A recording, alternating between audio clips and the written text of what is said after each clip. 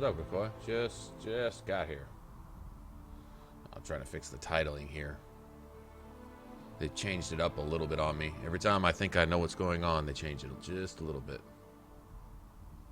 Which is cool, I guess. Just takes some getting used to. Okay, let's see. Go back here. Ba-ba. Meanwhile, get the dramatic music, man.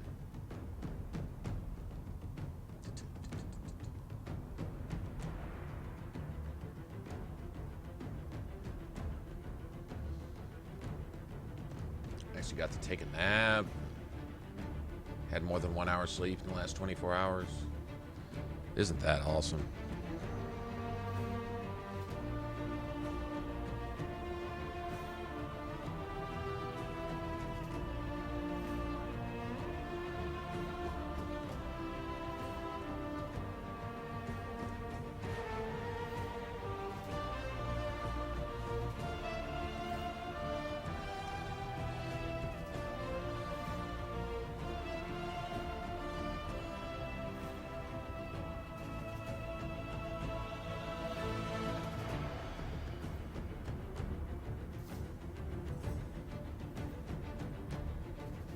Alright, I think this will work.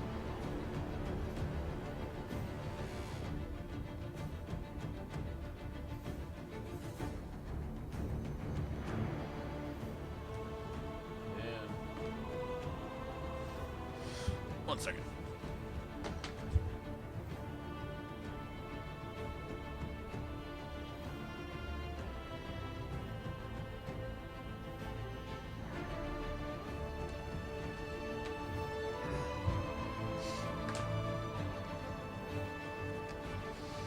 Alright. Yay.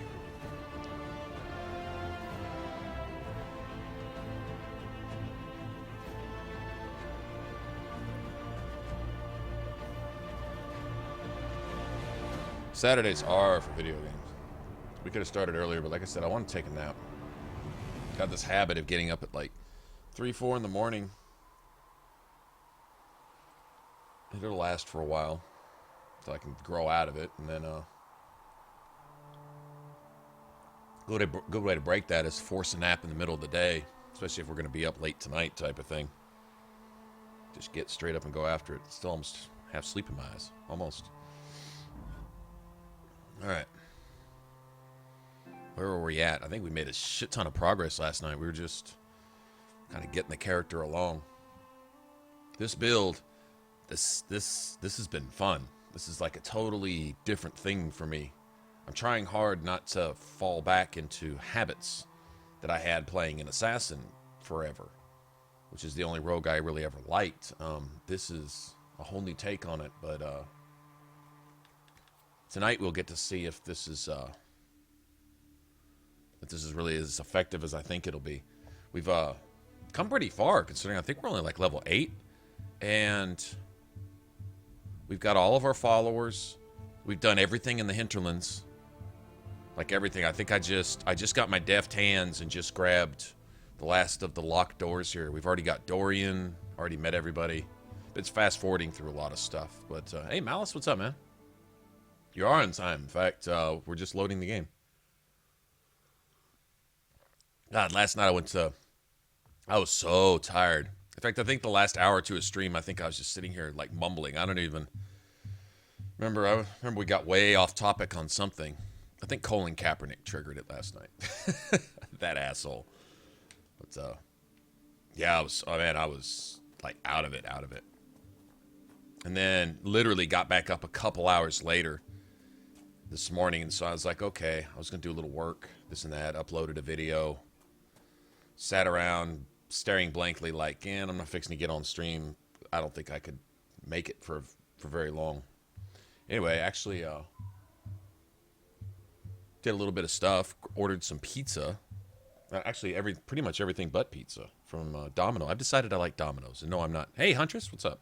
And no, I'm not being paid to say that, but I think Papa John's is like McDonald's trying to be artsy fartsy, and I think Pizza Hut is just McDonald's. And Domino's, I don't know.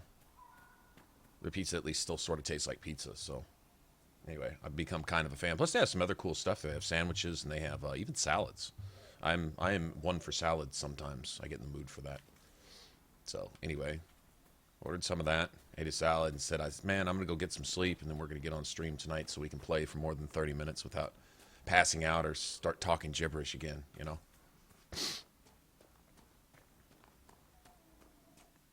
I don't even remember exactly where we left off last night. Doing good, Hunty. How are you?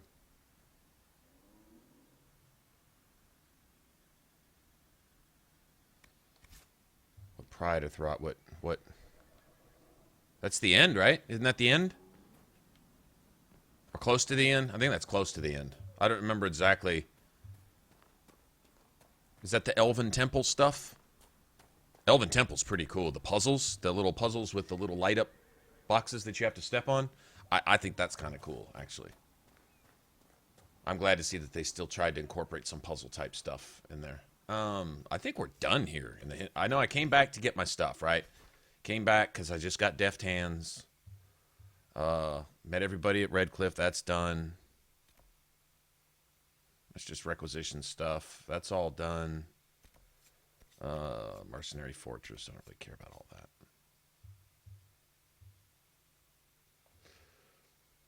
I don't think there's any excuse to go into Valimar.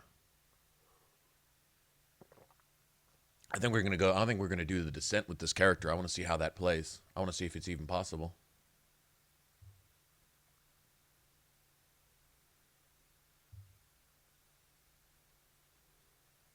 Talk to Morgan. Grinding out materials. Gotcha. Always good to grind out materials. Man, I'm actually kind of excited about this. This is cool. This is when you know a game where you've breathed a little bit of new life. Sometimes coming up with a new build is the only way to save a game for me. Is that it's like when you've been there and done that, you played through it a lot. We've streamed this a lot, and it's always been a lot of fun. So no knocking that. But while I'm not playing, if I'm thinking about playing while I'm not playing, that's a good sign, right?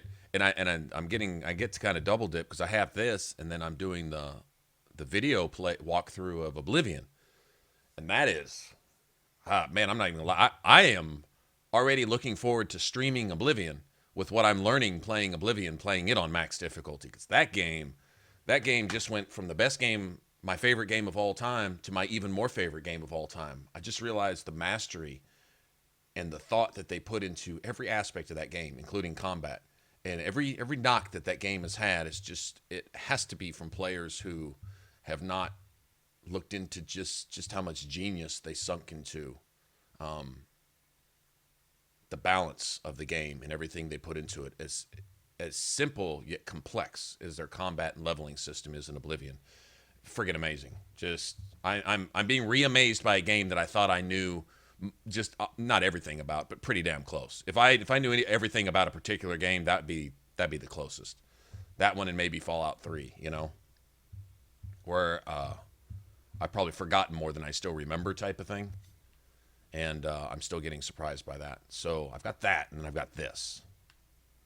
That's pleasantly surprising me in a lot of stuff. I'm trying to think anything we need to do before we go deal with the Templars, and I can't think of anything. So we're just gonna go do that. Screw it.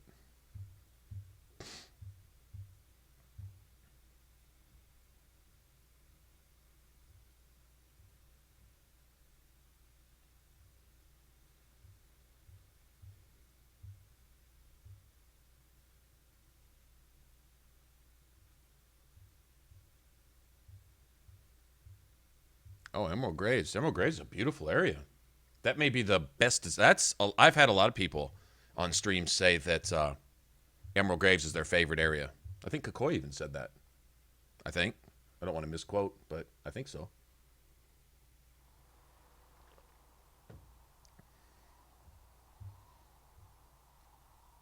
No, Solus is, I think, ooh, look at that wind blowing off the top of that ice hill. Do you see that? Like the snow drifting? Oh, I've never seen that before. Solus, I think, is written, I don't think he's capable of telling the truth, and I don't think he's capable, he's the tragic bad guy who doesn't even know he's the bad guy, who thinks that all of his bad deeds will one day eventually work, but he cannot tell the truth. He can't. He's incapable of telling you the truth, of telling you anything. He's like the modern news media embodied in one person.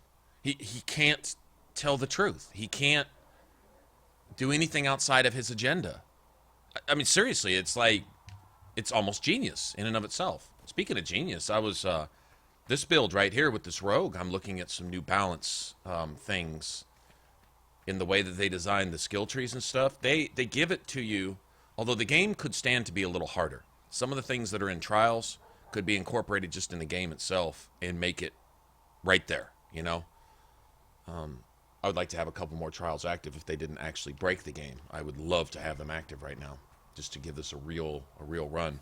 But I notice how when you crank it all the way up, there's certain skills which, after you played the game enough, maybe the game becomes a little less challenging, but still, they're placed in just a way as to be able to get all the stuff that you're going to need early if picked in the right order. Now, Dragon Age 2, they had that shit down pat. If you didn't pick your shit in the right order, you could really make things hard on yourself. I mean, like damn near impossible on yourself. You could literally pick one skill before another and make things miserable until you righted that ship, assuming you could ever right that ship.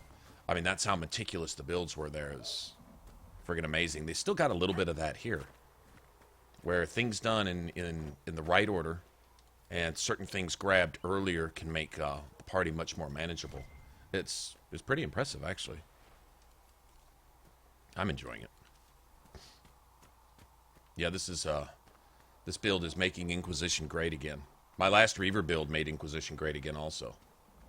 Because we call these Trump builds or something.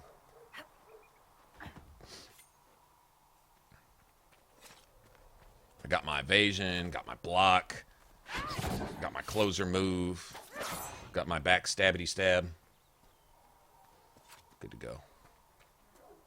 My character flashes a blue color when I do cool shit. I mean, what else can you ask for, right? Got good form. Cullen's putting his Templar training to good use. Yeah, I think you're right too. I think you're right too. I think though, Huntress, maybe, and this isn't excusing it, but I think as far as their writing goes, I think they're going to play a huge part in the next game. They may be, if not they'll at least be a cultural center in the next game, similar to what the Hinterlands and Haven and basically Ferelden is in this one. Like you have Ferelden and then you have Orlais over there. We do a lot in Orlais, but we're not Orlesian, right?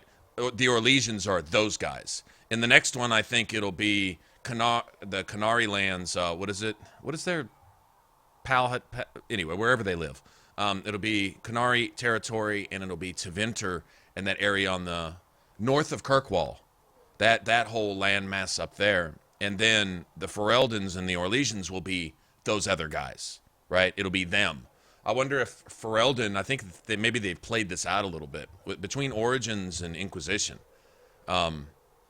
Like Dragon Age Origins, we were here. Basically the same area. Then we went and we discovered a part of Kirkwall. I think Dragon Age 2 was supposed to be bigger. They gave them no time. They only gave them 11 months to put that game together, and they came up with one of the best games that was ever made ever.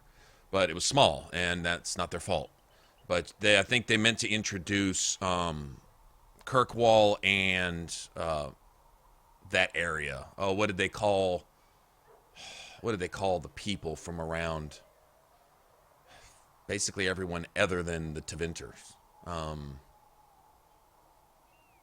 It's where your human character, like my character right here, it's where she would be from, the Trevelyan's and stuff. That they're not considered nobility.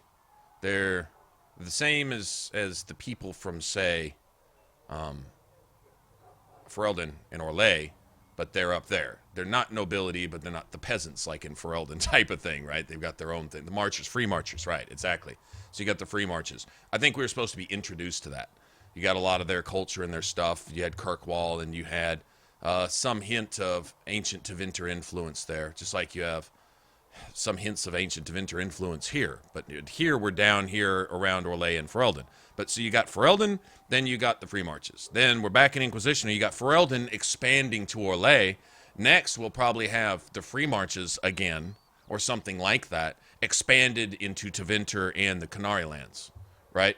And so the Canary, if they're going to play a part of that, especially if you're going to have an origin there, if you're going to be Canary, you're probably going to get a lot of insight into the people.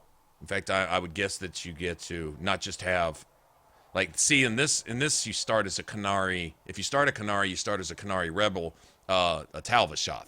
So you're not really Canary, right? Just like Iron Bull is struggling with his un-Canariness, even though he's one of their spies. Same type of thing. That's probably why they did that.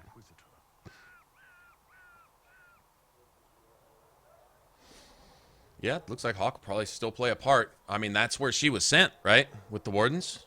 Either way, she was sent up there to their Warden base, their Warden fortress, Weishaupt, I think, which is basically going back to Origins. It's almost like they're pointing back to Origins a little bit.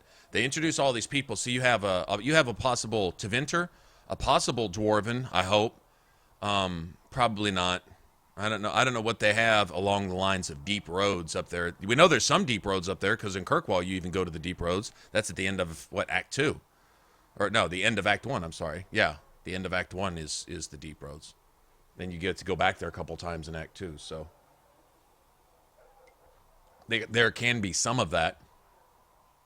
And you did have a lot of the Dwarven underground, very much more of the criminal element. If you did have a Dwarven origin, you'd probably be very scoundrelly, you know? I don't know. I'd love for them to do Dwarven nobility and then Dwarven casteless again, or their version of that up there. Or surface dwarf. Nobility, casteless, or surface dwarf. You could have 3 origins. And in Tevinter, you could have Elven slave, Tevinter magister type, and then the Tevinter, they've got their own version of assassins that aren't really they don't really go along with the Tevinter thing, but they are also hired out. It's their own rogue group. I forget. Iron Bull talks about fighting them here. Hold on, but it's not really Tevinter. Hold on a second. Let me see if I can get him to bring that up. Hold on a second. Yeah, he actually talks about him right here. I think the Fog Warriors. The Fog Warriors. There's a name for them. Sorry, all these names aren't coming ahead. But anyway, so you've got different bases. Like, you have 3 classes in Inquisition. You have a warrior, you have a mage, and you have a rogue. Now, they don't try to limit you to a class, but they do kind of lean towards a particular class with particular people that are associated with that. You know, the dwarves could be associated with warriors from the noble class, but they could also be associated as rogues from the casteless. I played a noble rogue. Nothing wrong with that. There's noble rogues too. You know, all the dwarven nobility were backstabbers, right? I mean, true enough. But you had warriors there, and then you had rogues amongst there. Wouldn't be necessarily a mage class, but they've introduced the thing that besides their rune crafters and stuff, you've got the thing that Varric is, basically, the artificer. Kind of an alchemist type of thing, sort of, plus the Tempest. So you've introduced some stuff there. So you could essentially not only do 3 origins from each race, but like over there with the Canary, you've got their Cerebos, which is their mages. You've obviously have their warriors, and they're introducing ranged weapons like the spears and even crossbows. They introduced crossbows in multiplayer, and they introduced the little laser spirit machine guns that those assholes were using down in the deep roads, right? All those were dwarves, sort of. But anyway, so the Canary, they have their classes, and of course the humans, they're just kind of just whatever. You know, they can always be mages or warriors or rogues, or that's just kind of the go-to Swiss Army knife race to build things out of. But I think a kind of unified Orlais and Ferelden would be those guys in the next Dragon. This is what I predict. So here, just go ahead and write this down, and And if I'm completely wrong, then you can rub it in my face later. But I think the unity that we've created here will be them across the sea in the next game. And in the next game, I think they're going to lean back to the winning formula they had in Origins. I think if Mike Laidlaw has anything to say about it, and I hope he does, that they will get back to some of their roots. They'll bring tactics back. I'm sure they're not going to scrap the action combat that everyone seems to like, but and go back to that turn-based stuff that they had in Origins. But I think we'll get more along those lines. I think they'll want to introduce more story and answer more questions. Because the elves that have not only infiltrated the Orlesian Palace and Ferelden culture and this and that and blah, blah, blah, but if you go look at the end of this game, essentially, especially the closing credits and scenes at the end of Trespasser are pretty amazing. It talks about this looming threat that the elves are creating being the ones that were never looked at, and they've been doing their thing in the shadows. I think we're going to unlock something of a conspiracy here, right, as this thing, and whether it's unified under Solus or not, either way, you have a new antagonist in the game, right? Now, what part they play up there, apparently there's a little more power and freedom having been given to the elves up there. They're either completely slaves, going beyond the city slaves that you saw in Denerim in Origins. It's even worse than that. They're literally just used as lifeblood batteries for the Blood Mage Magisters to essentially power. They're allowed to serve the tables until they're needed as a sacrifice, and then they're taken down to the dungeon and killed so they can power some Tevinter Magisters' lust for power. I mean, it's literally bad like that.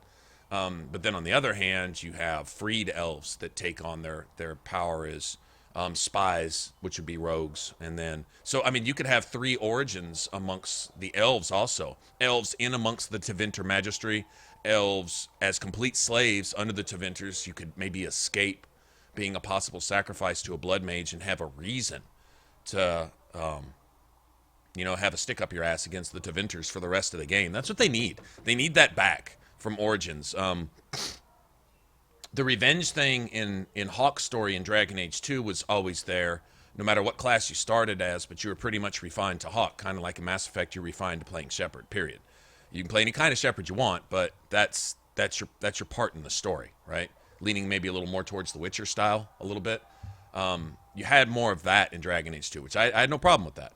But in Origins, that formula of starting from everybody's viewpoint, I mean, if they really just want to be completely liberal with their political and social views and stances in the game, then then just get off your high horse, get your own personal political opinions out of the way, and I'm speaking to the developers here, and let the writers take a non-biased stance from every possible viewpoint towards world politics, from every possible origin.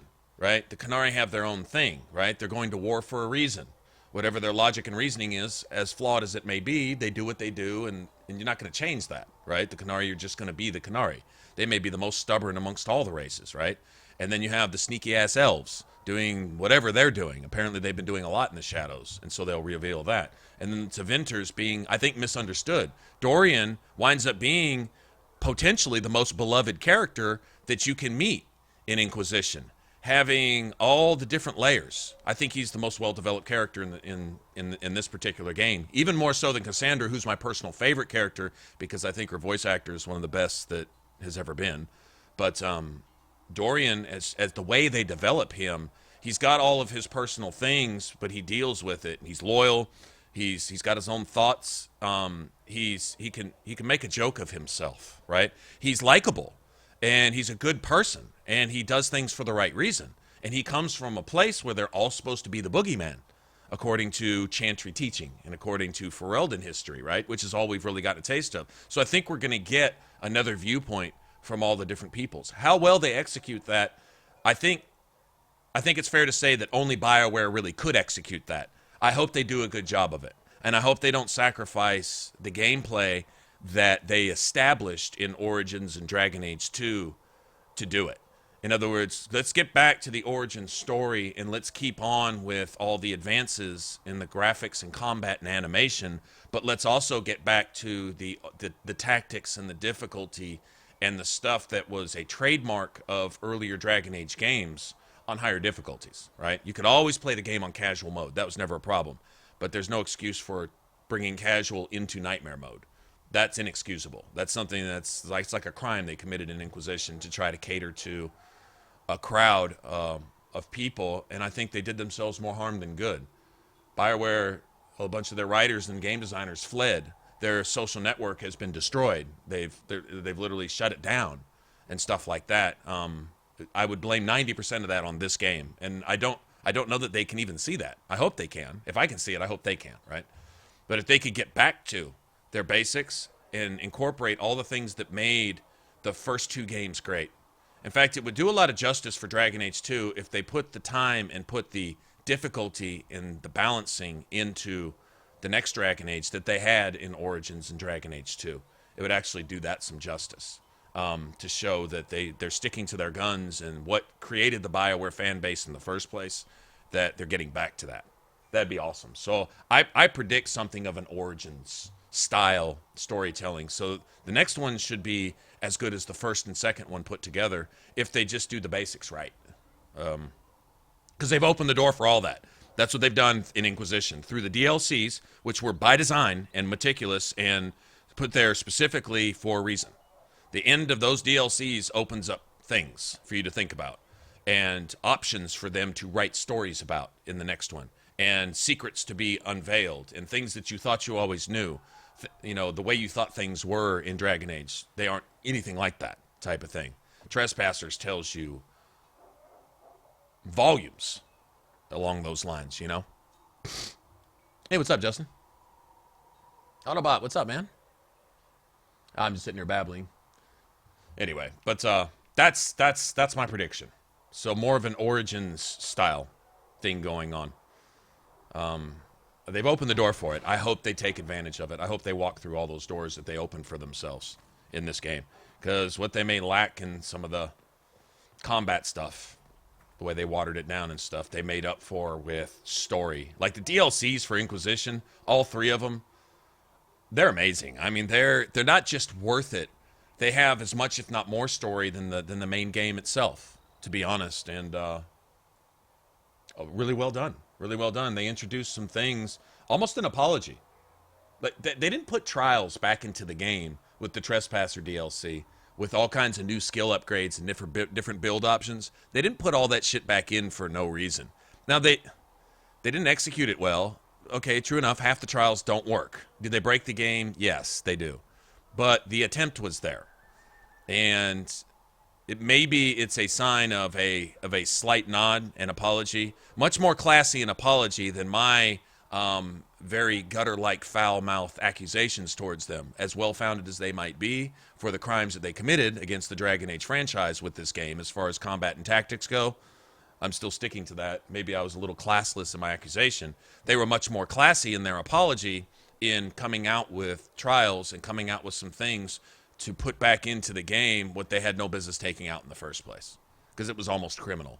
And I would hope that they kind of acknowledge that. They're not going to come out publicly and say, we fucked up Inquisition, oh my God, we're so ashamed. Of course they're not going to say that. But there may be a little bit of that with some of the DLC. Some of the enemies and some of the challenges, if you played through the DLC on higher difficulties, you'll know that some of that stuff is pretty brutal.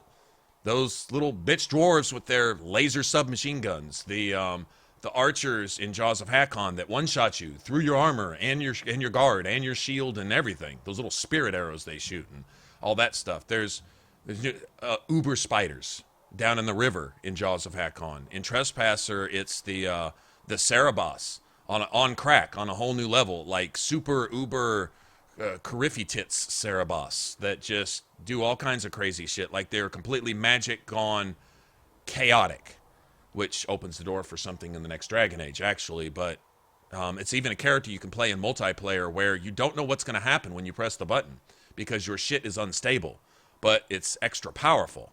It's really kind of badass, actually. But they introduce all those things, and those are things that, why weren't they in the main game? Like, why wasn't a lot of that stuff? I think they realized their mistake there. They've been known for being brutal on Nightmare. Nightmare required you to learn the game. in Origins. Nightmare required you to learn the game in Dragon Age 2. Nightmare is doable without knowing the game in Inquisition. If you're stubborn enough and you bang your head against the wall hard enough, and even if you got a terrible party build, it's still possible. That wasn't the case in Origins and Dragon Age 2. It wasn't possible. If you had a bad party build, you're going to get annihilated, and you were going to talk about how bad the game was because you couldn't beat it, type of thing. Until you learned the game, you were forced to. That's always been their trademark. Mass Effect was the same thing. If you didn't learn biotic combos, if you didn't learn party setup, if you didn't learn things to look for in the game to utilize, it wasn't as complicated as the combat system in Dragon Age because the party mechanics weren't as in-depth, but it was still there. If you didn't understand the basic principles on how things worked with biotics and, you know, how those things worked with certain elements with your guns and stuff like that, and they made it more and more complex as they went along in Mass Effect until you get to Mass Effect 3 and everything was a biotic or tech combo or detonation. And if you didn't understand those things, Mass Effect 3 Insanity was going to be brutal to you. You weren't just going to walk through there with just your pistol, without a character build, without understanding what you were working with and what you needed to lean towards to get a party that worked together and stuff. And so I hope that the DLC here in Inquisition and the trials that they tried to reintroduce to the game, whether it worked or not, at least the effort was there. I would like to think that that is a sign of... I don't want to think that the next Dragon Age is going to be more watered down than this, because that will make me not want to play it. I will probably wash my hands of it. I would like to think that what we saw here with the trials and the DLC is a sign of them turning around and coming back to what they were good at. Like I say, if they can get the tactics back and all that stuff that keeps the players interested, and they can go back to an Origins style storyline that keeps the role players interested, they got a winning combination that's going to be one of the best games ever made. It has potential for that. They've opened all the doors here. I'm sure their vision is grand for the next Dragon Age. I'm sure it's, you know, angels with harps singing on silver clouds type shit. You know, that's probably what they envision in their own head. I would like to see that actually come to pass. So, I'm holding out hope. I'm holding out hope, man.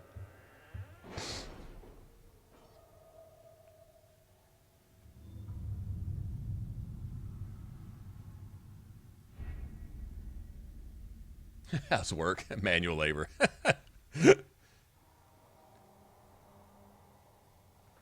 So nothing but positive, good feels and warm fuzzies for BioWare today. Hoping that they do amazing shit. I'm hopefully not going to kick myself in the ass for this. I'm getting wow, that came early. Look at this, is already available. That's strange. Who can do this? Anybody? Yeah, anybody can do that. All right, let me see who I'm going to get started on that.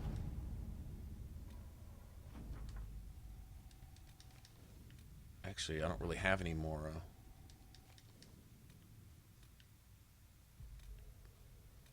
Completed. That's available.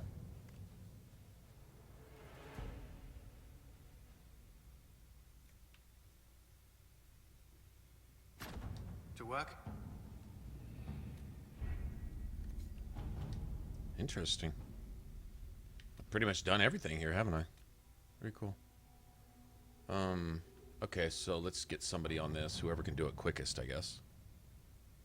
Although I don't really need this belt. Doesn't really matter what Lillian does. Let's let Josephine get money. Josephine's probably the best at getting money, I would imagine. At your service.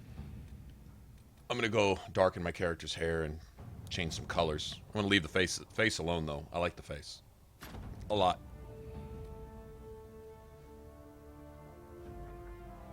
I'm going to choose Templars because I want the free attribute points, and because it doesn't matter who you choose. It makes no difference in the story, like Dragon Age 2. In Dragon Age 2, war was inevitable. You weren't going to change that. In Dragon Age Inquisition, all of the institutions have failed. It's time. This is a rebirth. This is time for something new. The making of the Inquisition is kind of a blanket replacement of everything that was. You have everybody wanting to hold on to the old things that they knew.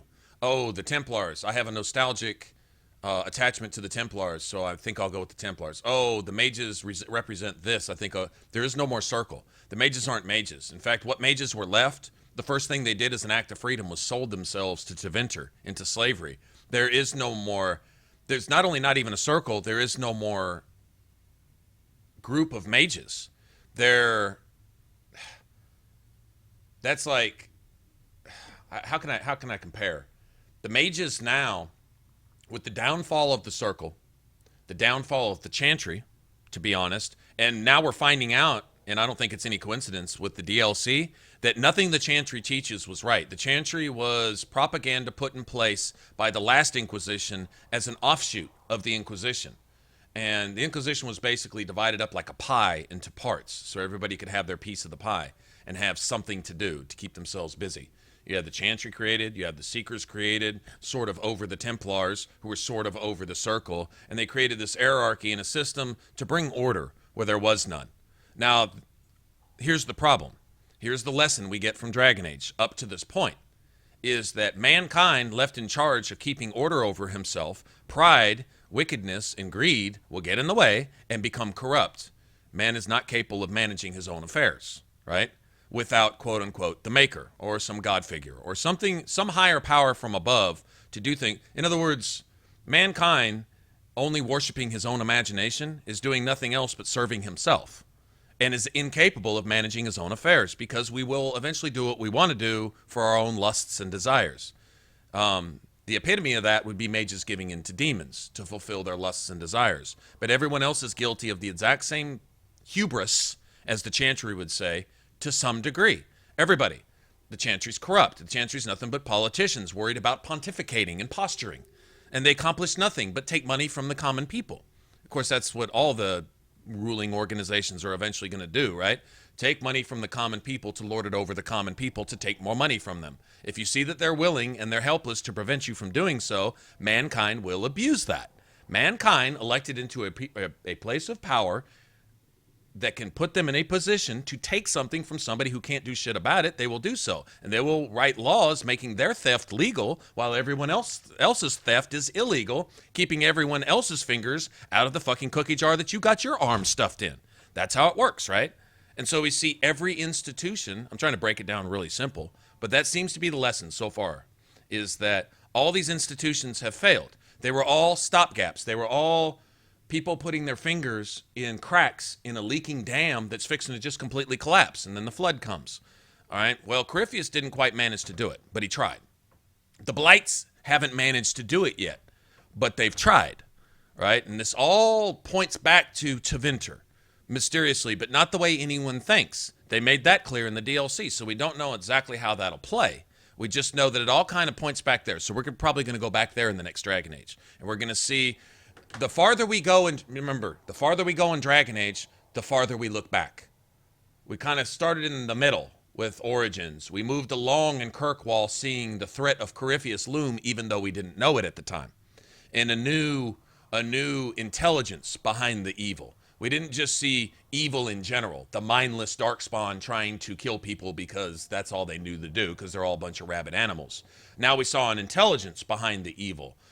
A servant of the Blight, but a controller of the Blight, in a sense. And so we saw motive. We saw malice. Sorry, malice. But we saw malice with Corypheus as far as his intent went. We saw a plan and agenda.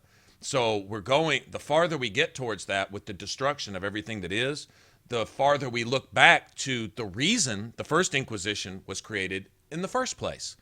And then we're going to look back into why that was. Because the first Inquisition, the Exalted March, the elves' role in things, who the elves are, who the elves weren't, and exactly what went down back then, which is the opposite of everything that history has told us, we're going to have to look into that in the next Dragon Age to find out what happens after this. Does that make sense? The farther ahead we go, the farther back we look. That's all we've been doing in Dragon Age up to this point, right? And we see that our best efforts at understanding things just show how foolish we are, because we really don't know shit. You have these lore masters who can tell you the name of every character in every codex, in every fucking history book, throughout every age in the entire Dragon Age universe, but still have no idea what the fuck started all this and where it's actually going, and who's the real player, and what the maker actually is, and what the elves actually are, and who actually did what, and who the fuck Solus actually is. The elves don't even know that, who Solus actually is and what part he actually played, and it's all It's all speculation and superstition and mythology that everyone's operating on. And I think they're making another point in Dragon Age, is that organized religion is really nothing but that. It's just another example. It's nothing but spiritual government, which is corrupt because it's man's best efforts to make up something, right, divine. How the fuck are you going to make up something divine when you can't manage your own affairs? How are you going to create a god out of your... How are you going to take a stick, whittle it out, make an idol out of it, set it up on a stand and call it something and say, that's God? Bitch, that's a stick that you just carved. That's all it is. But I wrote this book, and I've got all these religious ideas and spiritual stuff. I got a way to bring the masses in to give me a shit ton of money, right? And to follow me so that I can have this sense of being God. So it's really organized religion is mankind's attempt to play God.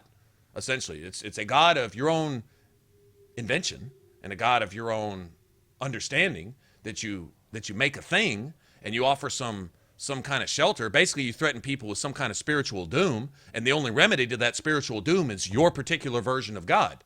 And so whatever people are required to do to make your God happy, there you go. You know, that's why we have so many religions, because but it's the same thing if you go out on the street. Let's put this in perspective. This actually makes sense. Yeah, this actually makes sense. Let's put this in perspective. Take all the religions in the world. And not that there isn't a valid one, right? But if there is a valid one, according to all the religions, there's only one, right? And so everyone's going to say, well, that's my religion. Of course they are. We're not even going to get into that debate. Fuck that, all right? Screw that.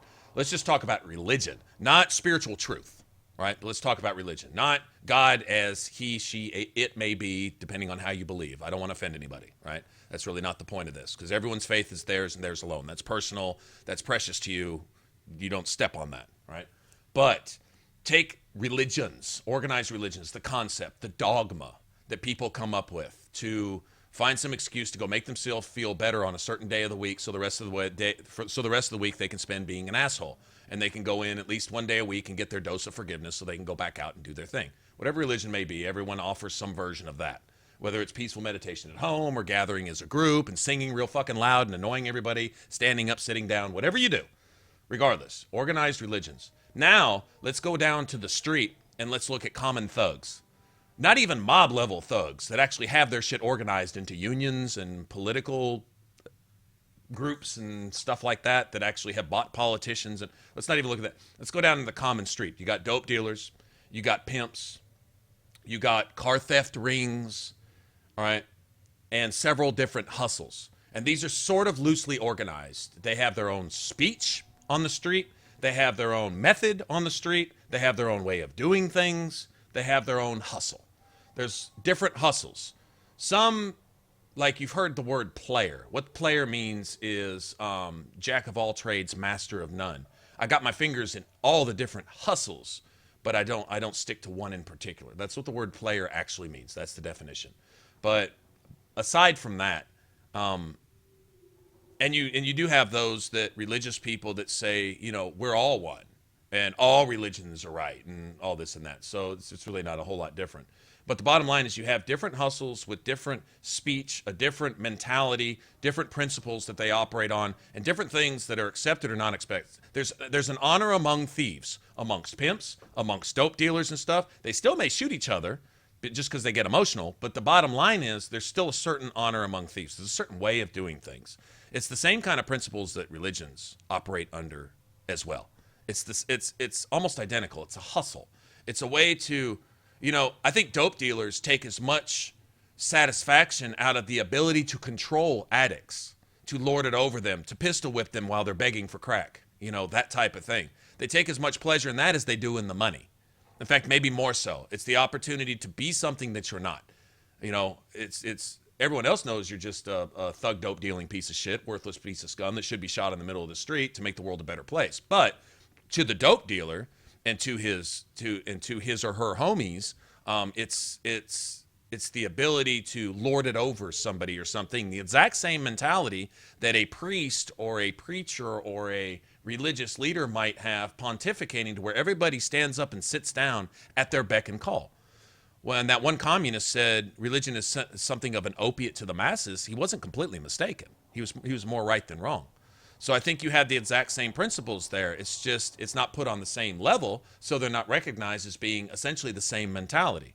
It's all just as wicked. It's all just as rotten. It's all just as prone to corruption because it's a man-made thing. It's a fucking hustle. Religions are hustles. Hustles are hustles. Political groups, hustles. Economists, Wall Street thugs, hustles. Union, business stuff, hustle. It's all fucking hustles. It's a way to run game on folks, not just to get their shit, but to lord it over them and to control people and get some sense of power, satisfaction. Power not in just monetary wealth, but to power in the ability to get somebody to do something that they otherwise wouldn't do at your beck and call. I mean, really. And it's the need to play God. It's the need to have your own answers and not look to someone else for answers, right? I think that's the reason most people buck religion or buck spirituality before anything else. It's because they're not going to be told what's what. I'd rather be completely wrong and get loud about it and show my fucking ignorant ass than to take somebody else's say-so for it and to be told what's right and wrong, you know? Where everybody, if you think about it, we're all born as babies knowing nothing, knowing not a goddamn thing. There's no baby coming into this world. Even prodigies don't come into this world knowing shit. They may learn real fast. Some learn more quickly than others. I've seen some stupid motherfuckers in my day. But bottom line is everybody comes in knowing absolutely nothing. How in the fuck do you ever at any point in life become the be-all end-all of knowledge? Nobody does. But pride doesn't allow you to understand that or accept that or apply that principle in any aspect of your daily life. It doesn't. Pride doesn't allow for that. Pride has to be the I know things. God can't tell me shit, right? Man can't tell me shit, although we spend our entire lives letting men tell us shit and being led by the nose by it, don't we?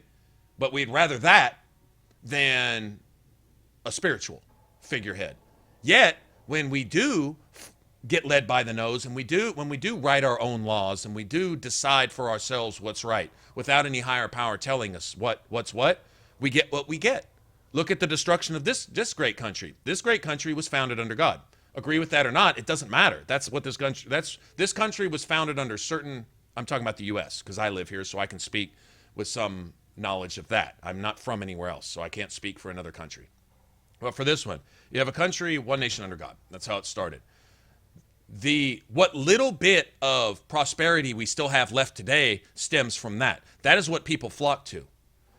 The introduction of every kind of virus that could eat away at the principles that this country was founded upon. Everything we've welcomed in, like a virus, to eat away at our culture, at what this country was founded on, everything that made this country great, to be honest. The principles, whether you agree with the particular religion, is not even relevant. The principles, the morals, the fortitude that this country was founded on. When you break that foundation up, the walls have to fucking crumble. They have to. That's just a law. That's just physics. That's not even spiritual thing. That's just physics. It has nothing to do with your own personal morals or anything else. You take something that made a country solid, and you erode and you disregard that and you disrespect it and you start doing the opposite. There isn't a single law or social agenda that we've created today that's not in absolute 180-degree opposition of the Christian principles that the U.S. was built on. That's a fact. There isn't a single law we've written. There isn't a single thing we do socially, publicly. There isn't a single thing that we've put in place with our children in school, with our government, even our churches, our economy, and everything else that doesn't go the exact opposite of biblical principles. So whether you believe in the Bible or not is irrelevant. This country was open for people to come and assimilate, for one.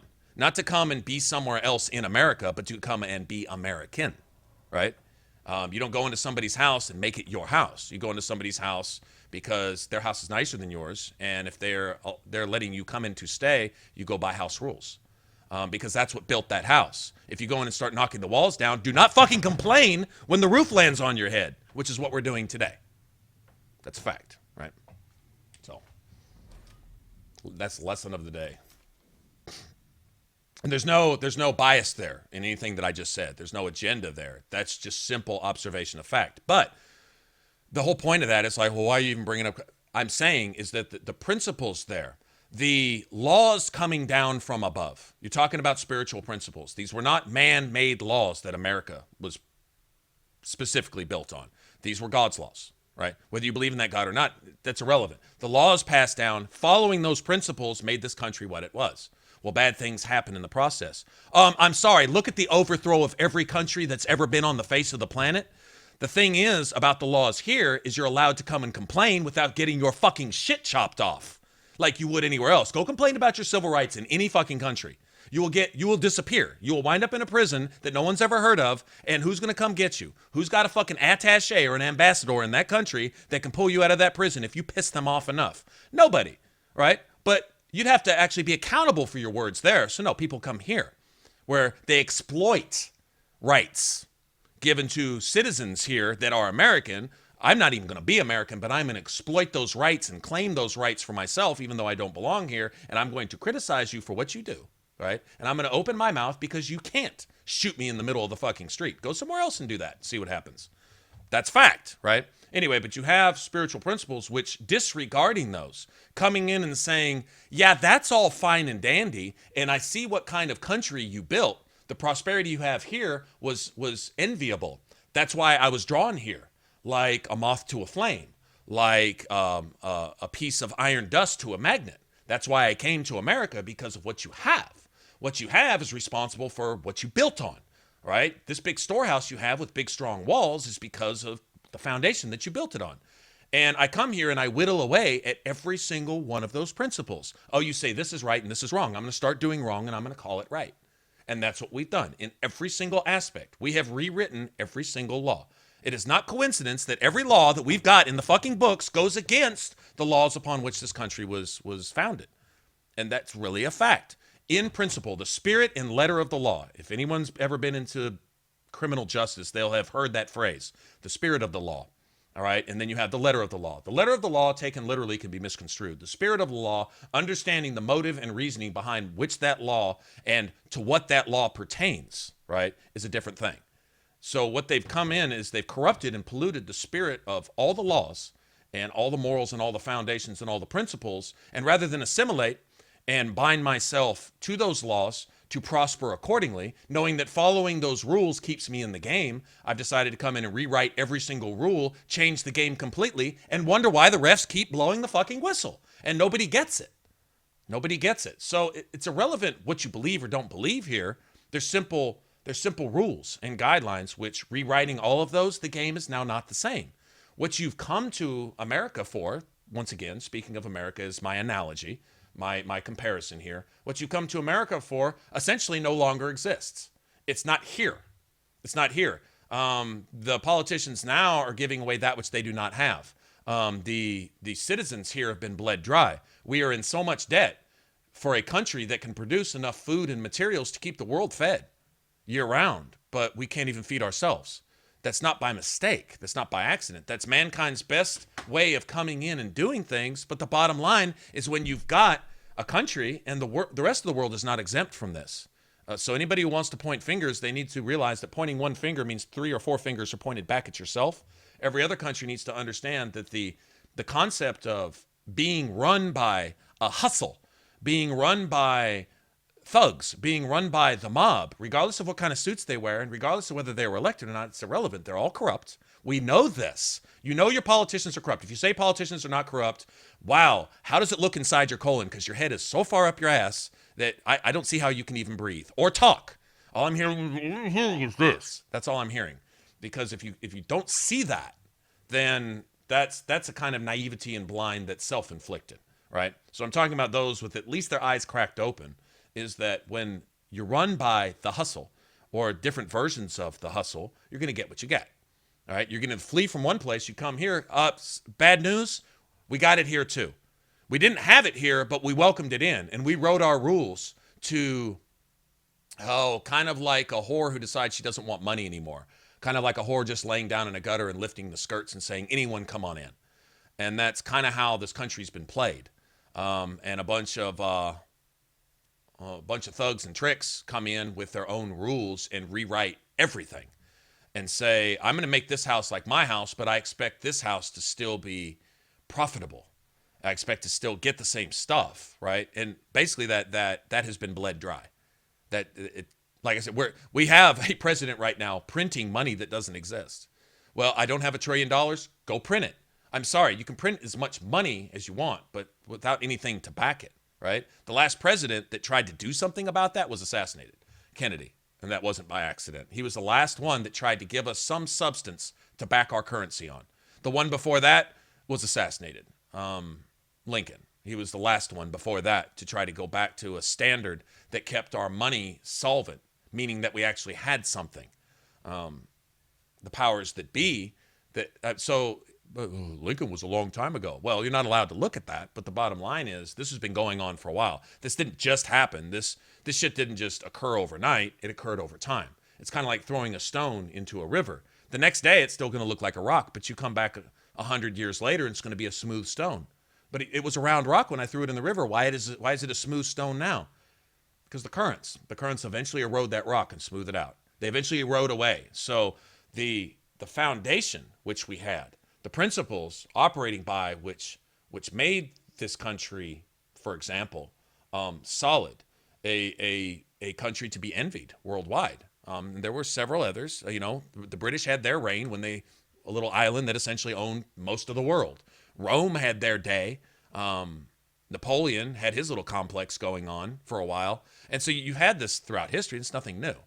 But what you're founded on, what works, you find that you soon depart from that because the hustlers move in and start exploiting your system and finding legal loopholes to do their hustle. And then you inevitably fail. Rome eventually falls. America eventually, it's already fallen. Nobody wants to acknowledge it. America's fallen. I mean, it's over. That honeymoon is done with. People came in. Everyone had their way. Now we've got AIDS and herpes and tetanus and typhoid and Zika and you name it. We've got it all, spiritually speaking, because we've departed from the very thing that made it great. Like I say, whether you subscribe to that particular religious faith or not is irrelevant.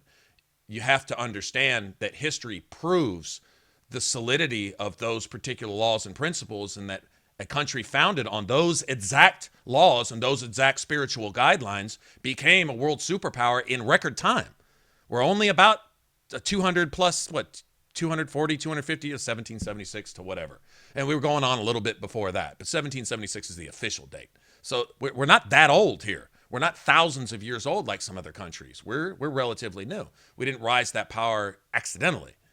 The principles that made it great and departing from those principles which have destroyed it aren't coincidence. That is evidence to everything I'm saying. That's just fact, so it is what it is. But you can't get past the hustle. Once the hustle moves in, religions do it, politics, governments do it, street thugs do it, gangs do it. It's all the same. It's the hubris of man.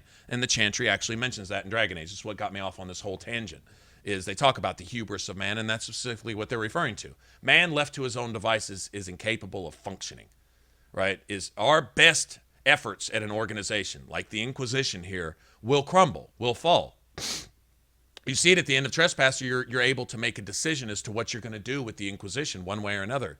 And if you stop and you think about it, it doesn't matter. Look at the first Inquisition. What did it result in? A bunch of big people lording it over the small people that eventually fail. Because the big people themselves aren't any better than the small people. They just wear fancy clothes. Sarah tries to tell you that like 500 times in this game. They're just wearing fancy dress, but they're a bad person. Doesn't matter. So they're respected for all the wrong reasons. And that allows people to hustle you. So there you go.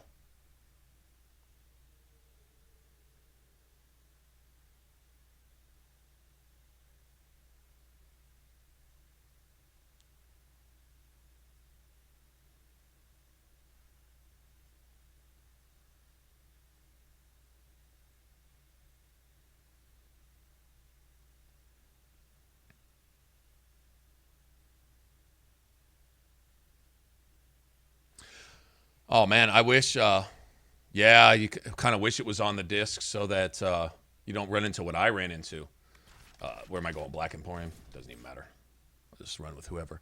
You kind of wish it was all on disc so that if you're offline, you can still play it. Remember when it ran into that the other day? We couldn't play really this or Fallout because the the DLC wouldn't load. Even though we went and looked on my downloads and all my DLC is just sitting there glaring me in the face. Yeah, you downloaded it. You just can't play it because you're not online. And I'm like, since when do you own the interwebs? What difference does it make to you whether I'm online or not? I bought the DLC. This shit's mine. Or at least I bought the license to use it, but only if I'm online. Wow. That's well, that kind of goes along with what we were just talking about in a way. Led by the nose. You can only play if you're online. Forcing you to be online, so what? Why? Why would you force me to be? How could that profit EA or BioWare? Well, BioWare just made the game. How could that profit EA to decide that I can't use my shit unless I'm online so they can track my what? The way I play their DLC. What, you want to know whether I'm running a Reaver or not? Okay, I'm playing a Reaver, so that helps EA how? Does it give them some kind of metadata, some kind of statistics to... I mean, seriously? It is kind of weird if you think about it. You pay for something, but you can't use it unless you're online. Yeah, that's kind of weird, actually.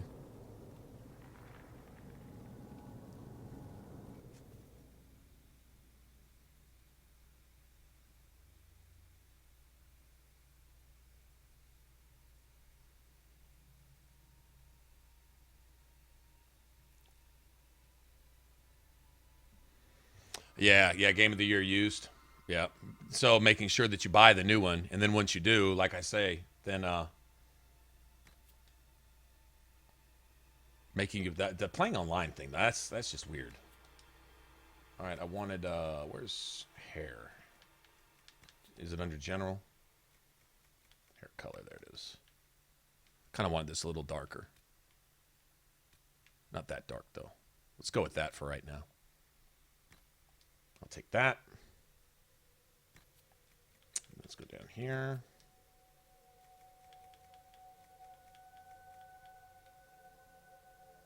Lip color. It's a little glowy. You know, the lips are a little glowy. That's the only way I can describe it. I don't want it black like that. Glowy. Yeah, see, I might as well just do this. Chalk lips. This is, one day we'll do the Pepto-Bismol build. Right there. Where you just drink liquid Tums. It's all over your lips. Pepto-Bismol build. All right. Not sure exactly. Not wanting that. I mean, I wanted like, because you just got to go really dark. Oh, I think I know what I can do. Let me do this. I think lip color intensity is that's probably what it is. No?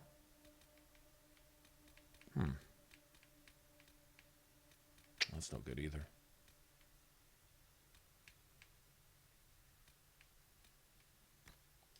Let's try that.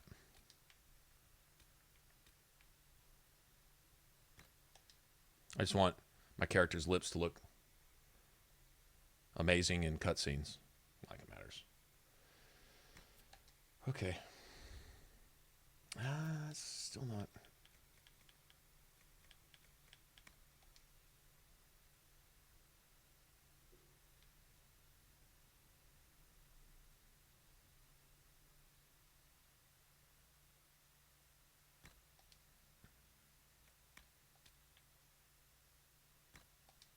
That might be good right there.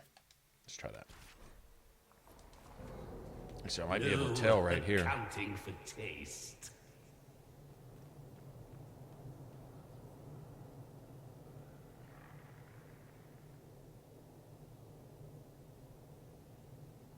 Yeah, I'd rather be darker than lighter, I think. Darker than looking almost neon lipstick, my character.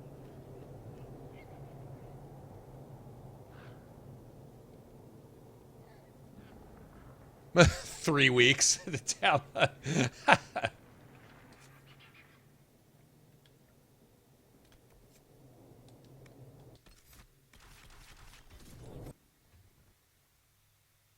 Coffee's gone.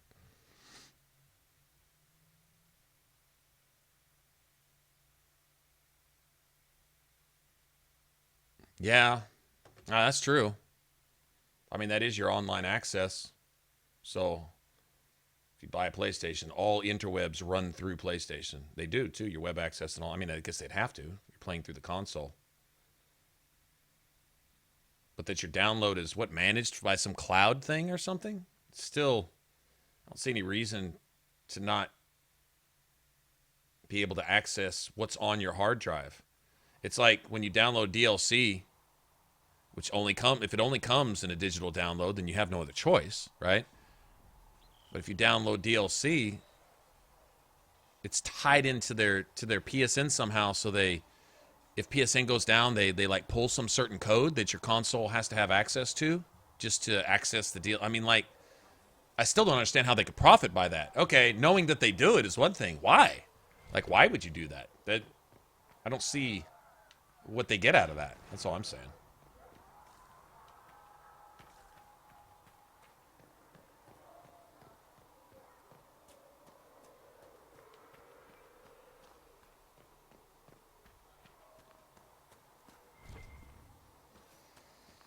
You dislike the Templar's sister? No. Okay, let me go do this real quick. Bum, bum, bum, bum, bum, bum.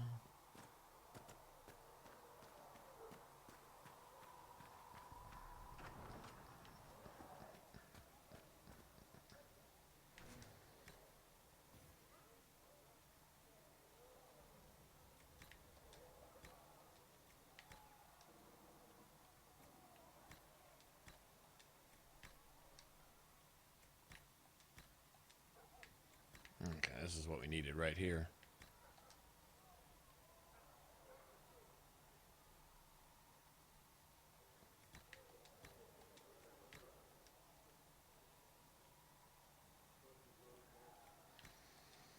Okay, what do I want?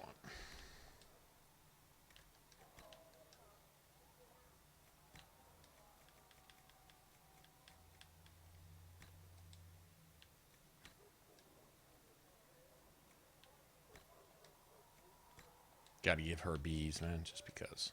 I'm not gonna run with her anyway.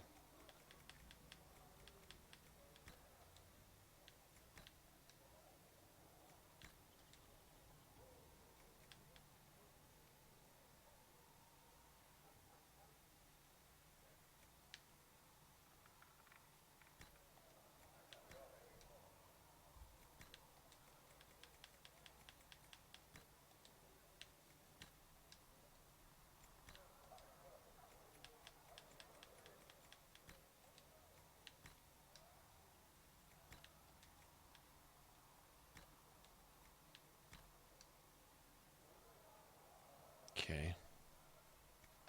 Here, sir, with sacred Everyone's got their stuff. compliments, Only have 3. It sucks. God damn, you need a lot of Embrium to upgrade that. We could go back to Storm Coast and upgrade that, too. So good. Deep Mushroom Rash Fine. Okay, I won't have that for a while. I ain't gonna worry about Lyrium Potion. Never really found any real reason to use Lyrium Potion, to be honest. I have a Dawn Lotus there.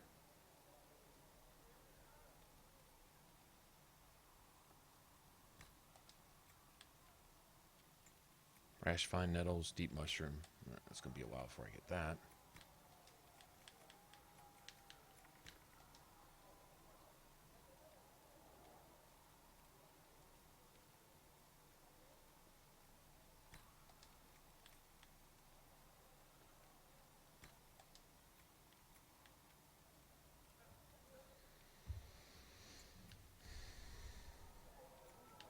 Nice. I will do this while I can.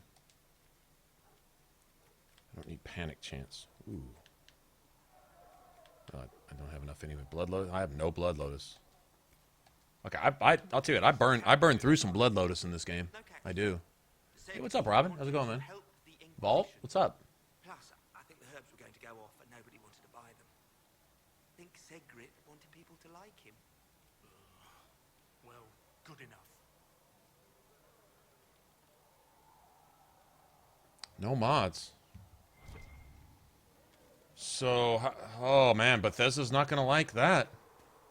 Ooh man, Bethesda marketed Fallout 4 on the ability to eventually have mods. And you know, even if people weren't gonna use them, they'll still cry about it just because they can cry, right? Isn't that what people do? It's an opportunity to say, oh my god, all I ever wanted in life was Fallout 4 mods. Didn't plan on downloading a single one. But all of a sudden, they were going to use every single one as soon as they can't have it. So, there's going to be some legal ramifications. Just because that's what people do. Yep. Just because they can. Kids sitting around bored. They're already bored of the game anyway. Oh, I bought this game on the idea that I'm going to have mods, and now they're not going to let me have them. So they breached, and they did kind of breach that. And they, ooh, wow. As if PlayStation hadn't already pissed off Todd Howard enough. Now they went back. See, Todd Howard, part of his marketing was for all platforms to have, PC already, of course, had their mods. But for Xbox and PS4 to have them, that they would come to the Xbox first, because Xbox gets exclusivity and early access and blob and all that other shit that they pay to have, you know, so that they can make their console look better than it is. And then they were going to bring it to everybody. And now PlayStation basically reneged on that, man. Ooh. That actually sounds nastier. Well, they're going to make it nastier than it actually is. Yep. I can see that getting blown out of all kinds of proportion. Why would they do that, though? Why would you alienate a AAA developer like that? I mean, they've already did it once, and they were already begrudgingly rebuilding that bridge that PlayStation had burned down way back in the days of, Morrowind and Oblivion. When PlayStation... Okay, Morrowind wasn't even on PlayStation. Oblivion was reluctantly later given to PlayStation, and it didn't even have a trophy system with it. It was just the game, because PlayStation players demanded it. And so they said, well, we'll let bygones be bygones enough to go ahead and put the game here. But PlayStation snubbed Todd Howard way back in the beginning. They said, I don't know what you think you're doing, but you're not a AAA developer. You're not Japanese. Get the fuck out of our face, basically, from how I understand it. And so he's always been partial to Xbox, because Xbox gave him a chance. Way back then, they were the only ones that would really give Bethesda an opportunity to showcase their stuff. Well, look how that turned out. I think it turned out pretty well for Bethesda, if you ask me. Any studio that can rent out the same hall that you pass out the Oscars in Hollywood a few days before E3 to hold your own version of E3 all by your goddamn self, that's pretty successful, I would say.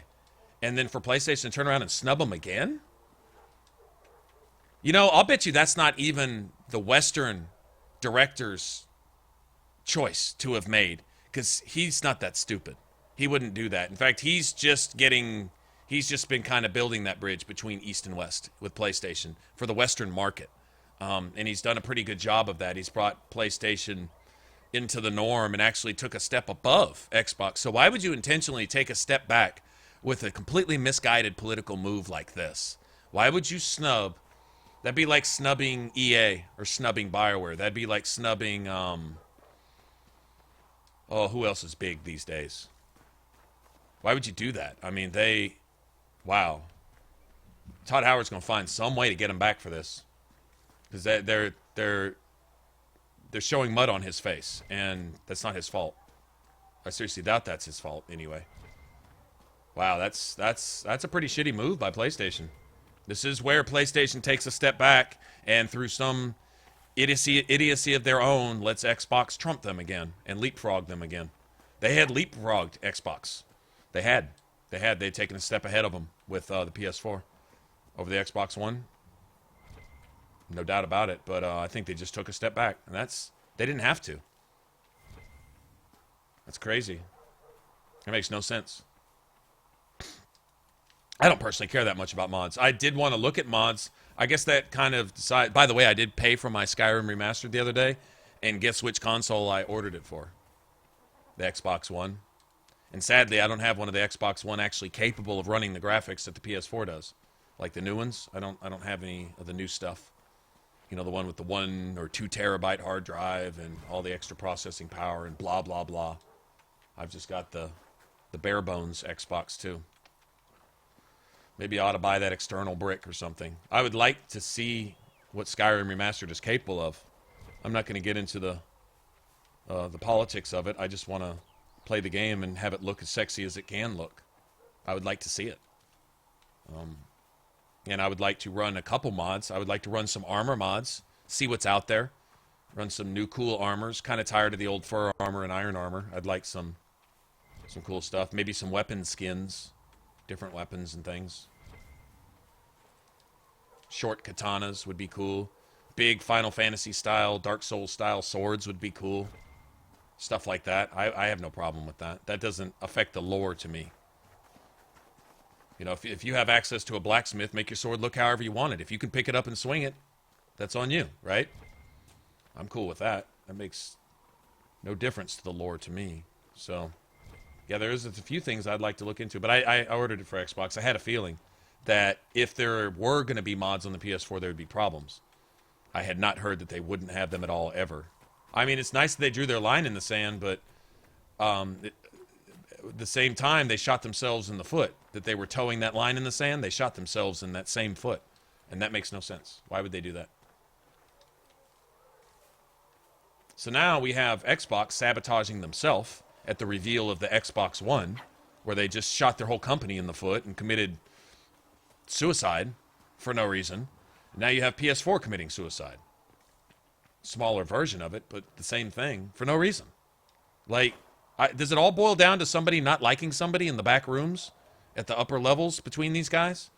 Like, somebody over in Japan still has a hard-on for Todd Howard and just doesn't like him for something, and because I don't know, maybe going back to some previous world war where one of Todd Howard's ancestors shot one of his ancestors, or vice versa, or something, and so they're just taking it out on each other through their consoles, and I don't. That makes no sense. It's got to be something, right?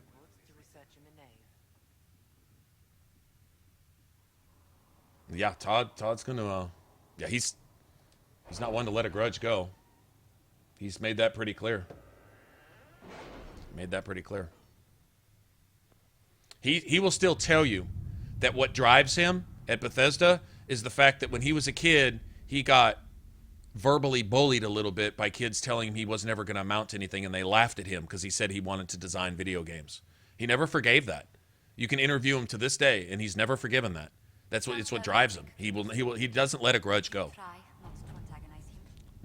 Once you've wronged him, I'd probably rather be on his good side if I was in the gaming industry. If I was on any side of game development or game publishing or game anything, even reviewing games, like, I'd have to learn to bite my tongue somewhat with him. I don't think he's a good enemy to have, because once you've got him as an enemy, one sure thing, you're never going to lose that enemy. That enemy will always be there as long as he draws breath. Yeah, that was a stupid move on PlayStation's part. And I'll tell you what, if Todd Howard has as much influence with Microsoft and vice versa, because they've got history now. Bethesda's a pretty big goddamn company now, too. I'm not saying they're worth what Bill Gates is worth, but still, they hold their own. They've got some influence. And it's not that Todd Howard won't call in buddies to give PlayStation a black eye somewhere, somehow. I wouldn't doubt an exclusivity on the next Fallout and the next Elder Scrolls. The next Elder Scrolls, not remastered. Remastered will still come out, obviously. But I wouldn't doubt some exclusivity there. That's the biggest move Todd Howard could pull, is make one or both of the next franchise games exclusive. Maybe not one of these little side ones done by a different studio, just published by Bethesda Softworks or ZeniMax or whoever their publishing house is. I could see them putting those games out for everybody just to make their money, just to meet their bottom line. But I see their next big title possibly being Xbox exclusive and PC, Xbox and PC, maybe even Nintendo, maybe even branch out and snub PlayStation by going with another Japanese manufacturer. And I could see that. I wouldn't put it past them. All right, let's go deal with these Templars. I've been running my mouth long enough. The Templars must help us close the breach. The Order was founded to fight magic. We must first convince the Lord Seeker to bring the Templars out of exile. We've received word from a knight recruit. They gather. How do you like the tree houses, Huntress? You like the tree houses? I really like those. I thought those were just the coolest shit ever. We can ask him then.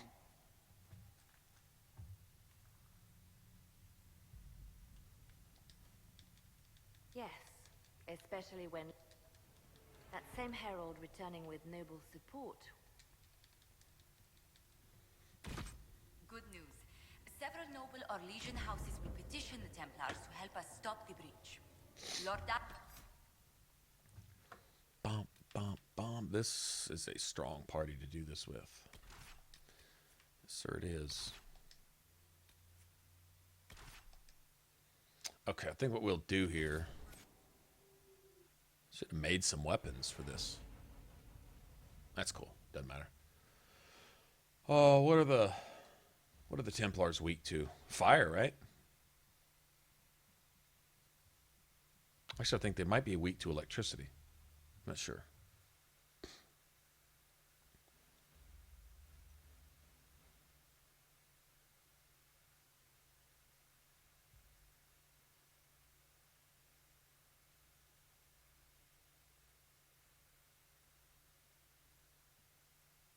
Yeah, I don't know that I would live on one of those. How could you go to sleep knowing your house could fall like 300 feet and plummet to the earth at any given time? But you got to trust the Inquisition to make sturdy tree houses, I guess. Care to mark the moment? The Lord Seeker won't meet us until he greets the Inquisition in... These lords are useful, but none of this should be necessary. Surely the Lord Seeker sees the true threat. Okay. What is he playing at? The Lord Seeker changed his mind about us rather quickly. Is he known for that? Yeah, Cassandra's stuck on thinking that reputed to be fickle. Something must have changed. anybody here is even logical. Like, if anyone thinks that with what we just went through in the hinterlands, that the Templars or the mages have any reason or logic or any capacity to show any common sense now, then that just makes us idiots, right? I mean, seriously, they've lost their fucking minds. They've gone on murderous rampage. Now they're just killing anybody and everything, and they really don't know why. Corypheus has got control of their heads now, so if they ever had any control whatsoever, they've relinquished all that. Now it's just insanity with everybody. The Seekers, although Cassandra doesn't know it yet, the Seekers have gone batshit crazy, doing the same thing. The Wardens are batshit crazy. The Mages have always been batshit crazy, and the Templars follow right behind. So everyone's, even the Chantry. Well, the Chantry's just useless because you realize now that they've been relying on those others all along, right? What is this, level 9? I can't wait till I can use that. All right. Okay, so let's see. I think she's pretty much. What is this? Is that any better? Oh, hell yeah. Boy, I'm sorry, Vivian. That does look pretty bad, doesn't it? God damn it. Okay, we got to find some mage clothing. ASAP. We can get by without it for the time being, but...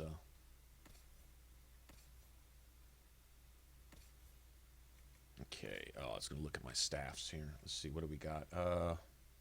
Ice. Sola still has a fire staff, right? Yeah. All right, so let's give Vivian fire. I really don't remember which one. We'll save these for Haven. Yeah, right. You would. You'd have a soft landing. You'd be like, huh. I would have thought the landing would have been harder. You realize you land on like 5,000 spiders. Yeah. Okay, we'll probably have to trash some more inventory. Actually, why don't I just do that now?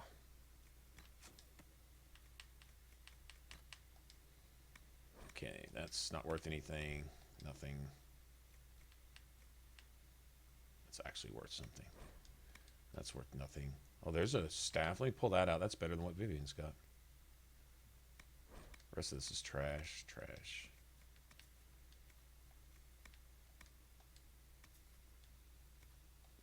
Okay. It's not worth anything.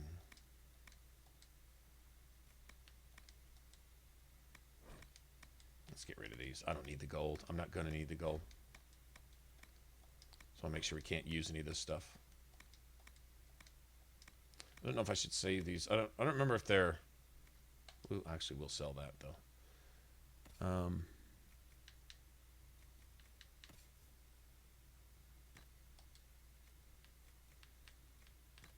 that's better.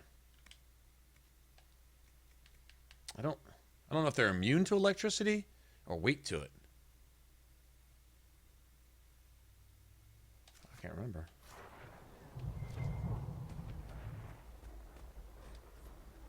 That's cool. Excuse me, Countess. Ma'am.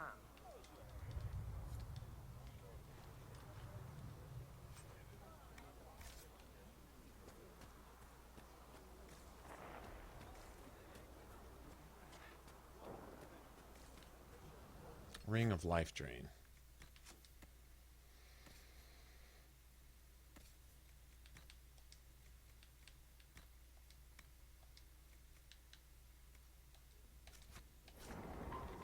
I fell in love with that belt of urgency with my Reaver, and I just want to put it on just because. Sir Delrin Baris, second son of Ban Jevrin Baris of Ferelden. Yeah, it's just missing. The only thing you're really missing without the DLC is the trials. That's the only thing that's really not there. I'm the sky burns with magic, but here Winova, the Lord Seeker. The Lord Seeker has it. Well, there's no correct answer. The Lord Seeker makes us shuffle. Poor shit, my servants might say. Making you, and by extension me, do this busy work. Right. The Lord Seeker can deal with this. Follow me. Sir Barris got some pretty cool armor. It's alright. Templar armor's always been kind of a thing. That goes all the way back to Origins. Templar armor's always looked similar. This has a little more of the Dragon Age 2 style shoulders and elbows, but it's still a Templar. Yeah, with like the skirts. So, this is the Herald of Change. Me? It's your fault, Rebellion. He wants you, not us.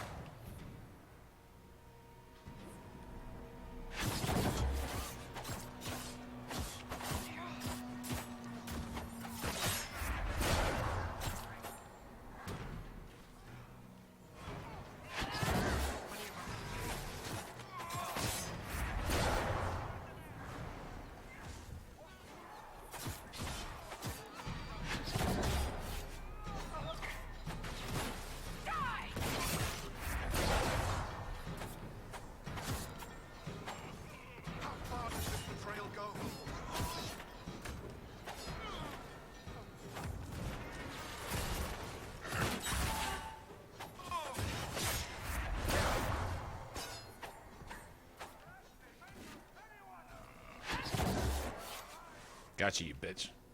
Is the Knight Captain alive? Barely. If you use a healing elixir, he may survive. If he even deserves it. We'll heal. You know what? I might find one of those containment apparatus thingy-majiggies that you all were talking about. Huh? Maybe? You think? It's not... Well, there's not a whole lot of demons we fight here. You say demons drop them, right, Malice? And it's... That's cool. I'll, They are monstrous. We all noticed. It's horrible.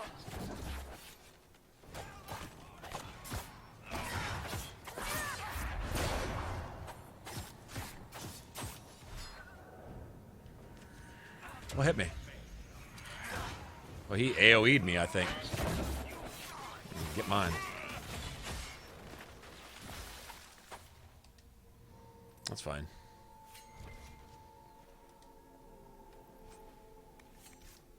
You know, I think the only upgrade that I would like on the Revive, you know what would be a good upgrade for Revive, and I don't think it would break the balance any, is where, oh, I can open my own doors. God, I love playing a rogue in this. Is the one where they revive you to have an upgrade where you get more health back when you revive. Like instead of bringing you up at 25% or 10%, give you 50% health so that you may be able to take one extra hit. I'd rather just have that all by itself. That'd be fine with me. Defender armor. I need another mage set of armor.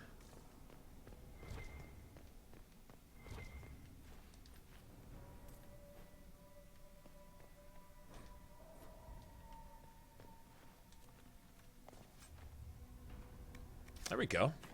Ask and you probably won't receive, but sometimes you do. Okay.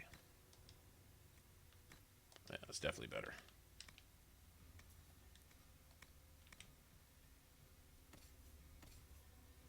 I think Cassandra's set on armor for a while, so she's good with that.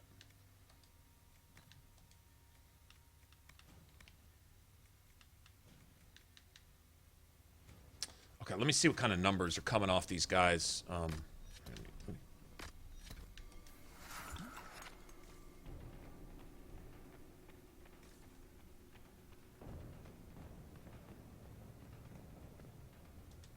With the ice staffs.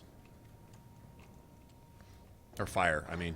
If they're getting red numbers popping up, then that's fine. If we're getting nothing but ones, then we need to switch to a different element type. There's another fire staff right there.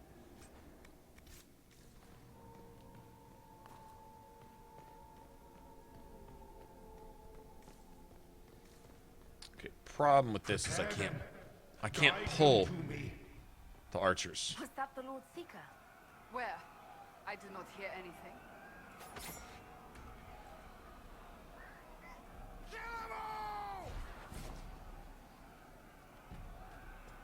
This is no good. I would know you.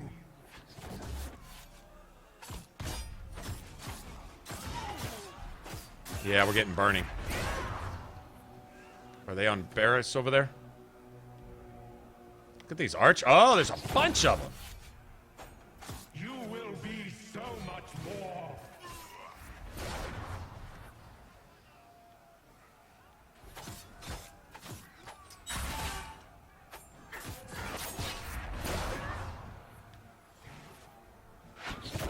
Show me what you are. Nice. Get down, you bitch. Haha.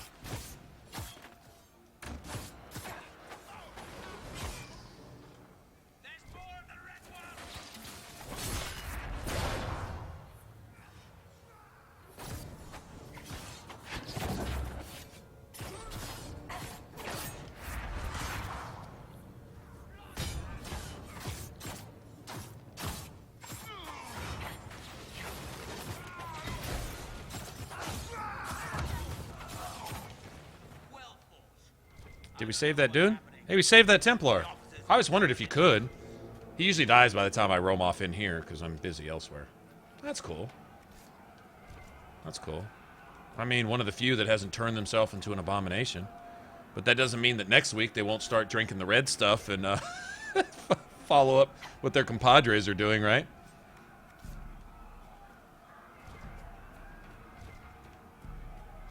One thing I like about playing a rogue here is I feel like I can get all the loots. Like, all the loots. Because I can pick my own locks. I don't need to switch to Varric or somebody to go. If I see it, I can open it and I can get into it. I dig that.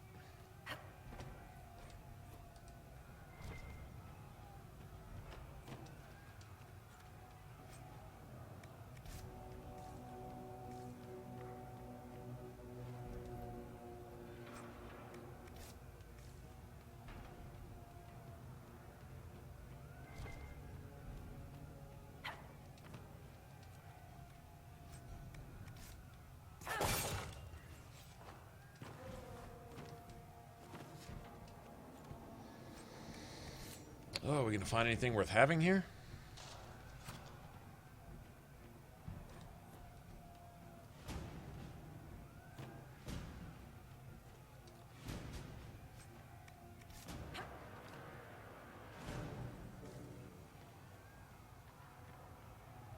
Okay.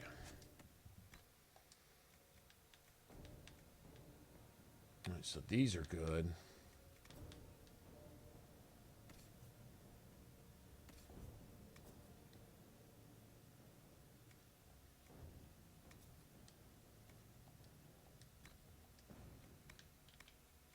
Throw all this away.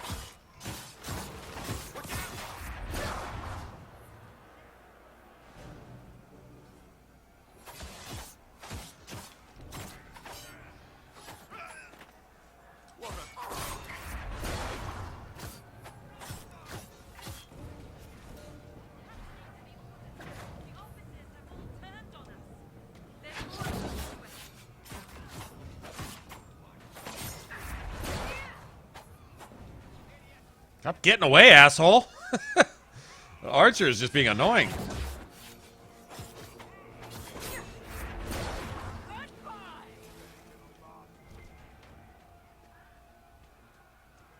Got them all? Nice.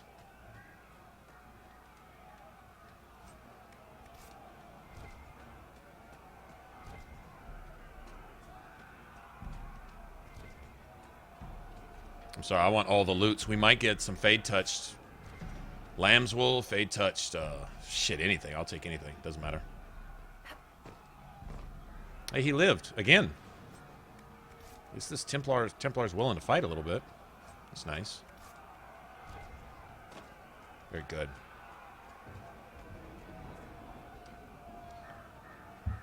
Look at Barrett's shield, man. That's a friggin' shield. That's some Dark Souls shit right there, as a matter of fact. That's the Knight Vigilant. Hey, how's it going? Lord Seeker told us he died at the Conclave. I didn't know hunters could type in Greek. Was the Knight Captain hiding the body for the Lord Seeker? Did he kill the man himself? Maker, what's happening to the Order? Make good use of it, Knight Captain. I never met the Knight Vigilant, but he was respected. Now I wonder how much of the war was the Lord Seeker.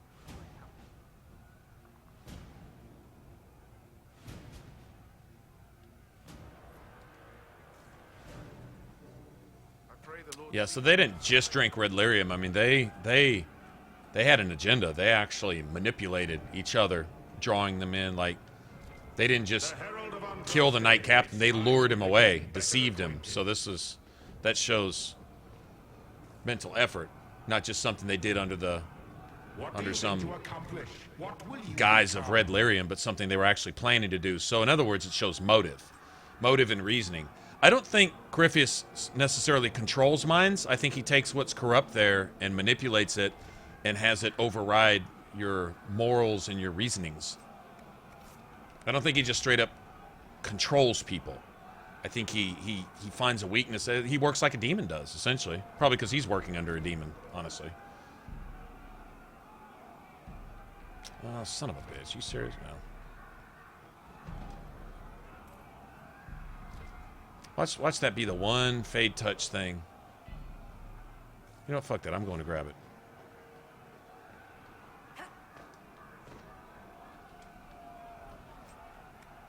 Oh. Yeah, get a fade touch lamb's wool out of that, and that would have justified going back down there.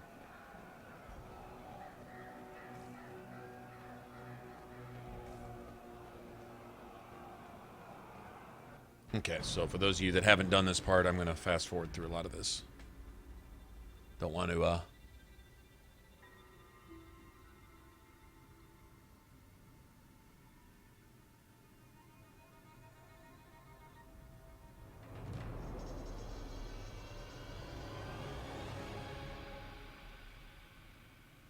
How's it going?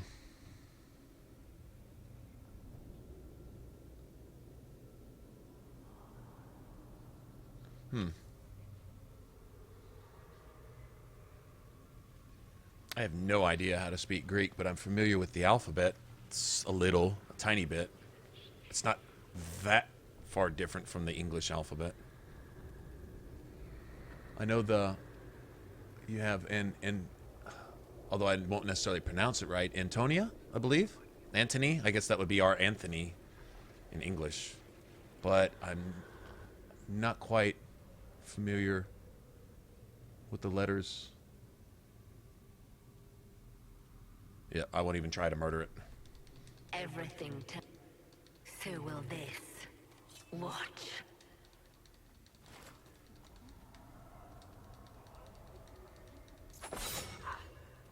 Okay. I don't want to spoil this, so anybody who hasn't heard his little speech there. Our enemies have surrendered unconditionally. The Inquisition's strength rivals any kingdom it invades. Our reach begins to match my ambition, but we will strive. Oh, one point I'd like to make here is you're reliving. Do you dare deny your crime? This is at least the Envy Demon's memory of what happened there. Our one chance to make And now it's over. The beginning. So the Envy Demon was at least there to see it.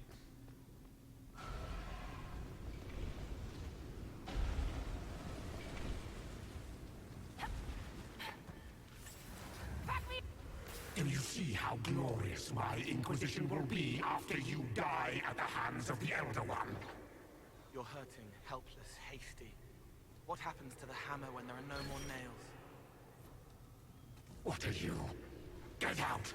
This is my place! You know, considering this is supposed to be your head that you're in right here, it sure is crowded. You got an Envy Demon up in here. You got Cole up in here. Right? Envy is hurting you.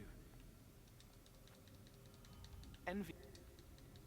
Anyway, being one. Let's go. Way. Ideas are loud here. Make them louder. Think of water. Think of water? Yes. That thing can't help you. I will see more.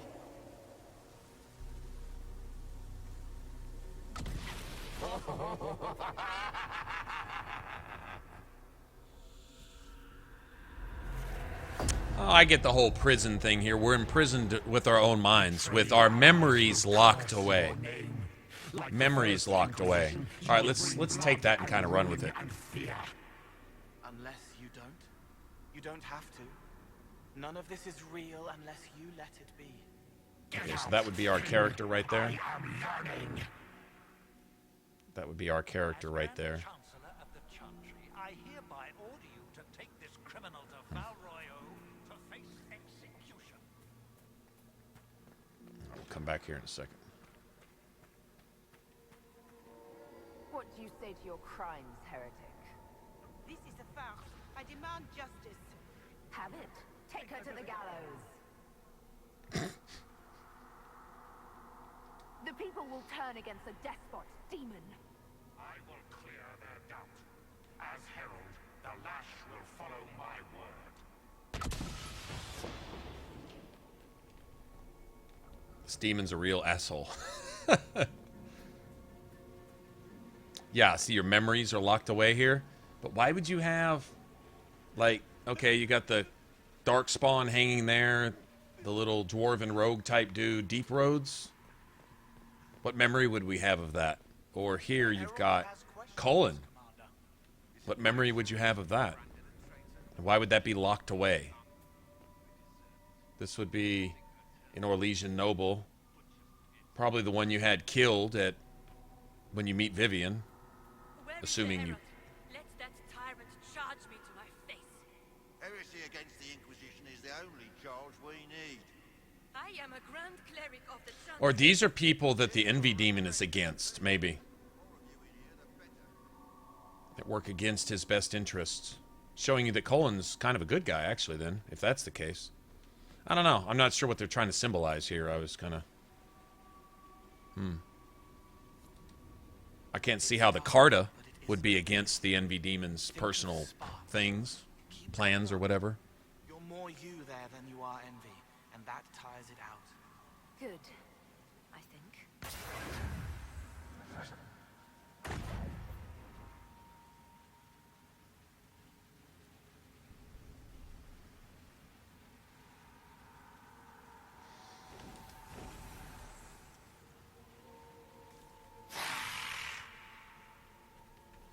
Okay, let me go back and get my key first. Okay, so the first point I got was cunning. That like totally played right into my character, really. The next one I think is willpower. Yeah, willpower. Or no, constitution. Constitution, maybe. Okay, we get that.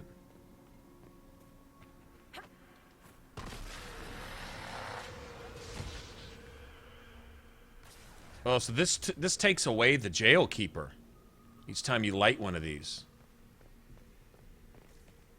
Still not sure what this all signifies here.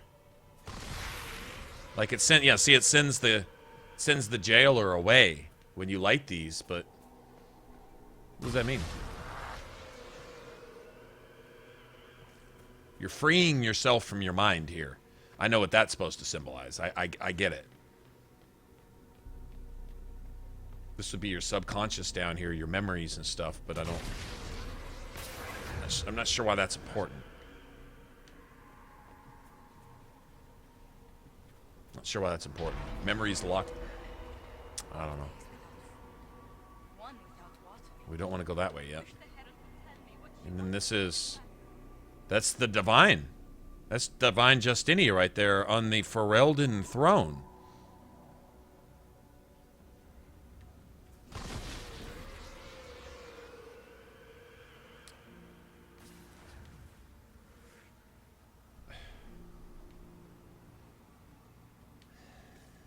I don't get it.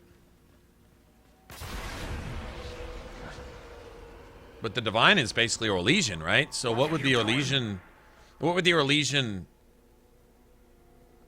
divine have to do with the Ferelden throne?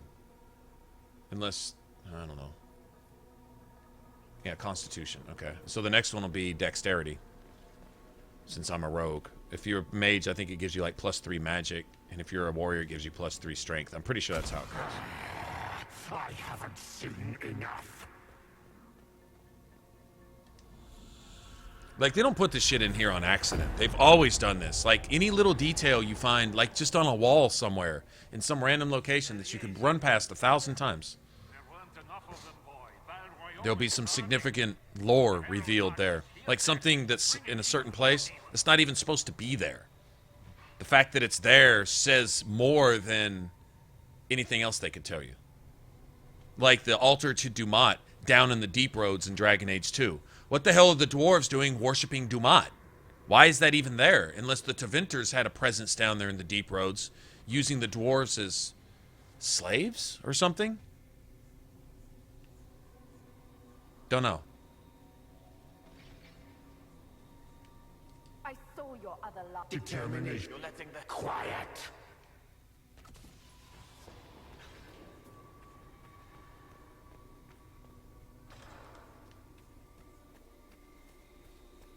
You wish to be difficult? Then see the legacy of the Inquisition. Its followers hosts to demons, your world ashes. So... What then? You're making it hard for Envy to think. It'll probably come out soon. It's angry, but that's okay.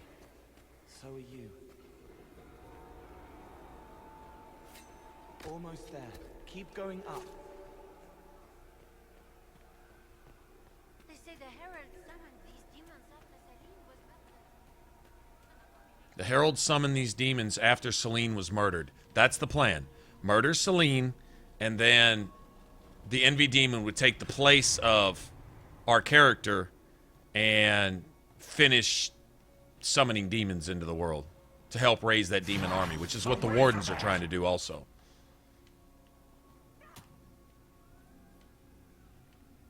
Don't camera kill me, you piece of shit. Don't even start that.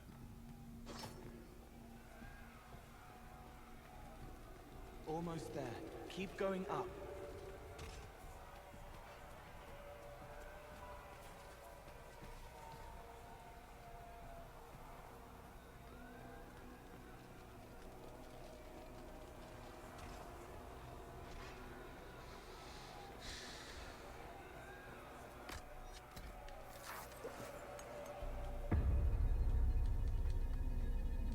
It's frightened of you. Get out of...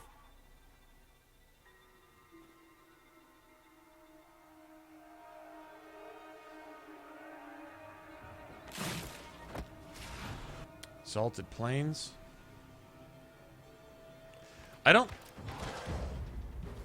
Talking about Exalted Plains, Snow Floors? I don't think those are Snow Floors. I think those give you Nug skins. I don't think they give you Snow Floor skins. I don't think they do. If that's what you're talking about. The big pigs, you have Nugs and you have the big Nugs called something else. No. And then you have Snow Floors, and I think they're only on the ice in the Impri. I think that's because they drop tier 3 materials. I'm pretty sure. Still don't know what we're up against.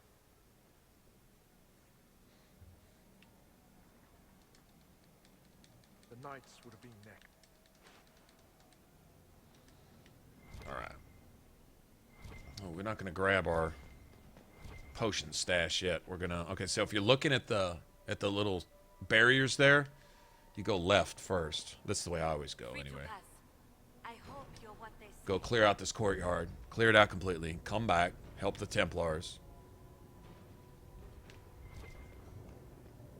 Come out here. Clear it out again if you have to. Go get the lieutenant. Come back.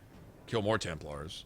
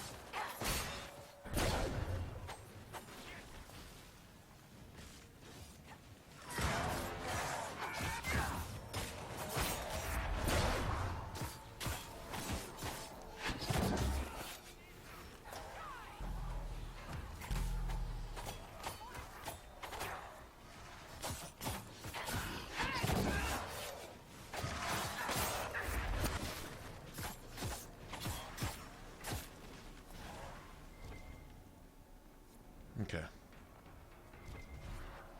So just stay out here long enough to clear this shit. That's why you gotta have Cassandra around. To break down the big walls. Kick down the big doors for you, man. Okay, let me grab this loot. We killed them fast enough, I guess. We'll go,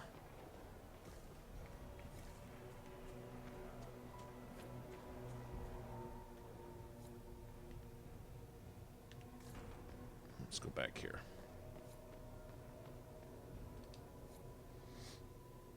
That was pretty quick, actually.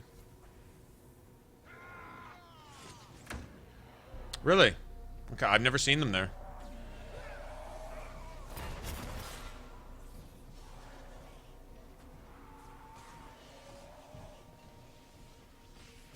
I can't attack any of these. I die instantly, fucking with them.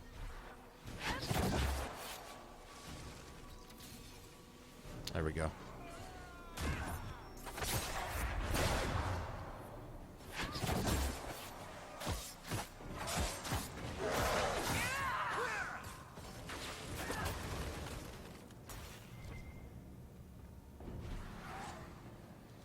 Just in time.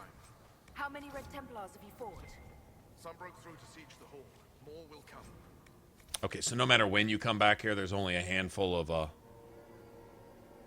damn it, it's broken again?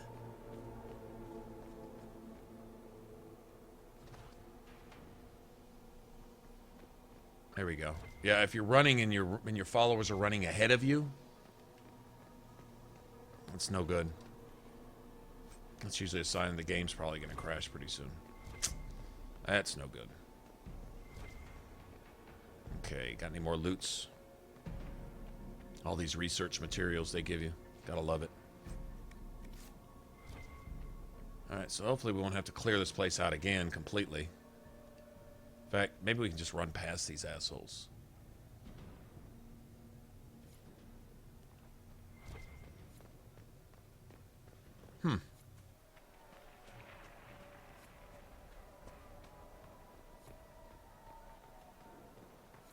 They're not respawning. See?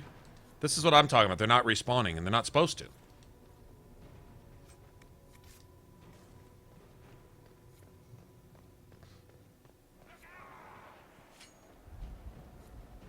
Harold, you live.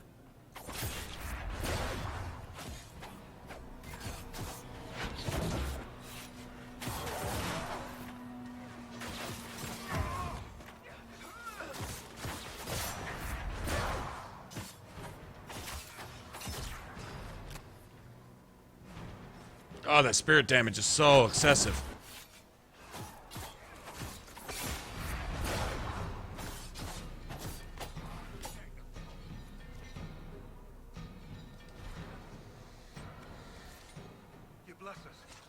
we're dead. Just get to the hall. Varys will explain. Fight well.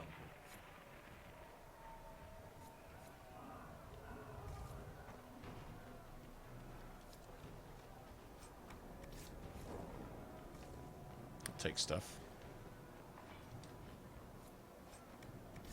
We can go get everything. Let's go try to take out this other Templar and clear out that room.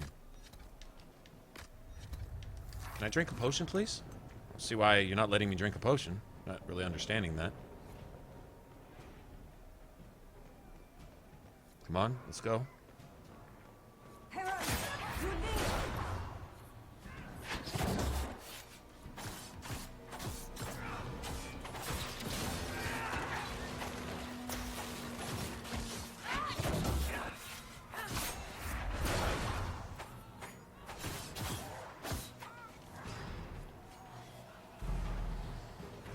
Get him.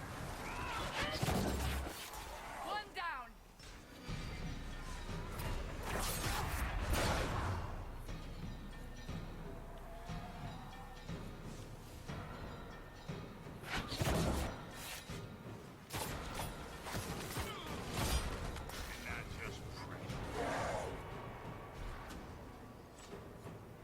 It's good to see you alive, Herald. Head back into the main hall. We'll meet you there. I don't know if I got time to clear out this place or not. I think I do. Ooh, that's pushing it. Okay, we gotta be quick. That's really pushing it.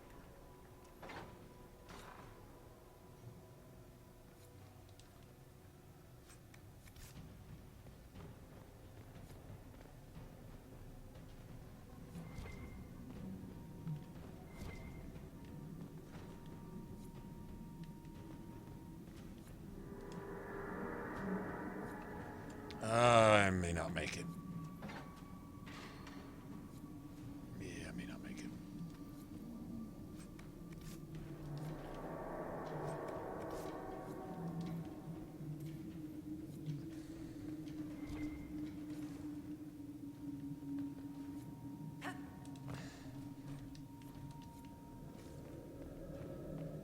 Last door. I hear This- fighting. We should return to the Great Hall. Yeah. I should take 4 hours to unlock this fucking door. That's what I should do. Okay, we gotta get back.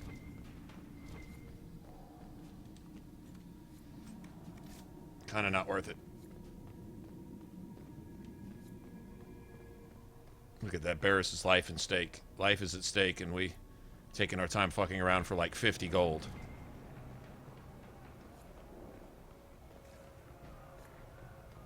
God, this is really pushing it. There we go. I think we made it.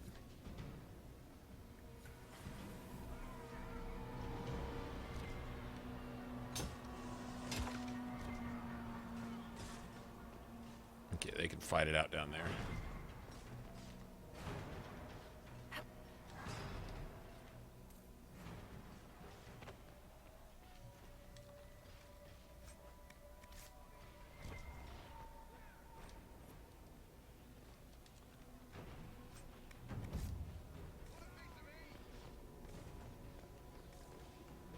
Sure what I got all that influence for, but that's cool. I guess for picking up that banner or something?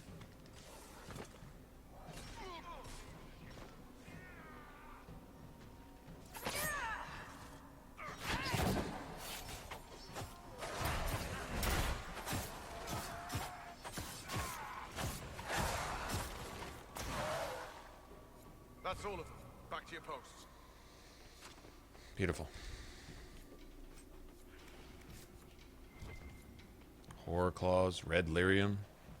Oh, I think the red lyrium is a crafting ingredient. That particular kind right there, I think.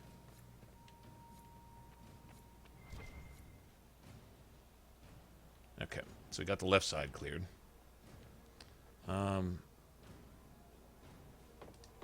If we can do all this at once.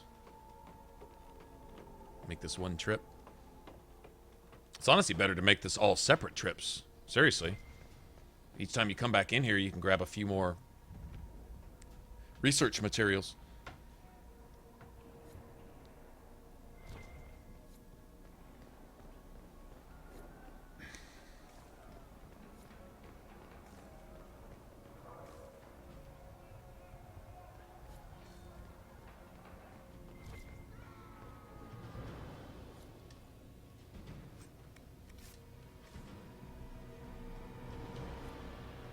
thing was Commander Terry.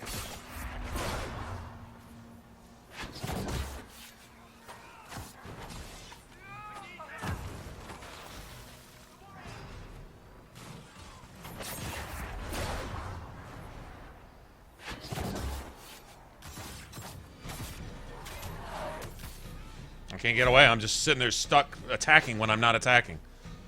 Awesome.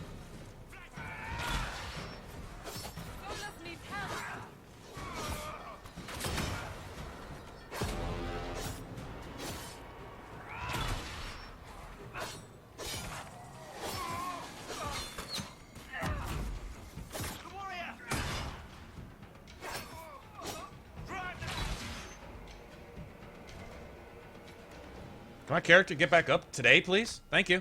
Assholes. What happened to them? Regroup with Barris. He'll explain the plan. Good luck.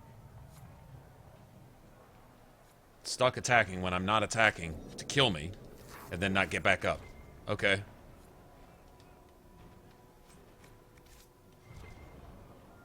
Okay, I think we are just going to go right back in from up here.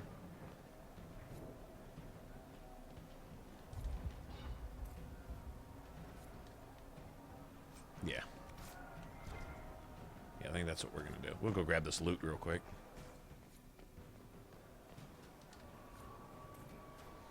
Oh, there's really nothing in that room over there.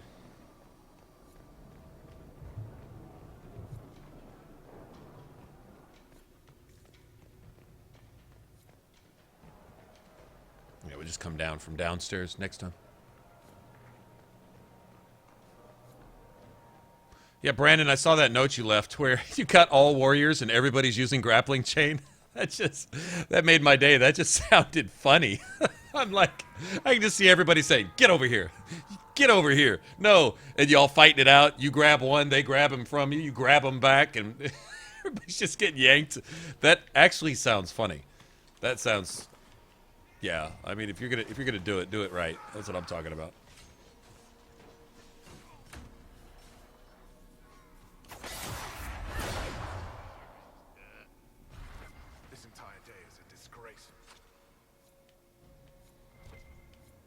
No loots, man? No study stuff? I guess not. Oh, that sucks. We'll keep the hall, Herald of Andraste. Show them the light. Show them the light. Show them the light.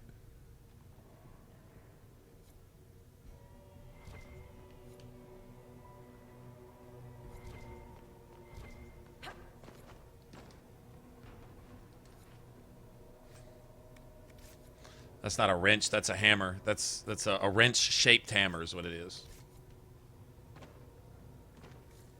It should show 2 wrenches, because Huntress dual wields her hammers.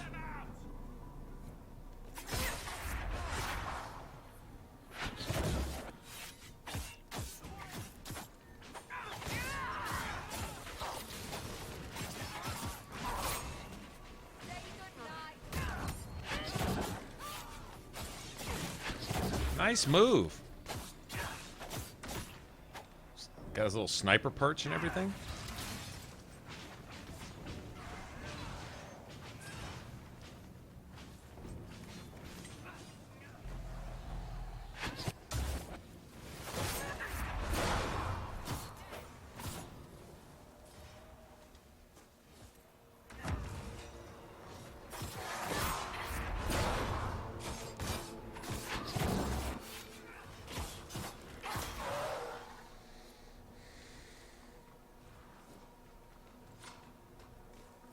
Okay, we should have plenty of time here. Unless they respawn everybody. I doubt they will. Now, the thing that the Envy Demon wants more than anything is to assassinate Selene. This is a bust of Selene right here. Look at all these demonic symbols and all that other bullshit everywhere. This is where the demon-possessed knight captain or whatever. See, it's got the assassin's knife. The only time you'll see that knife is in the in cutscenes. It's the only time you'll see it. The Elder One wants her dead. Empress Selene. He hates her, haunts her, wants her dead, but hides. Why? He hid other things too.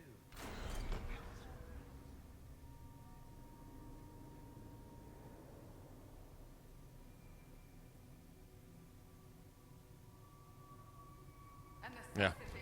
Plot against the Empress? I wonder why this elder one wants her dead.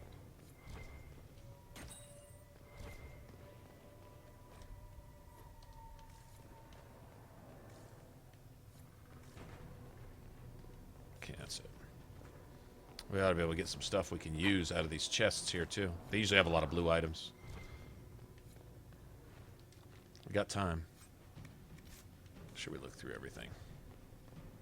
This must be the red lyrium the Lord Seeker gave the Templars. You think this might be the red lyrium the Lord Seeker gave the Templar? You know, that huge stalactite of red lyrium? You think that might be it? Wow. The untainted lyrium Barris told us. My character just went Liara Tatsoni on us, overstating the obvious.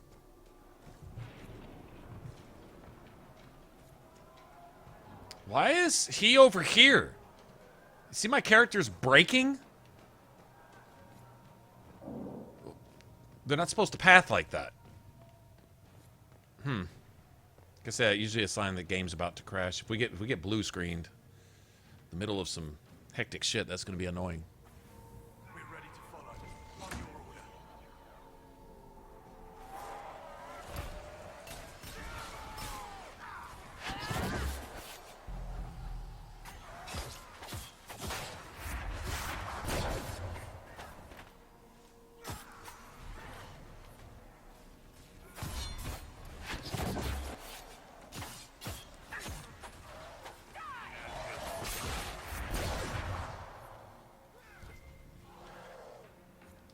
Drop something.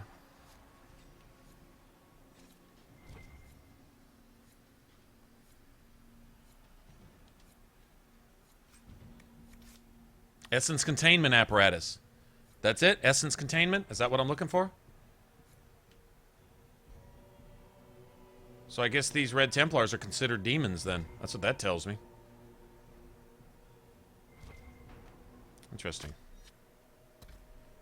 Okay. So you can drink this.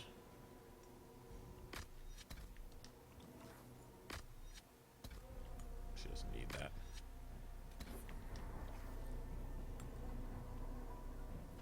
Resupply.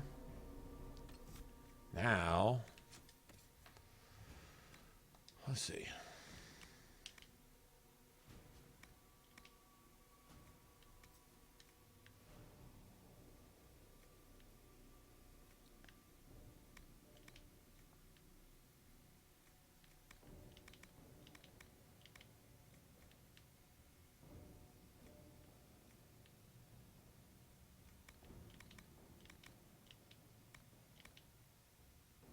Hmm.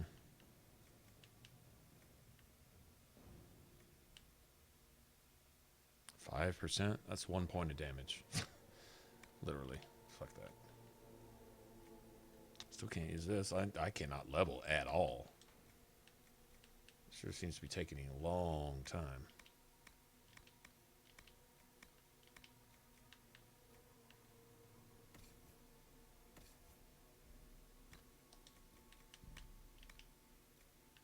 I see your style in there, Solus. I don't mind doing it to you either. You look ridiculous. Okay, let's see.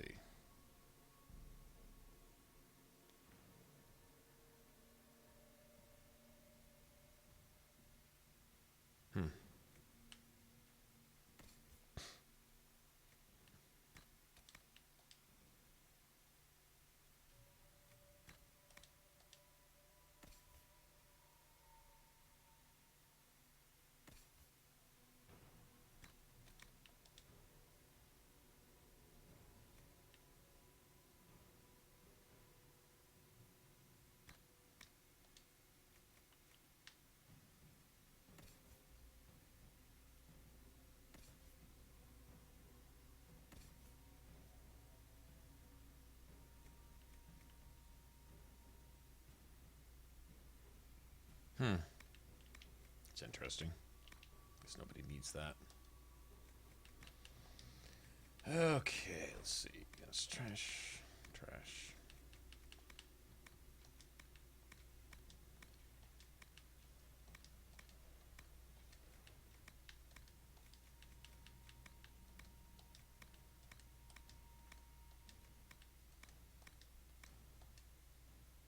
Make some space here.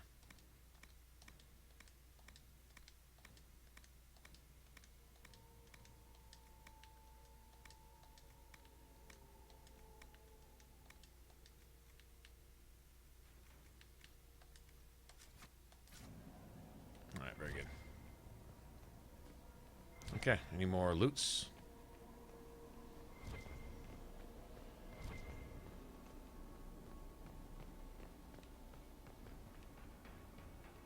Why am I care? Look at Vivian.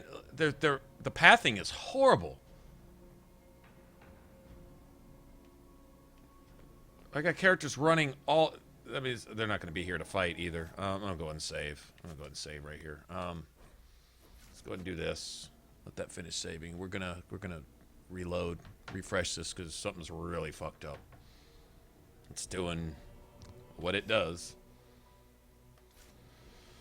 All right.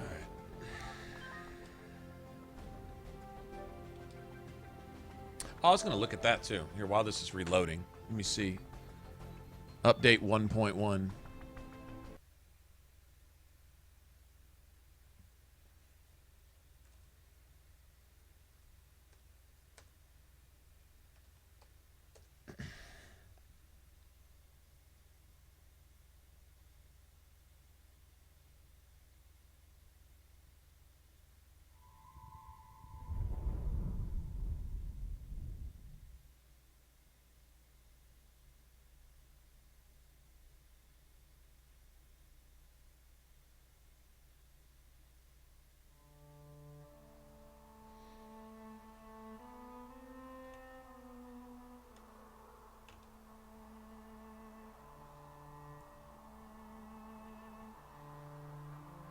It's not saying what it updated.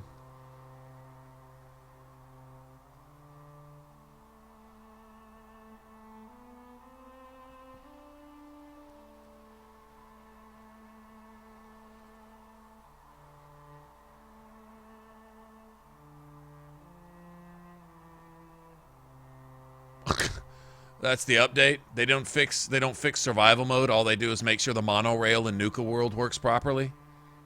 Okay. Well. Yeah, Bethesda can just keep their mods and all that other shit too, as a matter of fact.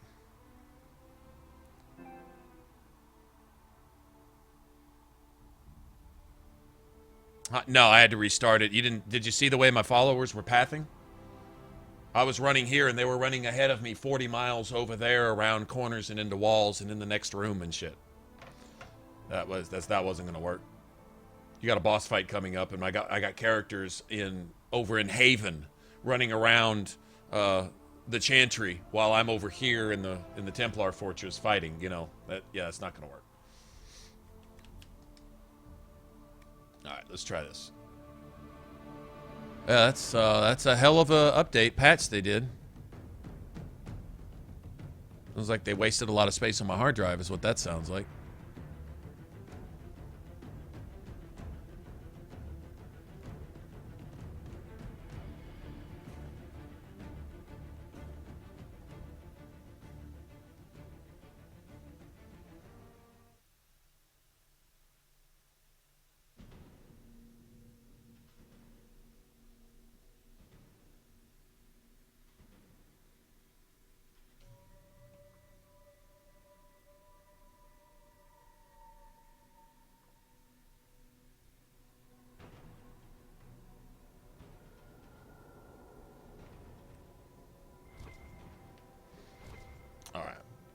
Everybody acting normal now? I hope so. All right, let's kill all the big bad Red Templars. Keep them off us. We'll break this beast.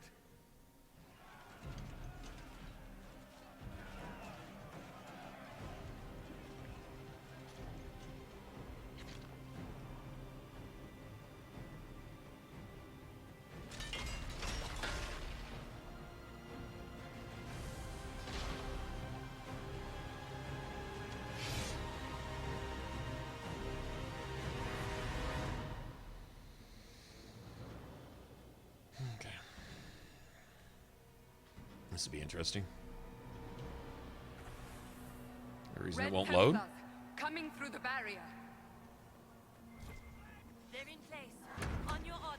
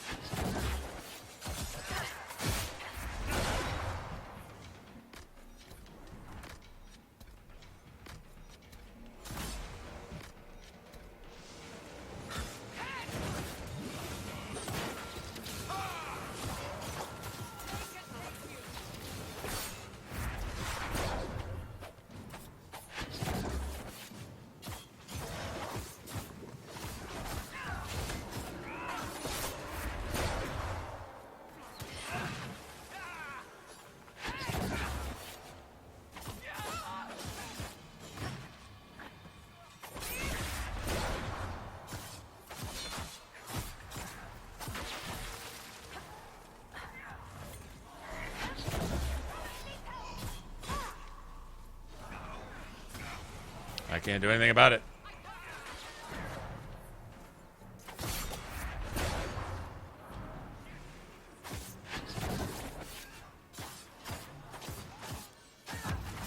Oh, by the way, that dude can't keep the spirit thing going forever, but he is.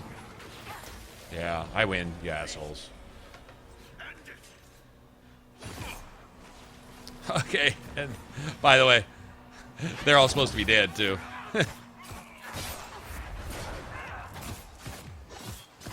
Come on, cheating asshole, you're not even supposed to be alive. That's cool, I'll take free stuff. I probably didn't get any XP for that guy either.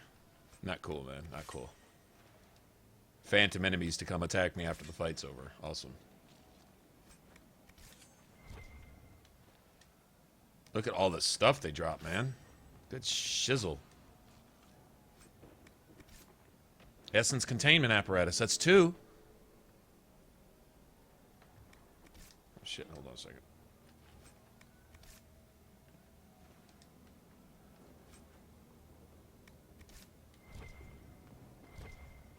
Yeah, they drop a bunch of junk, don't they? Don't worry, I got this, guys. I got this. Y'all just chill. I'm gonna go fight the demon that destroyed your order and caused y'all to kill each other and murder one another. I wouldn't want you to fight or anything. Wouldn't want you to go, like, solve your own issue. Like, come on, you know, to come do something for yourself besides sit there and... okay, y'all just chill, man. I got this. Because, yeah, y'all remember this when I decide what I'm going to do with you guys, because this is how useful you are right there. This is why y'all are dead and turning into abominations with red lyrium, and this is why your order has failed completely, because of this right here. Just pointing it out. I'll see you guys. Holler at you while y'all just look at the wall and pretend like there's not an envy demon boss fight, you know, the thing that's responsible for all the shit that y'all have been doing. Yeah, y'all just pretend this isn't happening, and we'll just go take care of it for you. Useless pieces of shit.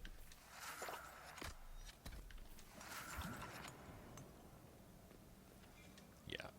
Let's see. I'm trying to find a reason to disband the Templars. Oh, look, I found one. There it is, right there.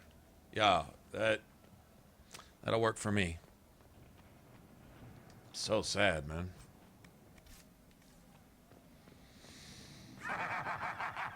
Okay, let me answer this question real quick.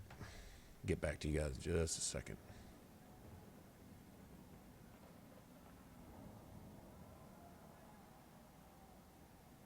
Hey, what's up, Brendan?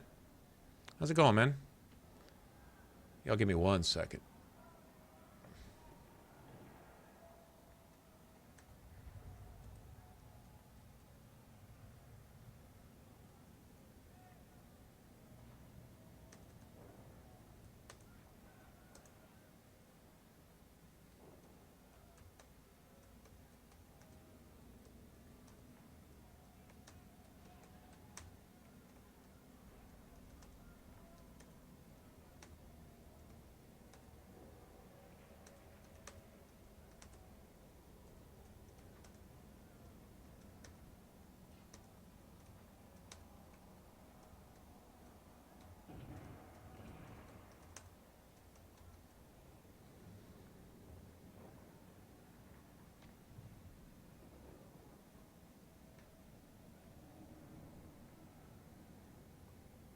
Okay. 1 second, guys. 1 second.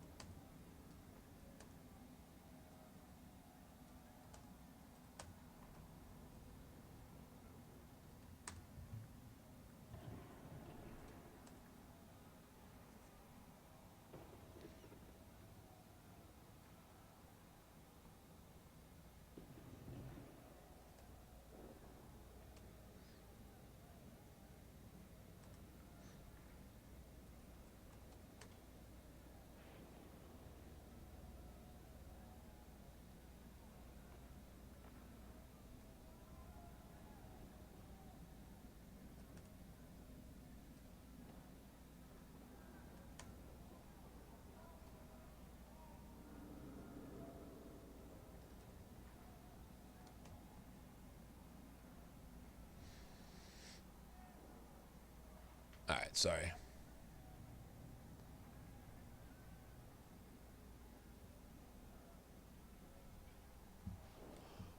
Okay.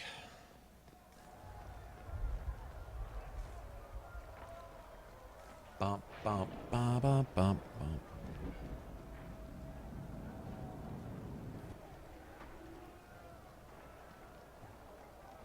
One more plant, huh? So much of you. But you What was the last seeds I got? Glory. The last Now seeds. I know one. Remember. Dark and desperate. Death to make yourself alive. I used to be like you. Prophet's Laurel, I think. Not anymore. You I think shouldn't Prophet's be Laurel was the alive. last seed I got.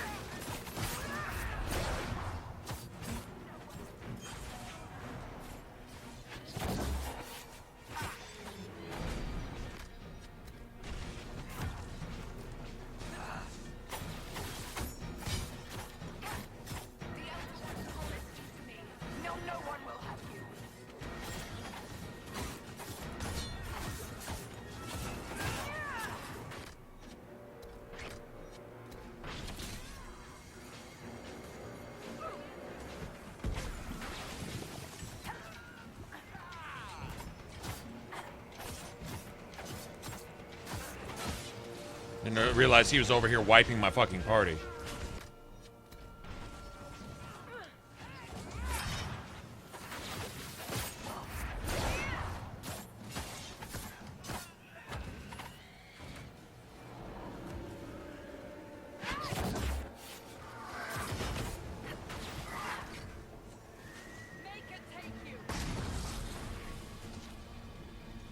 That was easy.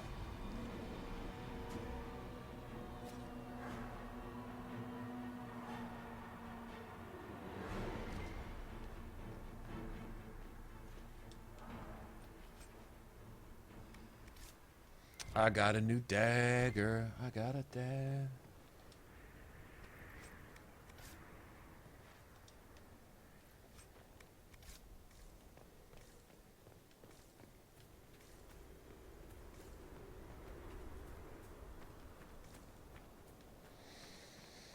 Good deal.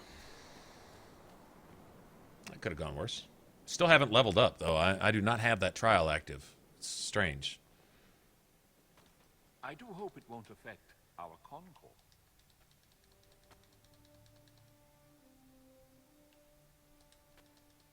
But the Order is leaderless, gutted by... So be it. The Order will disband. Sarah greatly approves. We'll need weapons, training grounds, a place to rest. The Inquisition must prepare for our arrival.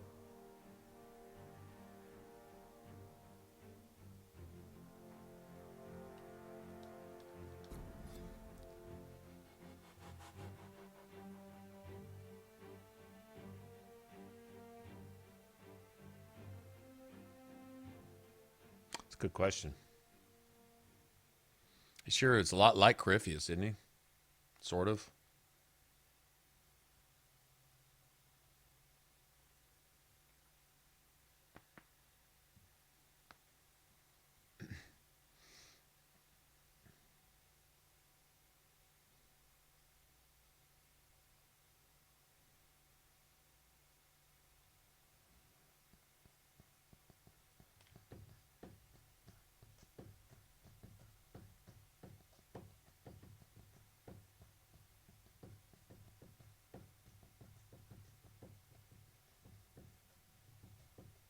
What you found in the captain's quarters means the officers willingly blighted half their knights with...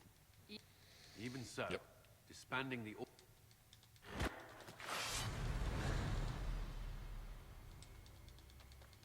I want to do that. Not freely, perhaps. Where did he go?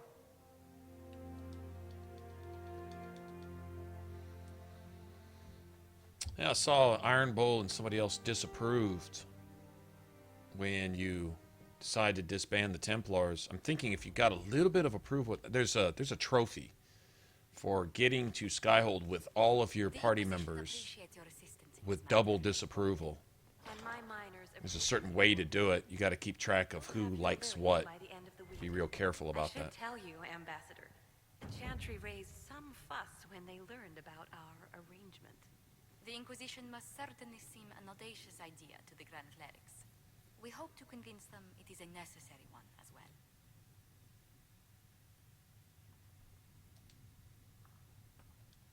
How? Access to Lyria makes us rather more formidable than anticipated. We're becoming a challenge.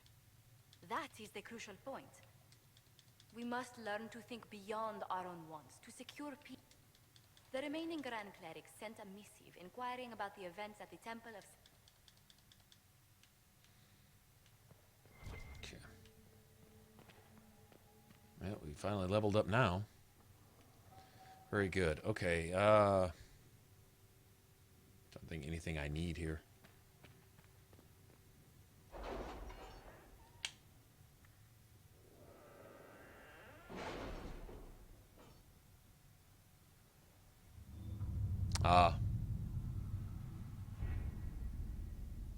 Yeah, that makes sense.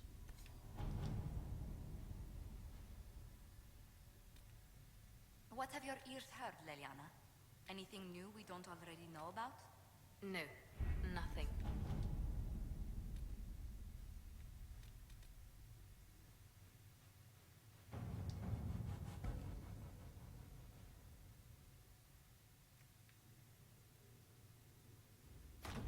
Let us begin. I can have Colin fighting duels in the street. All right. Trying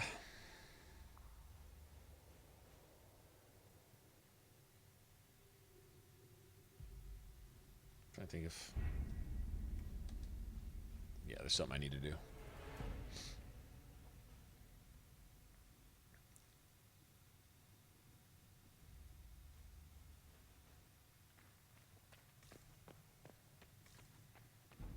A learned child is a blessing upon his parents and onto the Maker.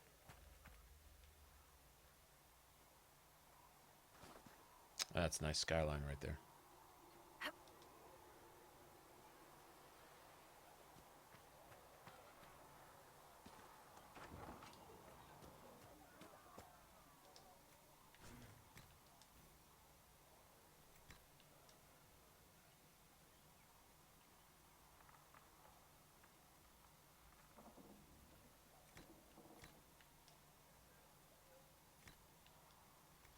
If Segra can get what I need, I'll pay the bastard myself.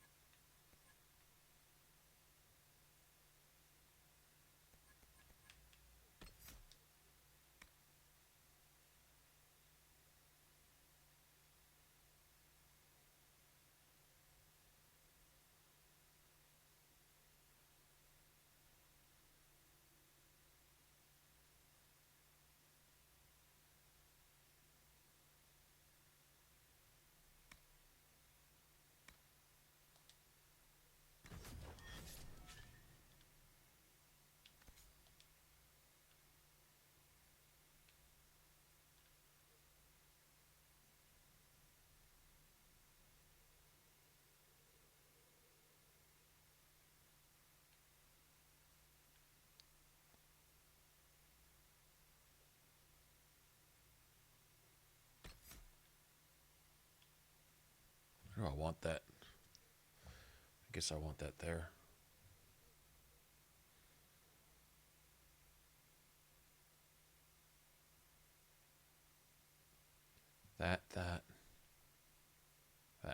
That makes sense. And we got slots open for potions. That sounds we'll upgrade this next too. Yeah, this is quickly developing right here. Okay. That'll work. Alright, what do we got?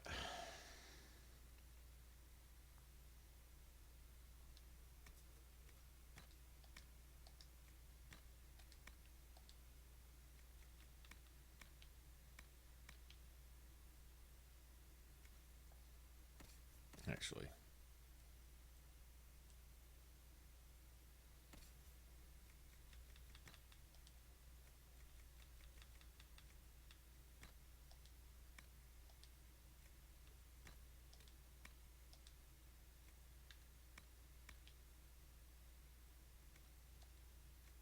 Oops, I didn't mean to do that.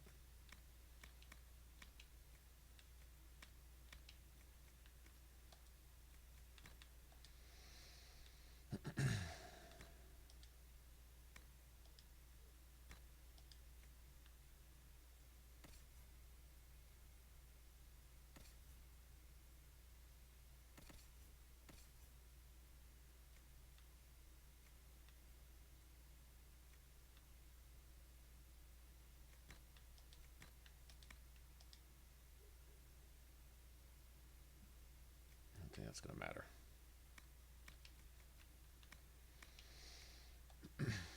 Okay, let me go sell all this junk. Got a chest over here? No way. Really?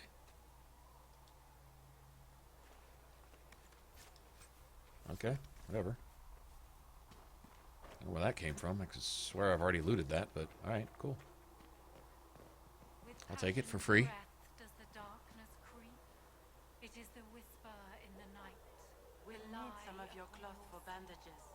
And how much is Mother Giselle willing to Can you really put a price on the love of Andraste? He has another one, sort of, once you get enough of those little elven artifacts activated. You go, there's a special Fade Rift. It's where you find one of the mosaic pieces up there in the mountains around Red Cliff Farm. It's a big it's a big Fade Rift like the one you do in Crestwood. It's like that. I think it has like 3 waves. Just extra big Fade Rift. I guess you could consider that sort of one of his personal things.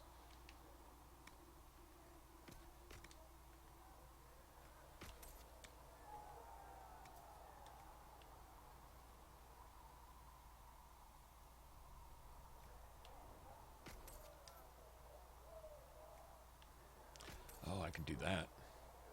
Oh, I don't need to make anything for Varric's thing. It doesn't even matter. It's not like I'm going to take him with me.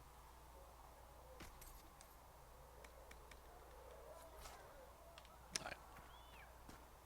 In your heart shall burn.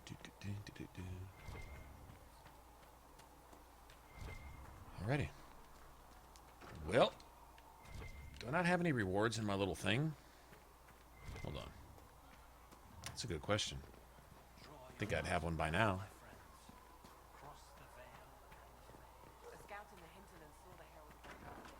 I guess not.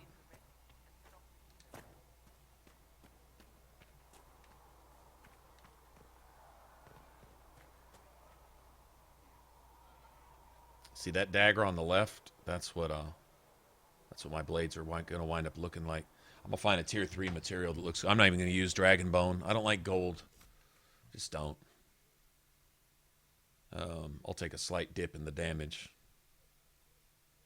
I don't mind using top tier materials for the rest of it. Although ice dragon bones might... I didn't plan on going and doing Jaws of Hakon, personally. So let's go do one thing real quick.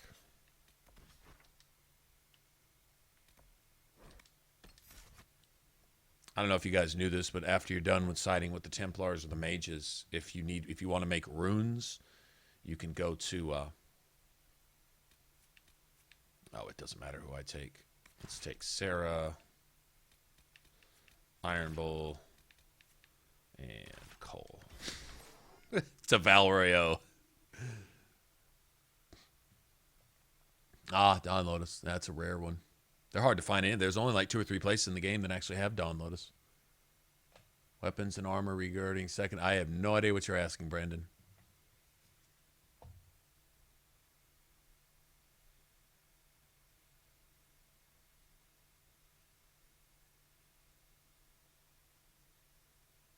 Might be DLC thrown in Windows. It might be something from, yeah, some of that or something.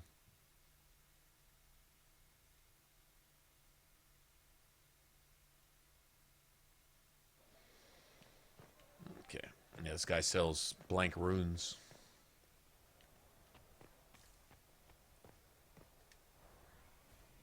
I wonder what else he sells. What else you got? Nothing.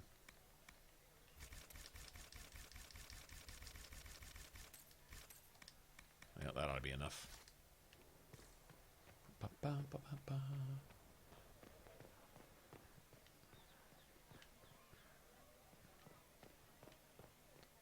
Boo.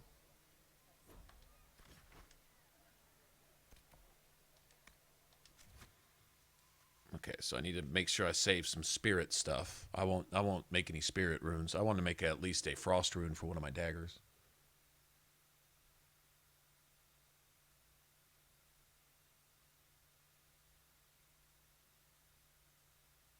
Yeah, there's Falomire, a couple different spots there. The easiest one to get to, okay, you know how you start in the Falomire, you start in your camp. And then you've got the fort at the end where you fight that dude with the big hammer. Before you get there, there's some ruins on the side of the road. There's usually like a little wraith kind of parked in the middle of the road there. Anyway, you can kill that wraith and then turn left and go towards that windmill. And then off to the side, there's a spot where 2 or 3 of them grow. And you usually pick at least 2 of them each one. But if you're already getting seeds, odds are you'll probably get your seed as soon as you mess with any of those.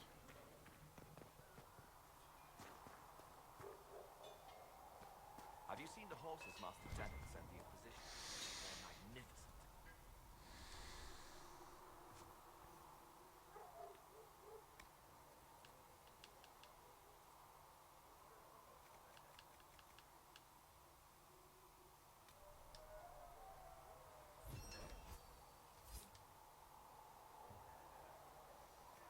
See, I don't want to make one of these, obviously.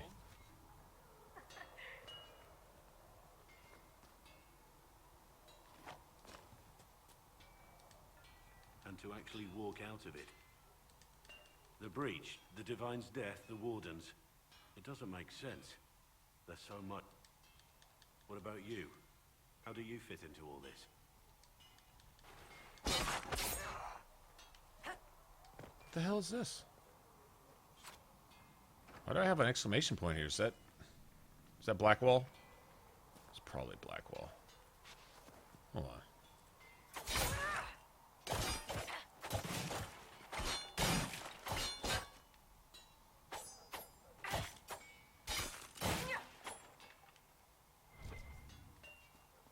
Weird. Must be him. Probably those Warden Treaty quests. That's what it was. Okay.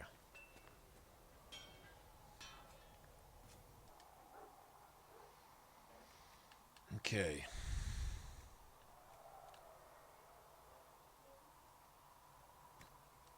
Probably best put it in that one then.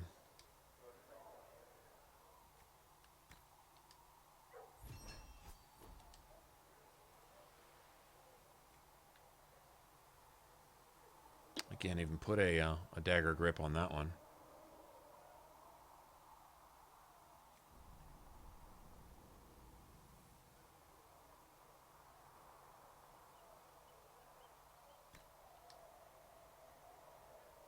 +5 Constitution. Good. Make something better than that.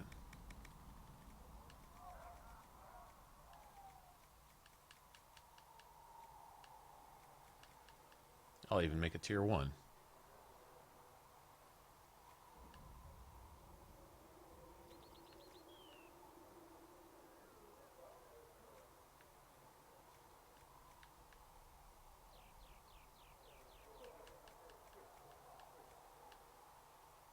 I have a tier 1.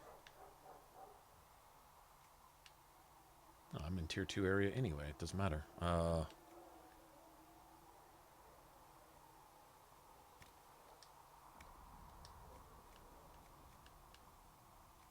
+4 attack.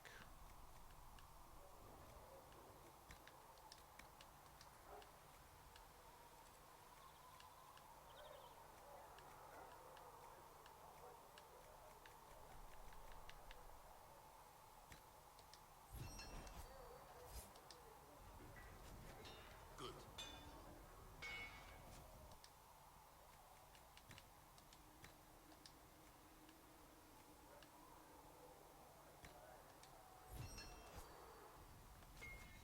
Looks fine.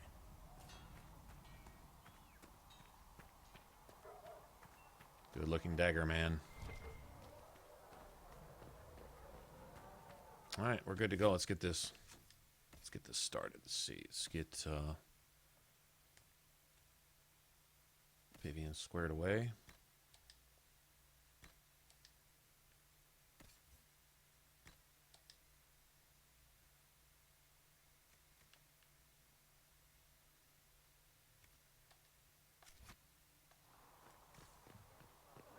That'll work.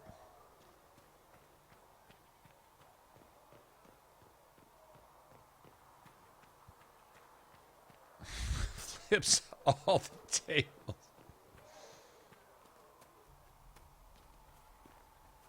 I hope the Templars are able to seal the breach.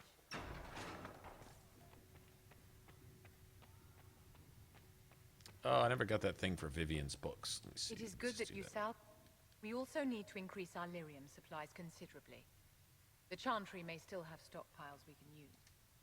He undoubted before this crisis is over, you may find that Templars, flawed as they may be, are all that stand between us and chaos. It's a good idea. I'm glad magic is dangerous, just as fire is dangerous. Anyone who forgets this truth gets burned.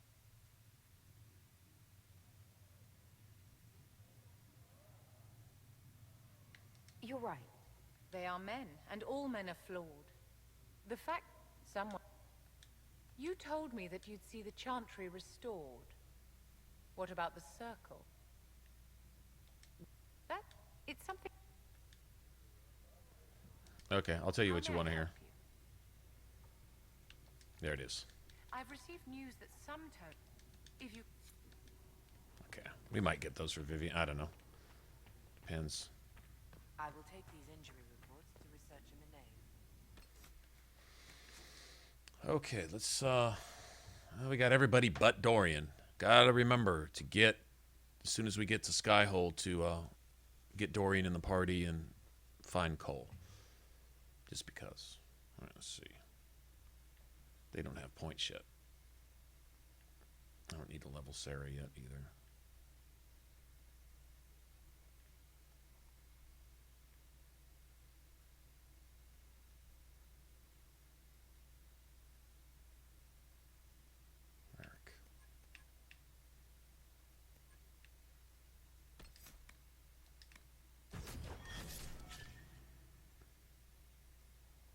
And pull.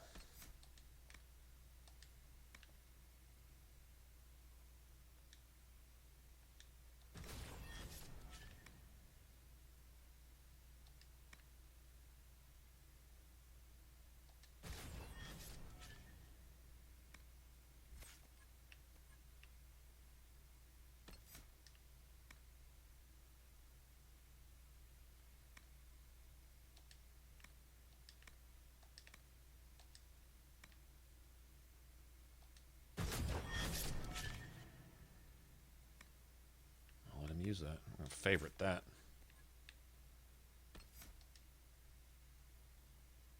You use those naturally. Unlock his... You can make Bull an effective... He's more of a DPS tank, kinda. He can be effective. Gotta give him a sword and shield, though. That's the thing. That's the secret to him. Oh, I know what I was gonna do. Get everybody on the same page.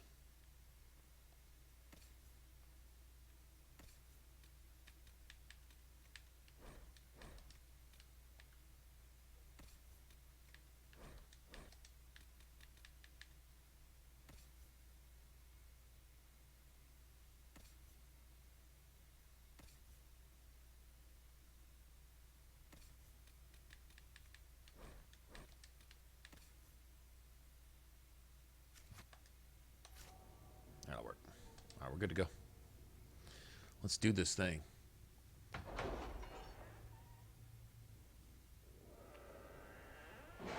Let's do this. Do this.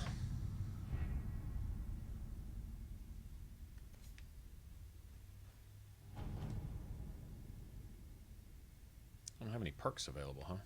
Any word? Nothing yet. We're right on schedule with this. The elite of the Templars are ready, Herald. Be certain you are prepared for the assault on the breach. We cannot know. I think we're going to try to be thorough when we,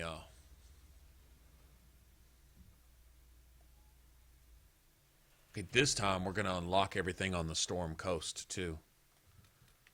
Let's get Cassandra.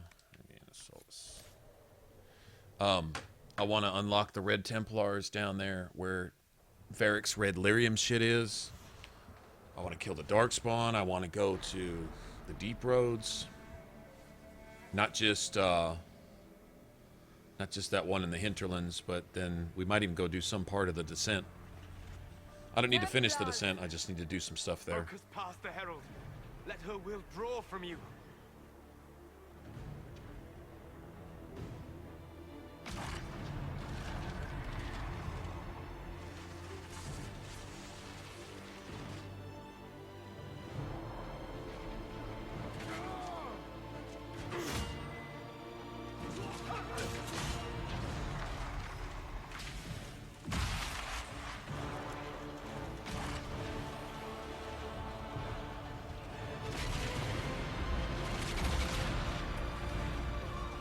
Dramatic music. Music is pretty friggin' amazing.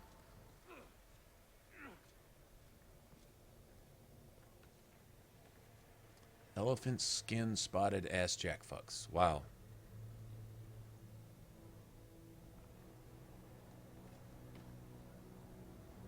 You did it. Okay, so we got a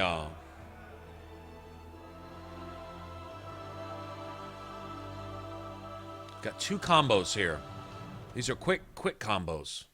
You got stealth and shadow strike. And you've got flank attack and twin fangs. Flank attack and twin fangs for assholes that you have to get behind. The dudes with the shield, pride demons with their Mr. Whippy electric whips and all that stuff. And then you've got stealth and shadow strike for those fucking archers and those fucking archers. And wraiths and archers. And archers. There you go. So the ability, Shadow Strike also has a range on it too, but what I'm going to do is I'm going to mastercraft moving faster and stealth. We got to farm for mastercraft materials. I may put that half XP trial on for a while so we can go kill some fucking Templars and farm some stuff. It's going to extend the game. It's going to add some time to the game, but we've been kind of beelining it up to this point. Once we hit level 10, especially once we hit level 15. 15 on, when we start getting into tier 3 areas, I want to get enough mastercraft materials for everybody's gear. And many questions remain. I think this could be a pretty effective build here. Word of your heroism has spread. Kind of unique, really. We ought to be able to really go berserk once we get the Tempest Tree unlocked. Everything's got to play together with everything, though.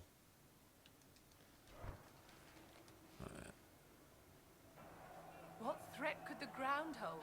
You've already conquered the sky. I'll help here. You get to Cullen. He'll know what we can do. Make a willing. Cullen? One watchguard reporting. It's a massive force, the bulk over the mountain. Under what banner? None. None?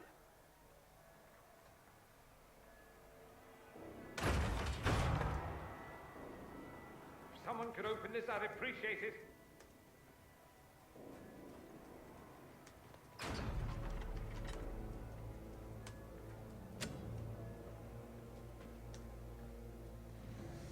I'm here to warn you. Fashionably late, I'm afraid. Might exhausted. Don't mind me. There you are. I came to tell you what happened with the mages at Redcliffe. You're not going to like it. If Dorian's armor is any sign, when we get into the next Dragon Age, they might have some cool ideas for Tevinter-style armor. Except for those helmets with the horns sticking out, that's a little over the top.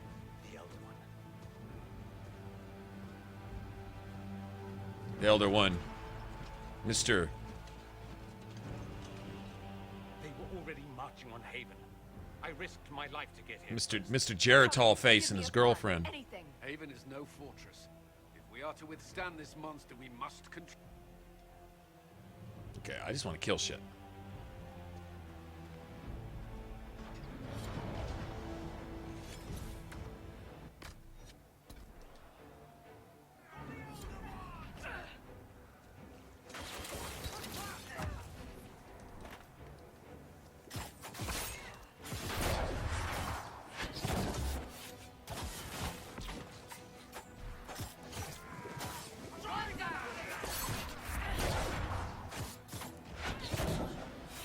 No! God, you motherfucker.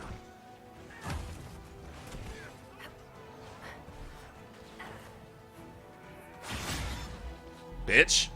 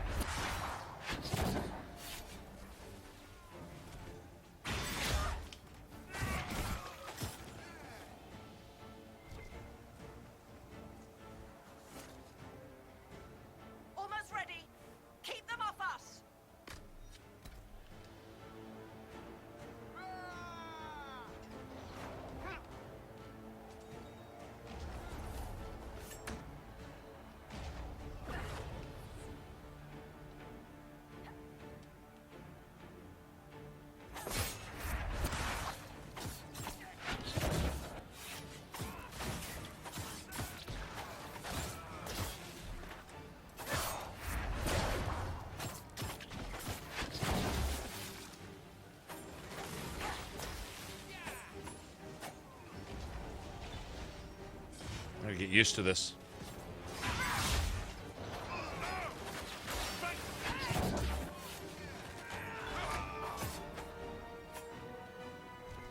Keep them back! We're ready to fire!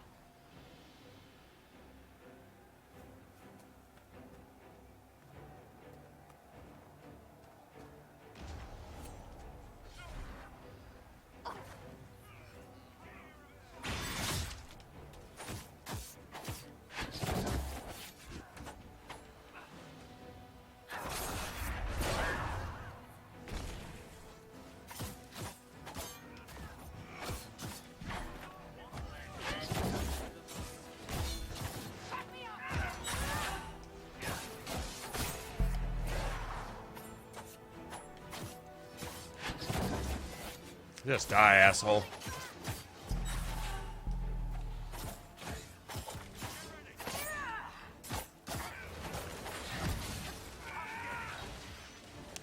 Fucking goddamn environment.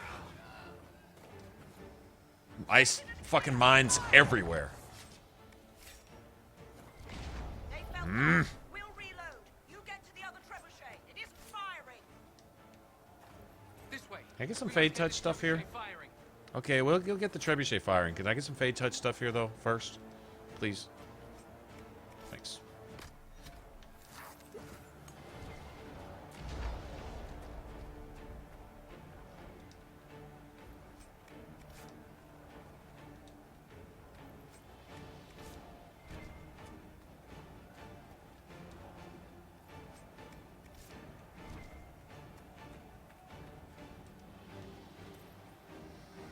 I guess not.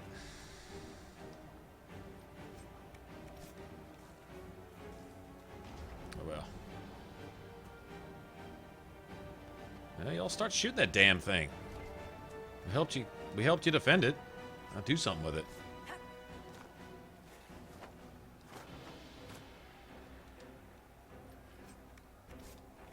Yeah, oh well, no luck for me. Are we going down this way?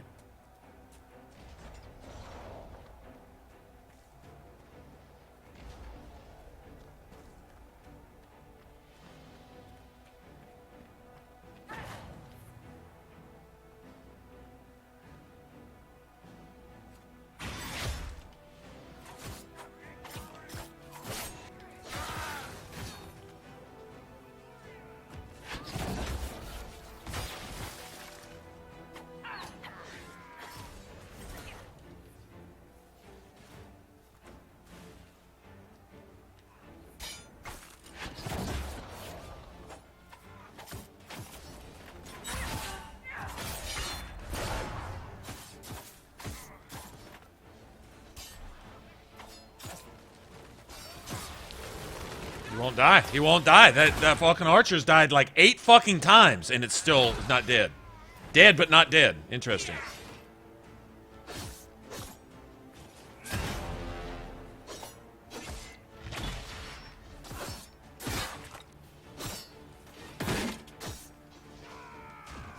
Okay, well, you got all the fucking man in the world, dick sucker. You're still not fucking using it.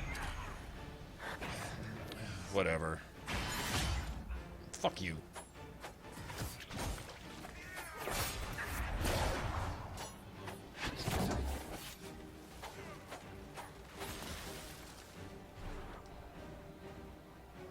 More incoming.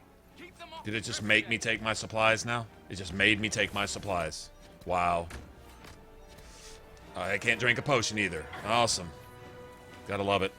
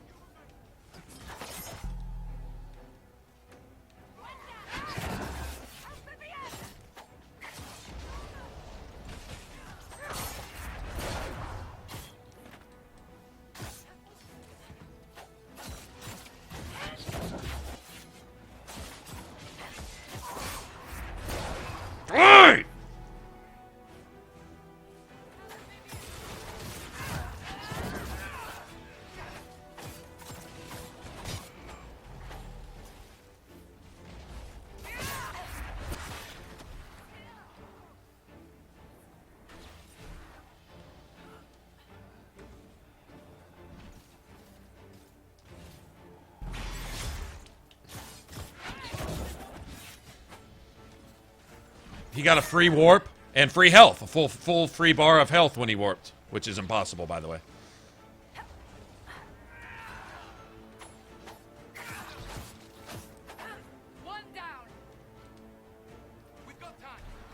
I've played this too many times to not know when it's just being shitty and broken. Yeah. Can't drink a potion. Can't drink a potion. Wow.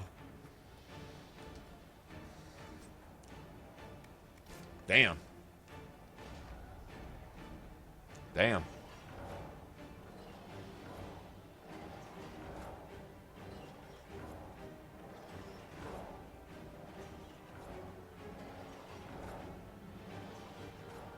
This is my flip sport. Yeah.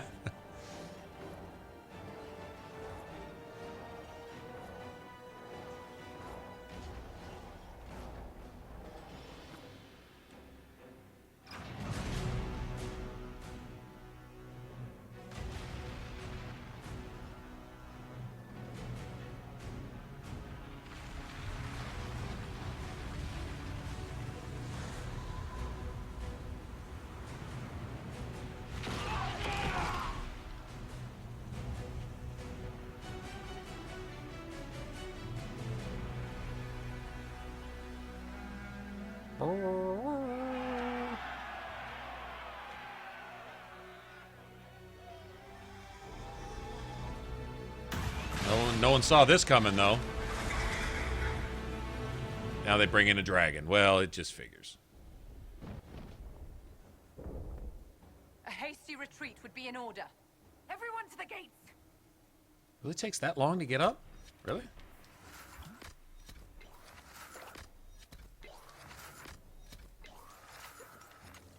Okay, well, all said and done, we still came out of that winning, so. Let's get Cassandra. And she looks stylish in that armor. She really does. Help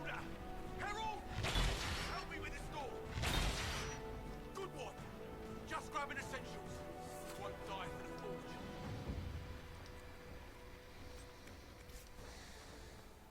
That staff kind of tells you what element the Venatori are weak to. The ice staff. Move it. Move it. We need every.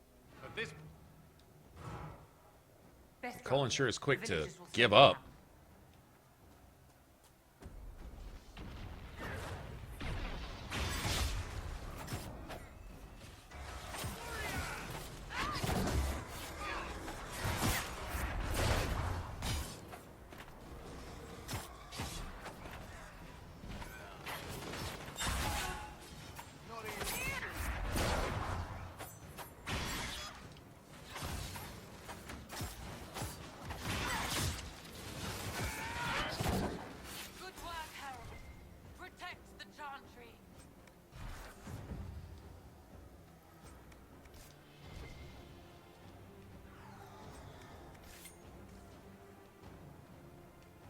This is kind of like an all-around just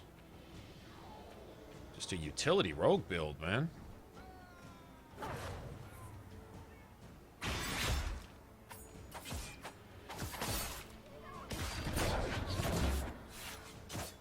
survivor!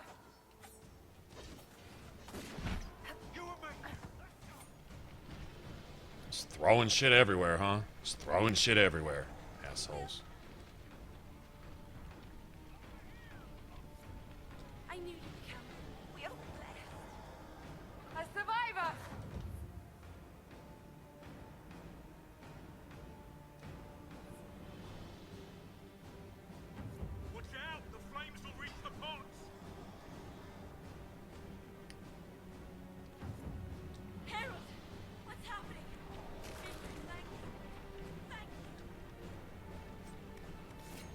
Alright. Now we'll go back here and deal with these goddamn Venatori. All 700 of them. Just came out of nowhere. Throwing fire mines and shit down. Okay, enough of you, asshole. Wow, what? What killed me?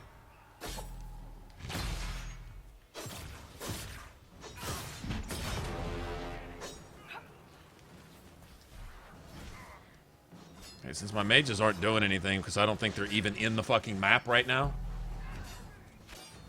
Okay. Okay, I'm just gonna be stubborn about it. Not sure why it's doing this. I don't.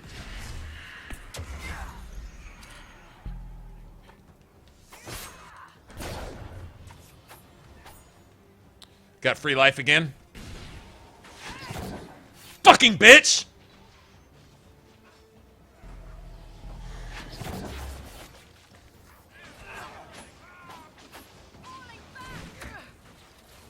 Yeah, I'm not sure where all these cockroaches came from. Okay, the AoE ice mines, or fire mines now, too. Okay. This is not how it goes, but that's all good. I still win. With an unnecessary amount of drama tacked onto it. Dying from phantom shit, and I don't know, man. Whatever. I can't drink a potion. Everyone else can. I can't.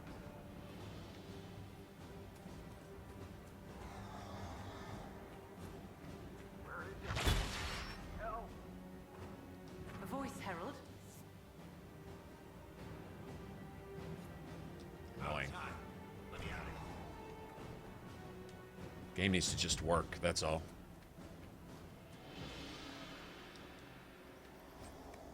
Especially at times like this.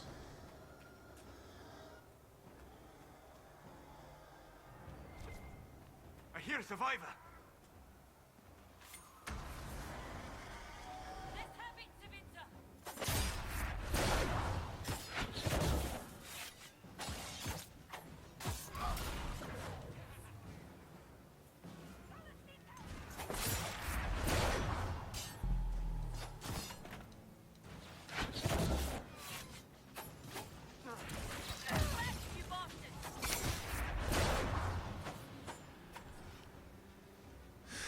Punk-ass motherfuckers, man.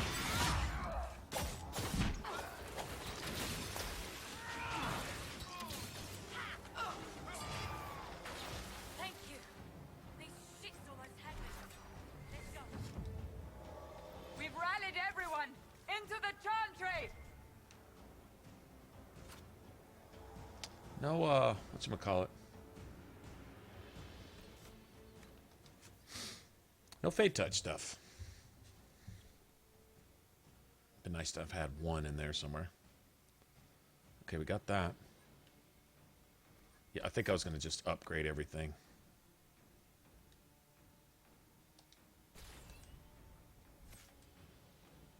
That'll work. That'll work. That'll work. Nice.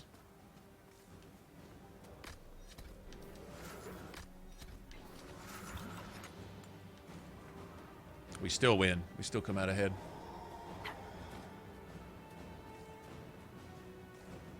Should be a supply cache over here. Yep. Normally I play without those, but I don't really see any point in that.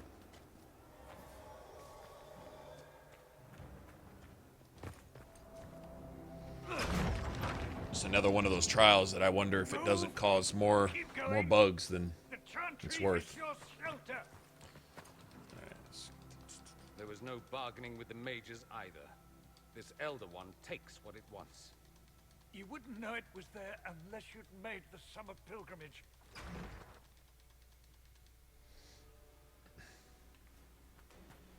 I understand the strategy, but I usually avoid drawing this much attention.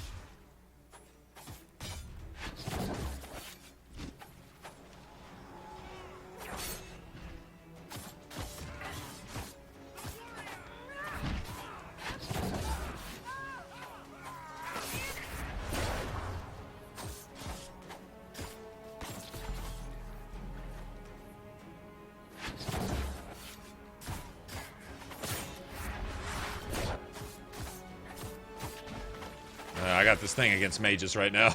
I'm hating them worse than archers, I'm not even gonna lie. Oh, another one, huh? Ah!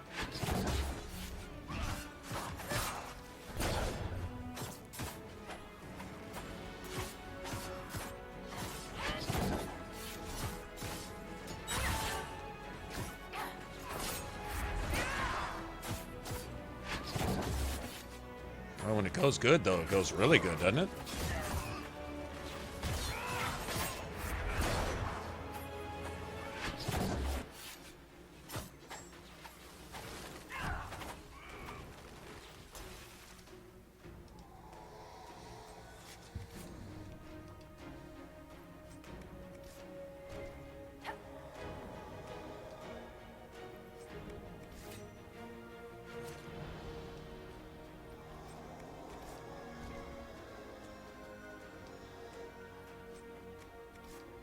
Navarran Skull. If I was playing a Necromancer, I'd have, shit, all my stuff by now. Pretty much, huh? Let's just go kill all the things. Yeah, tell him, Huntress, tell him.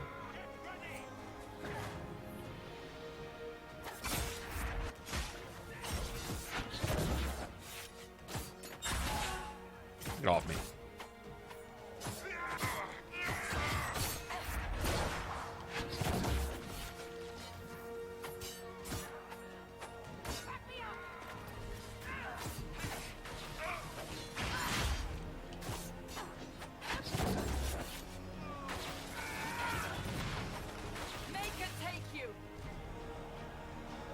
Okay, so this style requires some of that extra frontal defense that Malika's Guard gives you.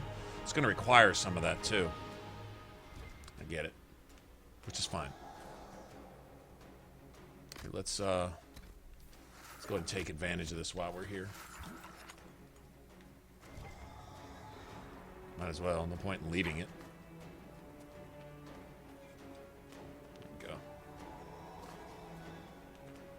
Alright, it's the final showdown here, huh? If Solus would just do his job. You're like, damn, Solus, just do your job, man.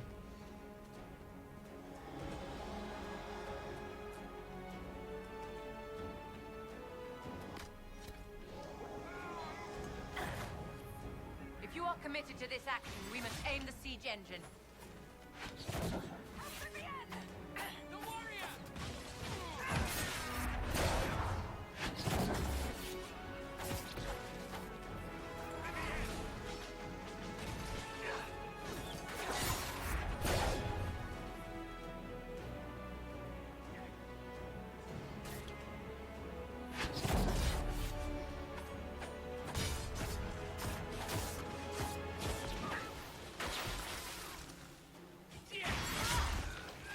Bitch.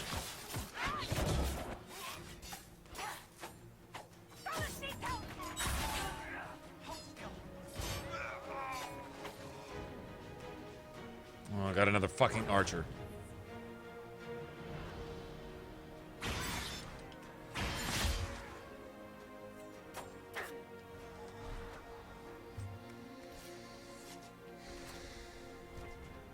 I'm wondering if that ranged one... God, you take a damage penalty, though. See, you can range the Shadow Strike. It has some range on it, but I mean, they say you can like, target archers and shit with that and come up and punch them in the face. If I can get enough damage with that 400% coming out of stealth... That's the thing is... I've been using it, like, with stealth. It's a combo. Go stealth... and then Shadow Strike out of stealth, and it's like it's a huge damage bonus.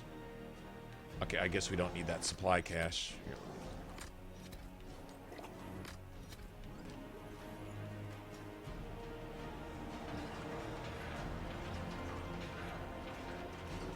But it's mainly for archers and mages. So I think I'm going to use it for.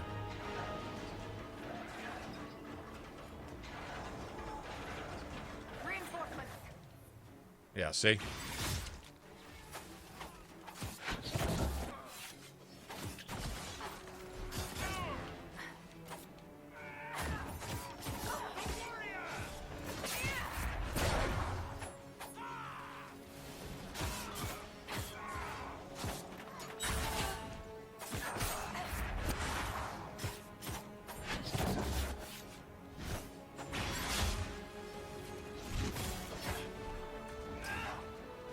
You need AoE daggers for this, too.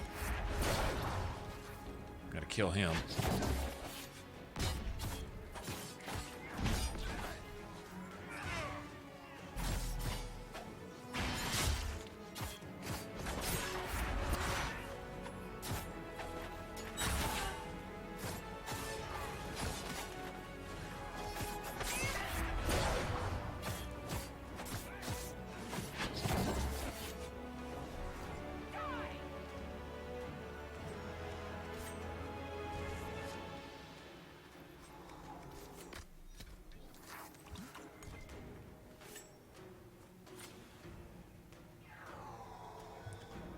What about heal on kill?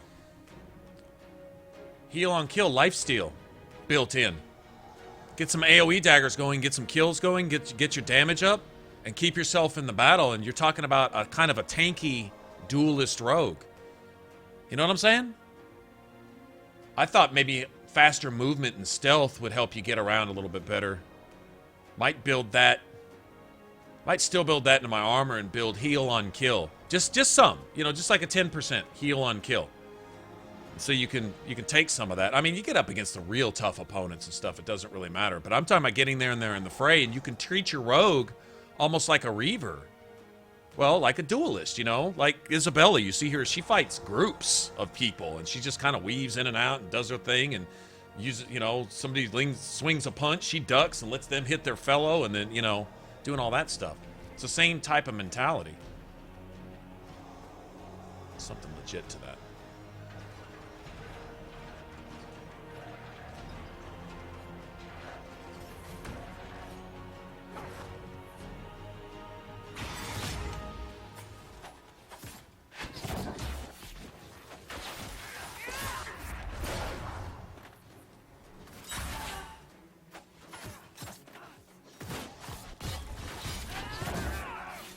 And then you just wait for him to get frozen, hit him with little twin fangs. I'm thinking, see, twin fangs from the front doesn't have the range. Backstab has range, though. Backstab actually has some range on it. I wish you could extend the range. That would be cool, to get in and get behind. But see, twin fangs from behind sunders their armor. But twin fangs from the front does more damage. From behind, it does more damage, too. So you don't lose. You can either sunder their armor or get less range but have a knockdown effect from the front.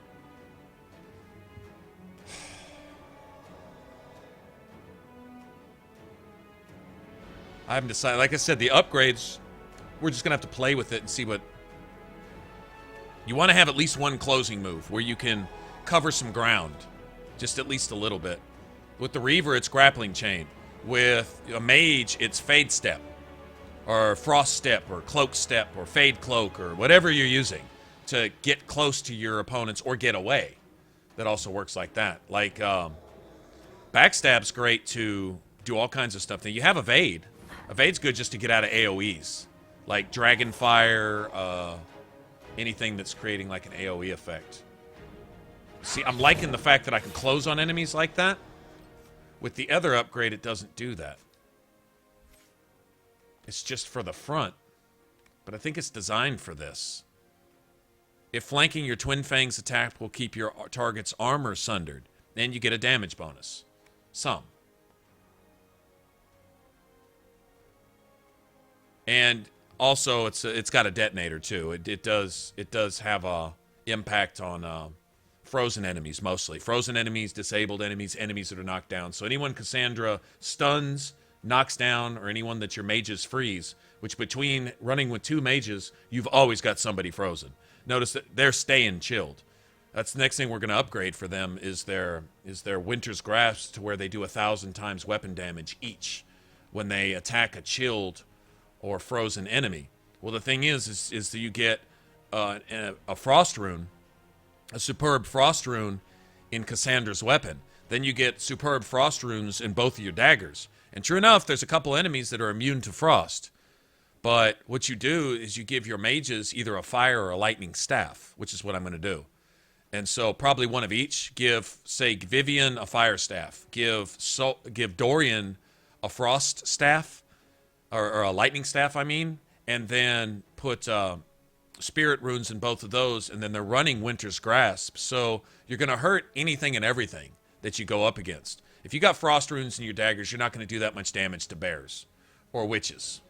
Okay, but you're killing other shit. You're destroying Venatori, and nobody else really has immunity to that. I think Canari are weak to frost too. At least they were in Dragon Age 2. I'm not sure about this one.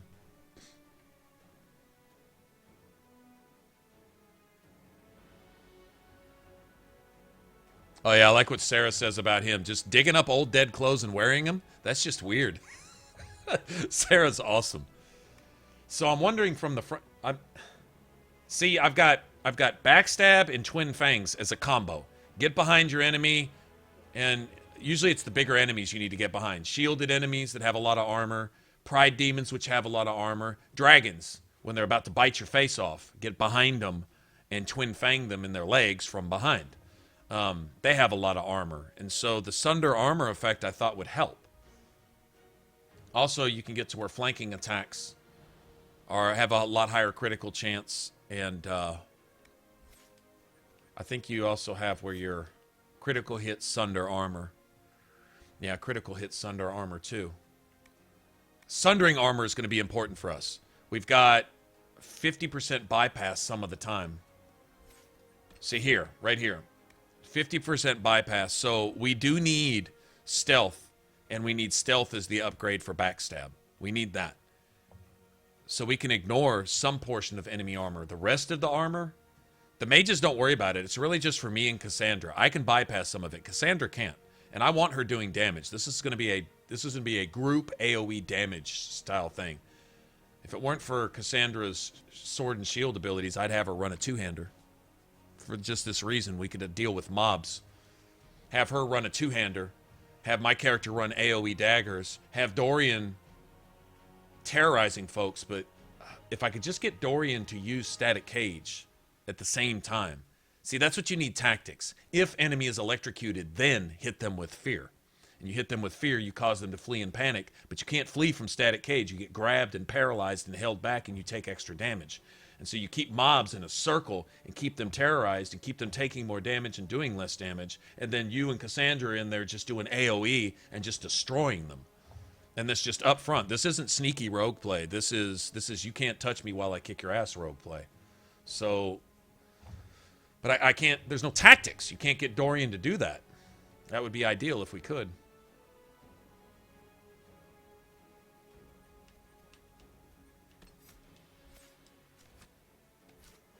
Everybody put their weapons up. I'm trying to decide on what I want to do here. See, the combo was supposed to be stealth, and shadow strike, which comes off of stealth. We haven't upgraded this yet, but it hits harder if you are in stealth or haven't taken damage recently. Well, stealth is going to be the whole issue.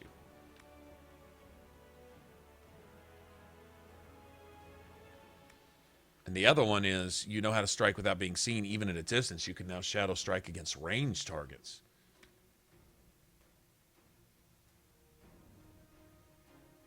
You regain stamina. Okay, so stealth is still necessary for this. Nobody can target you if you're stealthed, which is going to give you all of your stamina back. And it only costs 20 stamina. This shit doesn't cost anything to use. Stealth only costs 20 stamina. So what kind of stamina use am I looking at? Twin Fangs is 50. That's still only 90. This is 35. That's 125. This is only 10. And I can get this to where it doesn't cost anything. This is probably the upgrade I'm going to give it. Alright, and then once that's done...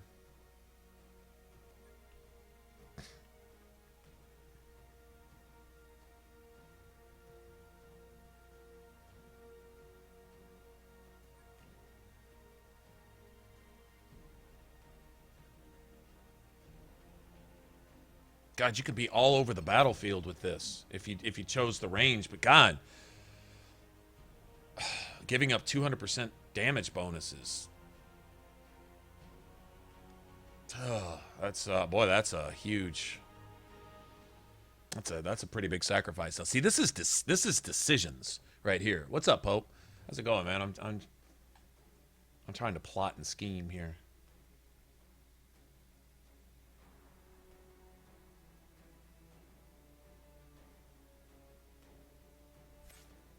I've noticed this flanking effect right here. Like you'll see a little word come up. It'll say sundered. I've sundered enemies where I'm damn near standing in front of them. Like it's not flanking. It's not just being behind, right? But flanking, apparently that's like a 180-degree little thing that they got going there where it's pretty much considered flanking anytime you use that. Do more damage if you keep your target facing forward. But you lose the range, but I think you gain a knockdown effect. See, that's a big deal. And then Cassandra can do more damage to enemies that are knocked down.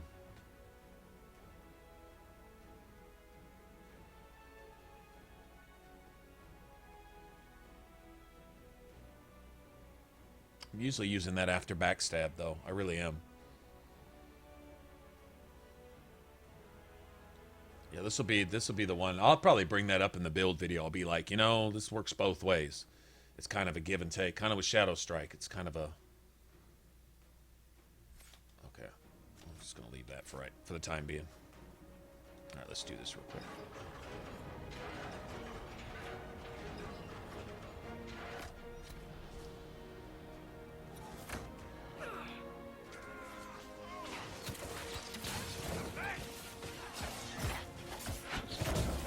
Now see, it'll say sundered and poisoned.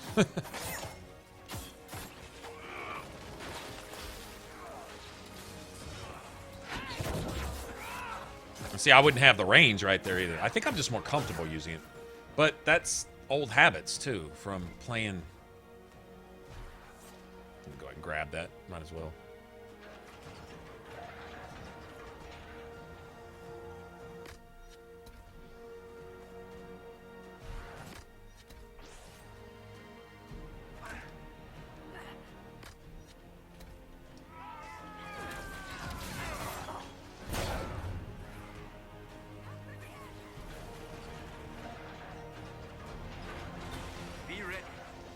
Our way.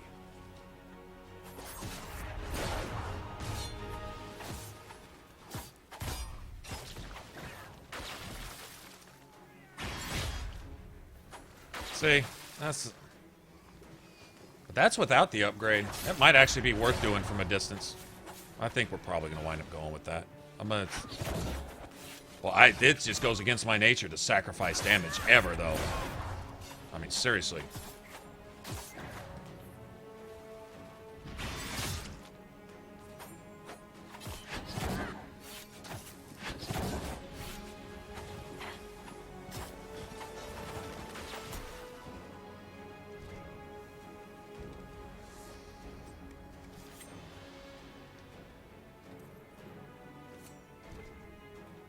What's that grappling chain ring with my Reaver?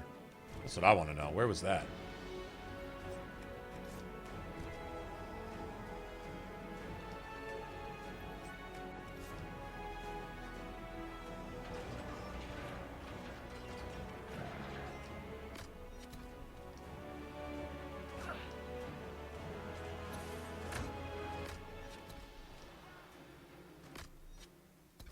That's beast. That's all she's got. Okay.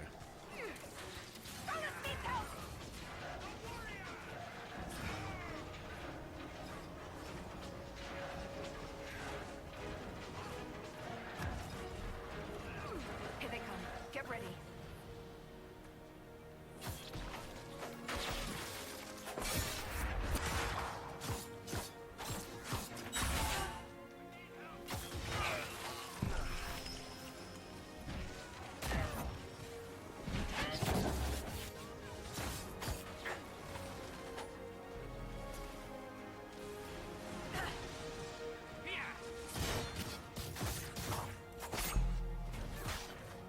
That's why you got to get behind him sometimes. You got to get this dude down.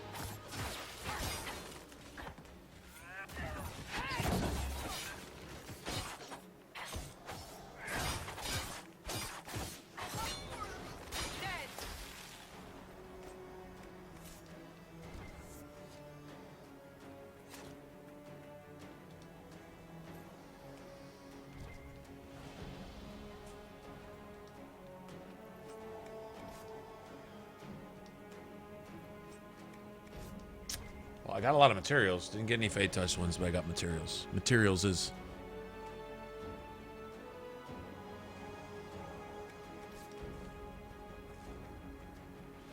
Look at all these body parts laying around. That's what I like to see.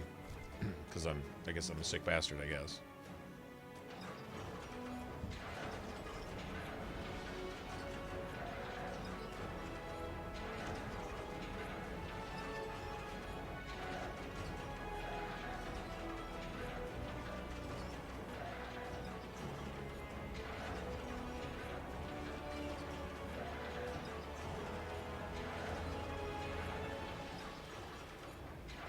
this really necessary? Like, all that? Can we spin it a little faster, maybe? Move. Now.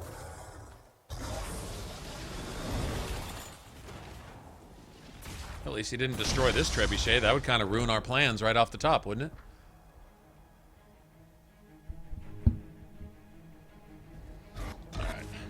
Pretender, you exalt the Elder One.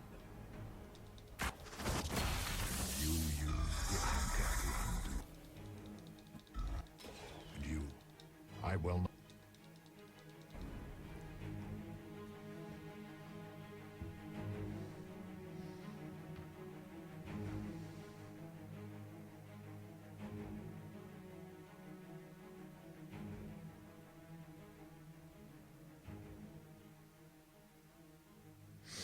I wonder if a Twin Fangs ring or a Shadow Strike ring might be best. Or we just use a couple... I'm thinking just a couple superb rings of attack. Just stack those. I don't know if they stack. We're going to find out if they stack. We'll try to get 2 of them, and we'll put them both on and see if our numbers go up. It works with the critical damage rings. They stack like they're supposed to. Or at least they say they do in the stats. I've seen an increase in damage, so I believe it's right.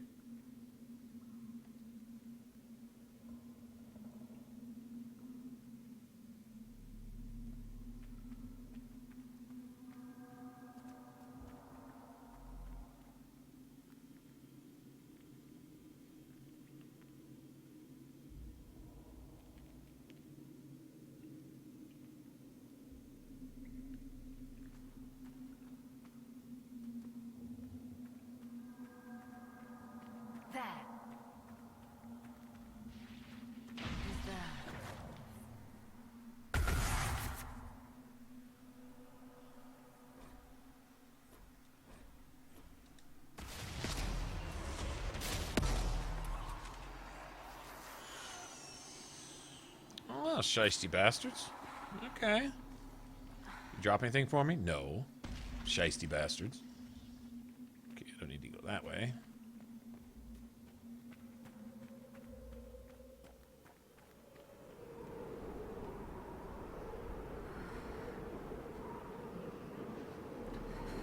Thinking my rogue isn't going to be any warmer than my warrior was out here in steel plate.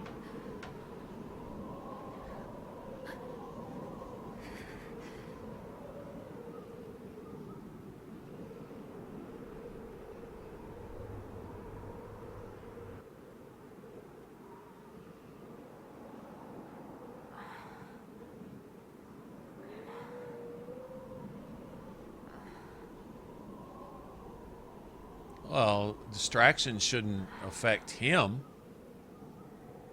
I'd never really personally used that, though, so...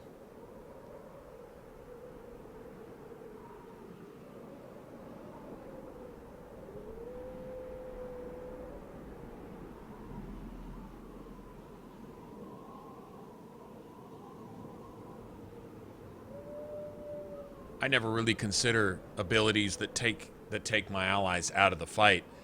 Except, what is it? There's a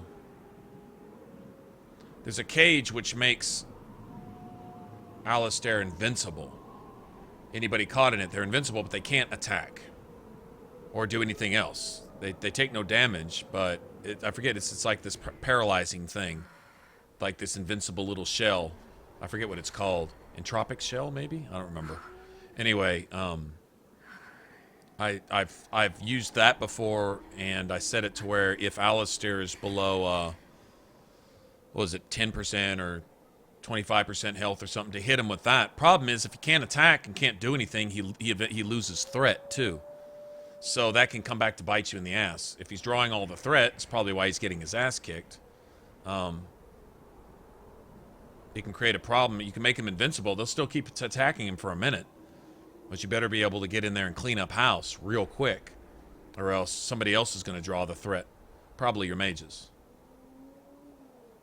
It's always just a balancing act. Like I say, there's the options are almost unlimited for how you can set your tactics and what skills you want to use. And each skill you change reworks your entire tactical system, right? You set your tactics for everyone to do what they're supposed to do, but if you give them something else to do, then you got to change your tactics around to support that and figure out when you want to use it. The main thing is you don't want any of your party members overusing abilities. You know, like save your big stuff for the big stuff, you know? Not every enemy should be paralyzed. Only enemies that are elite or higher need to be paralyzed. You know, petrified, so on and so forth. I can't come from nowhere. She didn't say it could. Enough! This is getting us nowhere. Well, we're agreed on that much. The more the enemy is beyond us, the... Okay, I'm gonna grab something to drink while this is playing out. Super cheesy emo moment. E-moment. E-moment.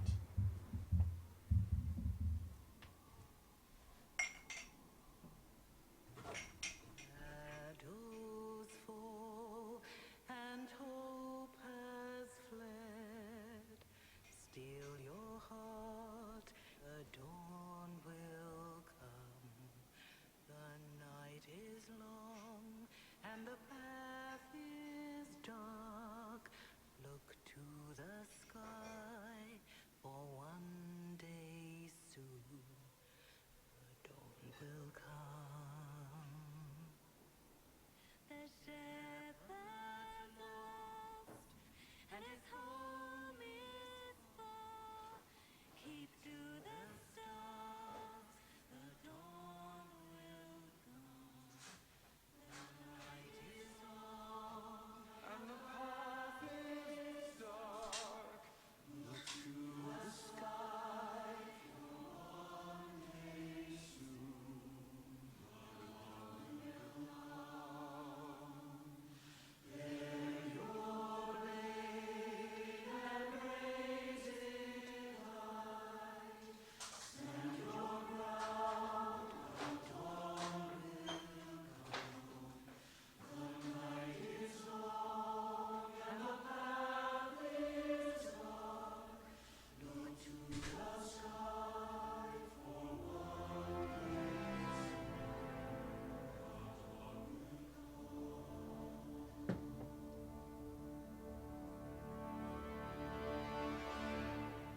It's all one world, Herald.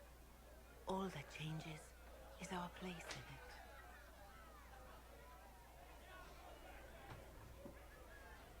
A word.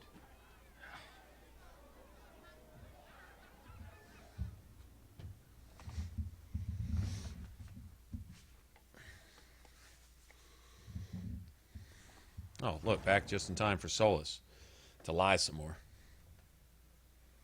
A wise woman, worth heeding. Her kind understand the moments that unify a cause. Or fracture it. The So we're going to call this the mac and cheese moment. It is Elven. Corypheus used the orb to open the breach. Unlocking it must have caused the explosion that destroyed the Conclave. I do not yet know how Corypheus survived. Nor am I certain how people will react when they learn of the orb's origin. Okay. History would agree. But there are steps we can take to prevent such a distraction.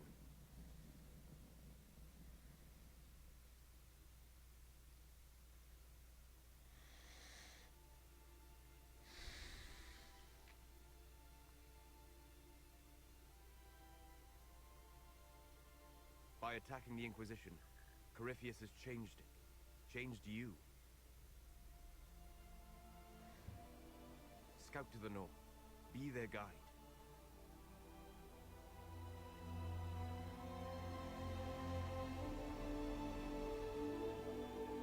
That's my favorite scene right there. I love that.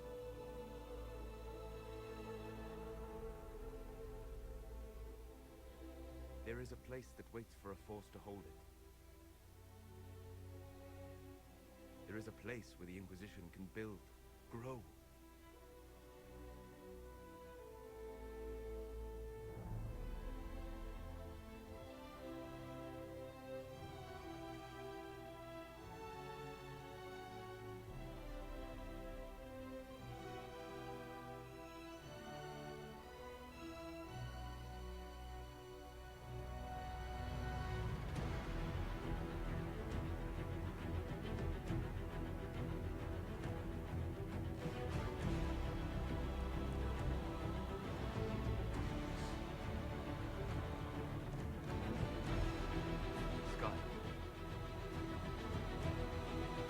And he just knew about this all along.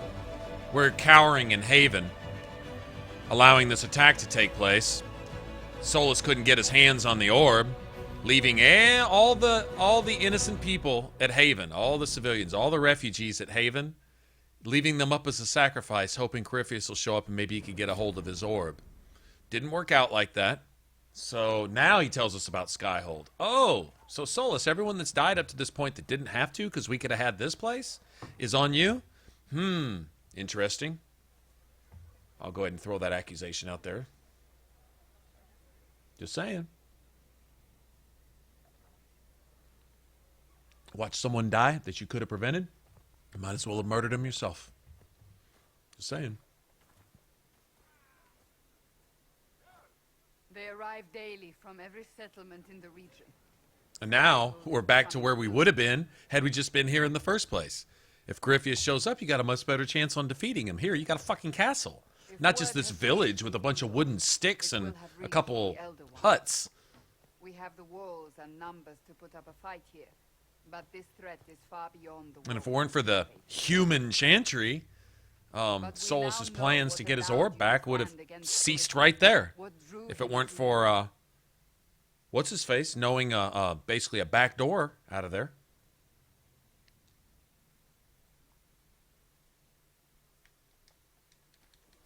The Inquisition requires a leader. I want Liliana's armor really bad.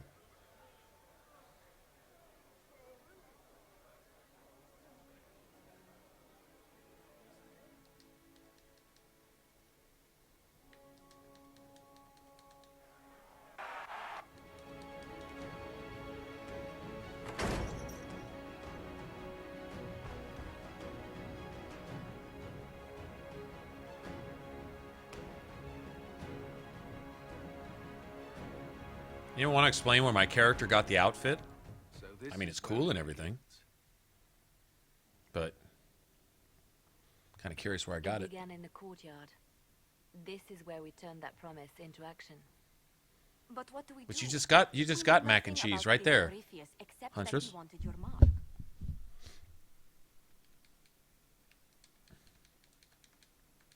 She's crossed. Let's go get that. Figure out what we need to get to. Inquisition, a dusty old ruin filled with battered soldiers.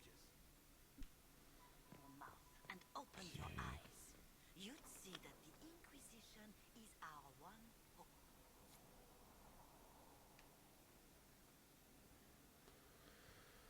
Let's go get that out of the way.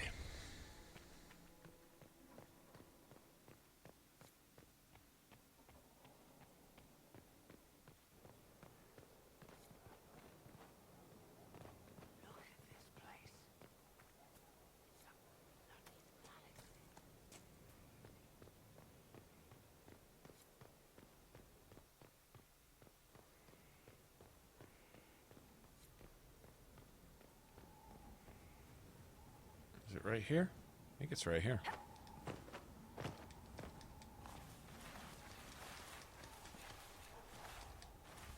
You okay?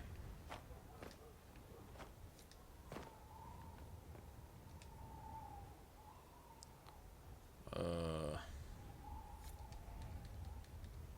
this out of the way. You've already dropped half a mount. If the wardens have disappeared. No. Inquisition. Okay. I'll meet you at Crestwood. Crestwood. Let me know That's. if you have any other questions. Oh my God! I'm not trying to talk to you. Stop it. We'll talk later. Fucking this conversation rape. Can I get out of this, please? Thank you.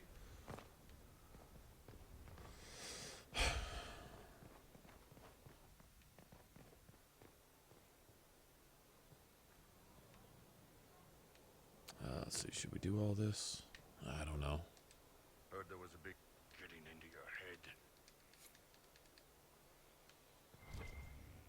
Don't really need him. I need Sarah.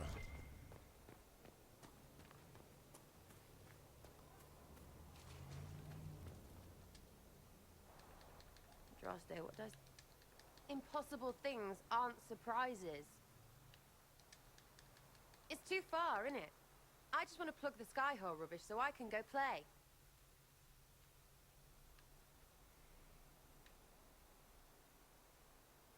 Keep calling it nonsense.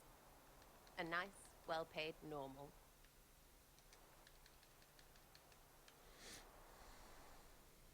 Okay.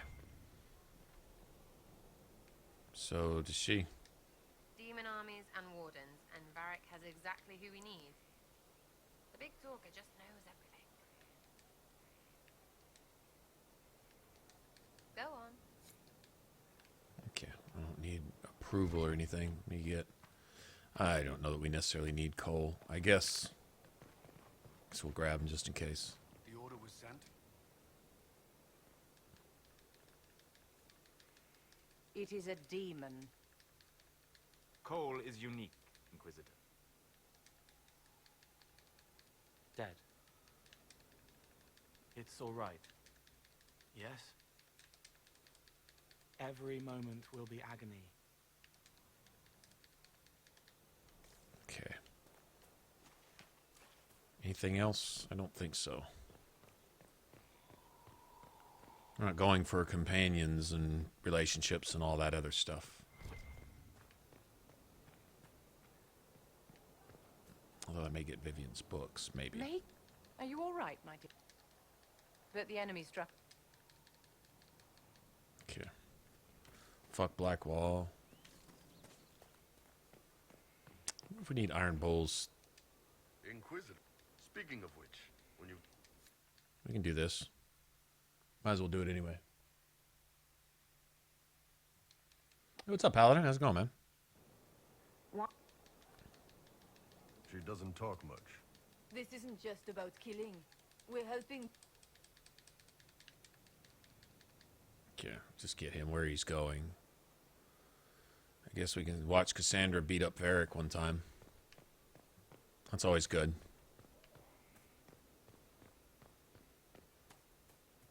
Colin's ready to report in so we can get him to get our trainers real quick. Get our Arcanists. We got to do all that too. Hawk would have been at the Conclave if anyone could have saved Most Holy. We all know whose side you're on, Varric. It will...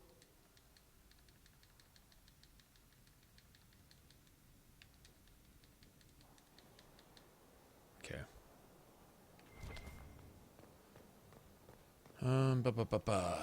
Yeah, let me go get my trainers, get my Arcanists. Do this the speedy way this time. Leave Blackwall just standing out there. Oh, let me go talk to Dorian too. Come to think of it.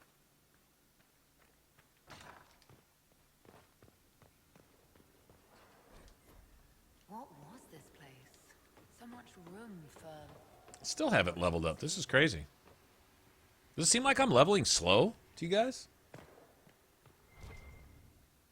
Seems like it to me.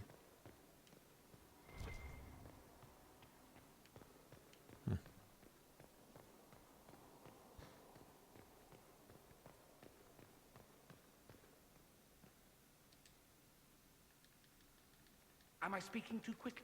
Distracted? But here we are. But if Corypheus is one of the Magisters who went... But no. If it's all the same to you, I'd like to stay and help the Inquisition.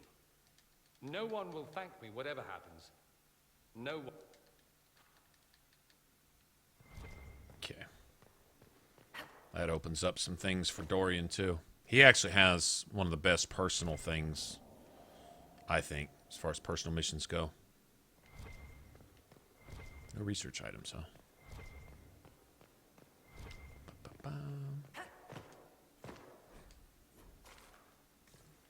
Let's grab all. There's a bunch of codex laying around, too. I could go read them real quick. There's a couple up here.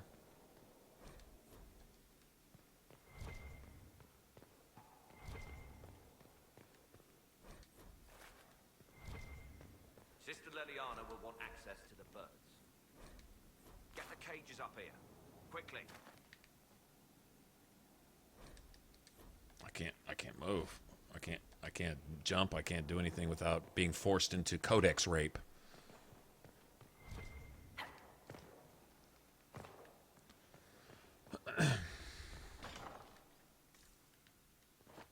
Okay.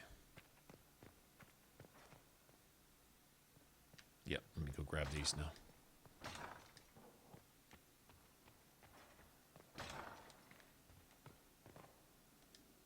I've made the courts disappear. It's the perfect place.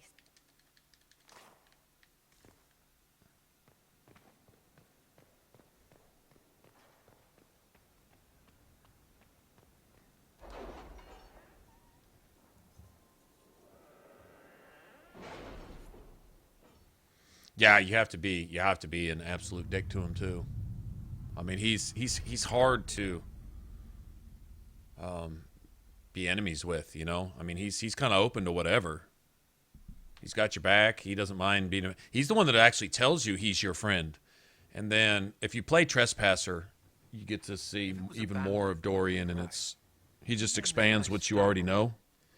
It's actually done really well. I mean, you're actually buddies, you know? I read the House of Armitage once built a fortress in the vicinity 5 ages ago, but the records are lost. Okay, I'm gonna want that.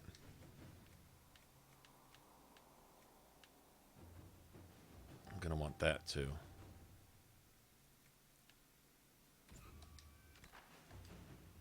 We'll just wait on that.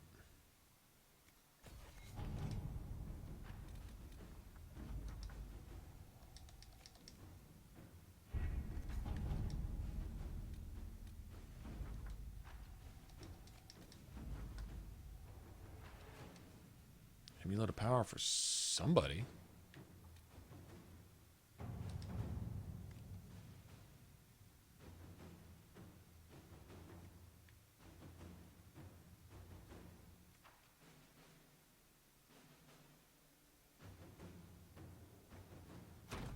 Inquisitor.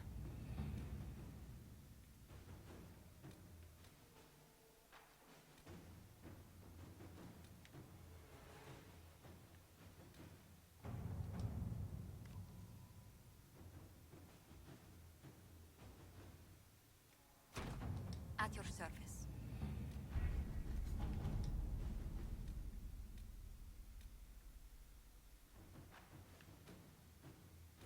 God damn it, I gotta leave, don't I? Oh, I needed Liliana for this. Oh, I can't. Oh, I'm thinking I need... Son of a bitch.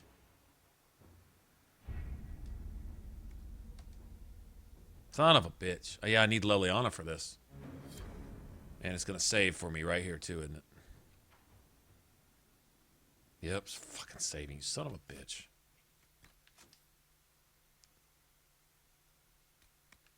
Okay, this isn't too far back.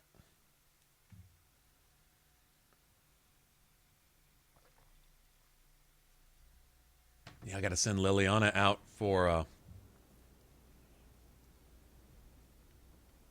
Okay, we gotta leave, though. Yeah, we gotta go somewhere. Let's go to... Anywhere, doesn't matter. Just go do something. Storm Coast, get that. Don't need to go there. I think if there's anything I left.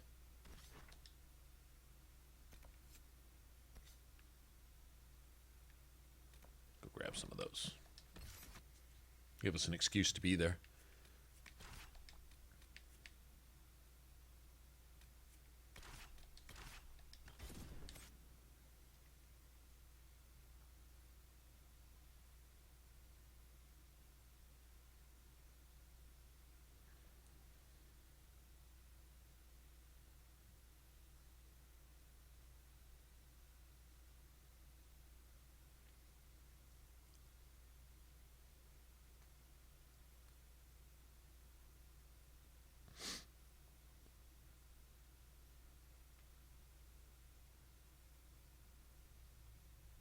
Everyone else probably gonna have a skill point here too. I think. No, not yet. But they will have that. What Oh, I don't have that amulet yet. I gotta go back to the war table again. Well, shit. Oh, let's go get some, Prophet's Laurel. There we go. Sounds like a plan.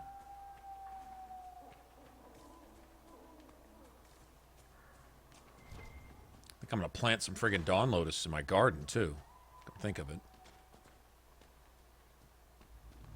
Sounds like a plan.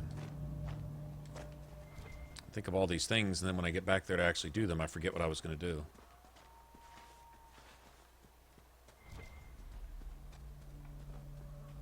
And not a lot we can do here until we unlock the Darkspawn bullshit and all that other stuff. Boy, it'd be awesome if we pick like 9 or 10 multiples of these. That would be amazing. I never get lucky like that. There's 2 Prophet's Laurel right here regardless, so I'm going to get at least 2. I think I needed 5. I only had 2, so... Where'd it go? There it is. Just 1. It's always 1.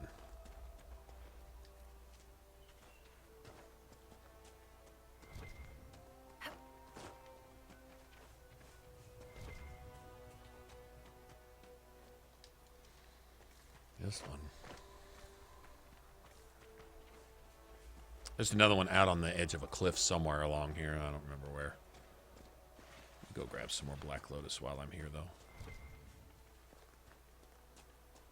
Might as well. We've been searching the region for resources. Commander's orders. No small Yeah, you task could have to kept put that. us in trouble, but I've some supplies here you may find useful.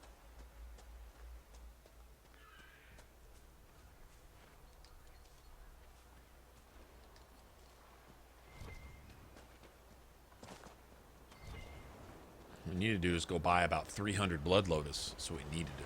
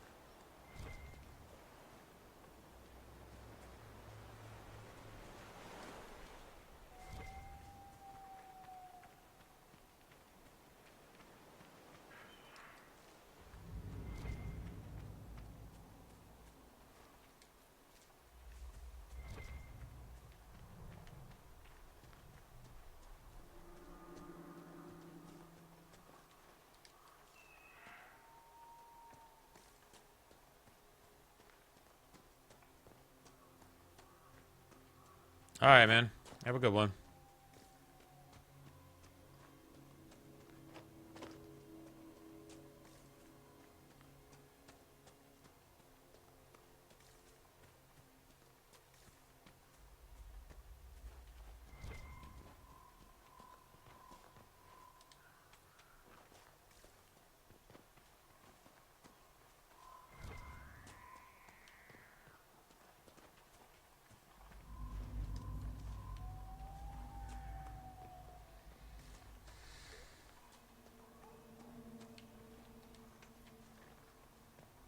I'll probably find the Rebel Mage along here somewhere, too. Might. Kick his ass, we run across him. Then we might as well just go grab our stuff.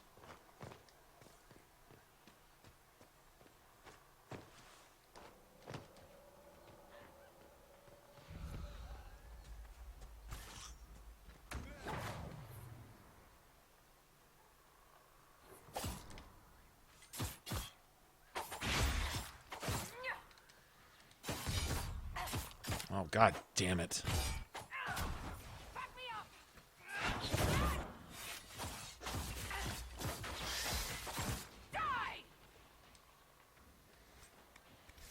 Forgot to switch out my stuff. One down.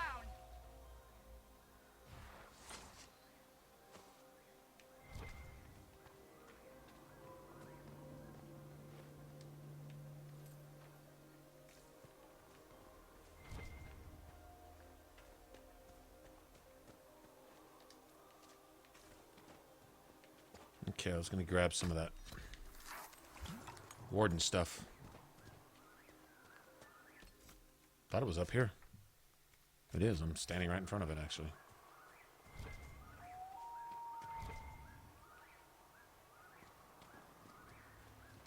It says I am. Maybe it's down here.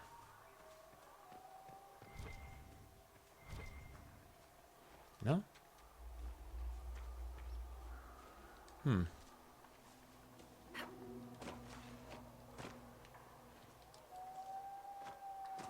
Ah, there it is.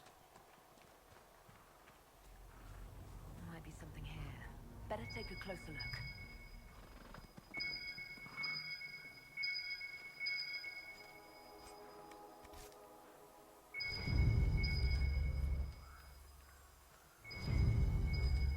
The wardens were here at some point. This camp was abandoned some time ago.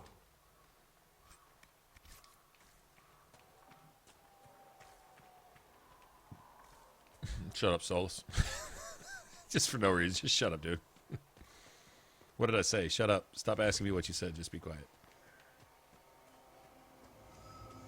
Oh, I'll take that shard that I had no idea was even there.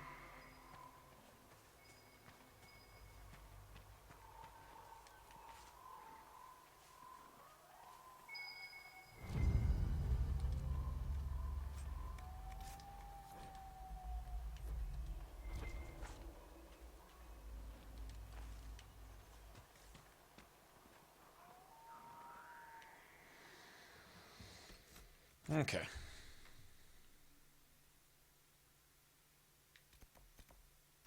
I got that shard out there. That's all red lyrium stuff. Nothing I can really do with that. A bunch of shit here, huh?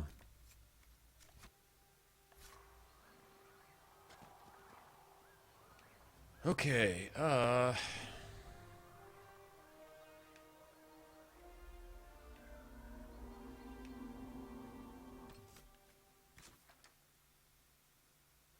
don't think it's anything else I need here.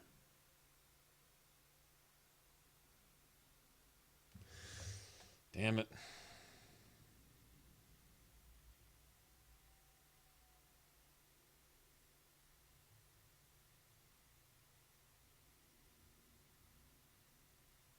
Wondering if we shouldn't, yeah, because I was doing the stupid stuff at the, back at Skyhold. It puts you in your little dress outfit or whatever. I just haven't changed back in armor yet. Anytime you do that thing with Iron Bull, the little cutscene where he goes and talks to people in the camp, it puts you in that, and for some reason it takes your armor off.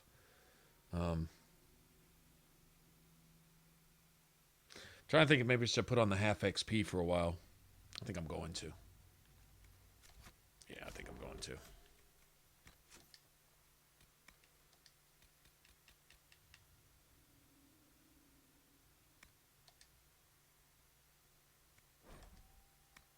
Yeah, we're going to play with that for a minute.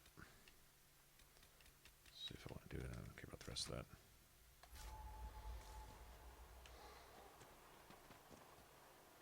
Okay. So...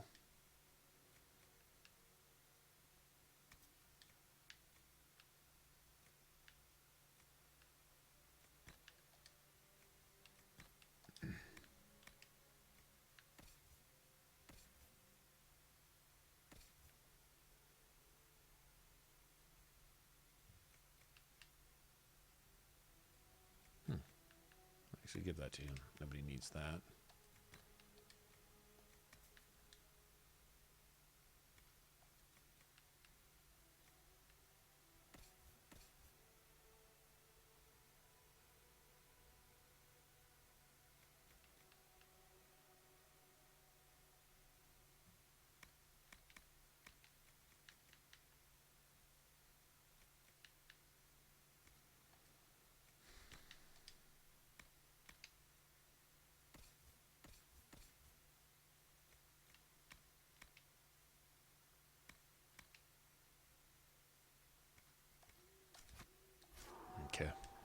Yeah, we're going to roll like that. We're going to do some farming for stuff.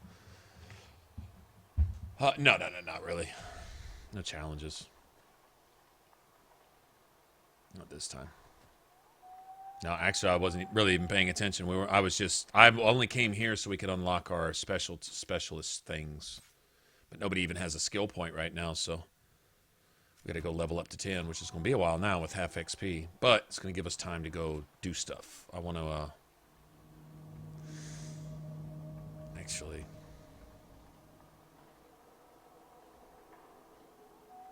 Might be better to turn that on when we hit level 15 as opposed to now. To be honest, yeah.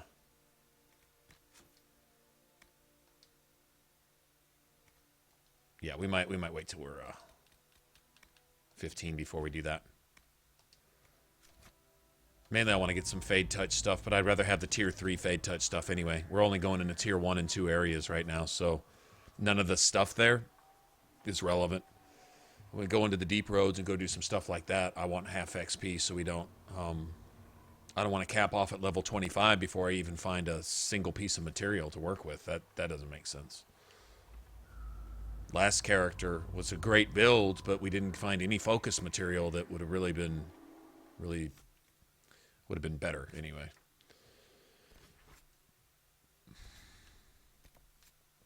Okay, let me go get my trainers and shit this time.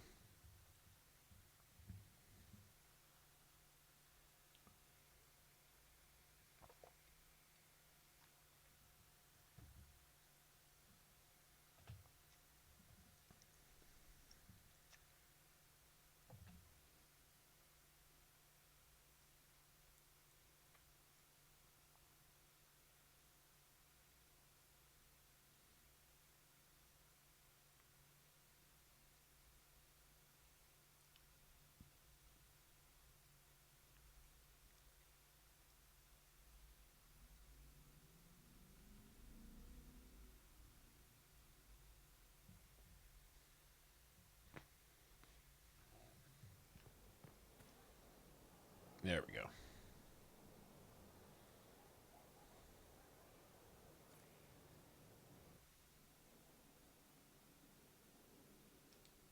Word is the courts in Royale are full to bursting. Distractions everywhere. No one has time for proper arguments. A land needs law. Or it's decided.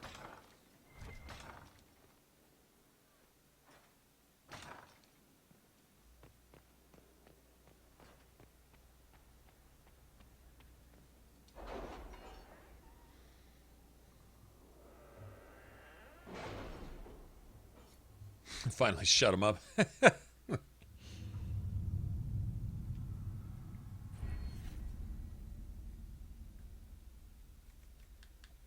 Actually,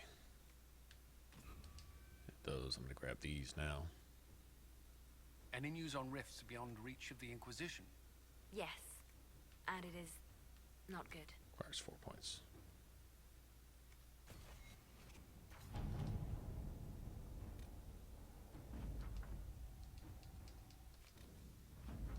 I'm not sure who this amulet is for, though.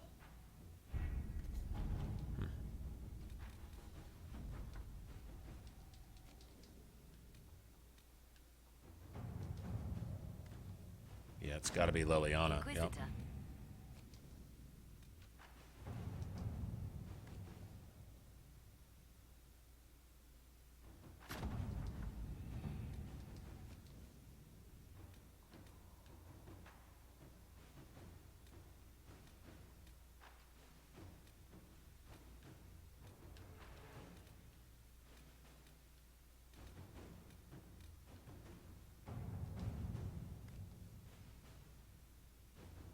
How are the rescue efforts?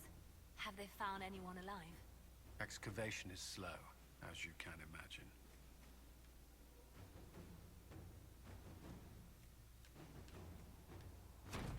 Inquisitor.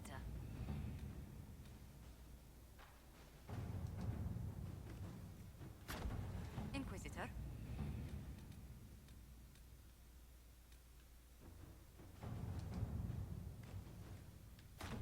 To work? That'll work. Okay, now let me get out of here. Got a lot done right there.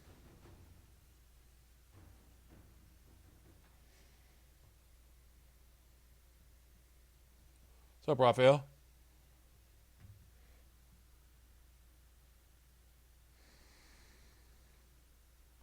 What mission?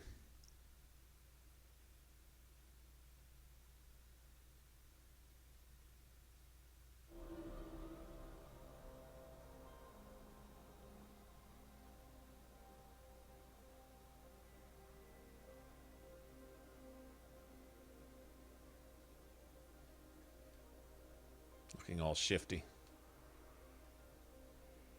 I wonder who that amulet was for, though.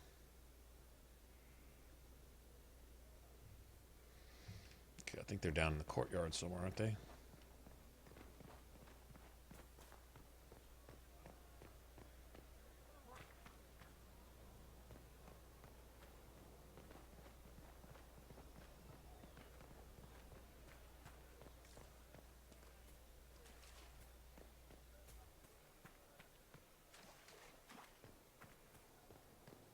He's in the Dales. He fights for the people. Let's see. Is it this guy? This is a fine fortress. It's very quiet. I am keen, Inquisitor. I bring the Maelstrom, the Tempest. Are you interested?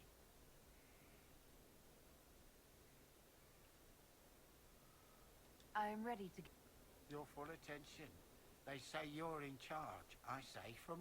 That's how you create victory. You wade in, smash a glass, make a mess, and change the battle from within.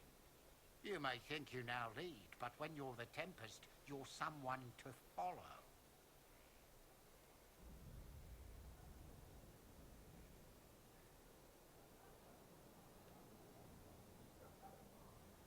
Very well, let's...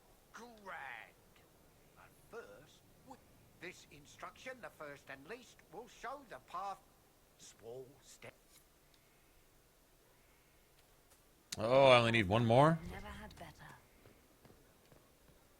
Okay, I don't need to talk to the rest of them.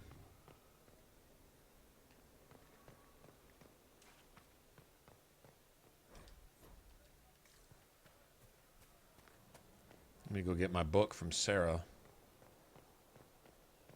I know she's got it up there.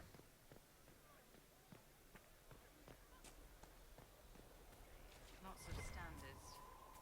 That'll guide the dragon right in.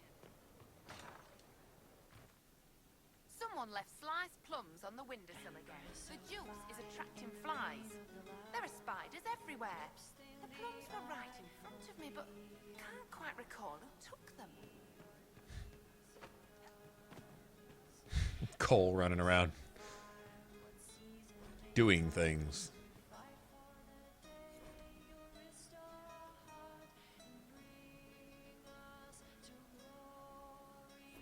Need one of those essence things. Just one.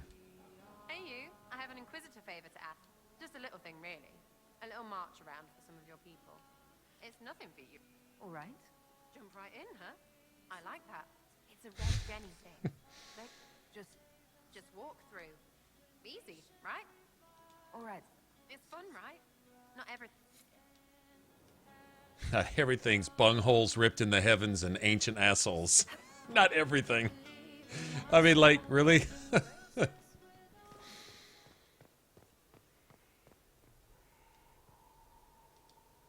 you. Your worship. I'm serving now. In a different way. Flissa, it scared her so bad she joined the chantry. Flissa's awesome. Yeah, Varric's got the book for the other book you need, I think, somewhere. Oh, I didn't talk to the trainers, so that's fine. Now we just need to get an apparatus, so we need to go to whatchamacallit? Crestwood. I need to go get my amulet anyway. We're going to go do that right now.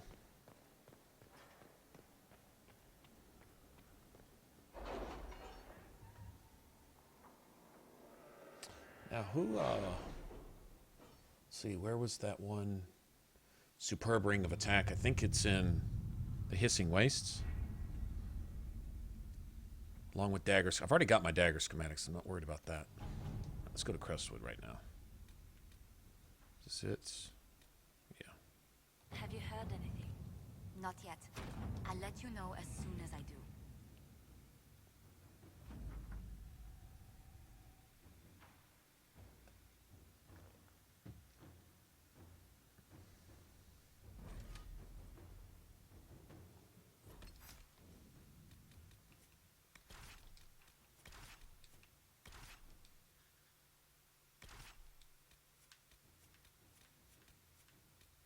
There we go.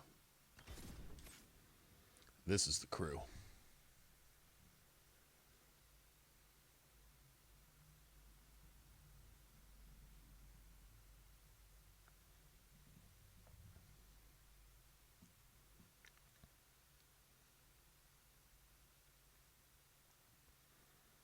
Artificer's not OP if you play with friendly fire on. Go ahead and use all those traps and shit if you want to. Kill your party and yourself. That'll get tiresome real quick.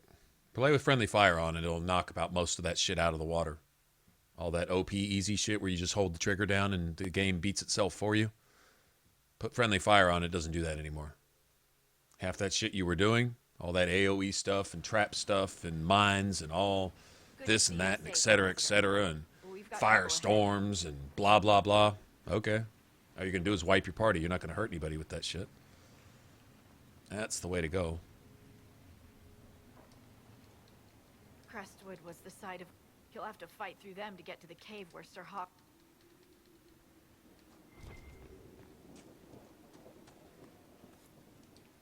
Inquisitor, I have something for you.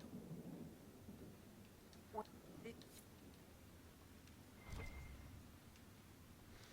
Okay, now...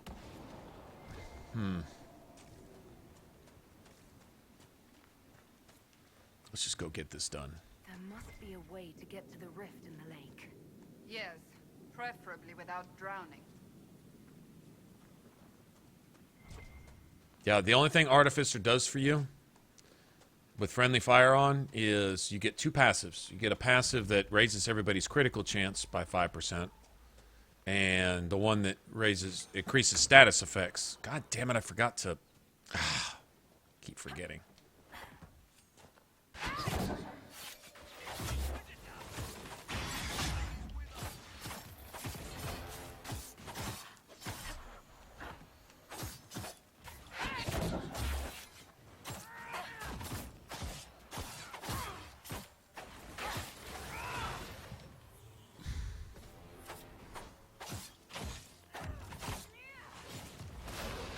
Oh, just die. Yes, thank you. I'll go back to the village, miss. These roads aren't safe. The Grey Wardens thank you for your aid, Inquisitor. We heard he'd passed through here, but the village... I trained under him. If the Inquisition... Sir, are you sure we can't... Yeah, it just gives you really two passives. The rest of the passives in that tree, I think they give you shit like Constitution and stuff, right? I mean, isn't it some like off attributes? So they don't even do much for you, if I remember right. But I don't think they're part of Corypheus's plot to seize the order. yeah, none of the every ability on that tree is friendly fire except for the focus ability, and that's only for archers. So if you're playing melee, it's like that's irrelevant to you. If you're playing friendly fire, it's, well, still kind of irrelevant, to be honest. Okay, so what I need to do, put my ability back on. There we go. I mean, we can have this available, it's just not here. All right, so where do I put that? I think I'm just going to set it right there. Then we're going to put something on right bumper. We're going to pick a tonic to use. Just don't know which one yet. All right, we can't unlock her shit yet. Dorian, let me build Dorian up real quick. First, let's do this.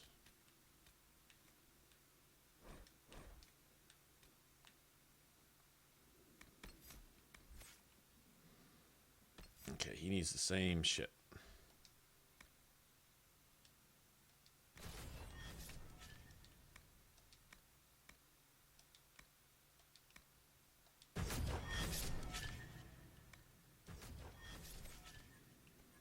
make sure he gets these.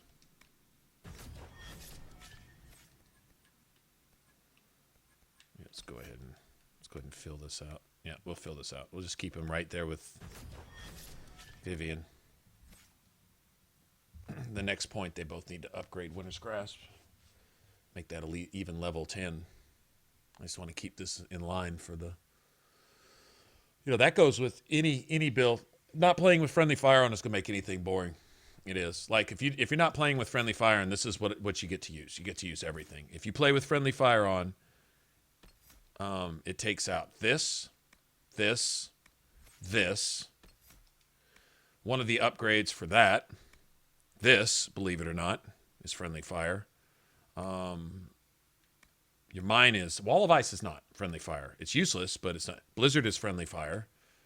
Let's see. Chain Lightning is friendly fire. Lightning Bolt is friendly fire. Static Cage is not. And Energy Barrage is not. So they leave some skills that you can still use. If they took out all your skills, well, that would fucking suck. But, you know, so you still have some stuff, but it's mostly tactical things. And the skills that they left available for friendly fire specifically are designed to only have synergy with other skills, where if you don't use them together, you will not have success. If you can't tear targets down really fast individually, you're going to get your ass kicked. And all that AoE shit, I'm just going to nuke that mob with an ice blizzard. Okay, well, let your tank get caught in the middle of that. I guarantee you, Cassandra, full guard, full everything, full invincibility, gets her ass destroyed before you kill any enemies with ice blizzard. All you're going to do is just destroy yourself. So throw that in there, and then it requires you to actually think about your build at least a little bit.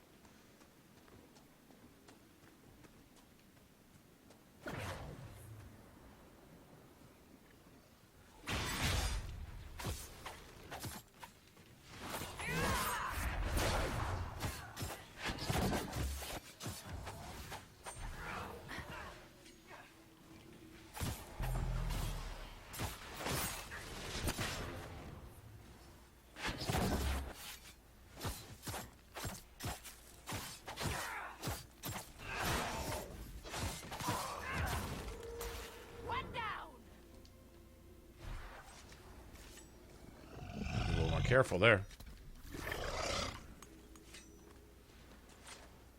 All right.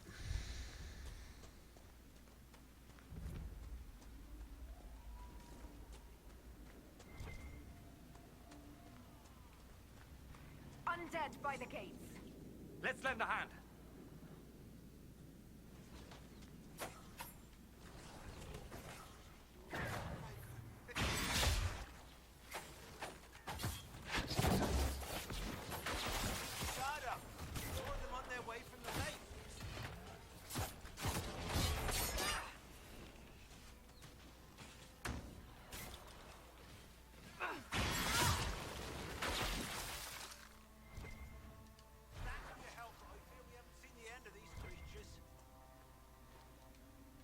How many did we lose? No one this time. Did you see? The corpses are coming from where old... What could it be? A lot of people we lost back in the flight.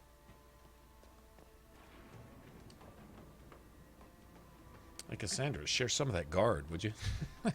I need some of that. Some of that. Oh, Witherstock. Yay. I got a free Witherstock. That's right. All for me. Okay, I can't go into any of those yet. Please.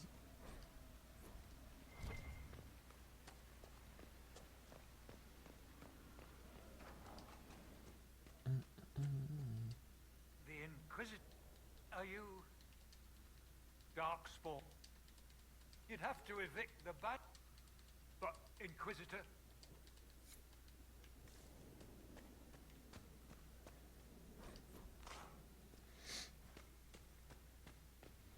All right, let's go take a keep so we can get true grit.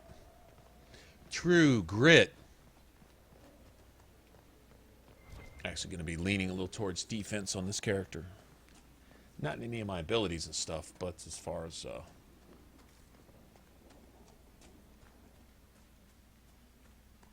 of the perks and stuff we can pick. Defense is good. Having Cassandra and Vivian along is going to help a lot on that. It's the whole staying alive thing, you know? Actually, where's that little side path? Does a merchant ever set up shop there? I don't think so.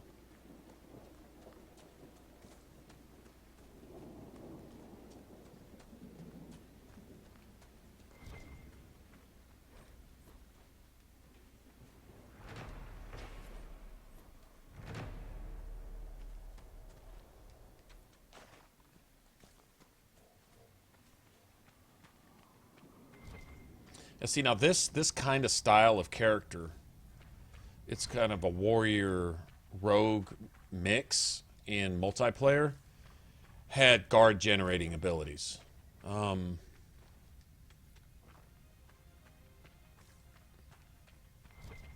come crying to us if you get yourself in trouble.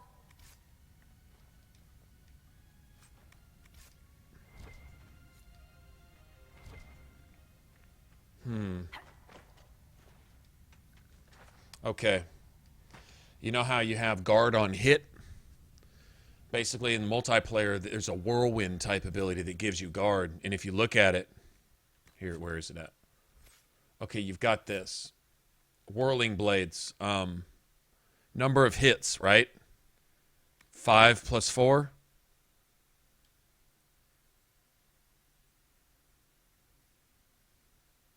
That's kind of cool. 5 plus 4. If you get gain guard on hit as a perk on anything, on your armor, whatever, like put Fade Touch Silverite into your armor. That would probably be the ideal. 5 guard per hit.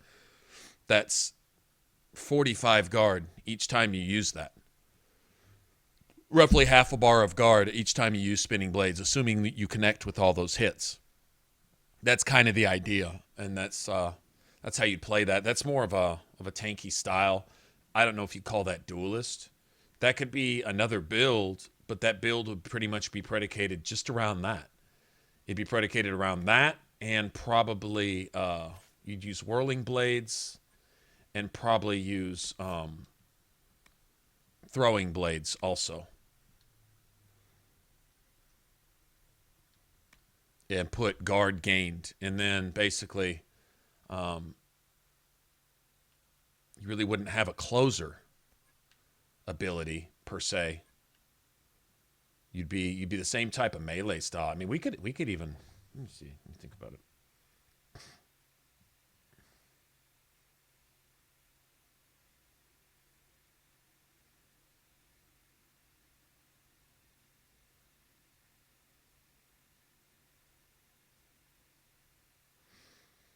You don't get guard for blocking, though. Obviously, you're not a warrior, but I don't think it's going to play on Nightmare, though, because guard doesn't really do anything for you. Warriors benefit from guard because you can increase your armor, and your armor rating makes your guard more effective. Your guard kind of plays off your armor and vice versa. And so, like with warriors, where you can stack a higher armor rating, extra bonus guard, bonus amount of guard, where a full bar of guard is like a bar and a half, and it lasts longer. That's why Cassandra's so durable with her guard, is she has buffs and passives to support that. Just generating guard is a rogue. I mean, you basically be using Whirling Blades. God, that would work well with your mages, though, wouldn't it?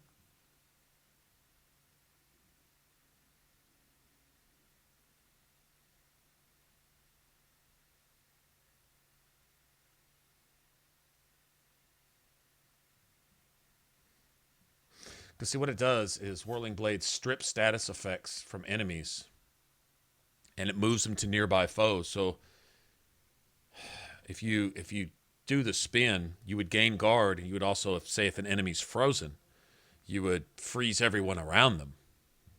And if they're feared, you would fear everyone around them. And so on and so forth.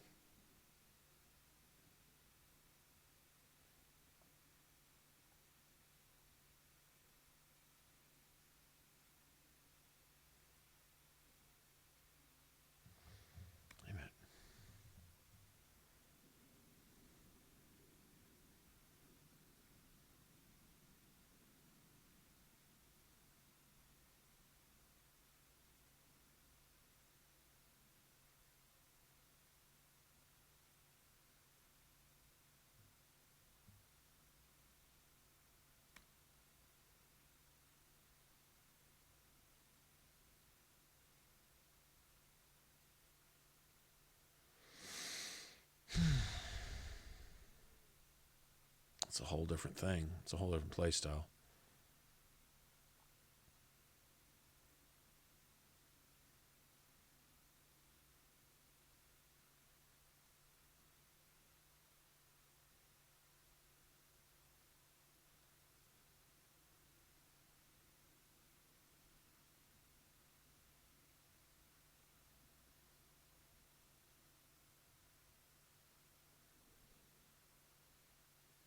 I don't know.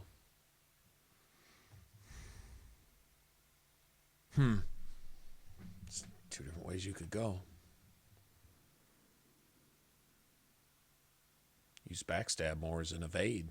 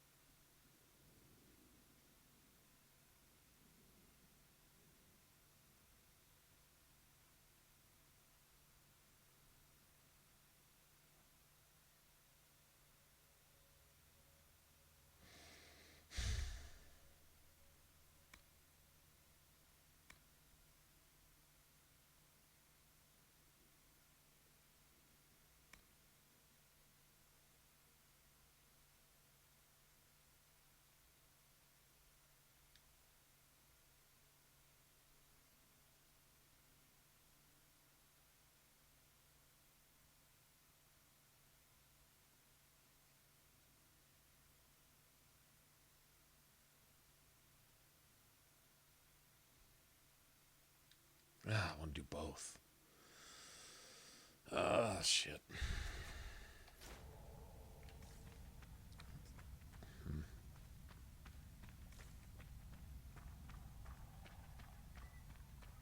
really does work with two mages, though.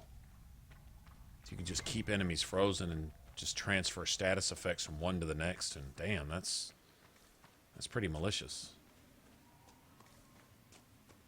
We'll level up right here, too.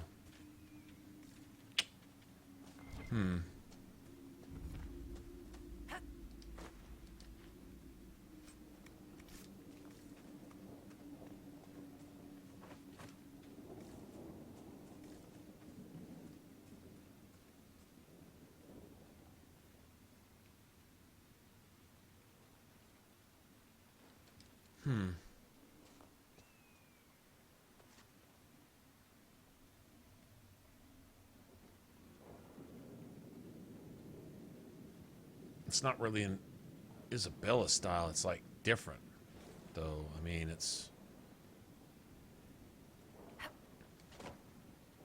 If you got two mages freezing your enemies all the time, right? And you got Whirlwind, which can constantly just, like, extend that in a range around yourself. I've always been a fan of that, the spinning blades thing, whirlwinds, that style thing. I always like that. It's one thing I like about the upgrade to block and slash that comes with the DLC is you can upgrade it to a whirlwind style thing. You don't gain guard, you just do extra damage. That's the thing. In this case, the spinning blades, that's...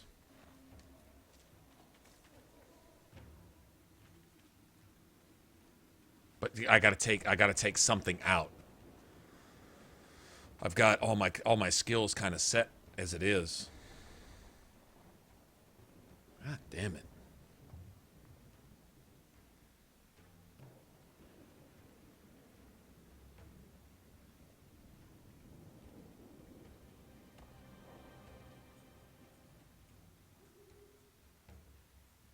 Oh, let me look at something.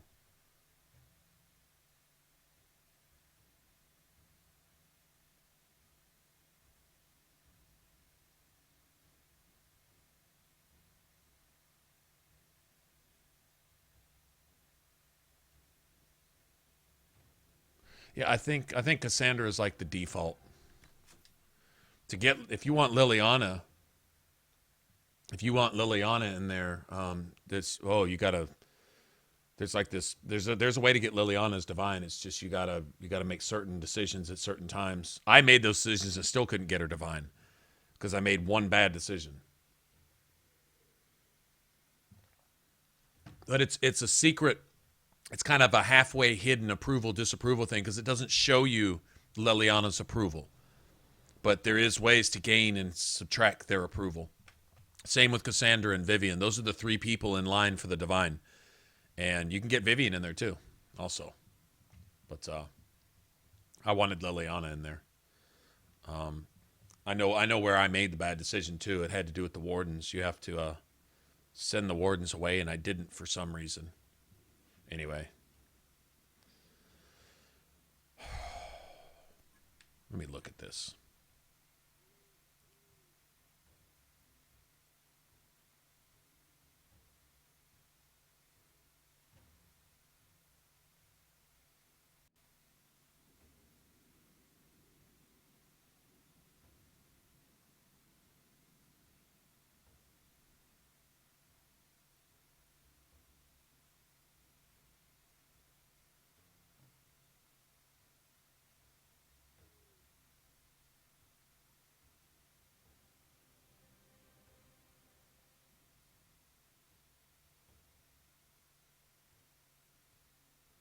Damn.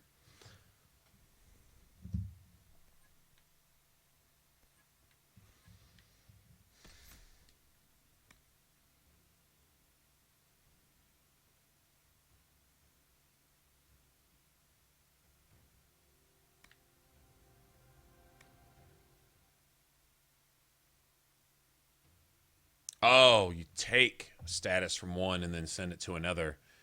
And then effects are not removed from stricken foes. Okay, I get it. Okay, so this one, like say you got a frozen opponent, you can take the freezing off of him and give it to everyone around you. And then with the upgrade, you leave it on him, but you still give it to everyone around you. I get it.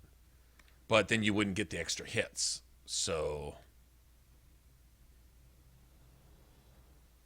that's just a guard generator. That's a guard generator. That's all this is. It's a guard generator. I mean, the status effect thing is great, but the main thing is being able to generate guard. You can only generate it every 16 seconds, which is a pretty short cooldown. But I don't think you have anything to shorten your cooldowns, unless you use that. Well, there's a flask that becomes available. I think I'm going to stick with what I got. I like this duelist style here. I think I'm going to stick with it. I mean, the whirlwind could fit too, but it's a totally different thing. I'm still taking all these passives, though. That I am going to do. All right, I'm just going to be content with what we got for the time being.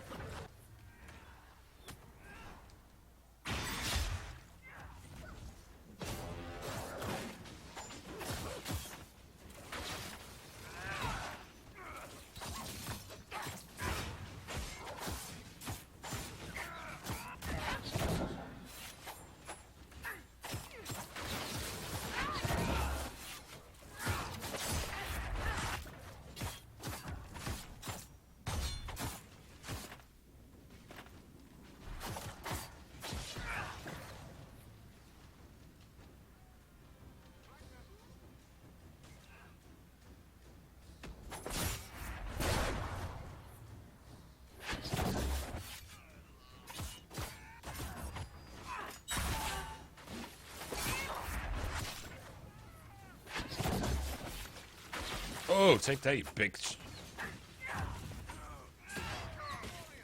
Oh, Cassandra just busted his ass. Oh, wow, that's... He was climbing the ladder. She said, this is my roof, bitch.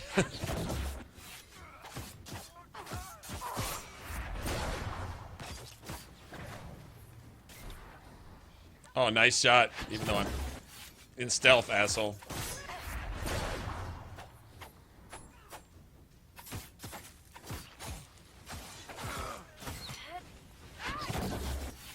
I'm getting tired of you. Yeah, you gotta die.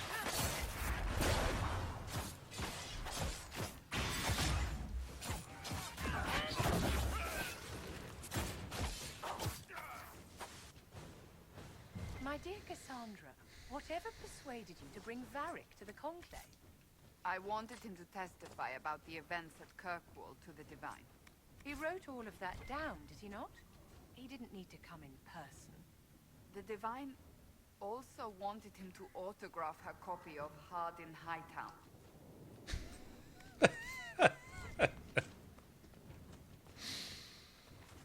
Oh, let me go get my sad splinters.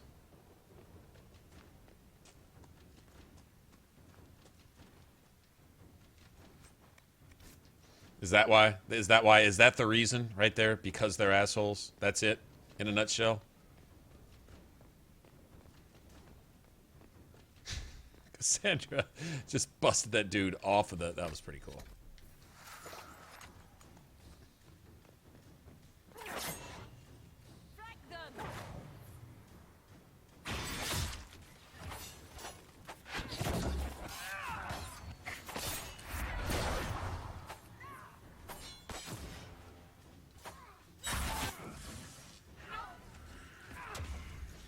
How am I dead?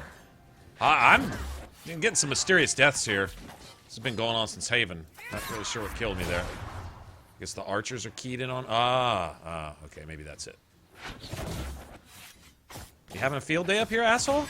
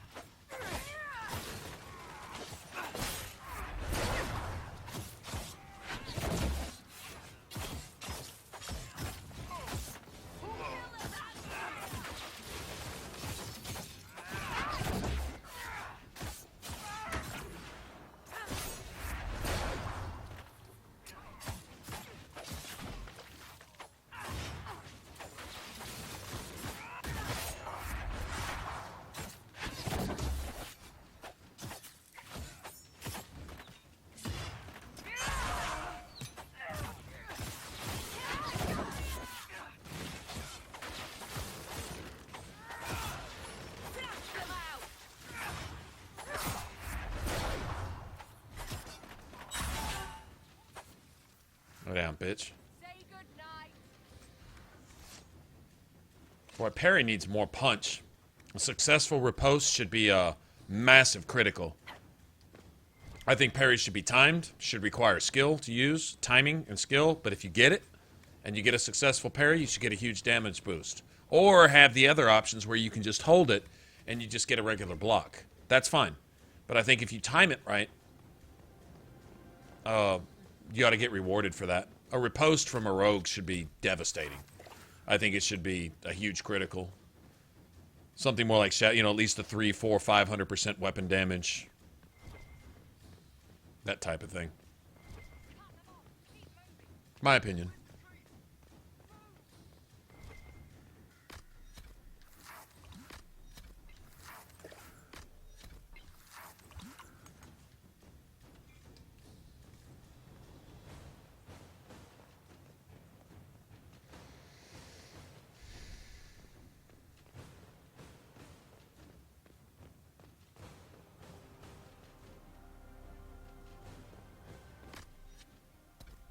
She doesn't have any fucking... Oh, no, I forgot something.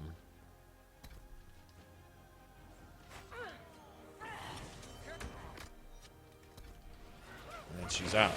Although I can swear I...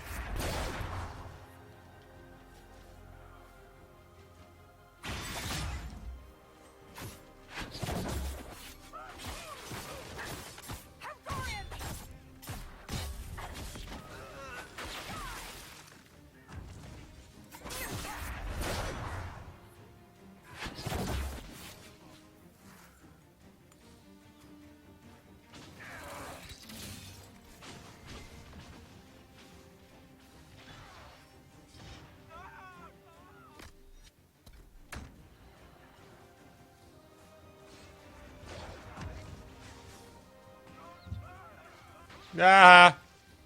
Ah!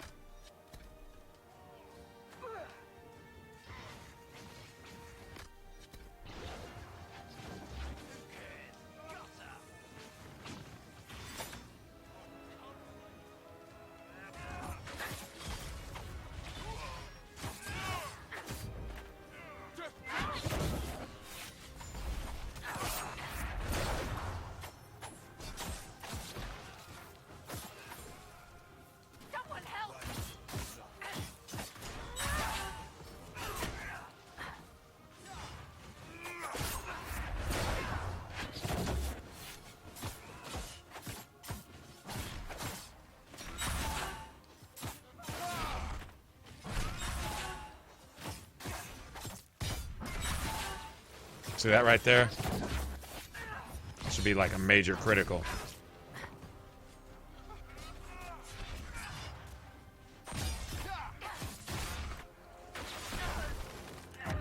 God damn it. I was trying to block.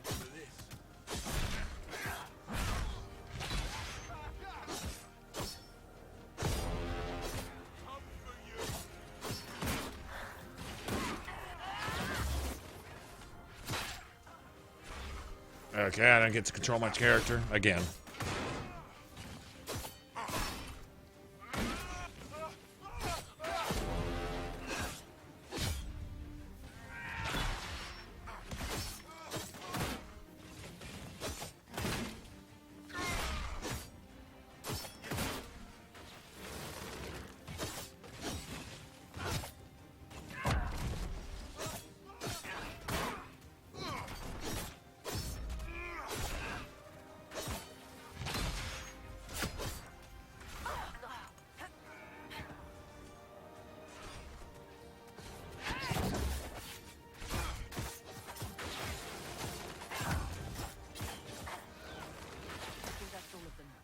This place would be an asset to our agents if you claimed it.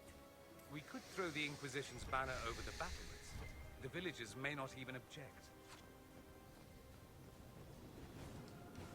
Gotta be doing a lot more damage than this.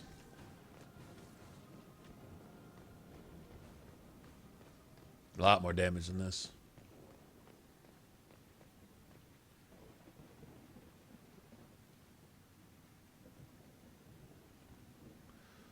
No, it won't, because if you want to reduce your strength, you won't be able to hit anything.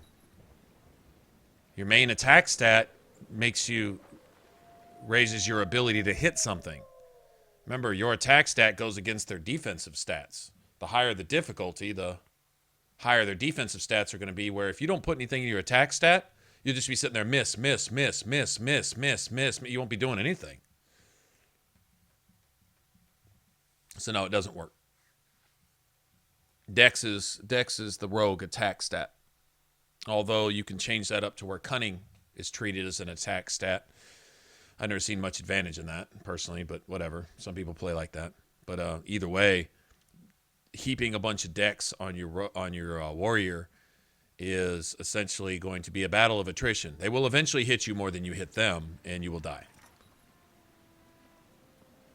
Strength is your attack stat. Dump everything into strength. You're making up for your lack of defense with tankiness as a warrior. The main thing is, if your tank is doing their job, you shouldn't be getting pounded on all day long anyway.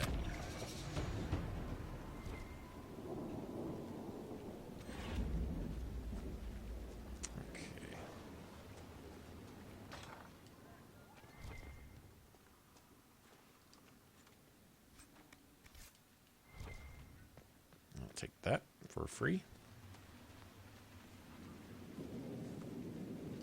Welcome, Inquisitor. I'll have some information for you once my Butcher's last message. For what they're paying, the roads are nearly deserted.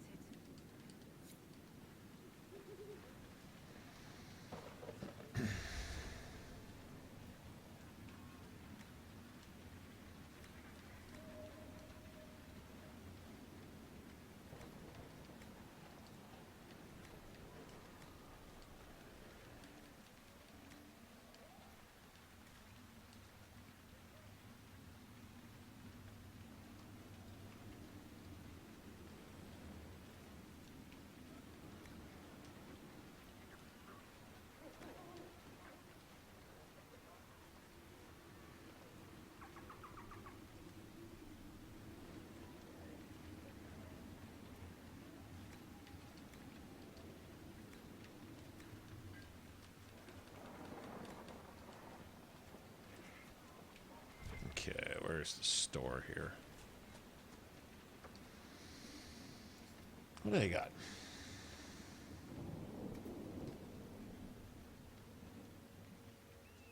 What? Faster movement speed while in stealth, huh? Really? That's kind of cool.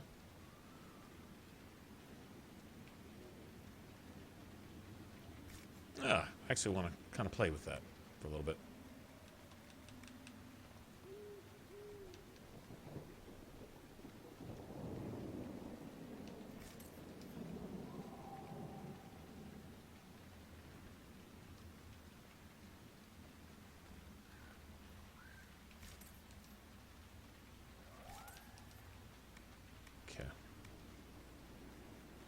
There we go.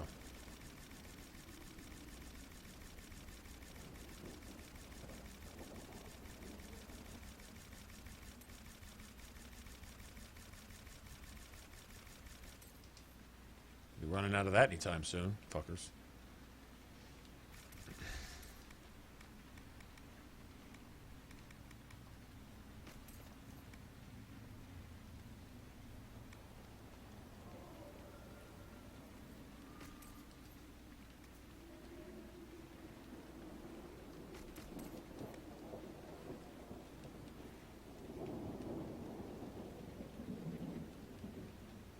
Blackwall.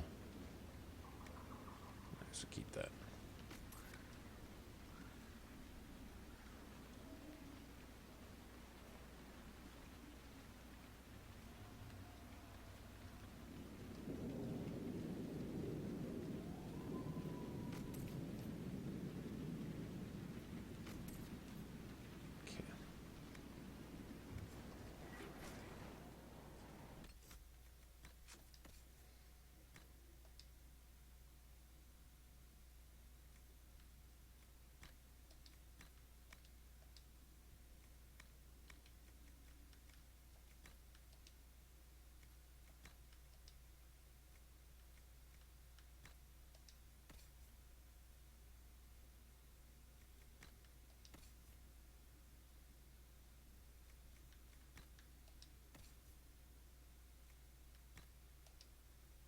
I wouldn't have done that.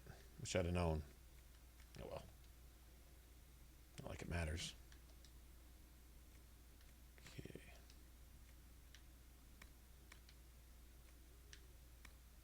Oh, throw that away too. Okay, good deal.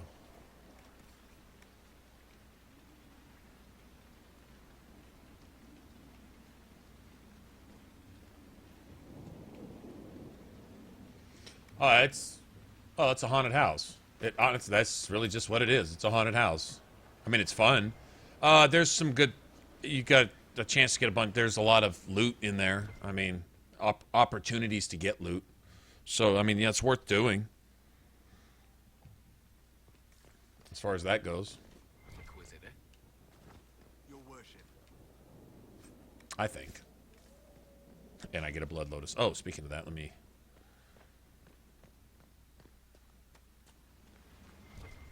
Max out everyone's stuff now.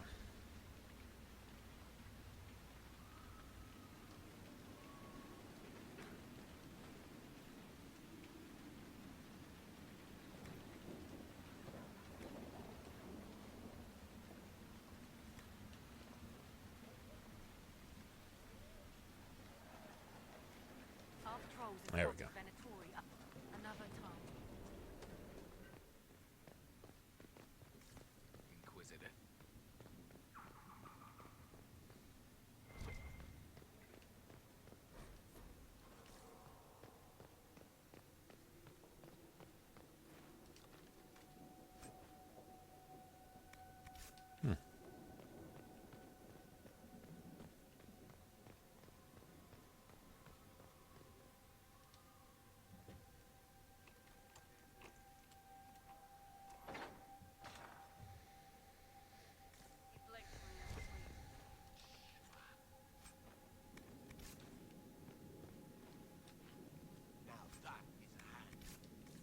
Might need that. There's always tomorrow, Scriber. He blinks when he has a sweet. Inquisitor. We're, just... No.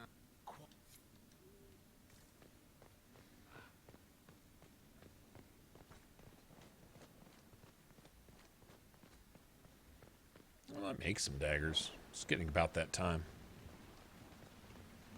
Think of it.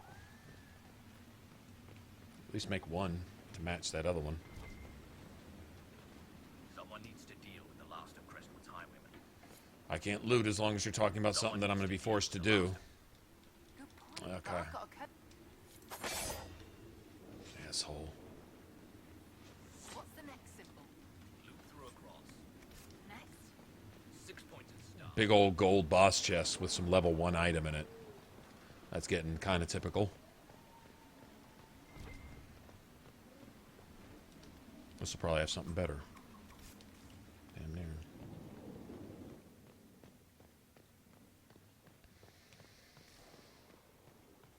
Okay, let's go drop the water. Your worship.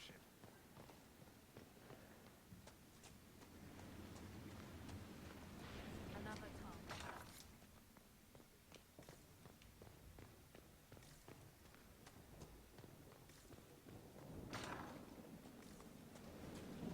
That's supposed to be poison in the air in there?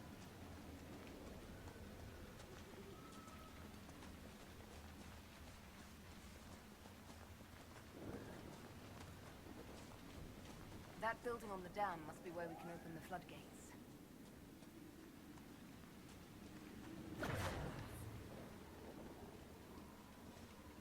Well, I kind of like that. That'd be cool to increase that by about 50%. Just zip all over the place while you're in stealth.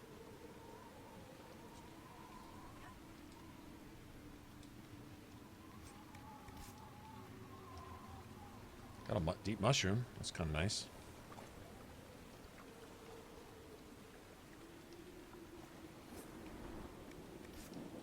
Sidestep dagger. I don't even know what that is.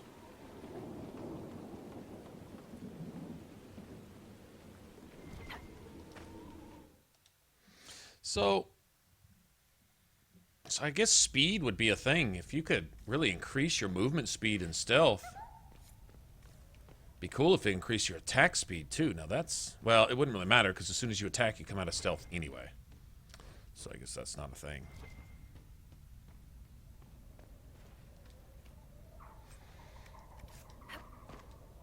Now I've got 2 of those.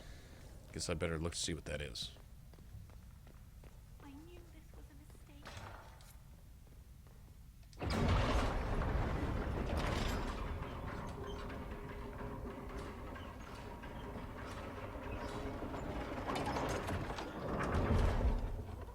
Hey, what's up, Jesus? How's it going, man?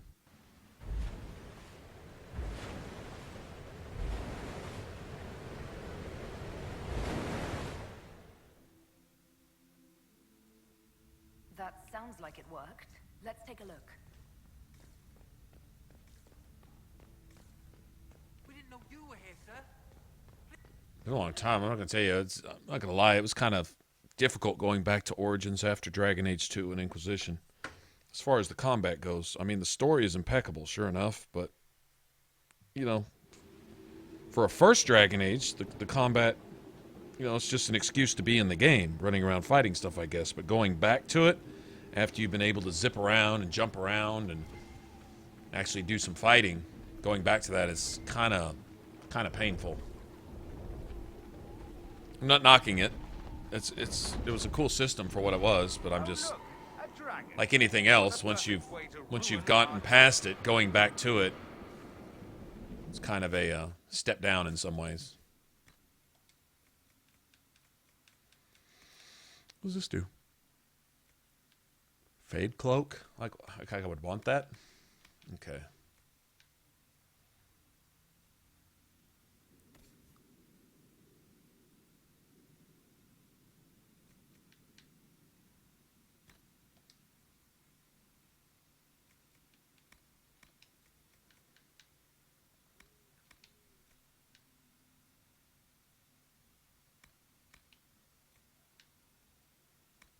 Level 13, no shit. Okay.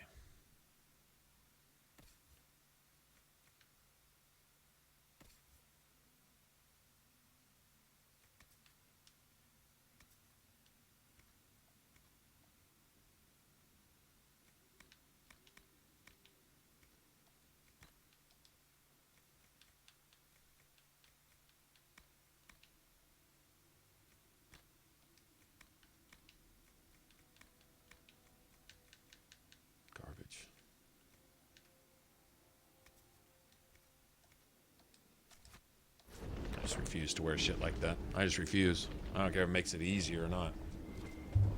Just not gonna do it.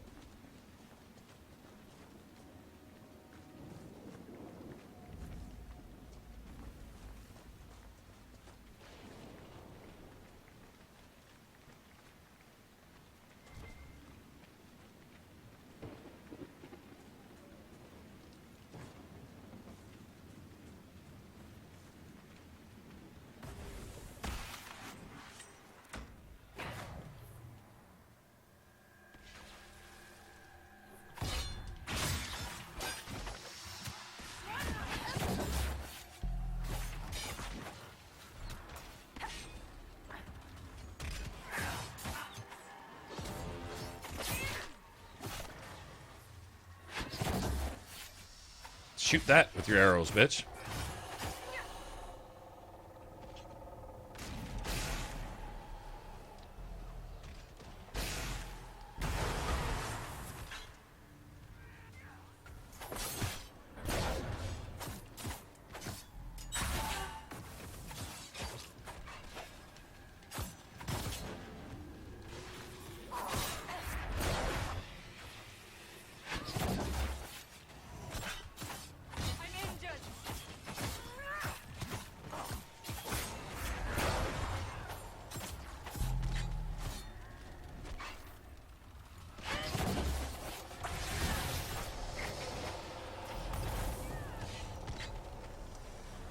Oh, we got this bitch over here.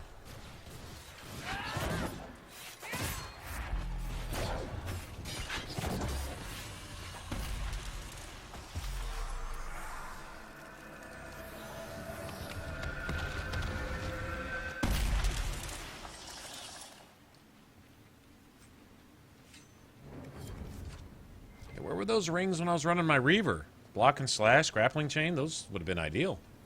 So I got the critical ones.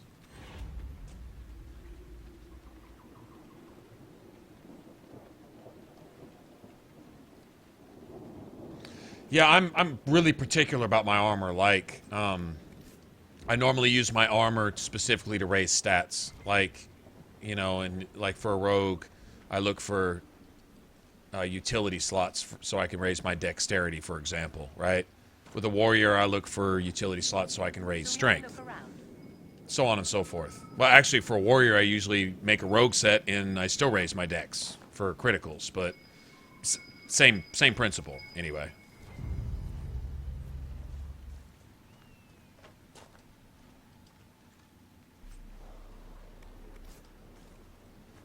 Now, it's too bad strength can't be used as a, wonder. Willpower. Cloth. Bet you cloth raises attack. Well, it won't. No, I'm just thinking out loud.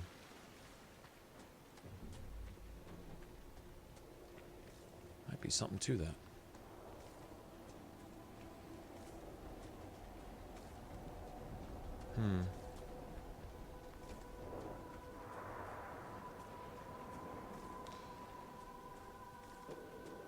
Might want to look for cloth slots on my gear.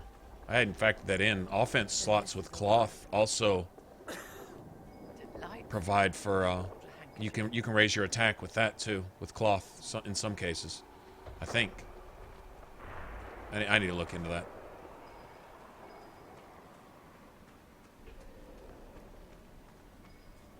Raise your willpower, but I mean,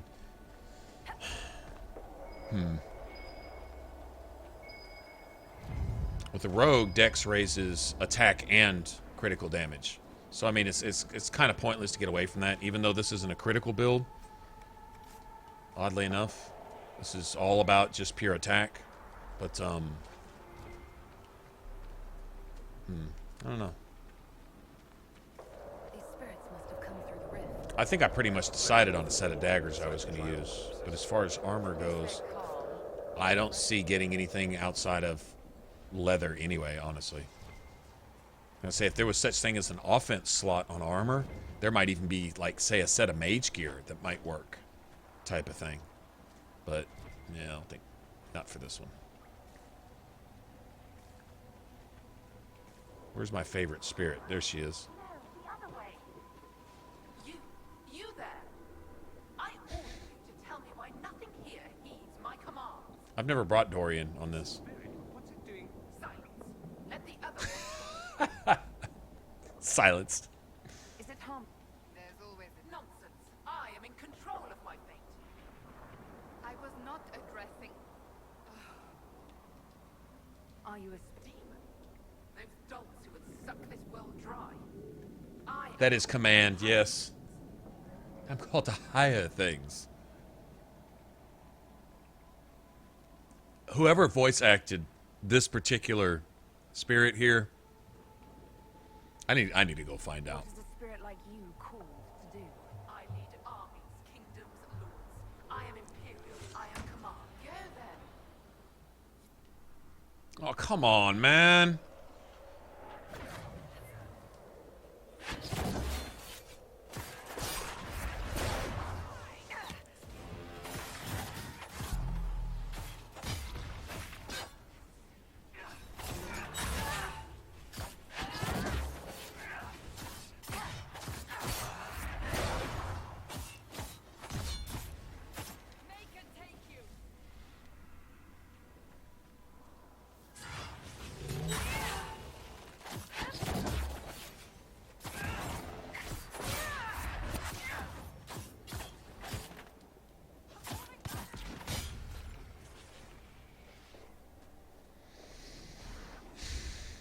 Stop with the bullshit spawns. Or take this out of a spawn area. Seriously? Ruining my dialogue with that bullshit. What's so distressing about the real world? It ignores me. I order the bolts to depart, but they do not. I bid the sky draw close, and it stays still. So arrogant. Why haven't you gone back to the Fade? I will not be denied. I will not be denied. Then I feel compelled to help you. I pledge myself to your service. Excellent. A creature made of rage had the gall of killing a demon. Awesome. She's just here, just chilling, just being all, you know, all authoritative and everything. One of my favorite characters in this game, I'm not gonna lie. It's the voice actress. She's just amazing at carrying across that whole arrogant, arrogant tone of voice. Crestwood's mare. Damp but legible.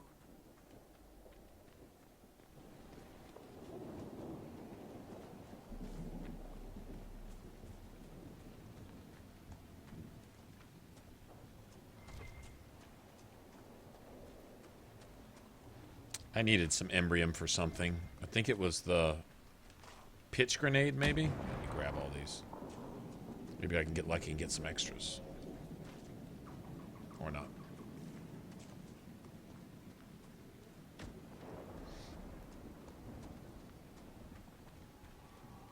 Where does this lead? It ignores me. I feel compelled to help you. Excellent. Oh, man. It ignores me. I bid the skies draw close, and she's trying to close the rifts. That spirit there, trying to close the rifts. I bid the skies draw close, and they do not. What's wrong with it? I don't see how you people can stand it. It's just awesome.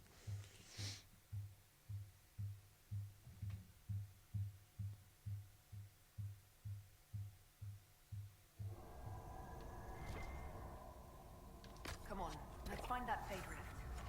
After you, my dear. A path. Did the villagers use this place for anything? Doing the moonwalk.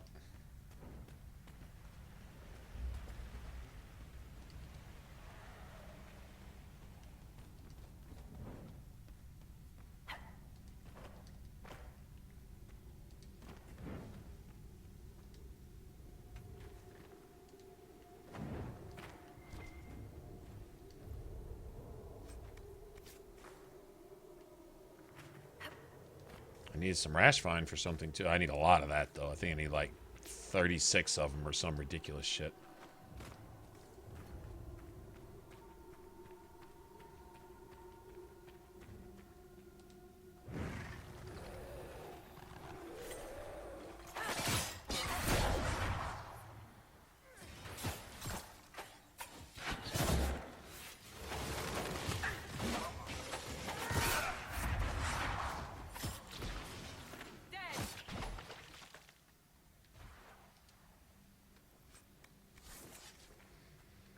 Well, I'm gonna get some Fade Touch stuff someday. Get out of my way. Now.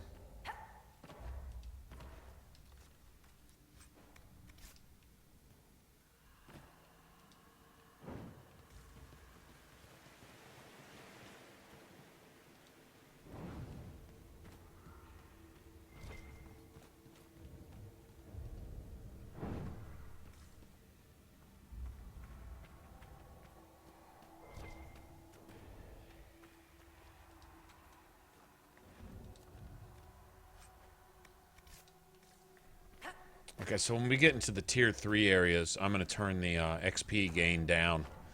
We're going to take some time, kill us some Templars, and etc., etc. At least give ourselves a chance to find some Fade Touch materials.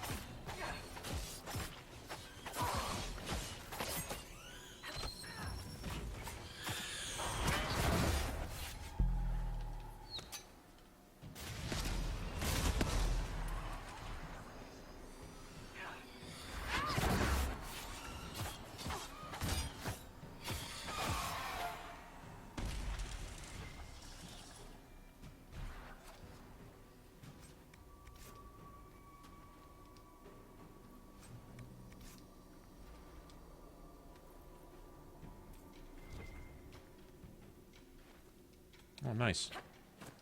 Take them. One at a time. I'll take them. Better than nothing, right? I think this is tier 2 stuff. So I'm surprised I'm not getting more than one of those at a time, too. We'll check that in a second.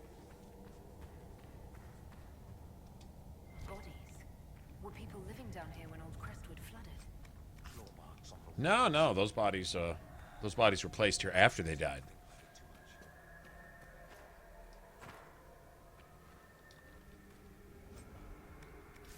Oh, nice. Somebody's getting that.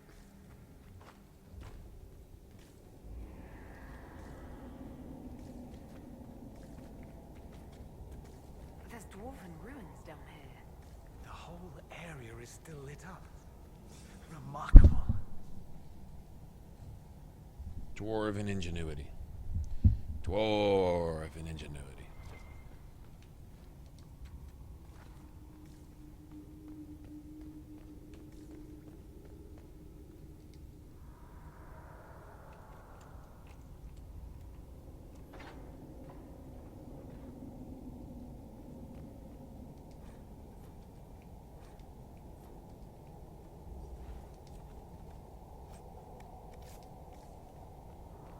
Always that same ring there. I guess that's set loot.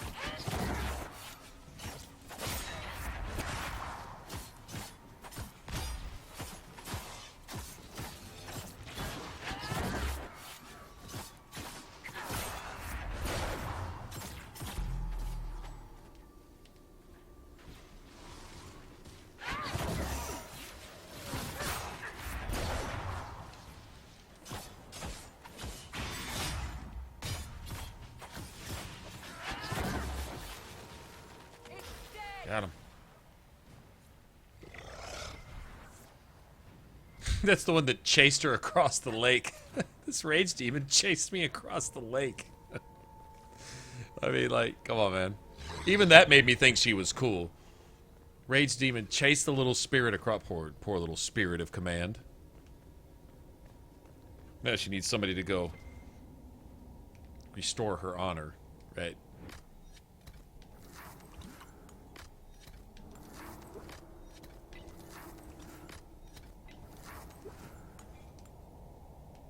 I win. Might as well go grab all this, too.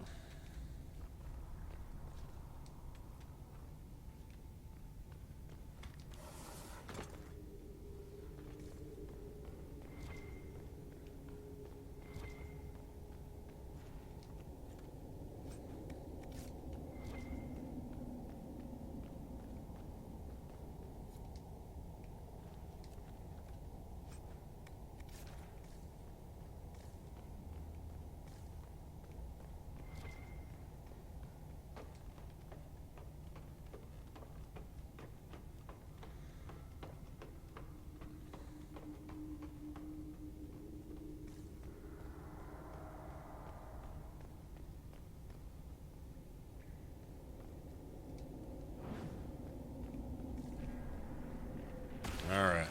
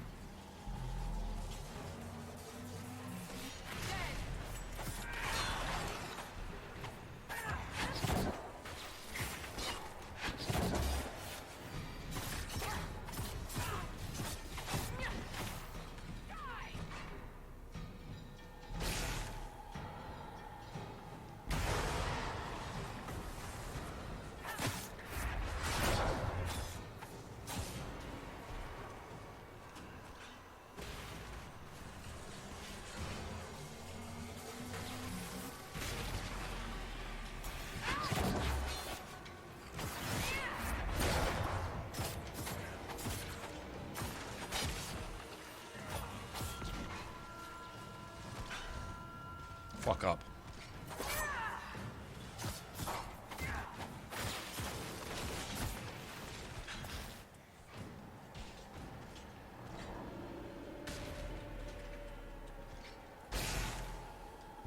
More coming. We're ready.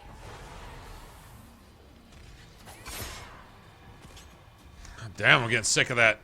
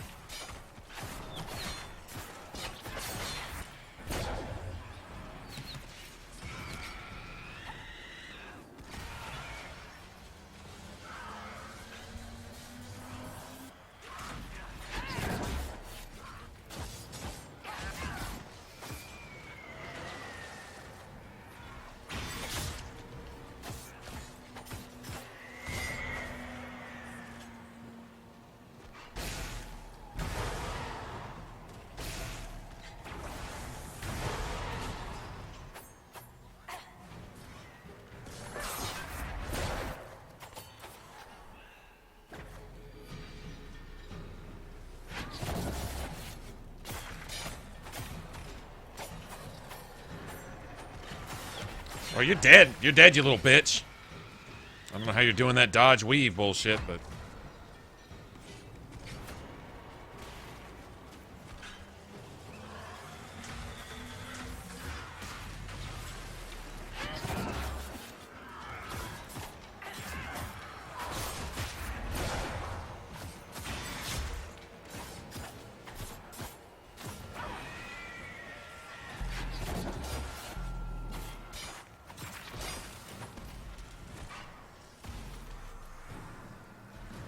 Yeah, that little wraith was...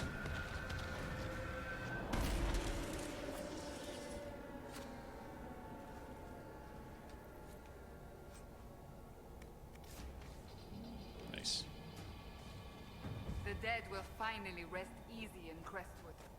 Let's tell the man.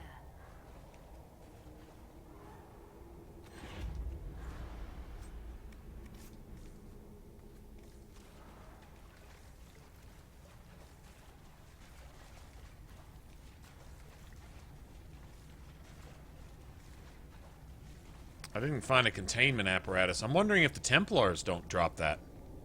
Specifically. I need to go look that up, I think. Because at all these demons, you'd have thought one of them would have dropped it eventually.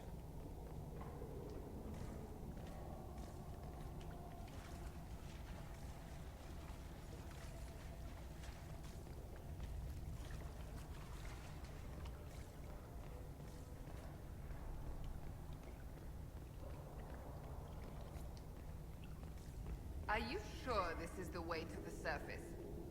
I feel a draft. There must be a way out nearby.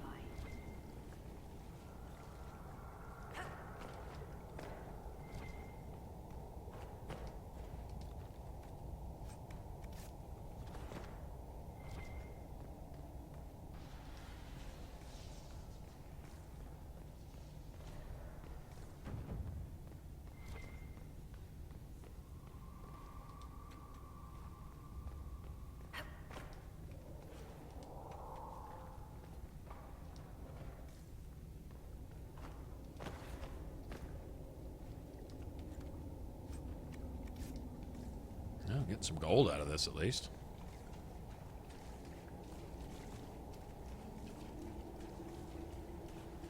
The Nug apocalypse over here. The nugs seem to like it down here. You know, Liliana used to keep one as a pet. You're joking. I am not. What was its name again? Schmepples? Schmooples? It is right at the tip of my tongue. Schmooples. I think it was something like Schmooples or something.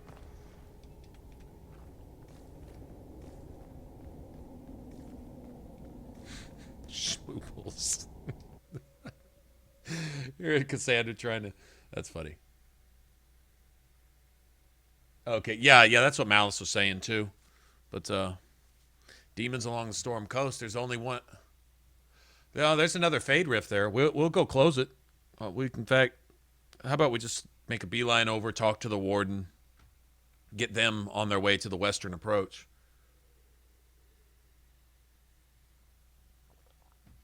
That's what we'll do. I'm not even going to start farming for materials until we get to Hissing Wastes.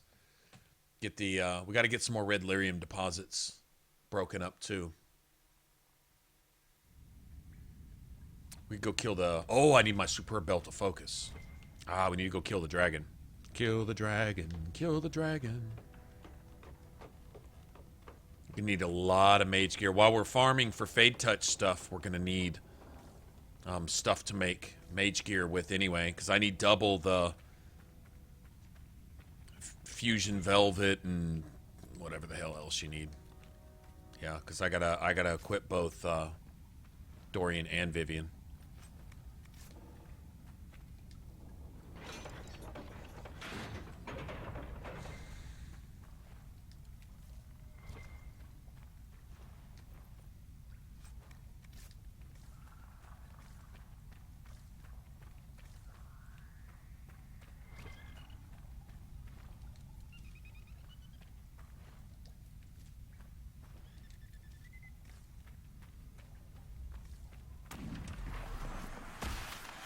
But it was the Red Templars that dropped the first ones for me.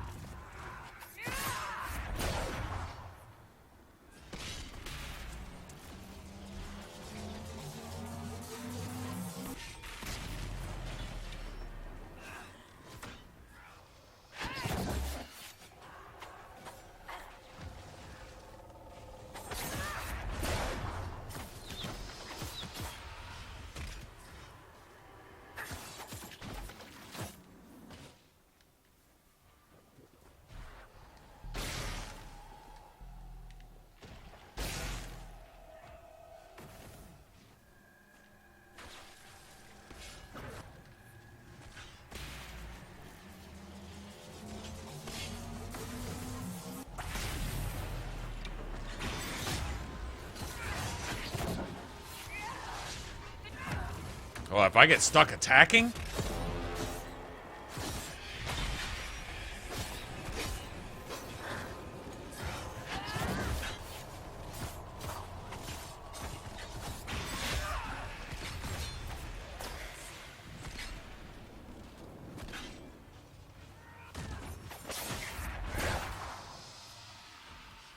Yeah, if I get stuck attacking, that's not good news at all, man. Not around those rage demons. I gotta be careful with those. Gotta come up with a whole different...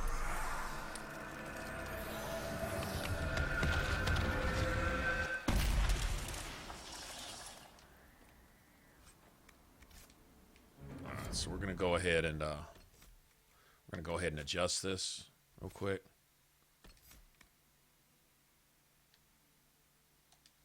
Go ahead and do it like that. I'm trying to save my level till I get my Amulet of Power. And then we'll record a little clip.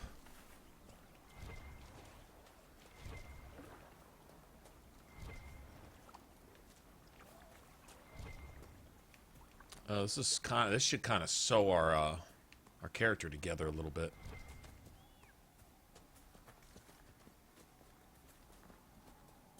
Get this amulet here. Okay, so we'll head to the Storm Coast. We'll get the amulet, record a little clip, probably go fight something real quick. Just go find something to pick on, and then let's just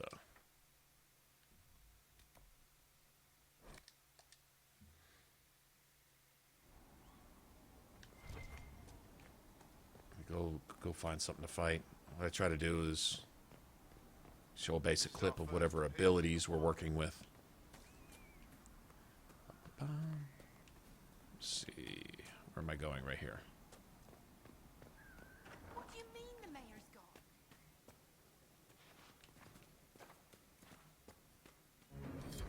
A letter of confession from the mayor.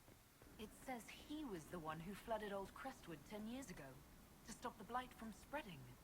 It's monstrous, but if it stopped the blight from wiping out the entire village, The mayor's racked with guilt. If he hadn't confessed, I doubt we'd have found out. What a sad mess. Will the Inquisition bring him in? Well, for what? He hadn't done anything wrong.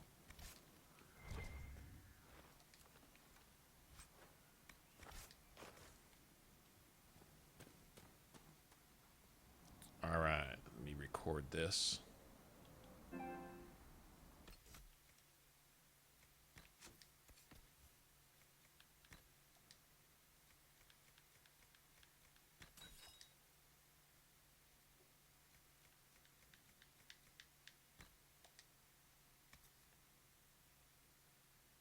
%, attack plus 10%. That's 25% attack. Minus 50 flanking damage. We're going to have to compensate for the flanking damage thing.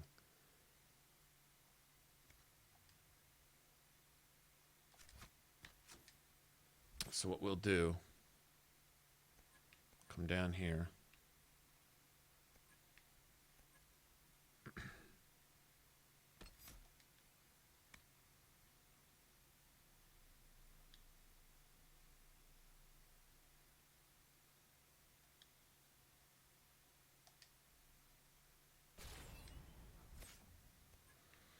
And then we can upgrade this. Or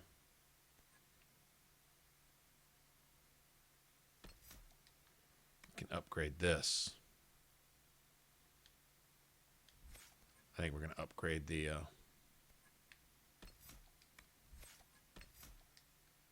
think we'll upgrade this.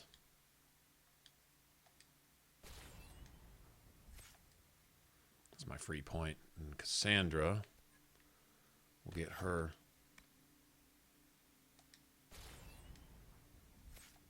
stamina regen. Get Vivian.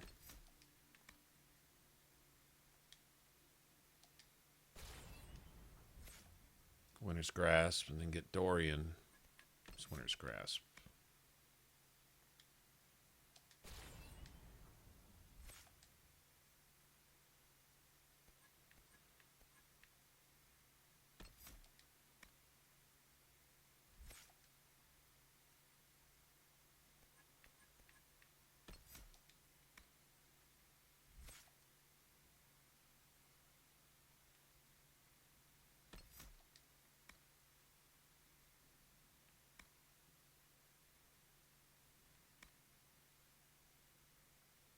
Now, my party does more damage to taunted targets, which is everybody. That's what I was looking for.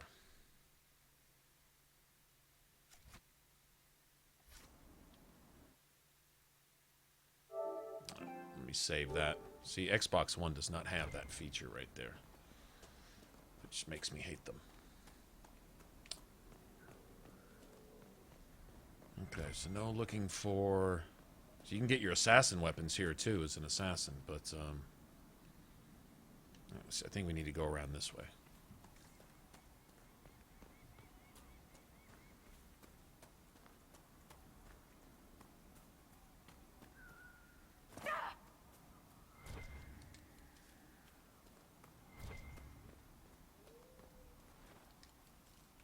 Did you get disapproval? Are you serious?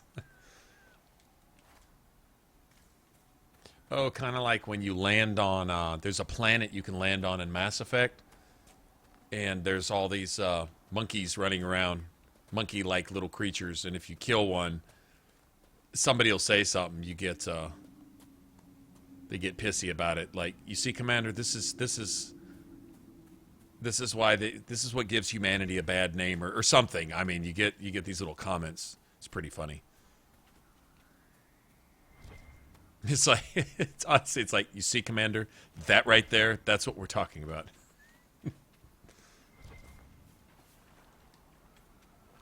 This is why you people can't be trusted.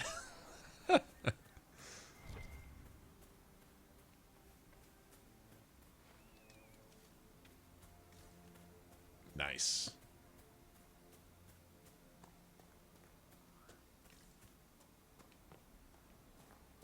Kill some Venatori real quick. Actually, there's some loot up here that I want. Over there. Oh, let's record some of this. They look well armed.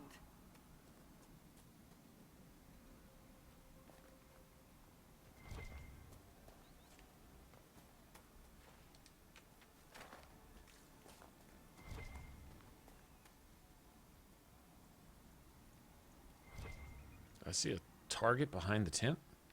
I swear I just did.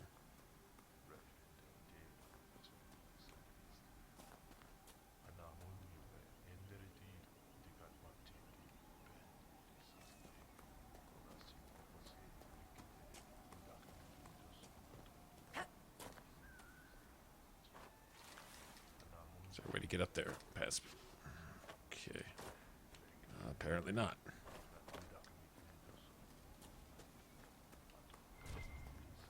I need to get up there. I think that's Viridium.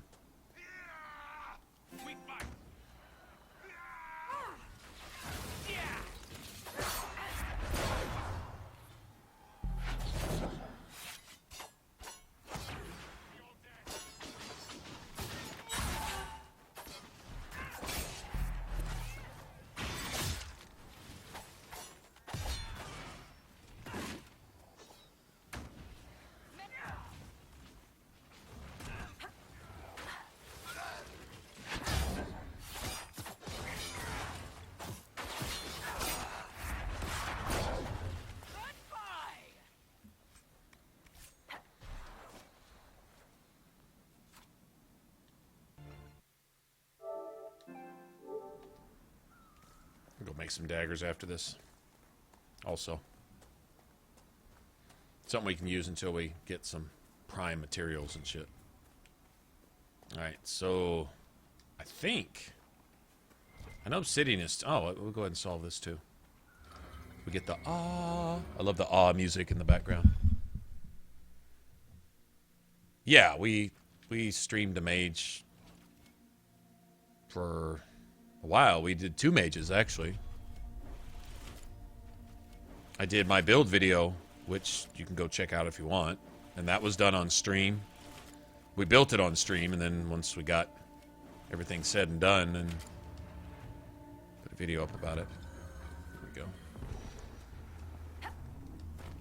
And then we did another mage that was all tier 1 materials. I'm sorry, tier 1 schematics only. So basic staff, basic armor.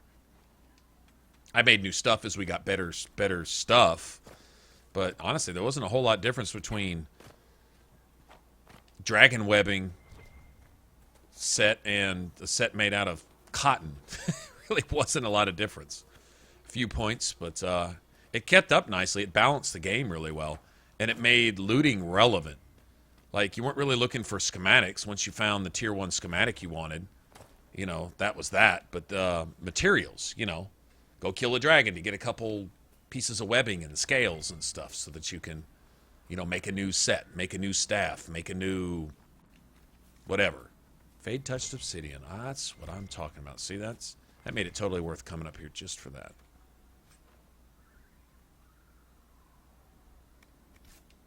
That's Cassandra could probably use that. Electricity damage minus 50% all other damage. That doesn't make a whole lot of sense.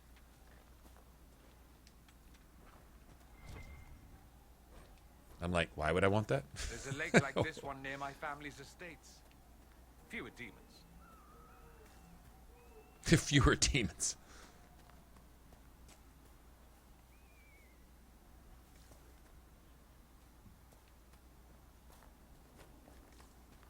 We got another one of the mumblers back.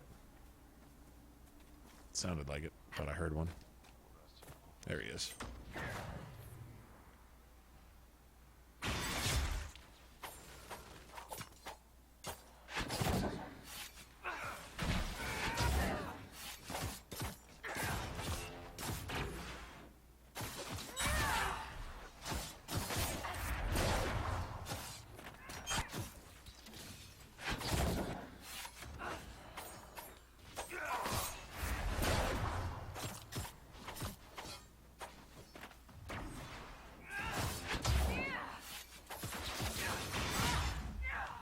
Oh, take that, you bitch.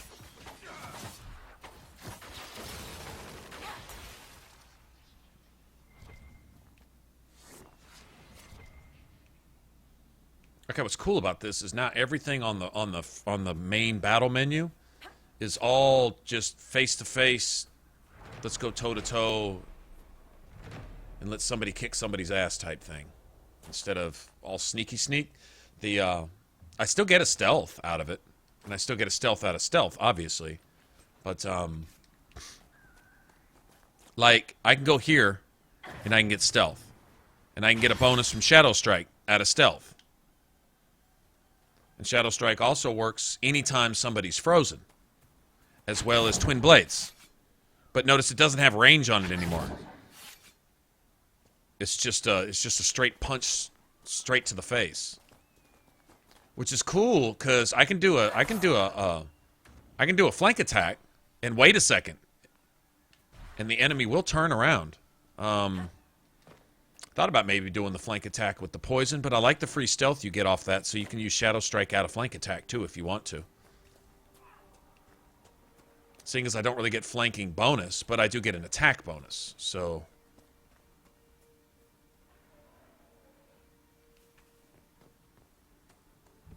Okay, not sure why these assholes are hanging out by my camp. Shall we make camp or move on?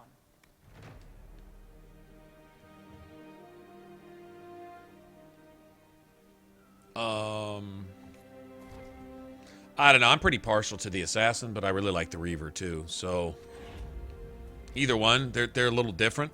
I play my Reaver a lot like an assassin, and vice versa. The only difference is stealth, of course.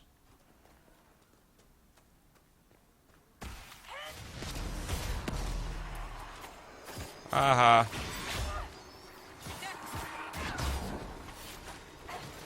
Oh, this is brutal. Oh yeah. Oh yeah. Yeah, I may get an assassin weapon right here. No. Sometimes. Okay, here's the good thing about not having Varric. Is Varric, I like giving him long shot where he hits multiple enemies. There are times where when there's multiple enemies around, Varric's crossbow bolt will go off and hit like 15 Druffalo. And they all get really mad about that. They don't appreciate that at all, and they want to come say something to you about it. So getting charged by like 15 really pissed off Druffies all at the same time, that's yeah, that's not cool. This is more of a controlled party, but this is a way to kind of create an AoE atmosphere, even though we got friendly fire active. We're not going to have a lot of AoE stuff going on. Just got here myself. My contact with the warden should I'm seriously thinking about giving. I'm giving Dorian static cage. I'm gonna give it to him. He doesn't have a whole lot to do. He's got barrier, Winter's Grasp, and terror, and that's it. So we're gonna give him max mana regen, and give him static cage. He's gonna have one more thing to do. He's not the. And I want my armor back. I want my champion armor. We need to go play some Dragon Age 2. I miss my champion armor. Now, Dragon Age 2, I'm partial to the assassin also. I think our playthrough, but I was going to do another playthrough of Dragon Age 2. If they remaster that son of a bitch, you're going to see the happiest person you ever saw in your life. If they ever remaster that. Remaster it without changing it. If they change it up, then it's gonna be the opposite. They're gonna make me the saddest face you ever saw. Be half sad face.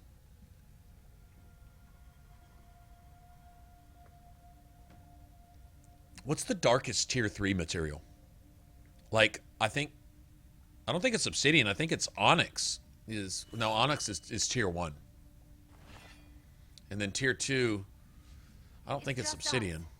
I brought the Inquisitor. I'm trying to think. Maybe it is Obsidian, I guess. Tier 3, you don't have much. You got Stormheart. Volcanic Aurum, I think, is kind of dark. I might make my daggers out of that. It was a Grey Warden matter. And then they do something desperate. Let's go. Let's go. Okay, we'll get the Hissing Waste unlocked after a while. I'm gonna go get my specialty unlocked.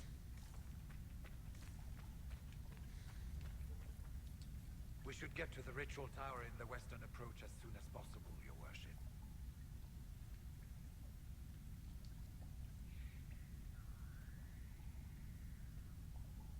Corypheus was in a warden prison, right? I knew little, and that much only because of my relative. When I suggested Corypheus might have some, I trained some of those wardens myself.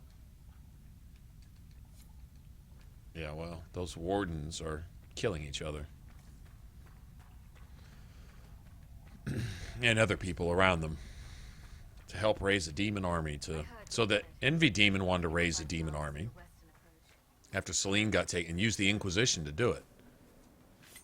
See, this is another time. But Varric would shoot one of those wolves and piss off every animal down there.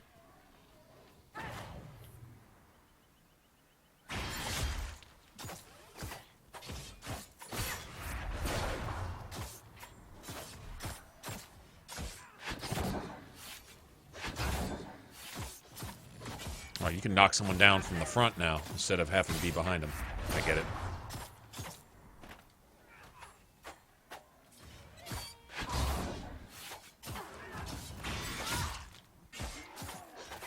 Knockout punches.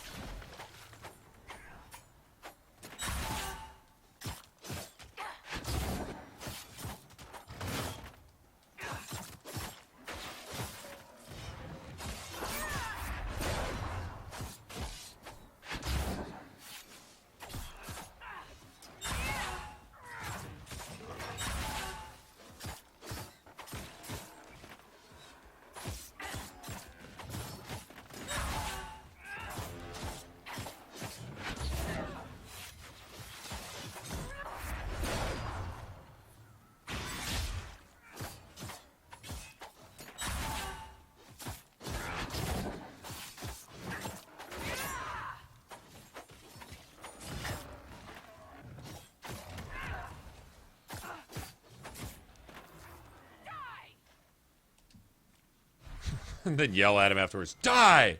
Like I did something. Okay, let's go to Storm Coast, I guess.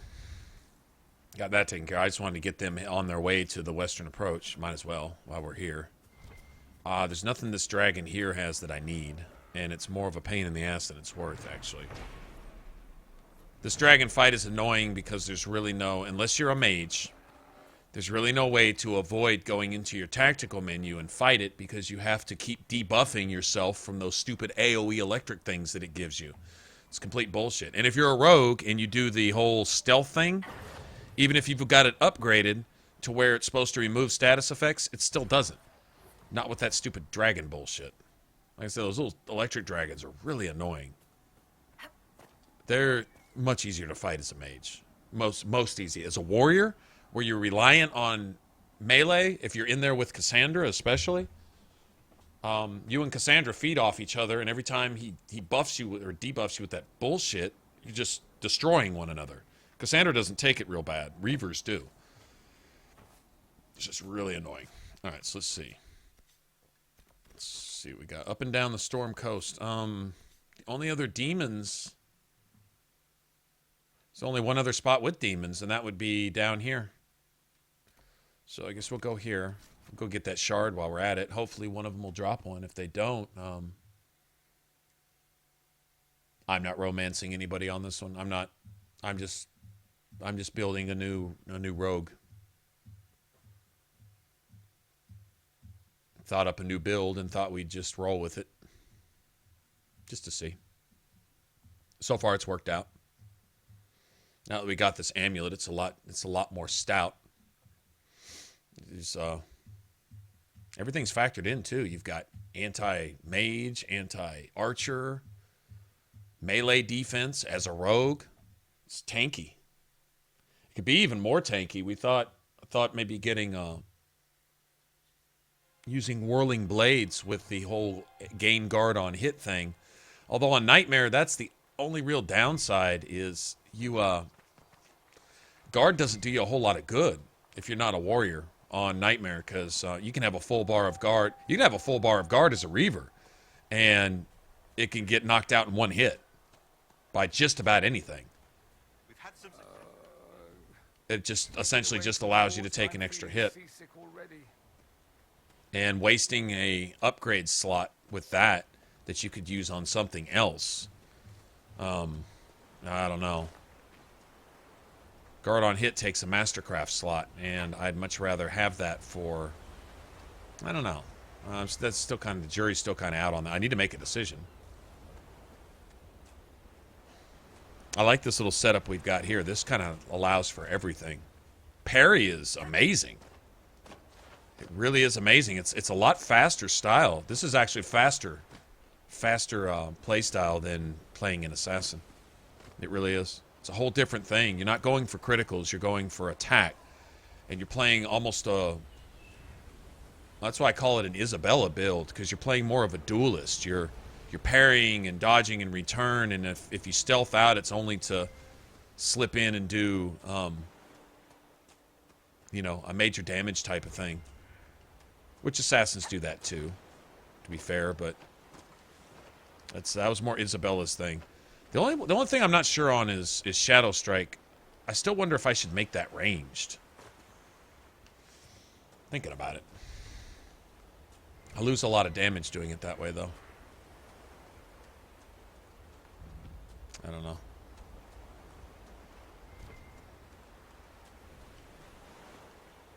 I don't know. We'll see.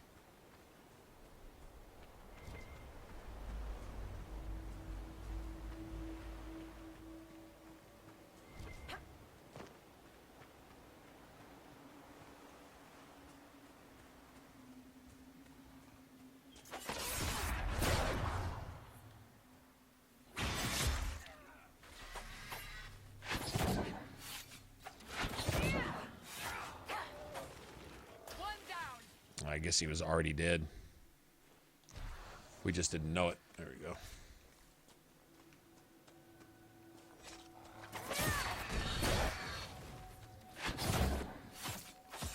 Oh my God.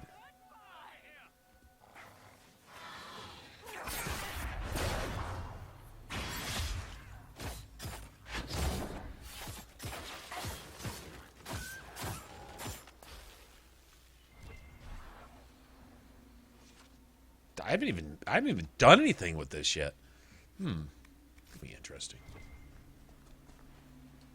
I can't wait to see how this is going to turn out. I'm not lying. I mean, we're just... The first 10, 15 levels of any character are just running up and down the beach with a wooden stick, poking mud crabs, trying to level up. That's any RPG, right? The first...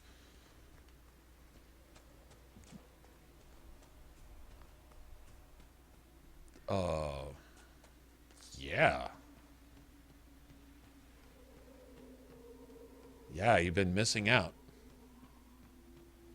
Melee is the only way to go, man, really. I mean, ranged is boring. All an archer is a mage with arrows. All a mage is an archer with the staff. It's the same thing. The playstyle is the same. Sit way back off over here somewhere and hope nobody notices you while you damage people from a distance. I mean, there's only so much of that before it's like, okay. I did make the mage that I made kind of incorporated a little bit more up close and personal stuff, or at least I tried to.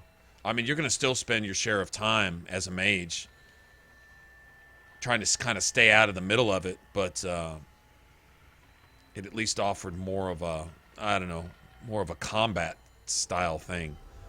That was just something that I really just didn't enjoy about mages and archers, or, well, even worse. You can play an archer as almost a melee, and essentially what you do is you go for full draw and leaping shot, and kind of leave a long shot alone. Long shot's a great damage dealer. In fact, long shot might be your best damage dealer at range.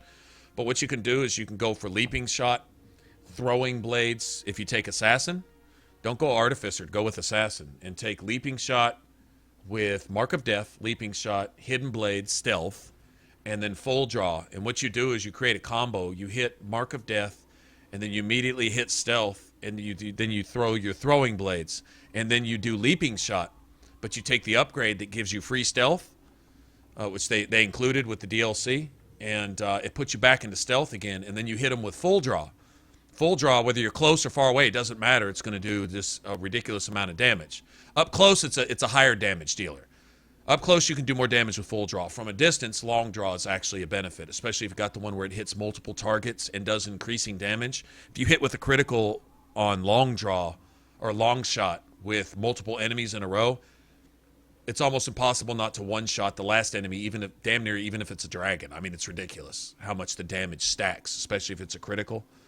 But up close, you can play an up-close, kind of more up-close and personal archer. Anyway, after you pull that combo off, then hit Mark of Death again, and you'd be surprised. You could probably two-combo a dragon, and that's without any exploits and cheats and bullshit like that. It's just a matter of being able to destroy enemies really quickly with your bow. You treat your bow almost like an extension of a dagger, if that makes sense. And you still use throwing blades, too. In fact, you can go Mark of Death, stealth, throwing blades, leaping shot, full draw, or whatever it's called. The one down here. This one. Right? Full draw, 800% weapon damage. And 1,600% weapon damage if you hit them before they've been hurt. And then I wouldn't even take the upgrade. Neither of these upgrades are any good, because as soon as you knock an enemy unconscious, your allies stop attacking them. It drops all threat from your enemies. So you wouldn't even. All you need is just that. And if you hit a critical at 1,600 times weapon damage, and then hit Mark of Death on top of that, like I say, you can probably two-combo a dragon with this. But you need an assassin. You'd think, okay, well, it's an archer, so I'm supposed to go artificer, or maybe Tempest, because Sarah is a Tempest. No, go assassin. You can do. I'd love to make an assassin archer. In fact, I might do that. Make an assassin archer build. But it's boring. It's boring to me to sit back. Like, that would be a little more fun, because throwing blades and leaping shot require you to be a little closer, you know? And so you can take advantage more of your stealth and things like that. I mean, so that would be not so bad. It would be more fun than just sitting back and holding down your right trigger and shooting off an ability every once in a while. I mean, that and the mage play style is the same type of thing. So I made a mage with Fade Step, where you get in and out of your enemies and hit them with Static Cage, and then hit them with Fear. and then basically anything you do to them doubles the damage. And so you can use Fade Step and weave in and out of your enemies, literally hitting them like melee, basically, and double the damage as long as they're in static cage. I mean, it was more fun. It was a little easy at times, but it was still fun.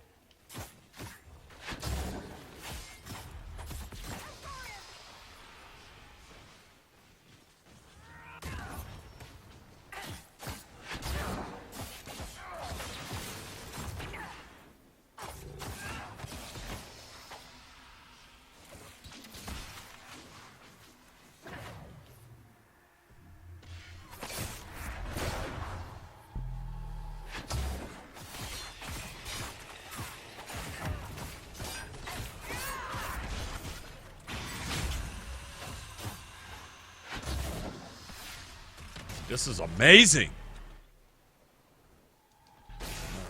Well, I guess we're not fucking killing anything in this Fade Rift this time.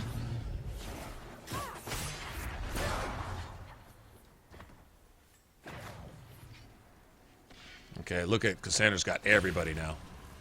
Now see, this is where you need static cage, right here. And fear and terror. Yeah, we're totally going for that.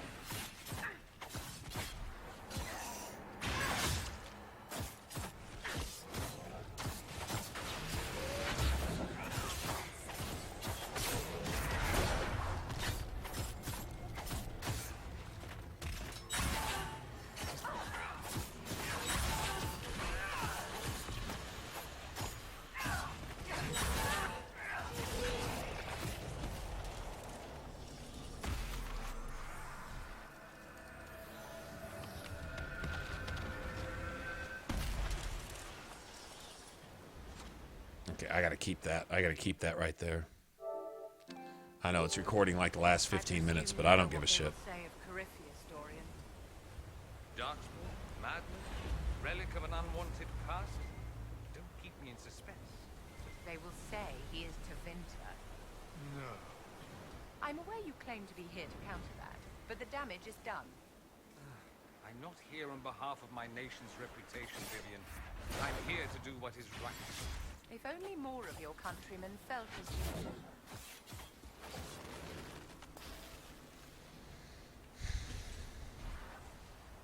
Okay, I'm not getting... I don't know where to go, where else to go for demons on this, do demons spawn now? Hold on. Oh, that's a thought. Maybe some demons spawn in special places now that I've got my specialization unlocked. That's probably what it is. I've just never come here. I've never done this particular thing.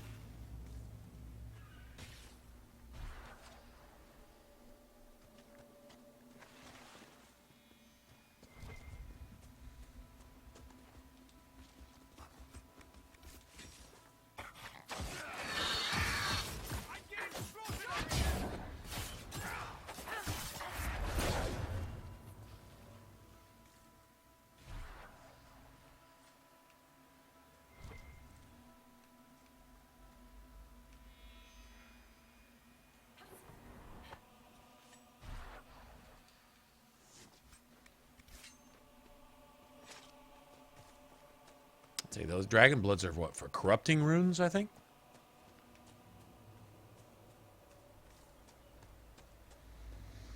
Alright, does anybody know where the special demon spawns are on the Storm Coast? I'm guessing there would have to be some, because I've closed the Fade Rifts here. I mean, there is one more Fade Rift in the back of that cave.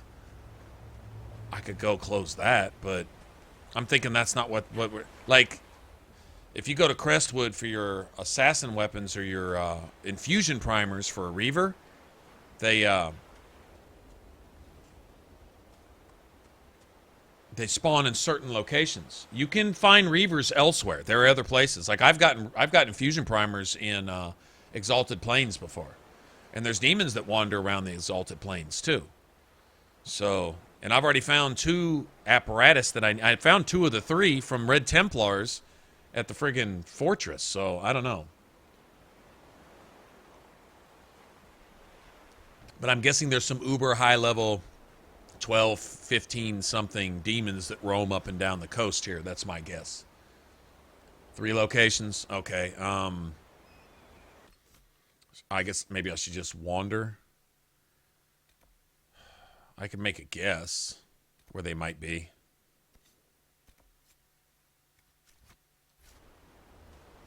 You know what? Let me go through here. Yeah, let me go through here.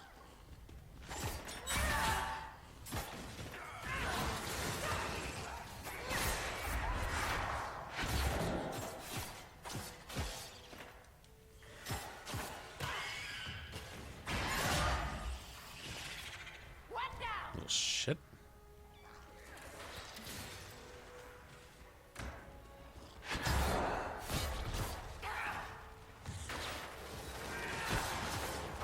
Make it take you.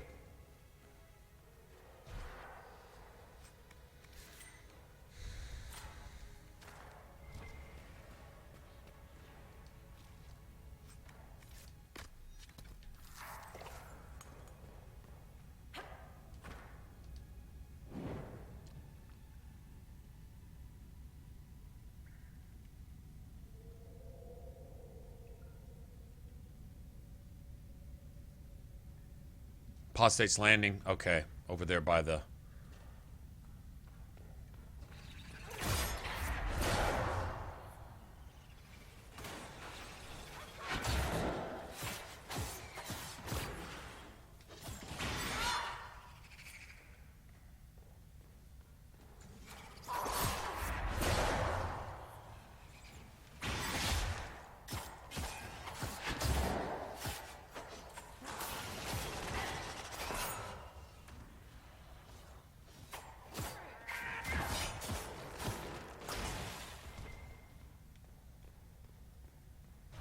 I haven't been in here in a long time. I was like, yay, deep roads. No deep roads. Just one room. Full of damn near never-ending enemies. And no loot. No good stuff. Alright, Apostate's Landing. We'll go look. I say I only need one more. Trying to think if there's a lyrium, red lyrium vein down the long river. I don't think so. I think it's just... I know there's a lightning rune pattern. Don't need it. I've already got them all.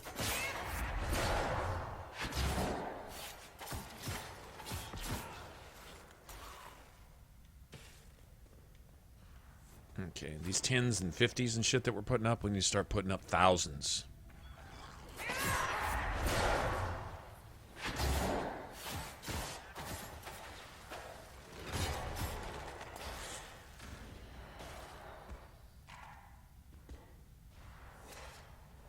What do they do? Spawn back in that room again? Okay, well, I'm not going to sit here and just get caught in a spawn trap.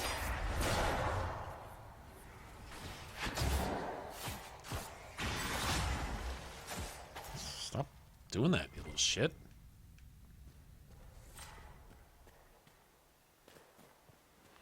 Okay, Apostate's Landing. See, there's Great Cove.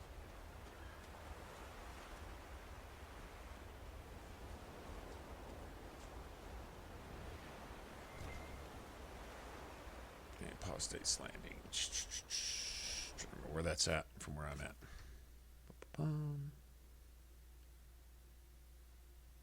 I think it's...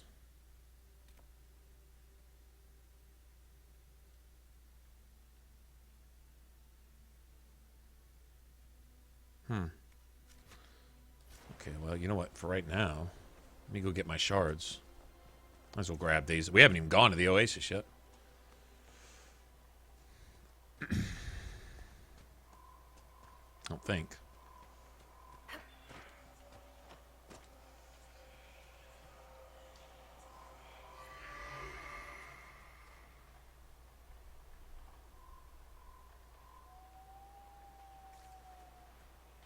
Apostate's Landing. Is that it up there? I think so. That's it with the house, right?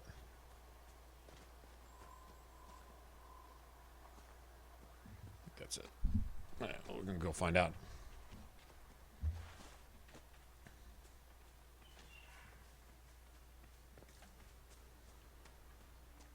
I do believe that's it.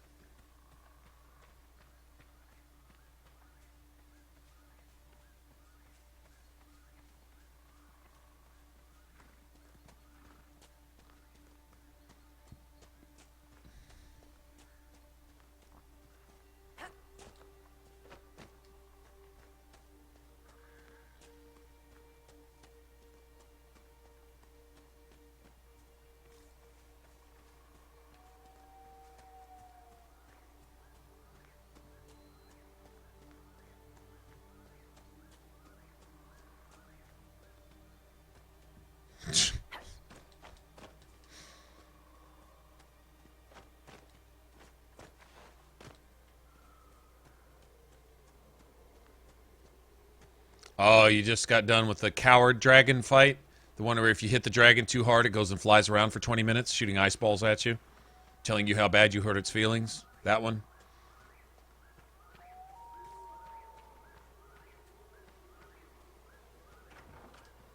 Might as well loot the place while I'm here, if I could. I'll take Velveteen.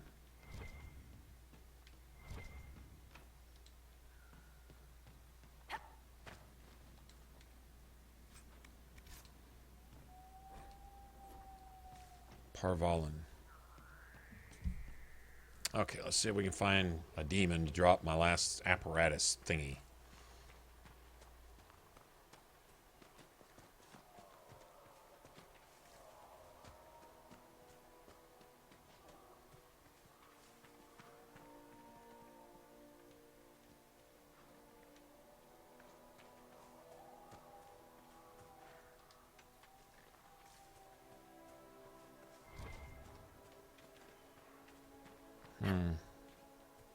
I'm in the right spot.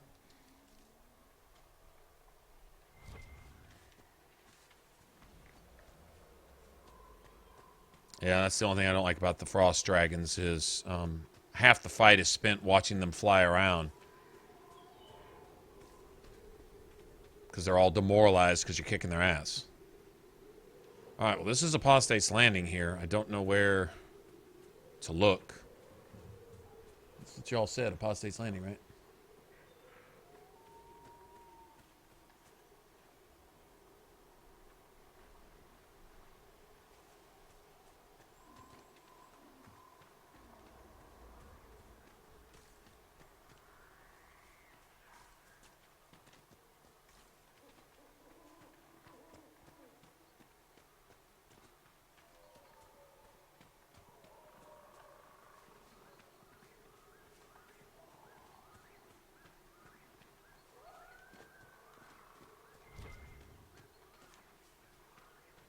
I'm not sure what I'm looking for here.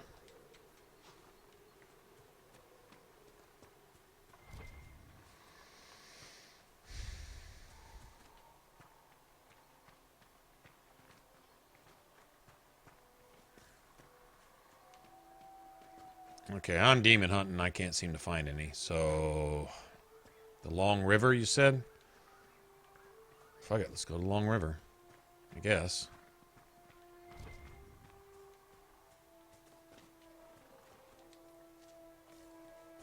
Take a trip up the Long River on a short boat. How is it, Vivienne, that you weren't part of the rebellion with the rest of the Southern Mages? Those of us outside of the circles could not be compelled to revolt. Ah, nothing like solidarity. This from a man who hails from a nation where mages kill each other for sport.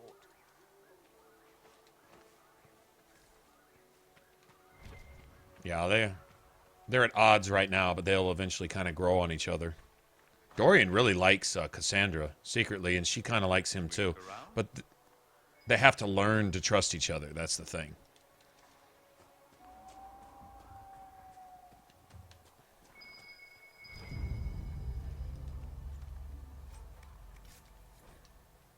This belonged to the Wardens. I think Blackwall would have liked to have been here for this. I'm thinking I don't give a fuck if Blackwall would have liked to have been here or not. I'm just saying. That's just me.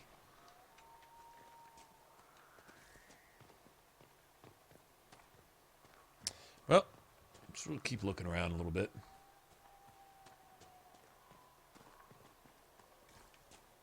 Well, someone said the Long River was the other place, and the only thing I can think of is down in that cave. I guess, although that is a higher level Fade Rift, it's going to be kind of annoying trying to close it.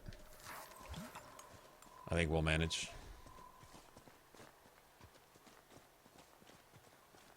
And I should have just fast traveled to one of the camps, I think. Where the hell's the river from here?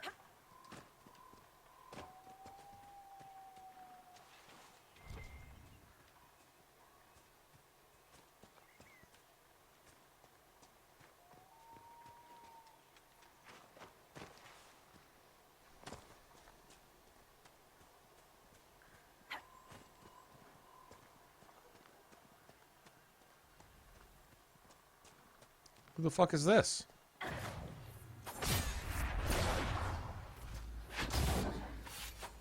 Lay down, bitch.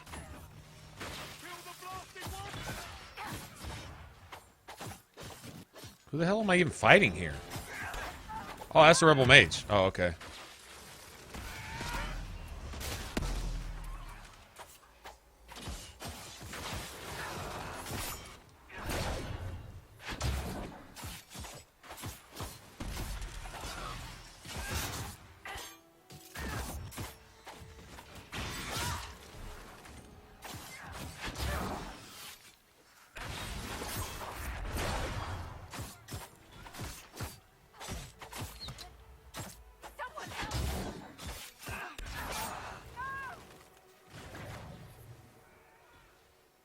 Where's this asshole at? Bitch!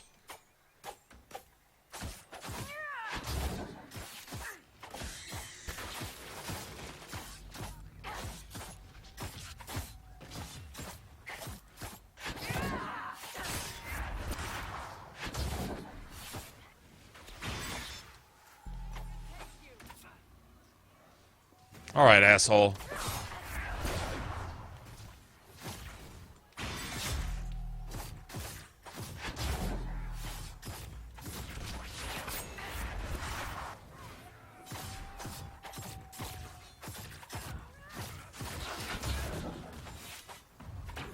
Didn't like that, did you?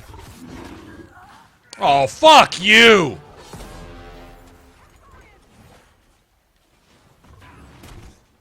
Oh, god damn bitch-ass shithole game. Fuck off. Oh, the bear would, of course, just come over here for no fucking reason.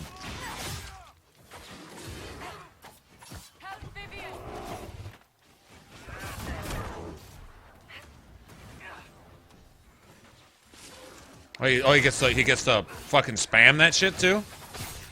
Of course, the bear's not worried about this dick sucker. And they're gonna trap us in here. Oh my god.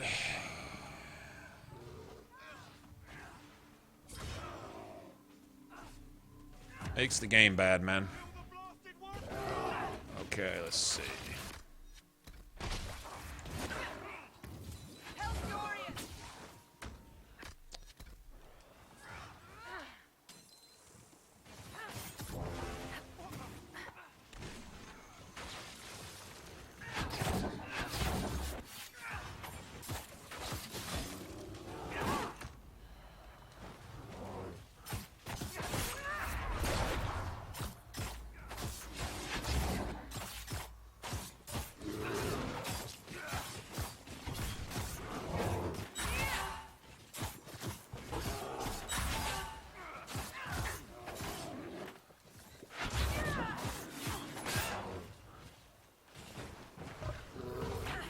Okay. I'm gonna lie down for 30 minutes.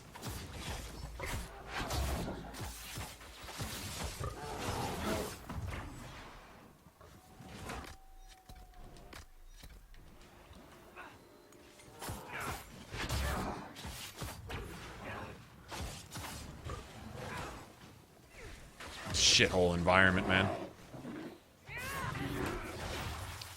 Uh-huh.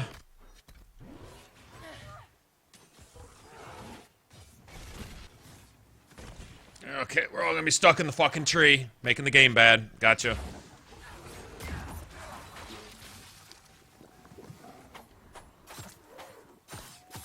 Fuck off. Okay, you cheated and I win. I still win. Fuck off. Garbage ass spawns, man. Stupid. Stupid. No respect for that. No respect for that. Garbage.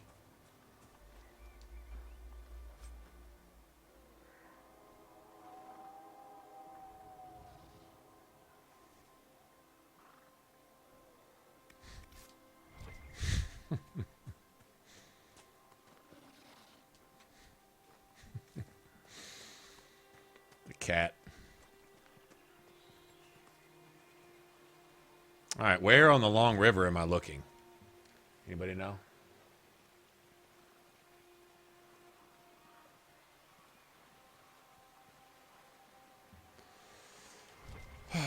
Okay, I'll look up and down the whole fucking long river then. Alrighty then.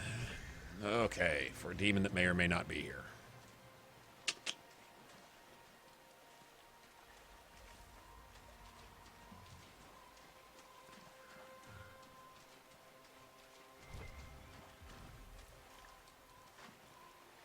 I don't know, I may need these for something.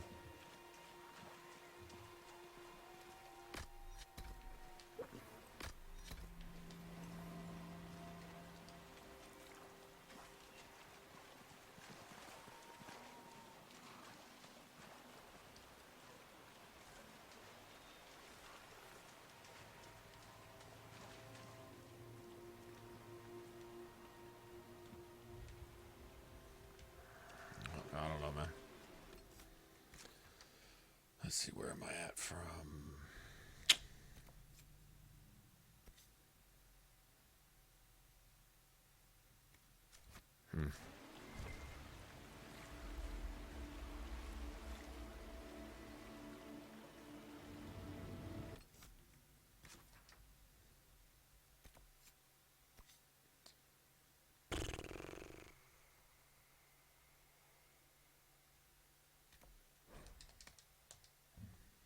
Go grab this too. Since it's right here.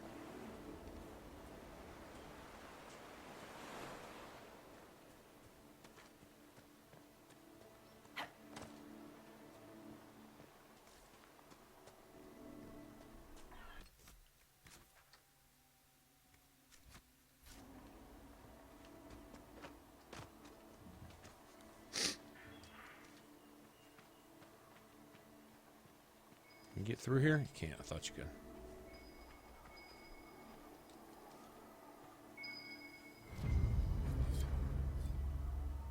The wardens have abandoned these camps. They're looking for someone. Stroud, perhaps.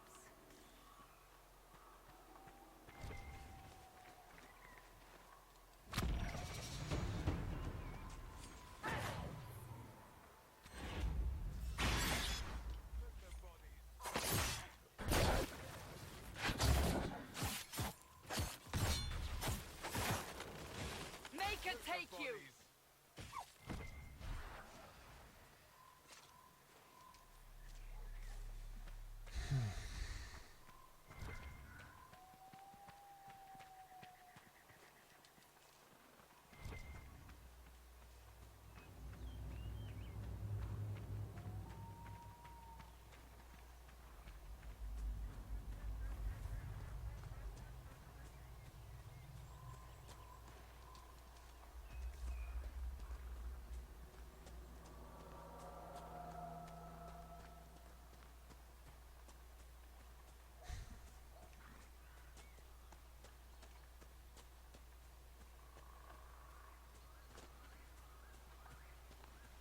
We'll go clear this Fade Rift and see what happens.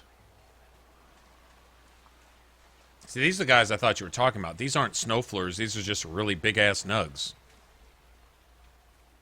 Hippo nugs. Or something.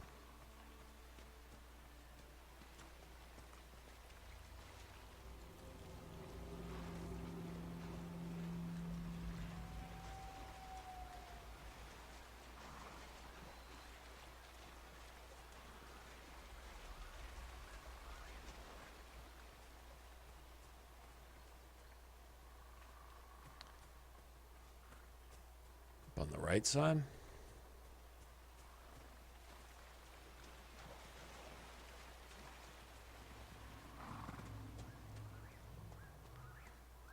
Fucking bears, man. No, I'm not gonna be able to avoid this fight anyway. Yep.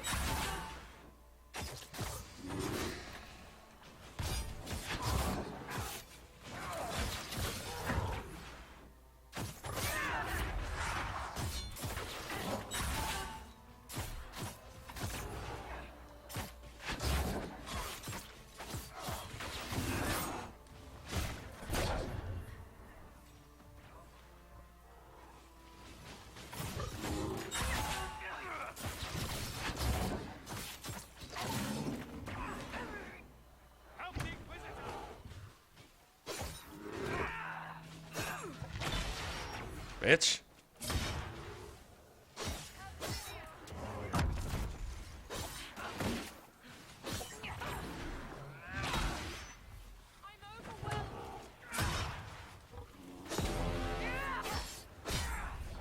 Were you well acquainted with Divine Justinia, Cassandra? I cannot claim to have known her well. Oh, bears, Can, man. Fuck except off. Perhaps Leliana. I envy even your slight acquaintance. By reputation, she was a formidable woman. Justinia was a visionary. The Grand Clerics would never have chosen her had they known her intentions. And now they will never find someone to fill her shoes. Oh, they will, darling. Even if they have to trim off her toes and heels to fit.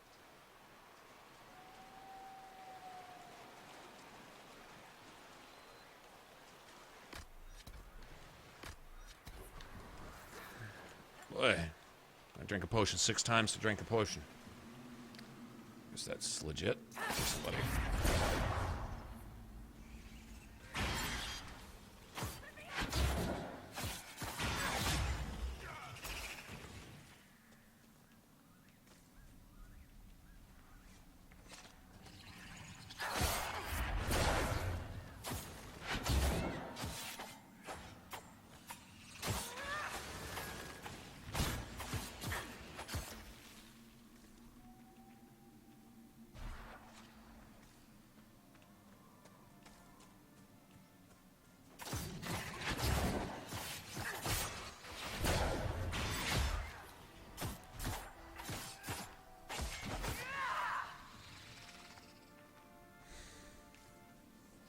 I think there's a Dawn Lotus in here. Or something.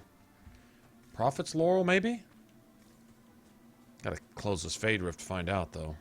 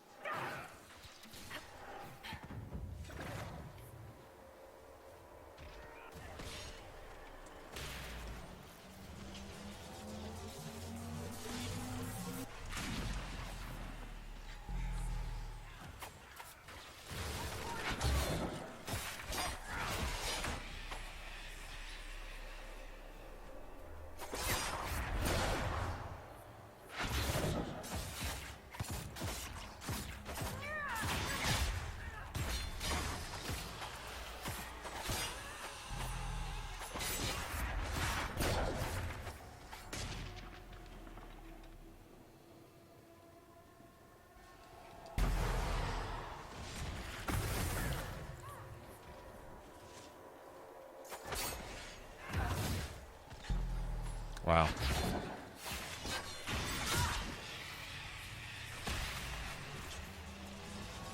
I think we got this one. So look around a little bit.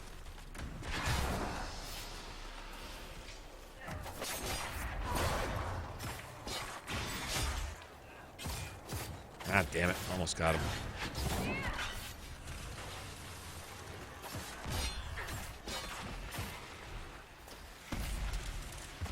Yay.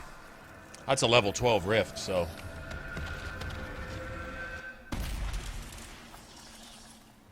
I'm not worried about all that. I just needed to know more or less where to go and just intense fire essence. I'm just not.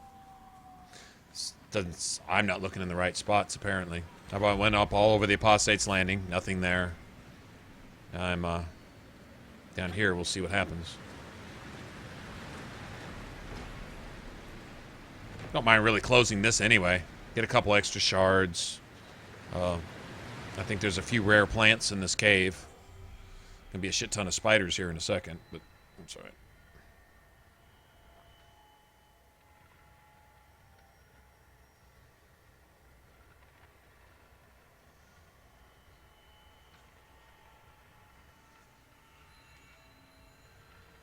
Thought there was one like right here, right next to us.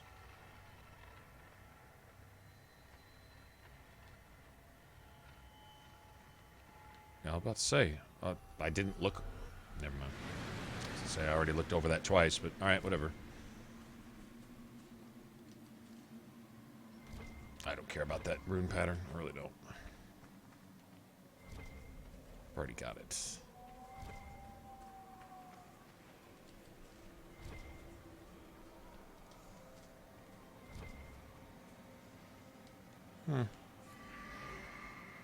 Thought there was a rare plant in here. Maybe it just didn't spawn.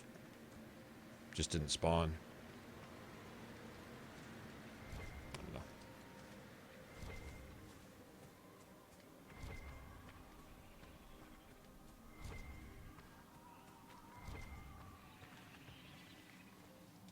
Get them. Get all over their ass. Oh, there it is. Nice.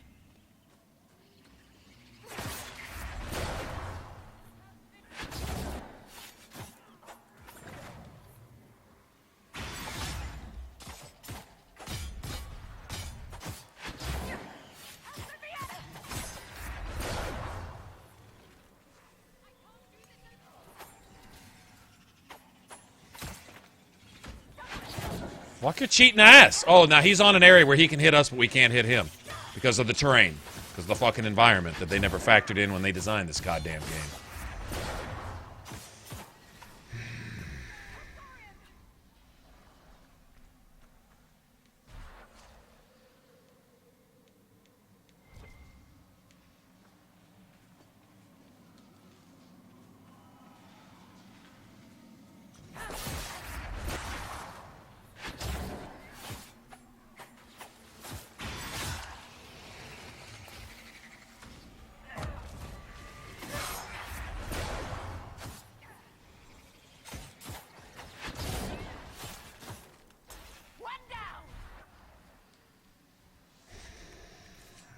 Spider Apocalypse. There's another one. I'll take that.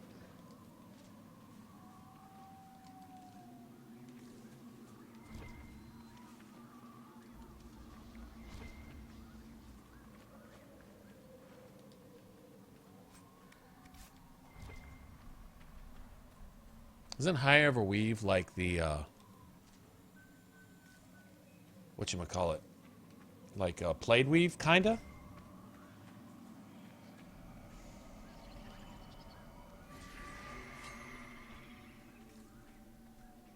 I'll let y'all kill each other. Oh wait, I might want that Darkspawn stuff though.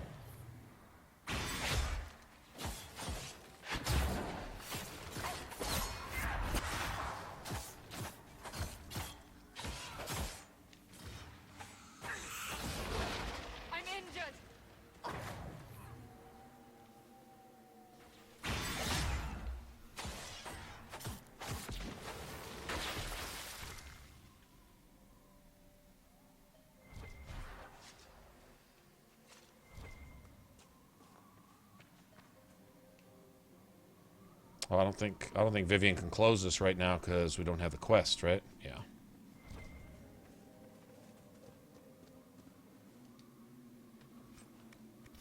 We'll come back, get more chances to get some Fade Touch version of that. Okay, somebody said the right side of this river. Right side, well, depending on which direction you go, the right side is the left.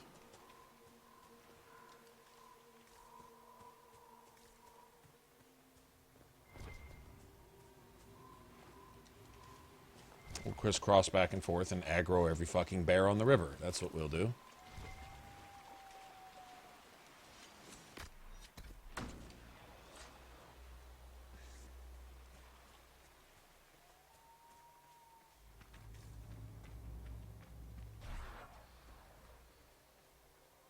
Don't see anything here.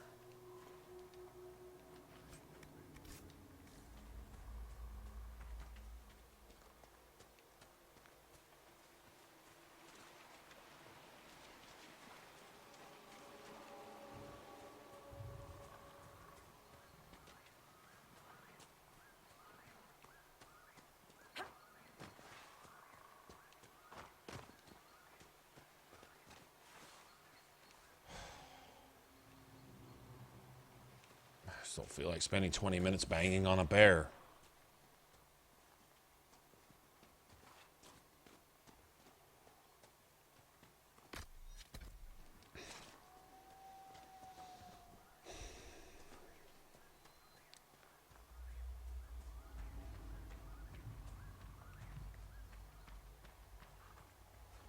Maybe over here.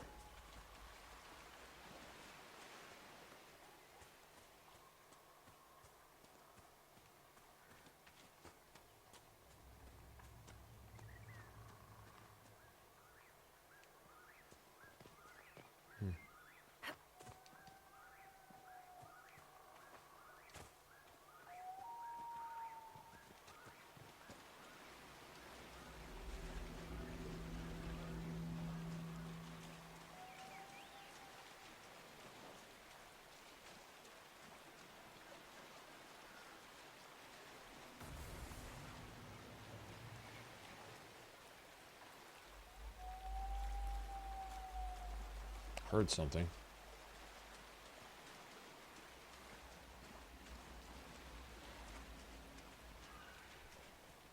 It sounded like a rift. Official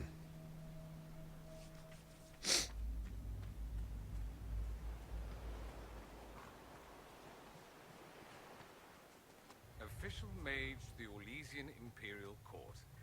That sounds exciting.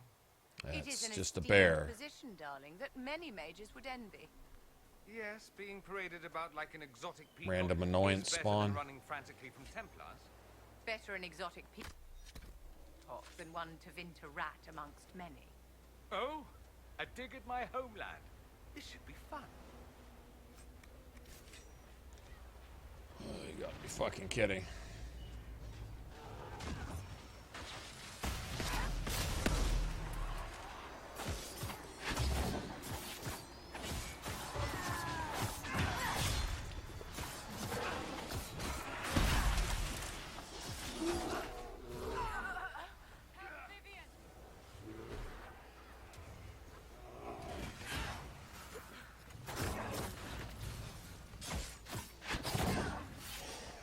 Oh, he can warp. 50 just instantly reappears somewhere else when he's about to get hit. That's awesome. Okay, let everyone just take care of him. Let's see. Storm Solitude. Okay, well, we'll go to the third place. Let's see if there's a spawn there, I guess. Okay.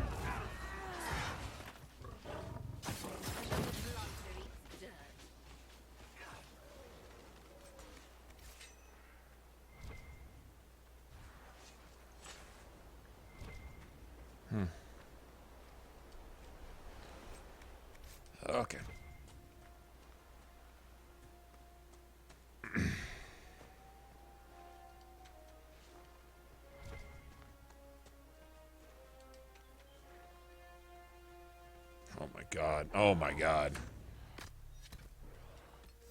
I'm not doing it. Not doing it. Storm Solitude. I don't even know what the fuck that is.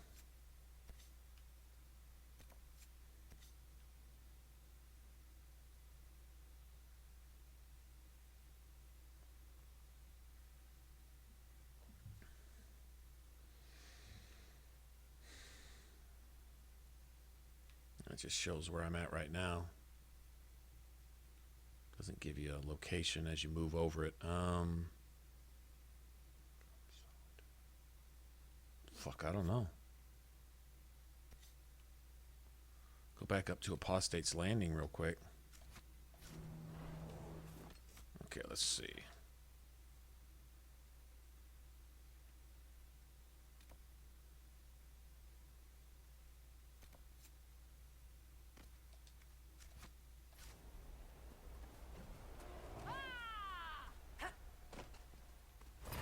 All right. Okay.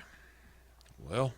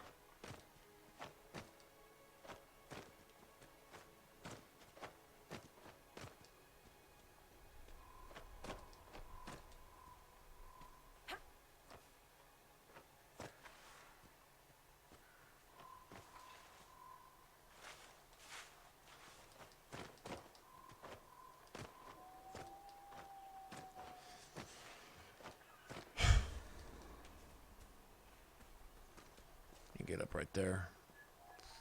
Probably not. I can warp backwards for no reason. That can happen, I guess. Okay, it just needs me to do this to artificially throw a couple extra minutes of tedium into the game. Gotcha. Alright. Okay. Yep. Uh-huh. Yeah. Yeah. Gotcha. Right. Uh-huh. Awesome. Yeah. Great.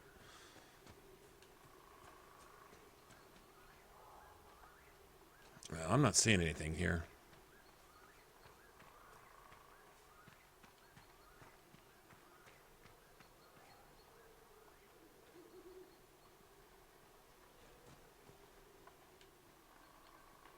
No.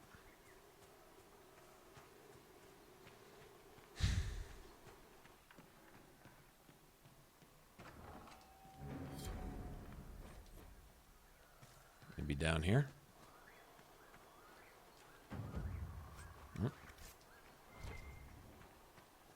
This place is horrid.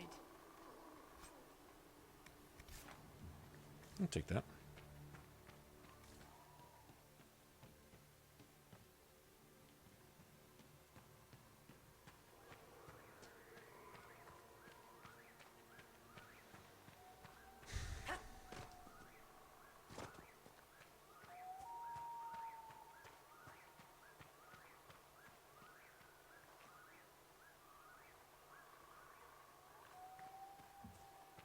What am I missing?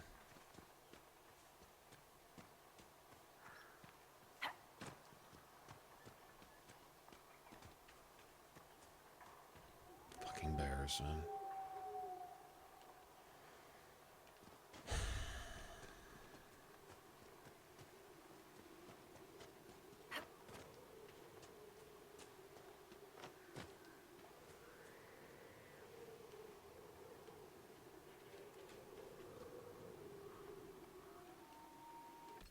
All right. Time to Google it for myself. I'm not going to spend another 5 hours of stream looking for a goddamn fucking apparatus thingy. I could have gotten 3 specializations by now. This is a waste of time. Okay. Something containments.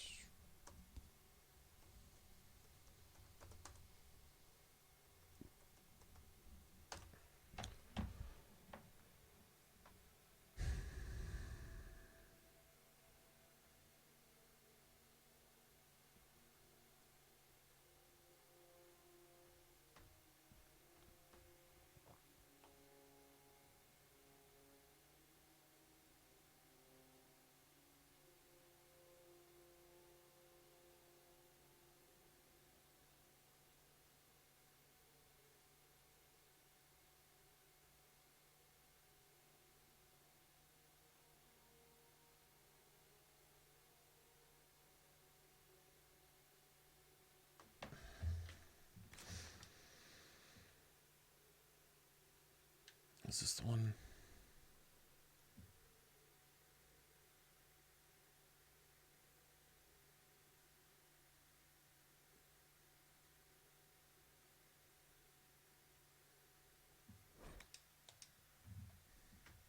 Okay.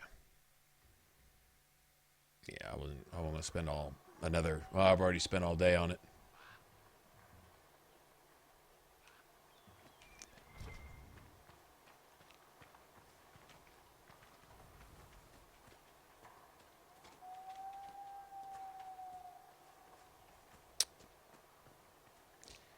Yeah.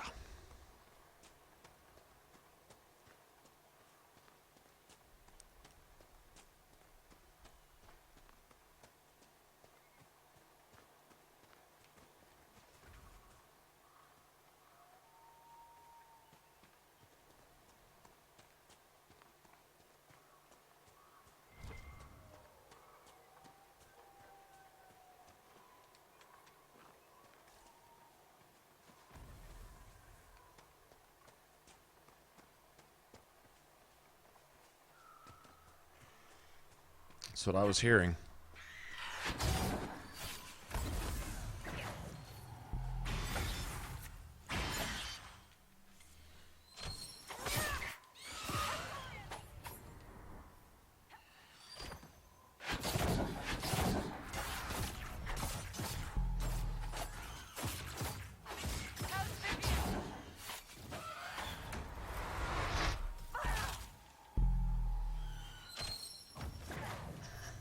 Okay, I can get up now. Thanks.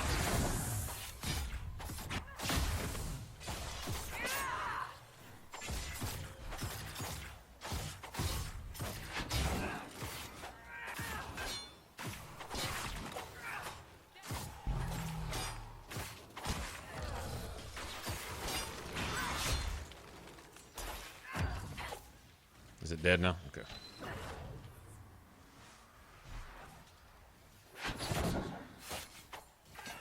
Can't hit it. It's invincible to attacks. Where it's sitting. Once again, the terrain is making it impossible to hit.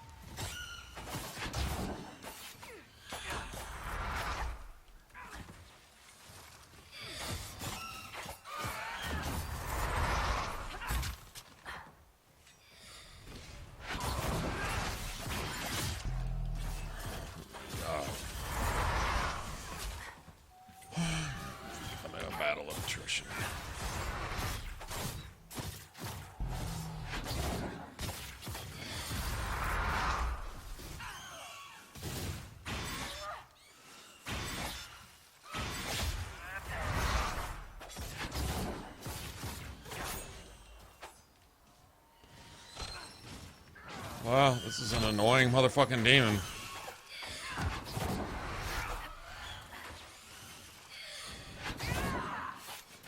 Hit him. Yeah, they put him in the perfect terrain to where only about 1/8 of your attacks actually connect. Yeah, I'll take that. Thank you very much. Damn.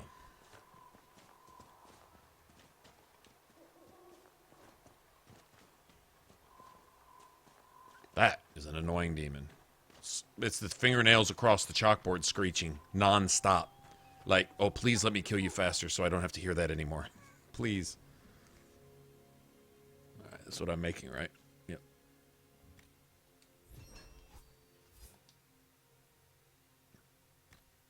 I'll make that.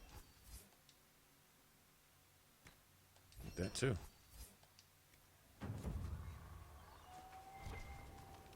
All right. I've got a level also. Nice. Wow, that was a bunch of running around.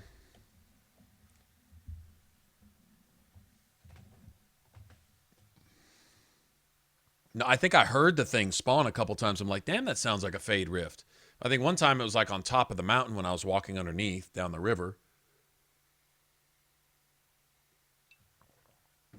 And that time I heard it, it was sort of in the general area where it was supposed to be. This is the same way with the other ones. Like when you go looking for your primer, it's usually like a Reaver with a couple mages or something guarding him, or a couple assassins, or it's just random.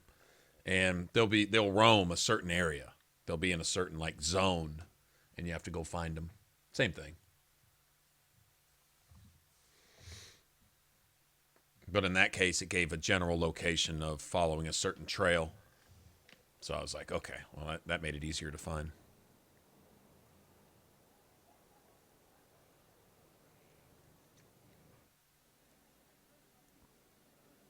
Oops. Your worship.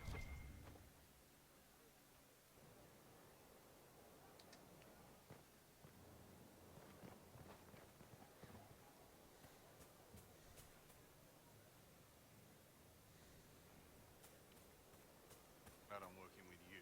I'm not one of them. What?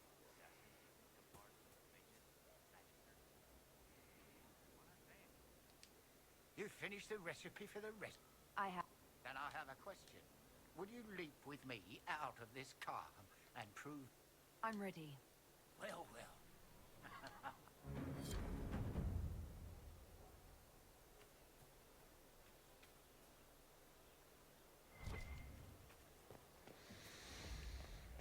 All right.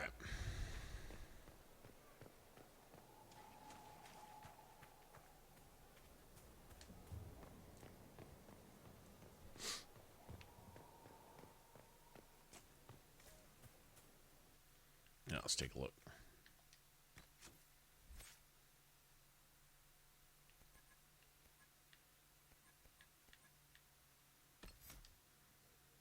Okay.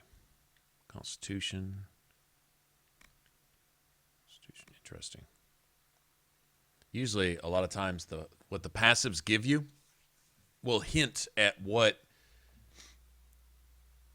kind of play style it leans towards.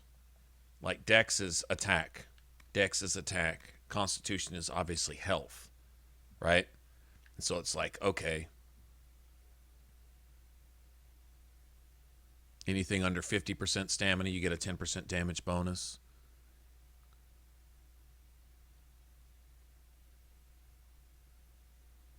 Any potion. All right, so Mighty Offense Tonic now gives you a 15% damage bonus. Or whatever. Or anything else that you use.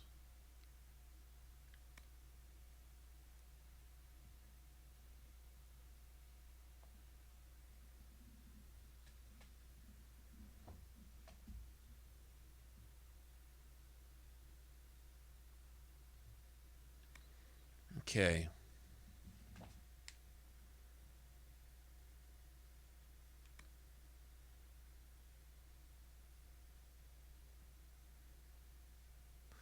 Now, see, here's another thing.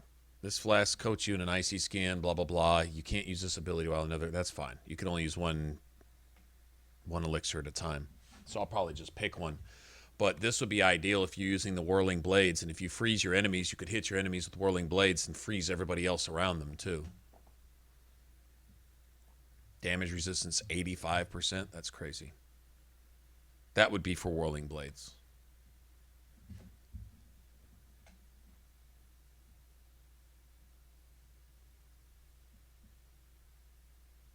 Flask of Fire.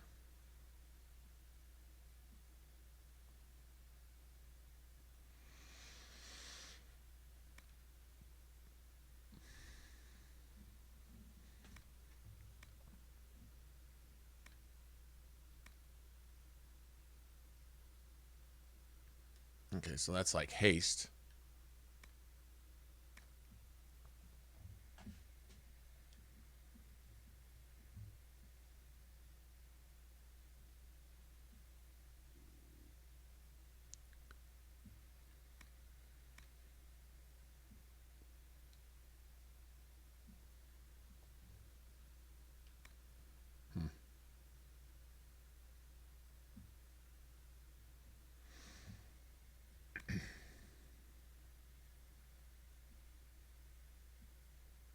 say this right here, the Flask of Fire. They did this. All your abilities have no cooldown. There used to be, I don't think you can do it anymore. I hope they fixed it, but you could hit that and then spam 1,000 cuts like a couple times. You know, use your focus ability, and it was cheap.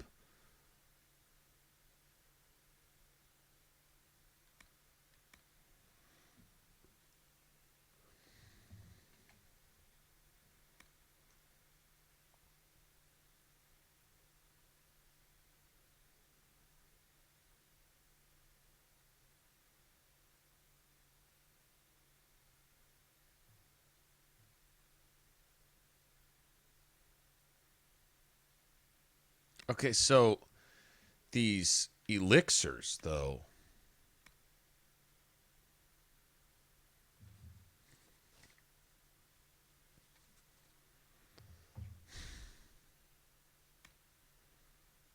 do they have... I see they got a cooldown. Oh, it's a stamina cost. So, maximum potions bonus. Oh, I see. If you use an elixir, it doesn't count as using one, so there's like no cooldown on it. Okay, and they're only one at a time. Have to look into that. I'll be back in a second. I'm glad it's patched. Good.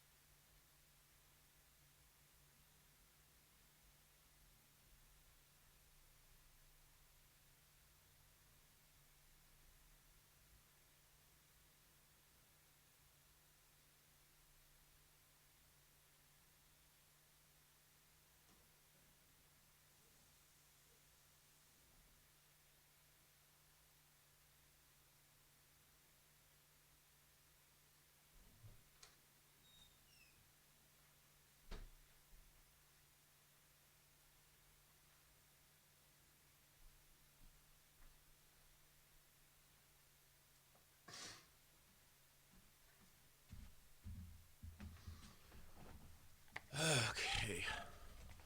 Well, all the passives sound cool. I'm not sure which elixir I really want to roll with. I've only got one open slot. Yeah, I've really only got one open slot. Okay, let's see if I need to max anything else out first.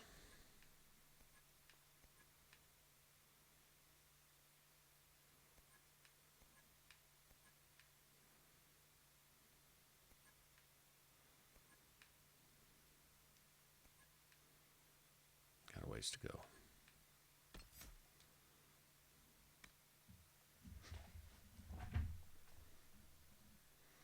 That still seems like the one to run with. The time slow down thing just sounds annoying. Not gonna lie. Okay, so enemies around you stop. 300% weapon damage. That's pretty nice.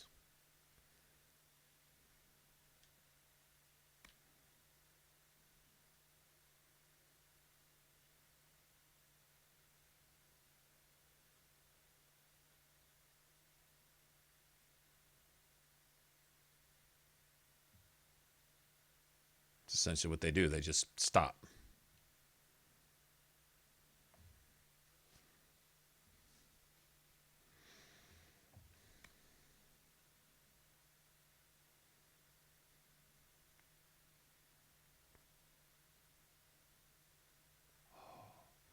Now, I wonder if you can use these in conjunction, though. See, that's legit.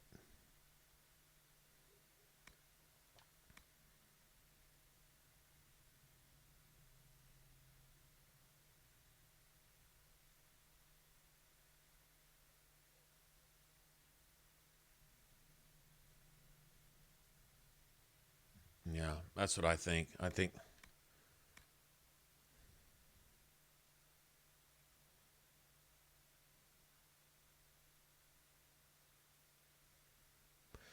Okay, so if we hit this, it'll allow everybody to stand still and take it while you... Also, it might double your weapon damage and your focus ability. And probably take roughly about that whole 5 seconds. So basically, it's a combo. Everything's a two-step combo with this build. Everything's been a two-step combo. You know, stealth, shadow strike, flank attack, twin fangs, that type of thing. So in this case,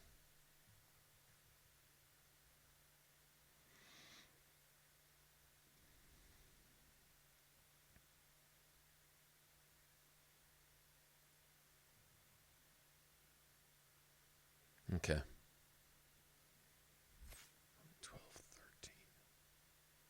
Guess I'll start getting used to using this too. 11, 12, 13.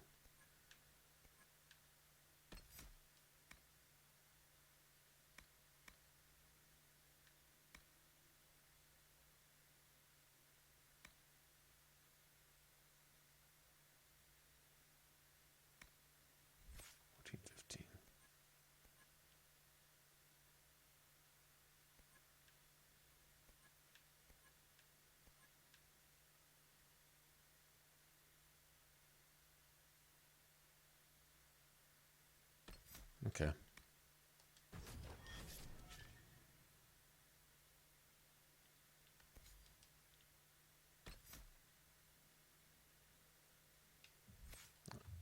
couple more levels to go before we can unlock our actual focus ability, but that's cool. Now, I guess we could head to the western approach. All right, Mike. Have a good one. Worship. I ought to make some stuff, too. Let me make some equipment. First, let me see what I've found.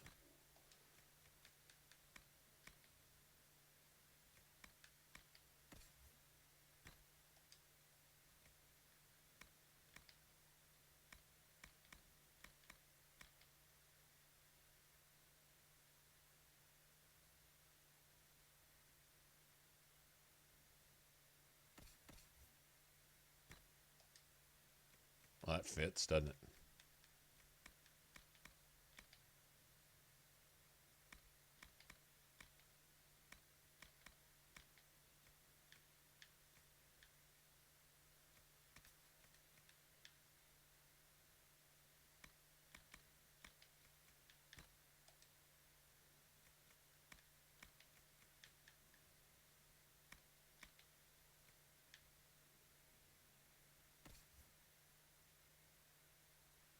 I'll go make my own anyway.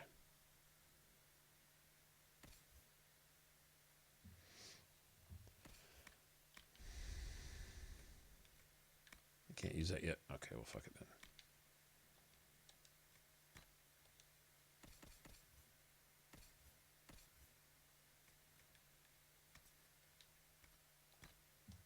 Take that for right now. Absolutely.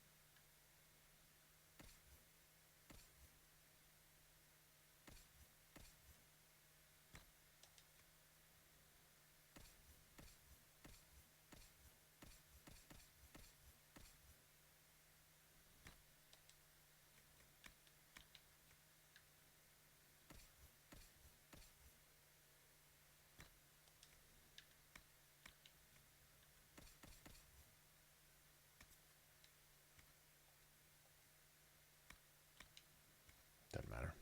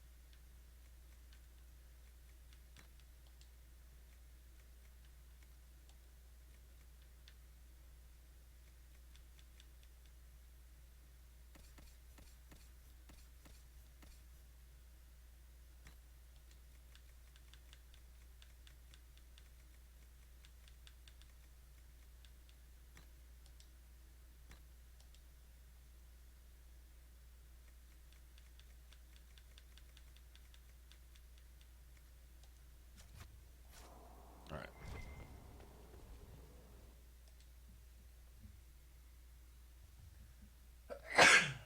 Excuse me.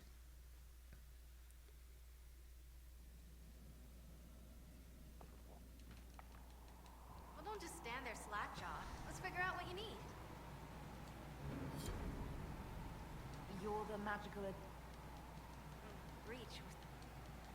I've made adjustments. Sure is pretty. Okay. Now, what was I gonna do?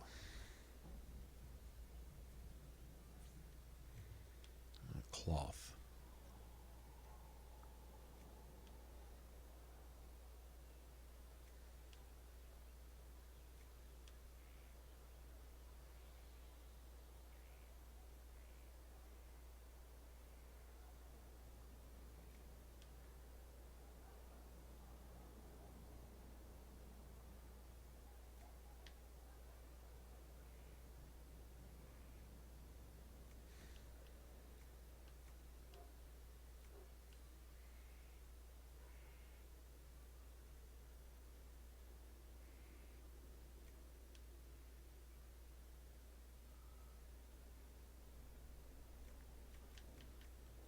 Oh, I thought that was the other one. Son of a bitch.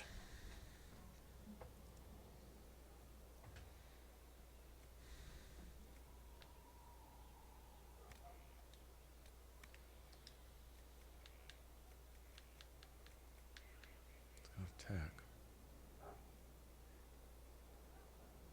5%. tier 2. So tier 3 would be about maybe 7. Okay. Then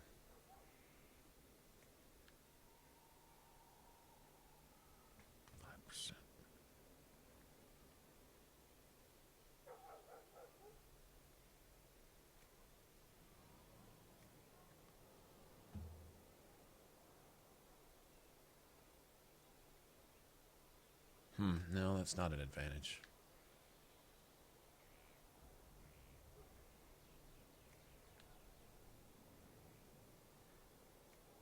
Are these AoE? No, they're not AoE.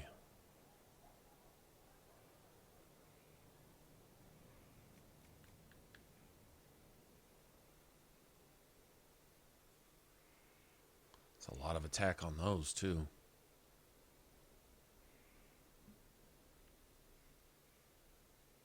I just really don't like the way they look. They're single target, though. They're not AoE, so that's not going to work.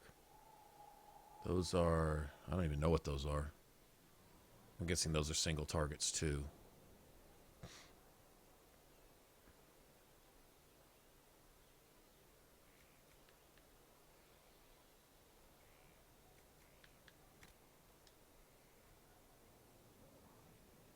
Doesn't say.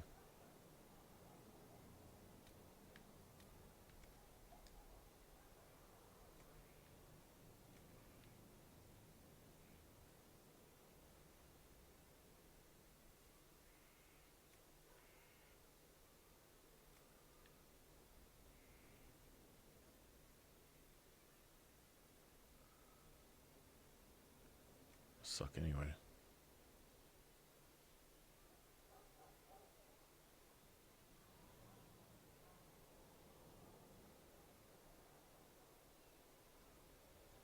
Huh.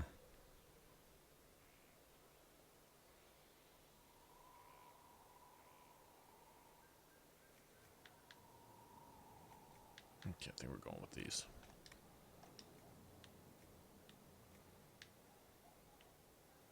That's a cool color. Probably go with that. I'm kind of curious then. Oh, those. Ooh. Ooh. Oh, those look mean. Onyx nice too, but obsidian? Yeah, those look pretty mean. I don't like those. Storm art isn't bad. That's not too bad. That's horrible. Okay. For right now, we'll go with this.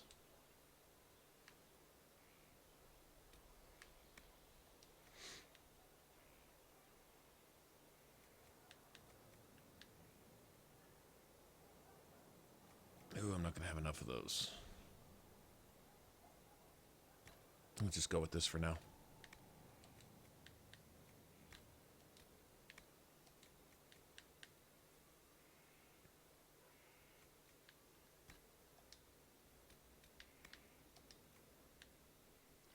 What do I have so far? I'm not going to waste anything on this one. I'll use some iron bark or something. I don't give a shit. Hit gain.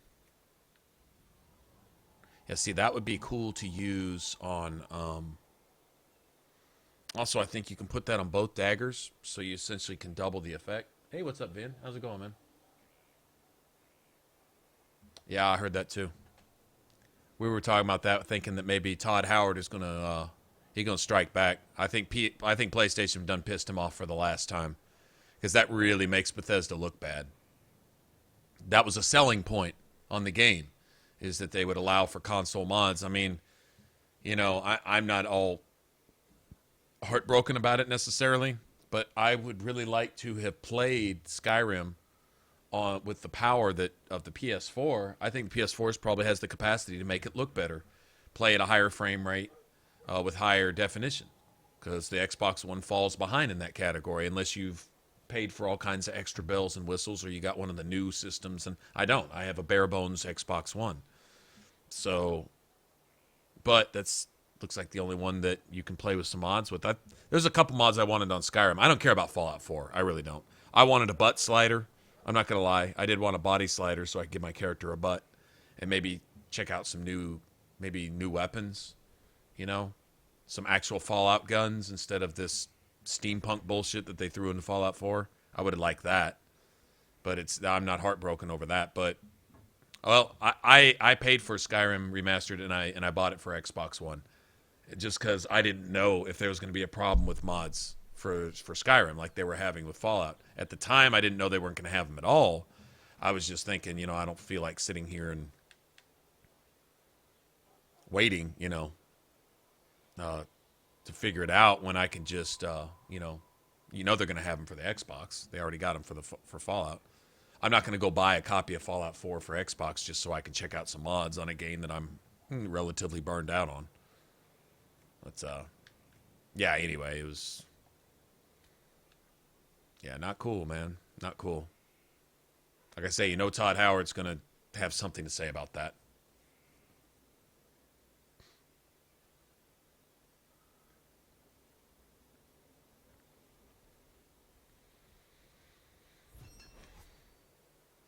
Okay, we're just going to make copies of that.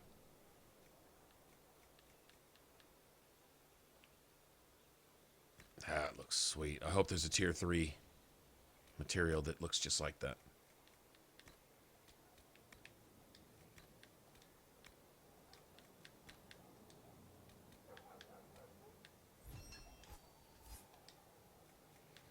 Okay, now, where were those at? There's a grip that I've got for this.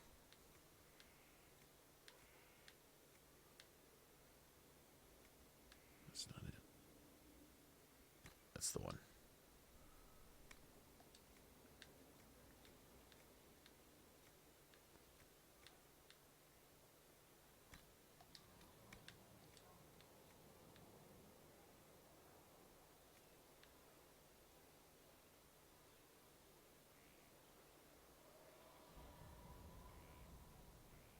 Oh, might as well find out right here, huh? That's flanking damage. 6.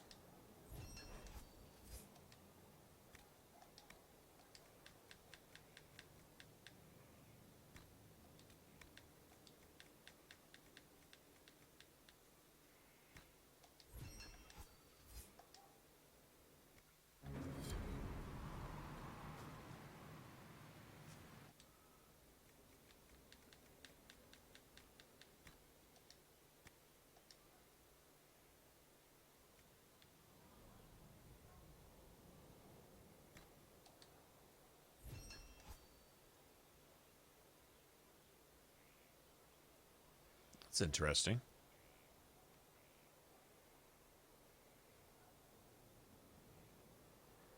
I don't think I necessarily like the way that looks, though.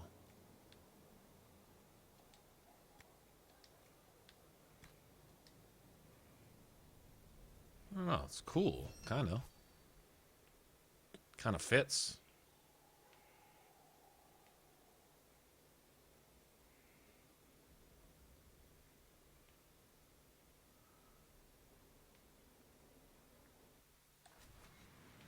Kind of want to see that grip on a different. Hold on, let me see something. Let's see that grip on a different. Let me look. Make it. There's another. That's not considered. Yeah, I don't think that's considered a.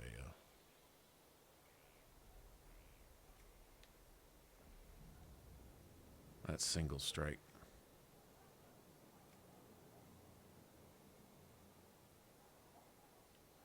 I know how it's going to look on that. I don't like those. I couldn't use that.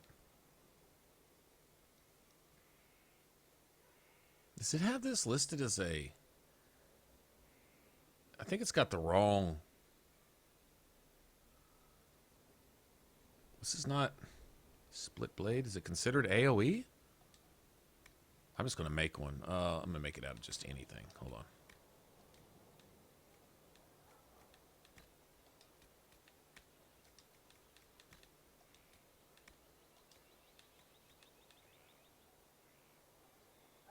What do I have a bunch of? Okay, I'm not going to be using that anyway.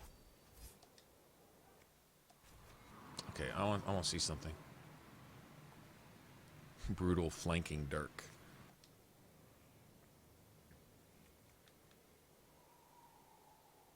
That's not a bad looking sword, actually.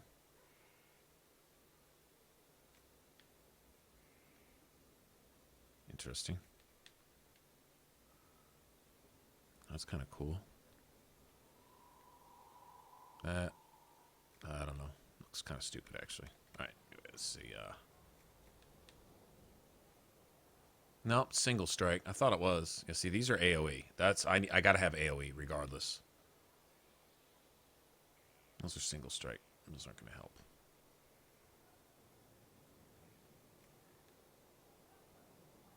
Look at that. I actually found one.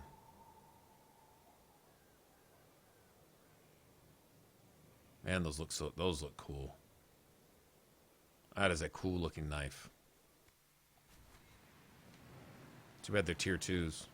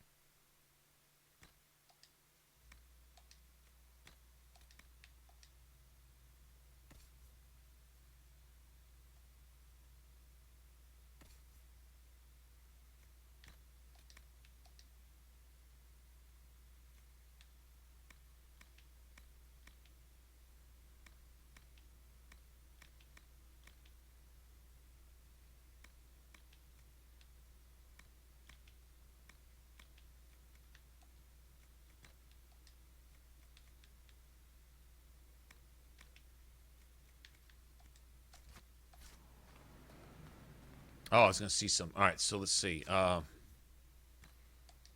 let's take these off. Let's look at what my flanking. See how much damage this thing is doing. I'd kind of like to even this out. As right, minus 25. So I only need 25 points to compensate it for it, right? Or does it multiply differently?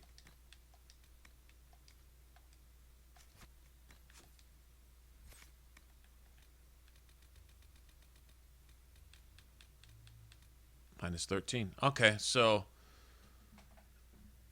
take these offense slots with some higher grade materials and get that to where it's at least +1. What I don't want is I don't want a negative multiplier factoring in on my attacks if I happen to be flanking an enemy. And flanking, like, I think in Origins, flanking was pretty much like you know, radius like that, and it would extend a little bit if you got a certain upgrade. I think in this, flanking is basically, if you're not standing right in front of them, you're basically flanking, that type of thing. So it's pretty liberal what they give you there. Let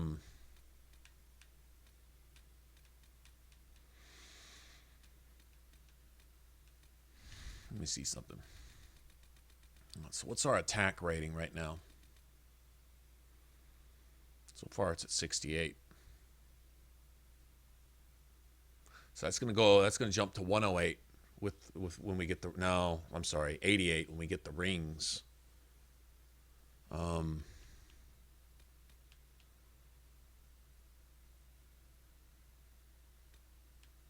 I have no critical chance.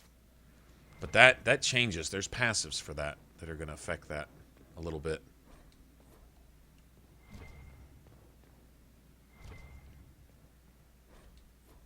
Hard in Hightown. Old Harriet's hiding his Hard in Hightown copy over there in the corner. Did you see that? All right, let's see.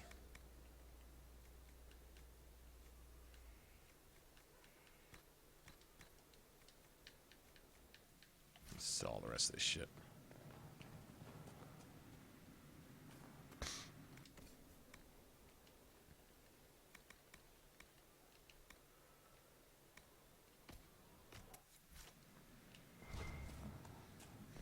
Okay, this will work.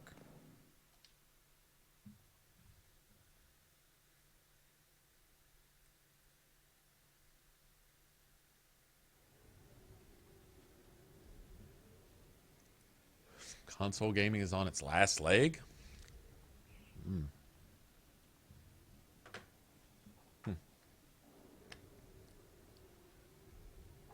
Seems to be that, what are you saying, it's going to merge with PC gaming? Because I'd say, if anything, game developers are leaning towards consoles and away from PC.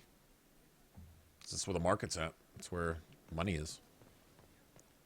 I'd say there's as many, if not more, console gamers that just like to get on, bring their game up on the old TV after a day of work, play for a few hours before they go to bed, or have to take care of the kids type thing. I think that's a thing. But what do I know? All right, let's go kill some things.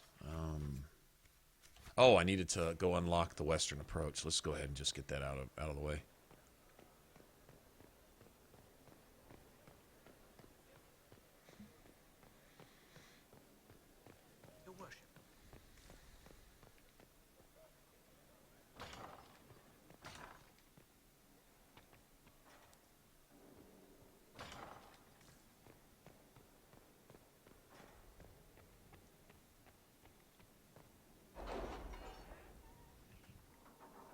I even see people that, like, a lot of people that are doing streaming, aside from games that can only be played, like League of Legends, I guess, and certain things that are only on PC. Obviously, if they're exclusive, they're exclusive. But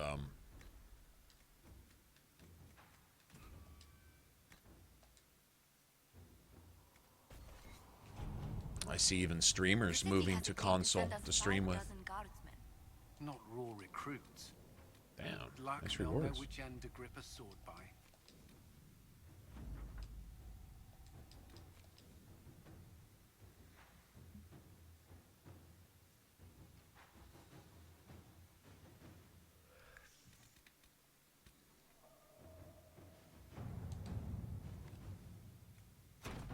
Let us begin.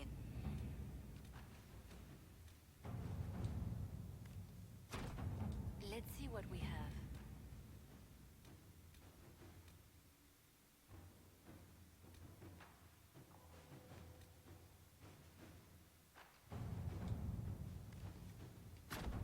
All right.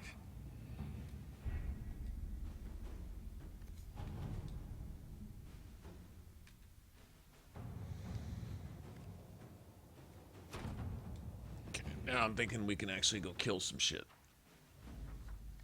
Let's see. Get a ring of critical damage, but I think...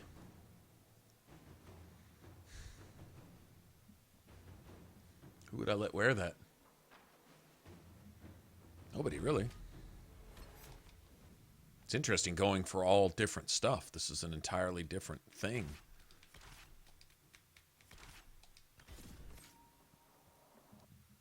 Interesting.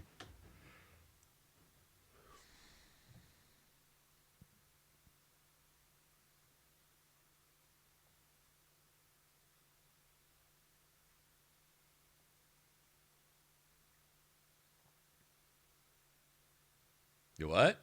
Oh, they're releasing an upgraded version of this the same way they did with Xbox and the PS3. You had the fat, you had the slim, you had the super slim, you had then you started getting the dressed up consoles, like Call of Duty console, so there'd be certain exclusive game editions that would come out, like this particular Halo was only on Xbox type of thing or whatever, and so they do a Halo edition. Or this particular game, I don't know, Last of Us was only on PS4, so they did a Last of Us, or only on PS3, or this type of thing. Welcome to the Western You had approach. special versions. Southwest, of these, and then you had Elites. You had the Xbox 360 Elite, right? And then they eventually come out with Xbox One. Now you got the Xbox One S, Scorpio, or whatever they're calling it. You'll have the PS4, what is it, Neo or something? And it'll be a little more storage. It'll be all the things that they left out of the first one so that they can sell you another one. Then they'll sell you a third one. And then they'll come out with the PS5 or whatever they're going to call it. And the Xbox 2 or Xbox 720, which is what they should have called this one, or something. And then they'll add some memory to them, and they'll put them in a different skin and make them a little bit smaller and make them to where you can carry them on your hip. And they'll, I don't know, drive you to work in the morning and whatever. That type of shit. That's all I see. I mean...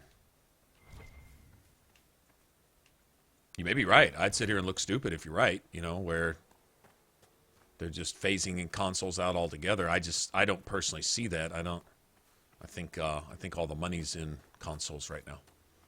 Seeing as consoles of now, especially with the introduction of mods, I think that's Bethesda's way of saying, hey, we can bring all this and kind of merge the two. Consoles have essentially caught up to PCs now. To bypass what consoles are capable of, you have to spend more on a PC. Considering all the things you have to have with a PC, right? You have to spend more on a PC to keep up with the same specs that they give you with a console. Console's a package deal. All it's going to do is play games. So they can charge you a little less for something that essentially does more as far as games go. The PC, if you want a PC that can run the equivalent, same frame rate, same stuff that the consoles are capable of doing. Now, the downside to consoles is that some games are dumbed down a little bit for console because not all consoles are equal, right? Like the PS4 was a bit more powerful than the Xbox One on release in a lot of different ways. I mean, they proved that with the specs. And so what do? They start making games a little, what would you say, watered down, so that they can kind of keep it balanced. You don't want one console showing its ass over another one because that would create a shift in the market and so on and so forth. So I think there's kind of what would you say, a gentleman's agreement to not play like that.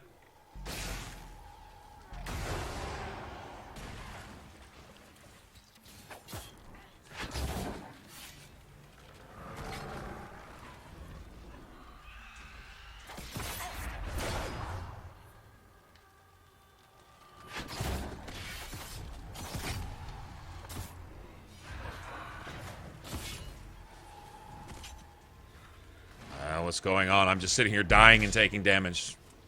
I'm not doing anything.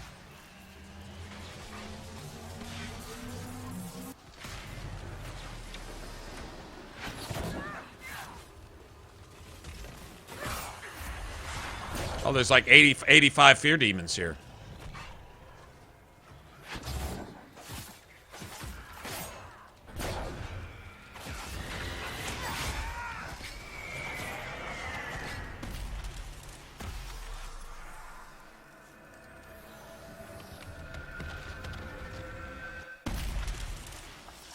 I remember one of the first games released was Call of Duty Ghosts for Next Gen.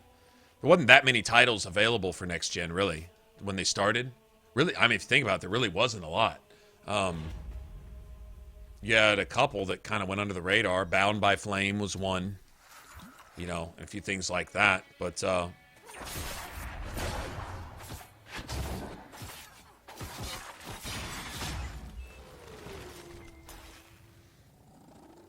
and when Ghost came out, they compared them, and what was running on the PS4, the Xbox One just couldn't do. It couldn't do.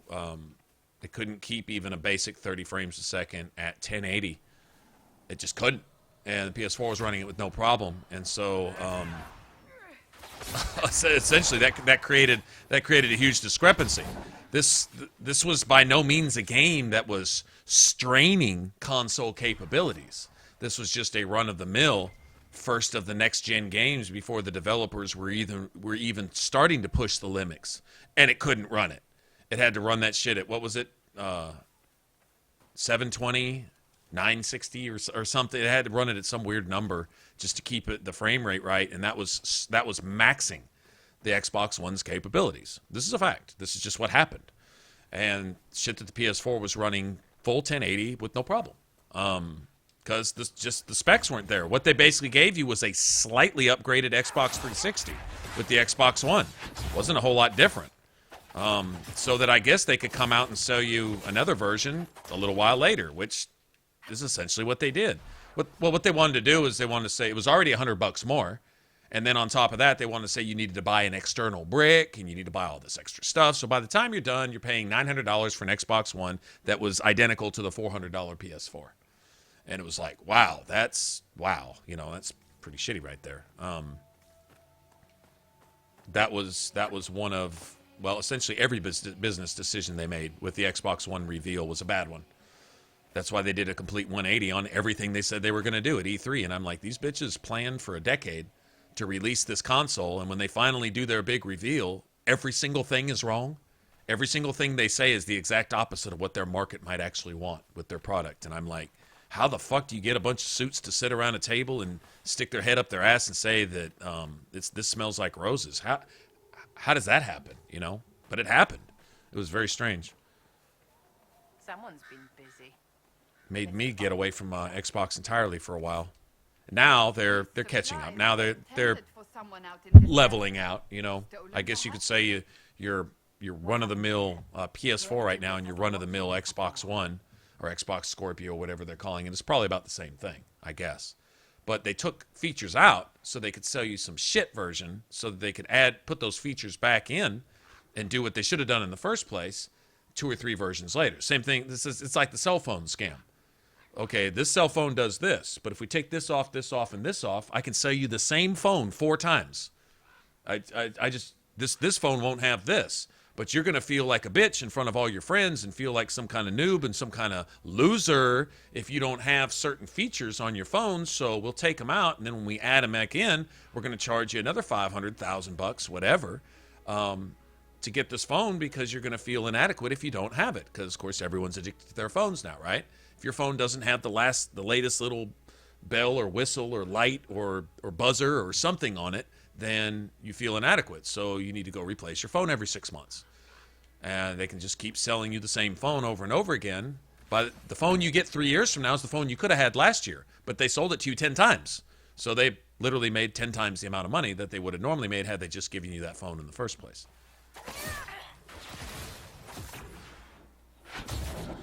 Not imagination there.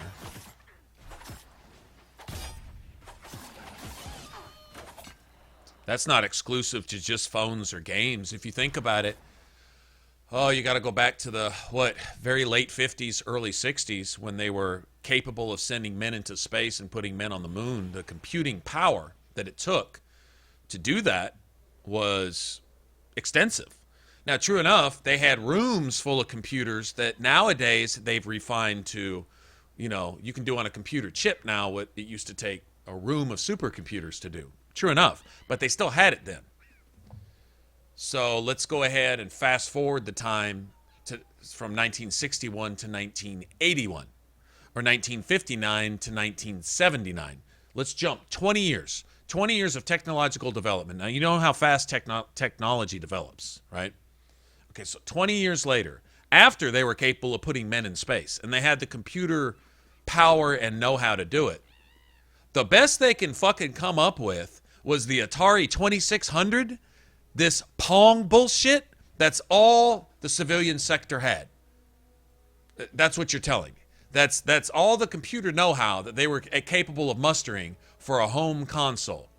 But magically, then they come out, with the Atari, 4800, then, I don't know, the 7200, then Nintendo wants to come out with 8-bit, then all of a sudden 16, then 32-bit, then 64-bit, and then, I guarantee you, the system they came out with in 1990, they were capable of probably producing it around 1980, give or take. I can't put an exact date on it, but you get the idea. But why sell you some Atari Super System? Why sell you the Nintendo 64 when they can sell you the Nintendo 8, then the 16, then the 32, then the 64. They had the 64 5 years before they gave you that first piece of shit that only played Pong, that had little squares and dots and pixels. But why would they give that to you now? They can sell it to you like 90 fucking times. Every Christmas for the next 20 years, they can sell you this shit until they finally give you what they could have gave you way back when. That's a fact. You know, there's no secret, no mystery there. It's smart marketing. You know, you can't get mad at them because they sold you some inadequate piece of shit if you bought it. You did that. That's your money. You gave it to them. They didn't take it from you. You know, we willingly offer that shit, but still, the fact remains is they could have easily given you a much more powerful system, considering they had 20 years to work on that kind of computing power before we ever even started to really see it in the civilian sector. Anyway, just a little food for thought.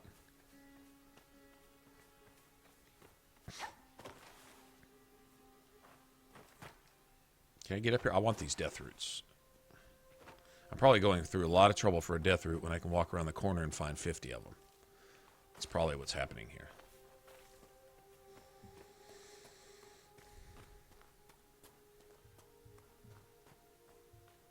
Night, Huntress. Take care. Bye. I guess we got to go through those caves back there to get to that.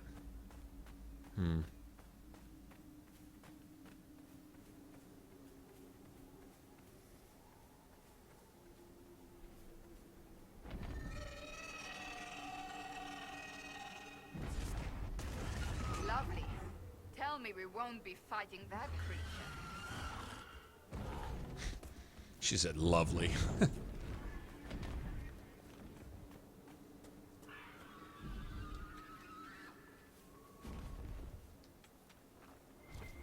Okay.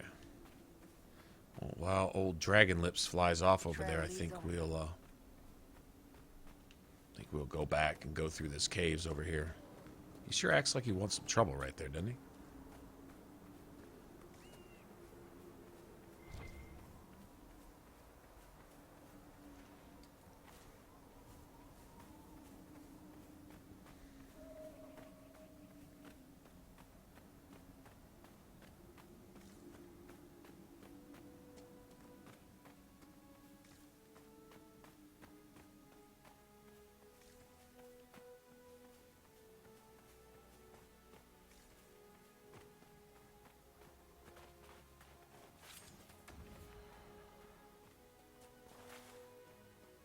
I forgot Hyena Apocalypse here. Fennec Apocalypse too.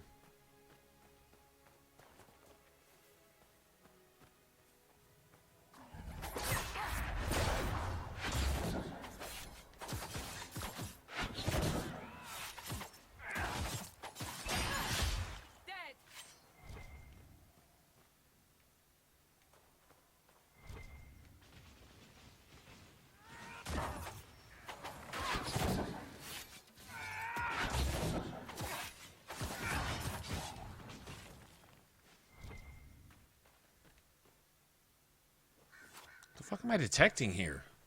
Get out of the fucking combat bullshit so I can see what I'm... Oh, move, asshole. Ugh.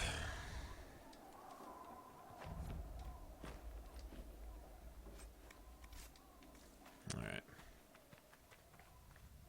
Well, Forgotten Mind. That's not ominous at all.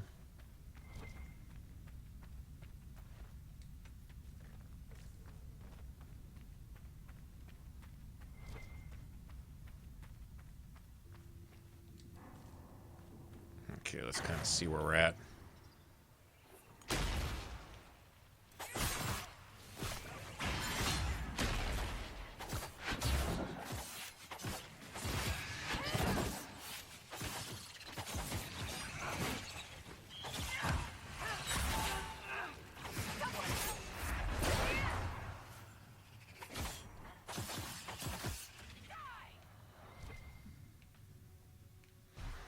Get used to this whole system here.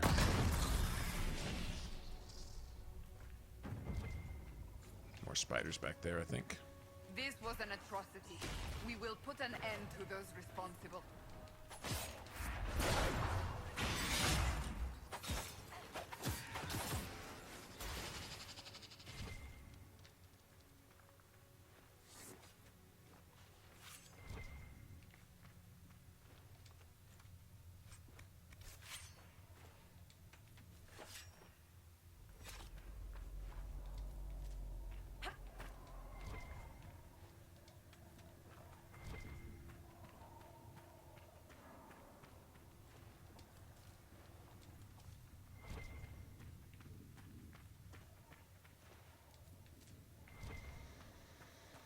So I'll go up there and grab all that while I'm here.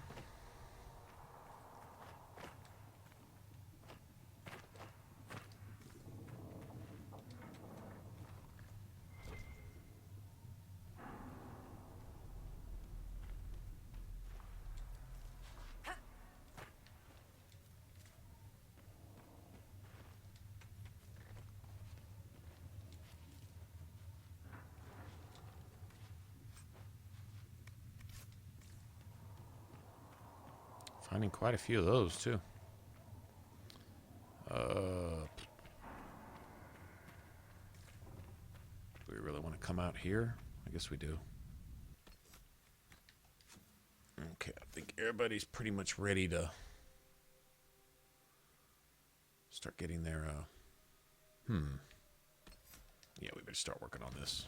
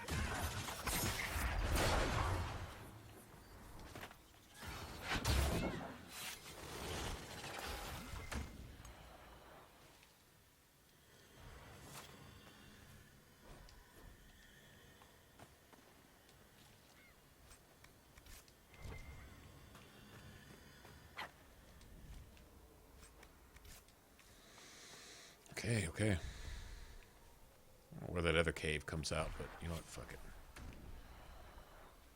Really?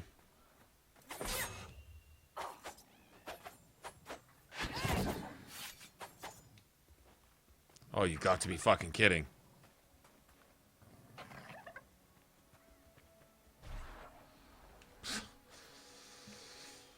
Oh, wow.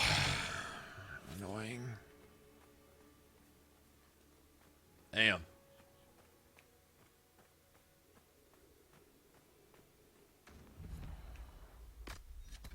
Come on, put your shit up, man. Ugh.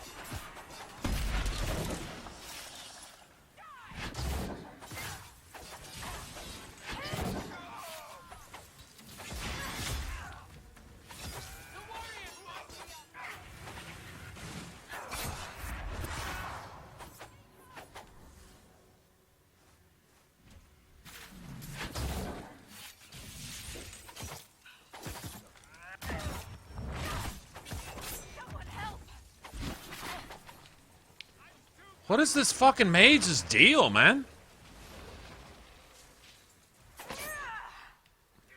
What the fuck? I can't hit him? Bitch, take that. Uppercut to your man pleaser. God damn.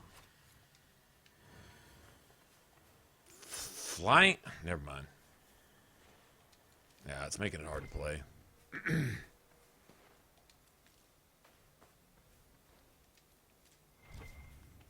No shortage of death root here, is there?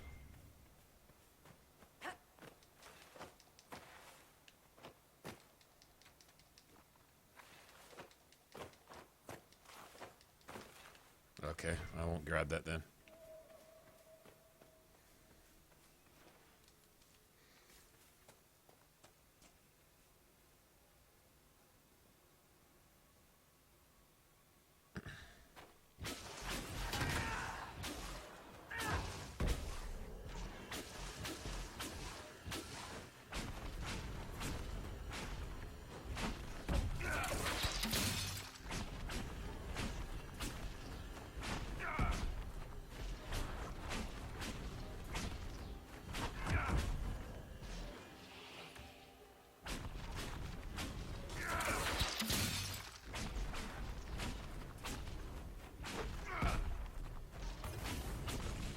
So the Venatori want to keep us out.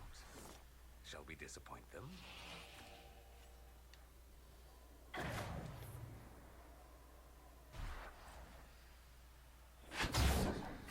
Bitch. Bitch.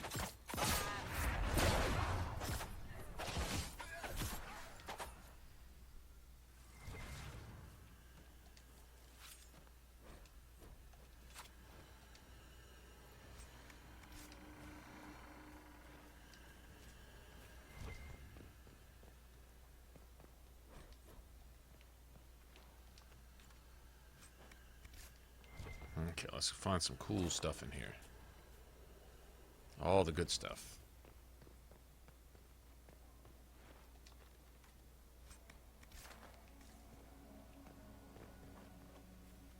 Are we all really just this banged up? Really? Guess so.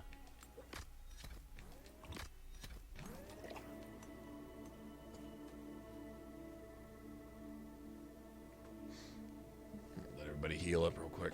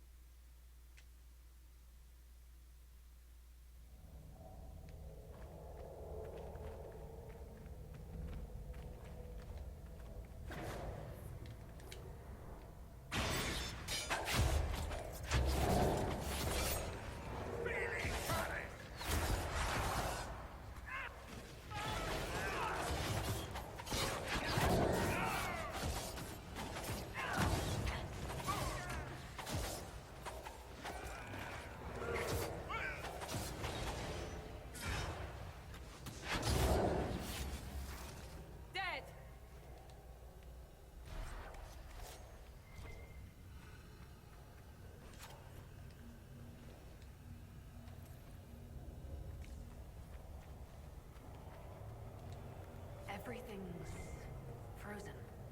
I don't think this was the Venatori. It's as if time's been slowed. The power to accomplish this Would attract the Venatori's attention. Well, you'd have to be plus 10% of a particular kind of damage. You'd have to be a mage like dedicated to that one thing in particular. Like you got the Belt of Winter's Pact, and then get that sigil right there. That's another 10. You could potentially increase your damage dramatically. Just talk. Wow, man, imagine that, a cold mage. I mean, there's some enemies resistant to cold, but outside of that, you'd be destroying shit. Can you imagine Winter's Grasp with fully upgraded with another mage? Where you could just sit there and just go to town with Winter's Grasp and getting a 50% roughly damage increase on that? Maybe not that much. Still, it really wouldn't matter what the any increase like that. That would be devastating. And then I think that plays into shatter effects. Like if you had something frozen solid with ice and someone came along and shattered that, I think it would multiply that also. I've seen some big numbers come up off of combos.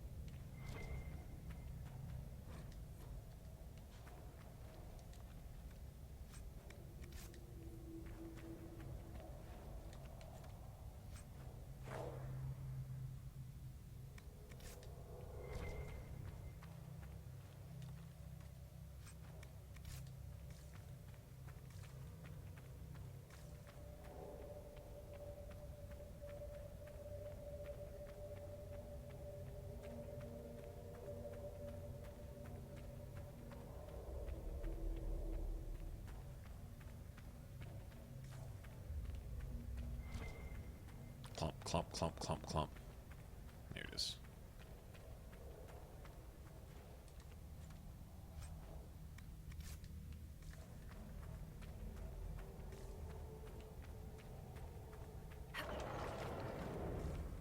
The texts describe a chamber.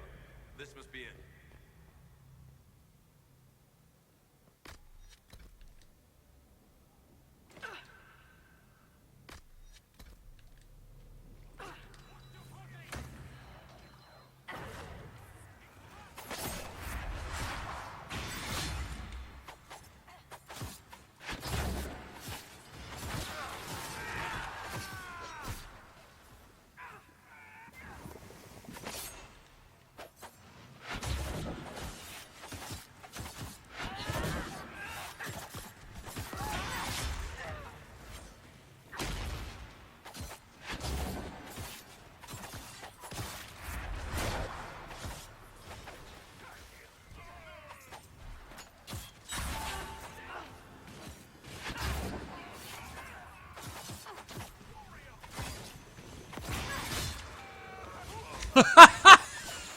Okay.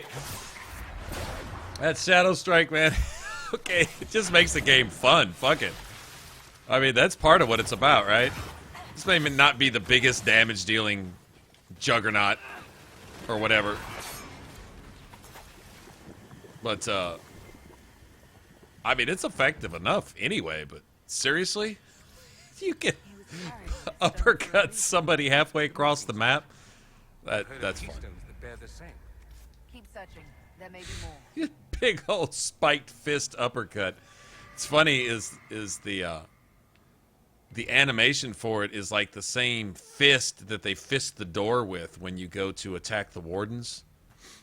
It's the same type of thing. Fisting your enemies. That's pretty funny, actually. All right, I'm kind of digging that. Just saying.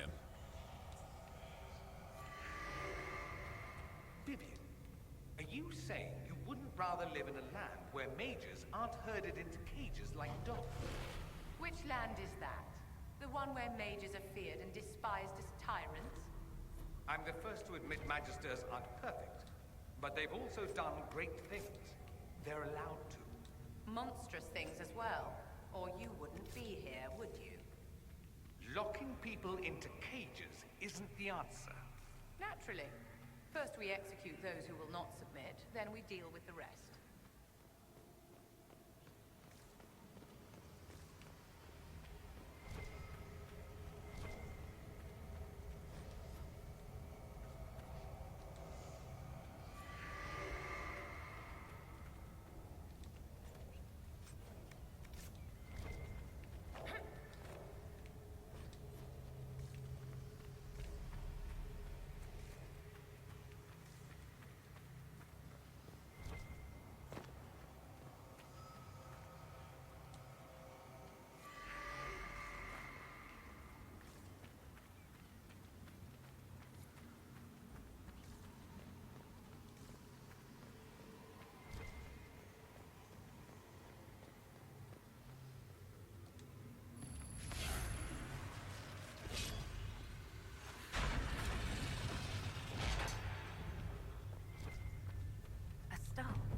Is this what they were after? I'd be careful with that if I were you. Just a thought.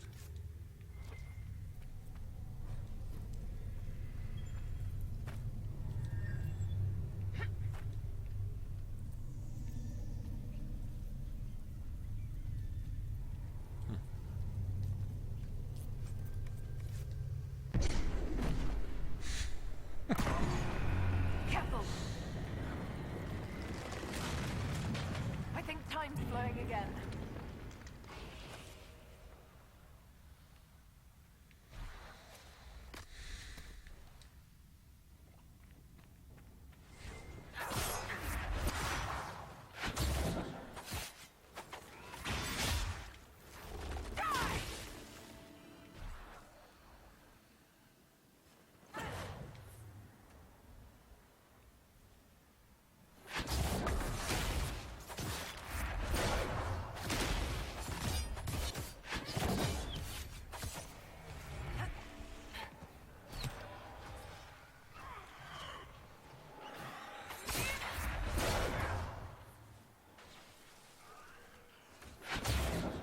Bitch.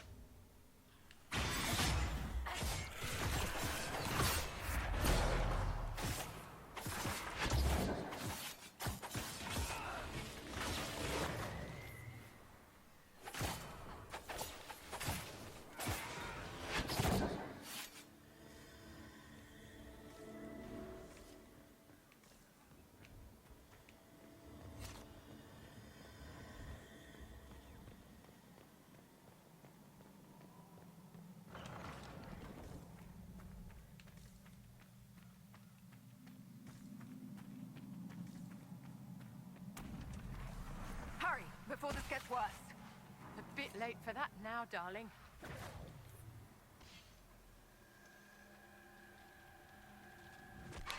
Oh, you're gonna regret that, asshole. Bitch.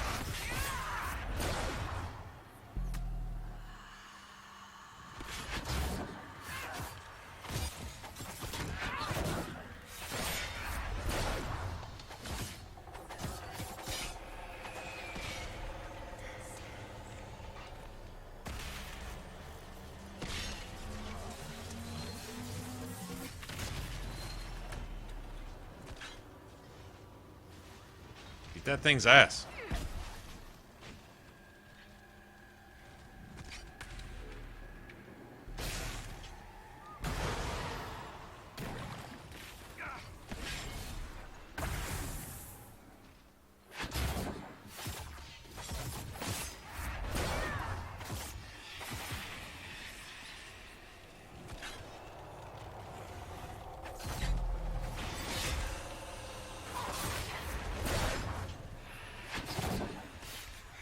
Come on, asshole.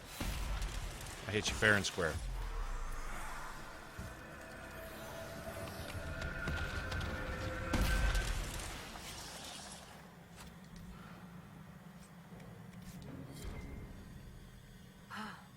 It's done. Someone would have freed the demons eventually. At least we were here to stop them.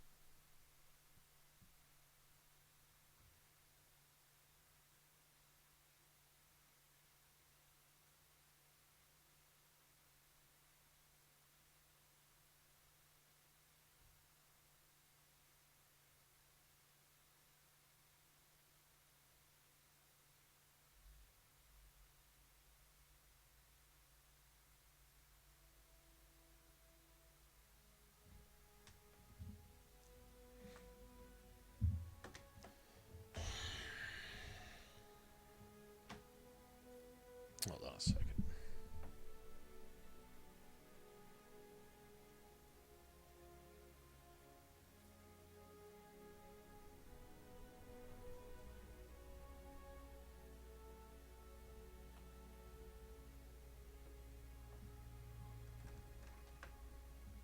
Yeah, hold on.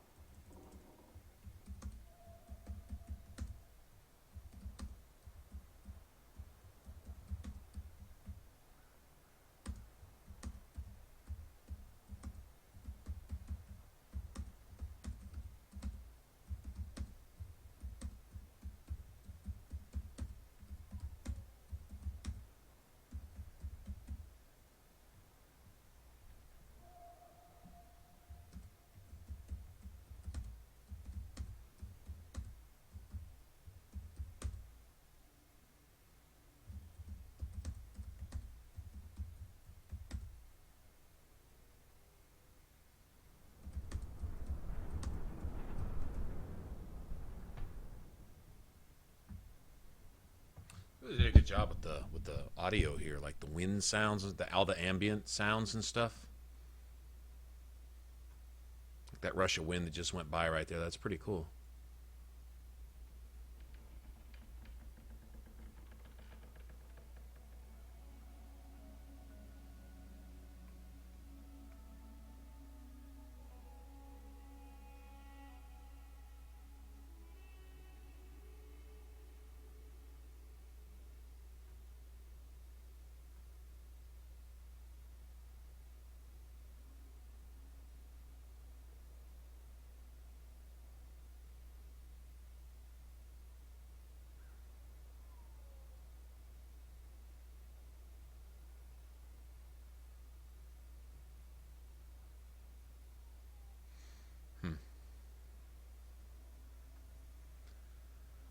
Hold on a second, people. Just 1 second. Getting spammed here a little bit.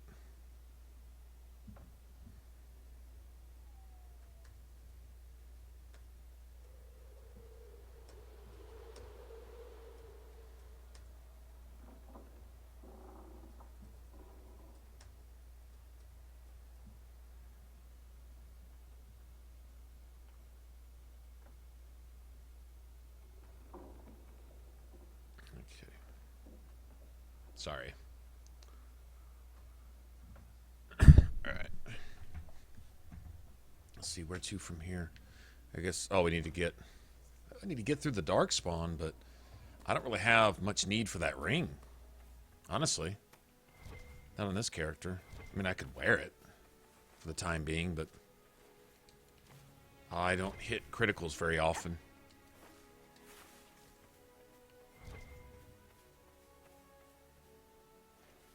I should have plenty of that now, huh? Okay, I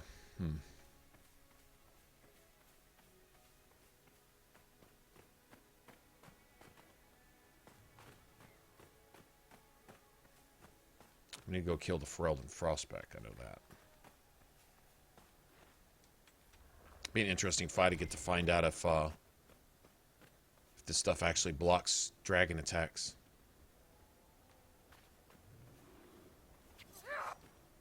What the?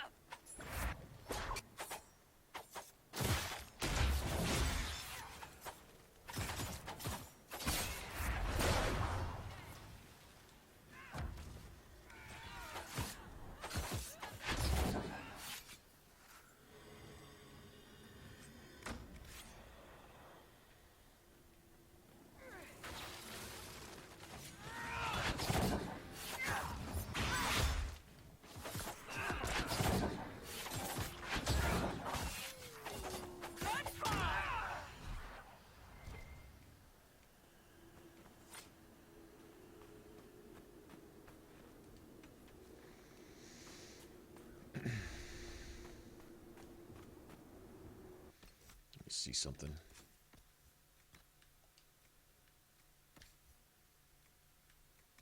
I think she can wear anytime soon? No.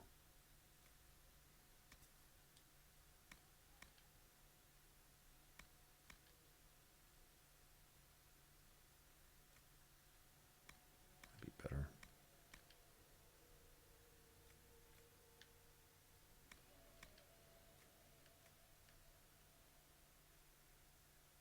Rogue only, huh?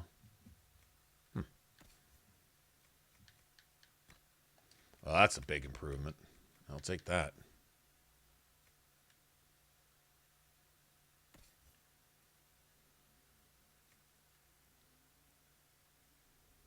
Strength, huh?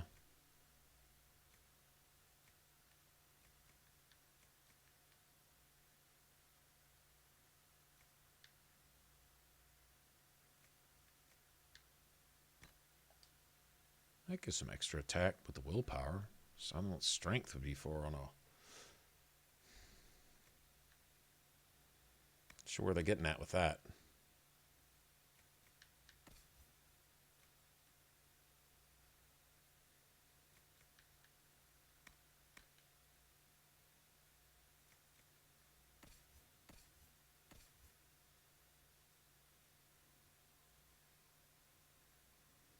I mean, I'm sure strength is an attack stat for warriors only. I'm sure it says that. So why would that even be on there? That looks so much cooler. I'll take the cunning instead. That just looks stupid. Sorry. I don't like it. Each to their own, but that's not my thing. Okay, so...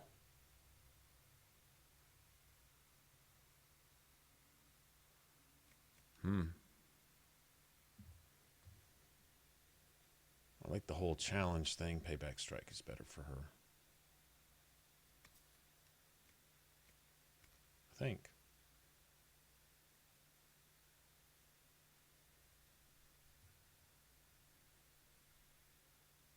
Actually, I don't know.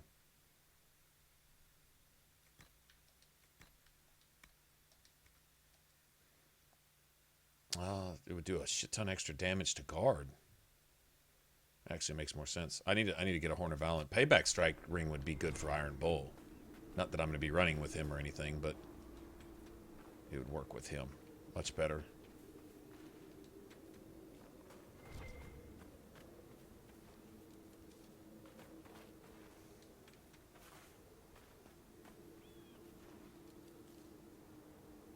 Wonder what the percent chances of finding Fade Touch. Is it like 1%? Or something? Kind of curious what the actual number is on that. And is that something that's decided each time you enter an area? Like, do they go to each node and just calculate a chance and it is or it isn't type of thing?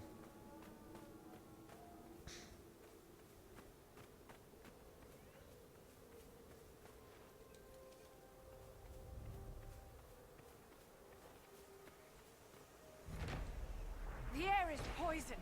We can't get through. Someone at Skyhold will have a solution.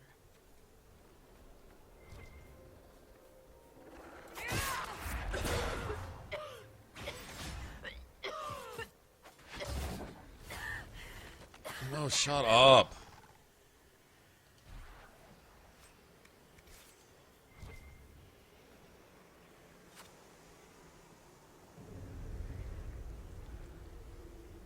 Oh my god. I'm just trying to walk up here.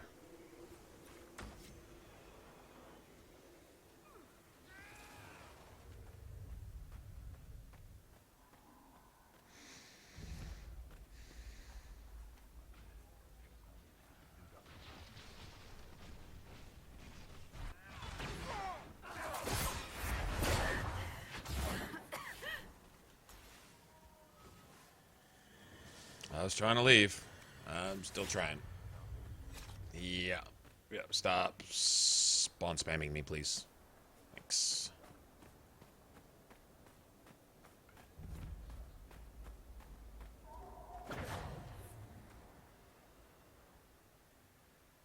Ah, two of you assholes. Bitch.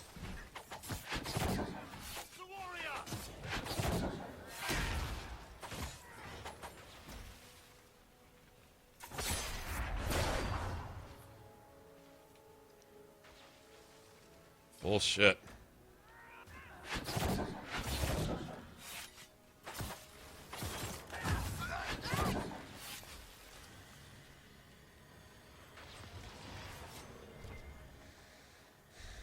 Spawn spamming me.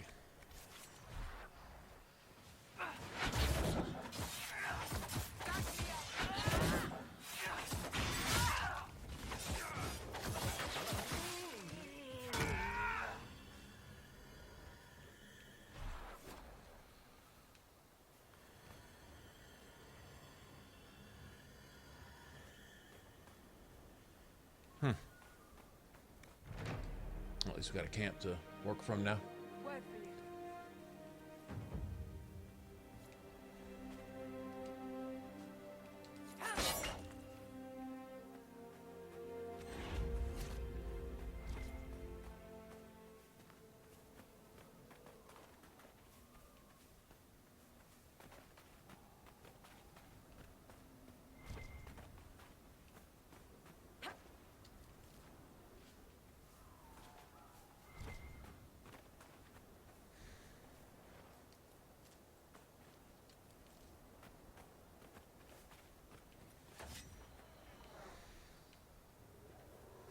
The dog that I was trying my hardest to ignore just insists on getting its shithole kicked off, huh? Okay.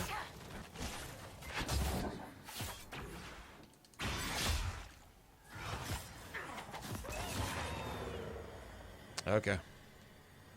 Was that necessary? Really? Just necessary, huh? Alright, gotcha.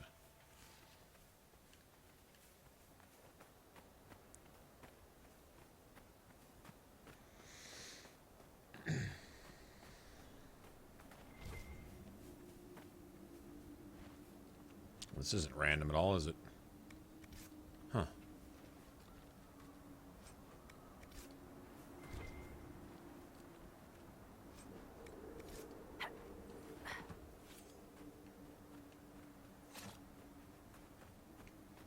Let's go take this keep real quick. Get some belts. Damn, it's almost 3 in the morning? Holy crap. Oh my god, I guess everybody's just kind of drifting off, and now I see why.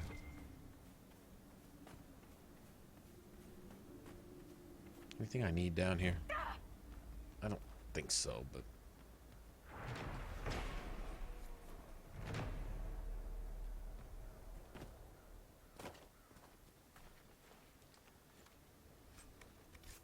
yeah, I could have done without that. Pretty sure I didn't need that. Okay.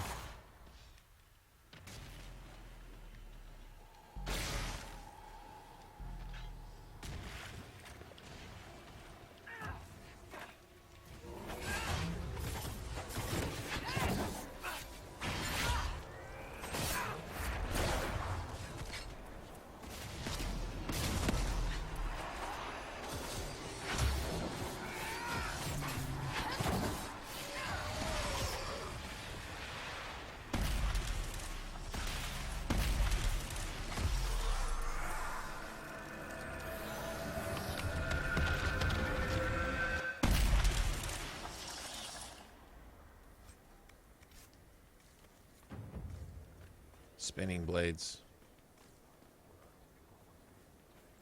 Interesting.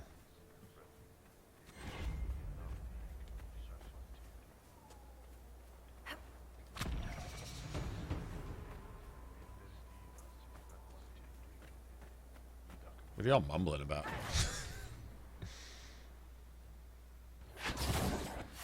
Bitch.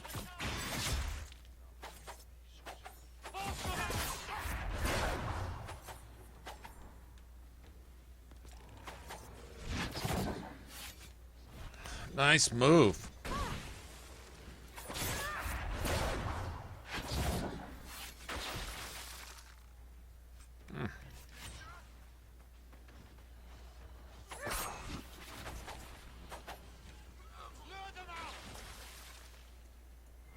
Ah.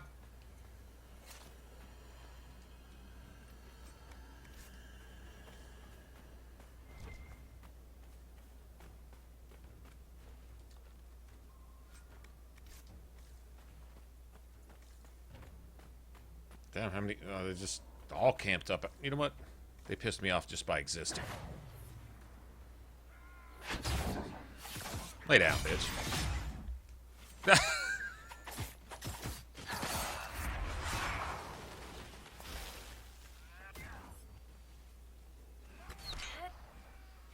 How the? I'm in stealth, bitch.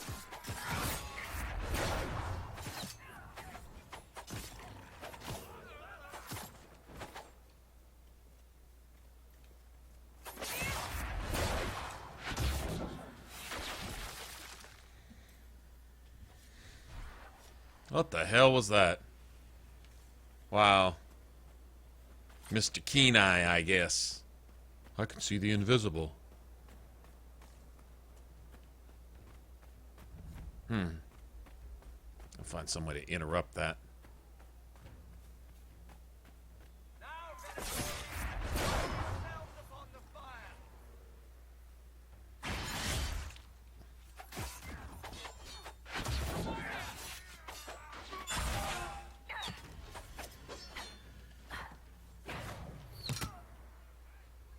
Nice! These archers are fucking amazing. And what are my mages doing? Standing here? Yeah.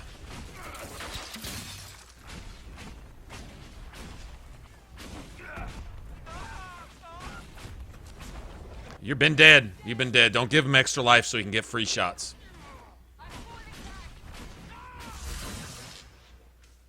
Okay, I got an archer to deal with.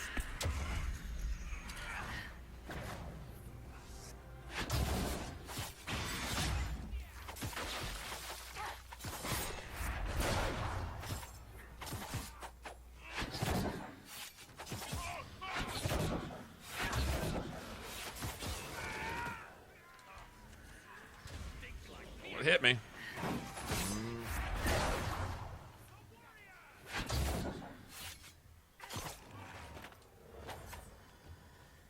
This is what I hate. That's why you need that fear. Lay down, bitch.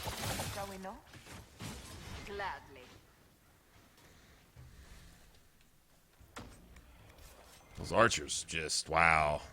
Superpowers and amazing glitchy, riggy shit right there. Yep. One down. I mean, once they lock in, that's it. You're getting hit. Magic Uber arrows and shit. Yes, sir. It is what it is, I guess. It's cool.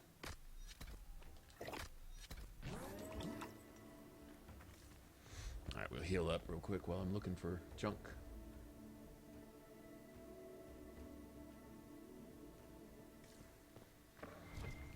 Well, have fun with that.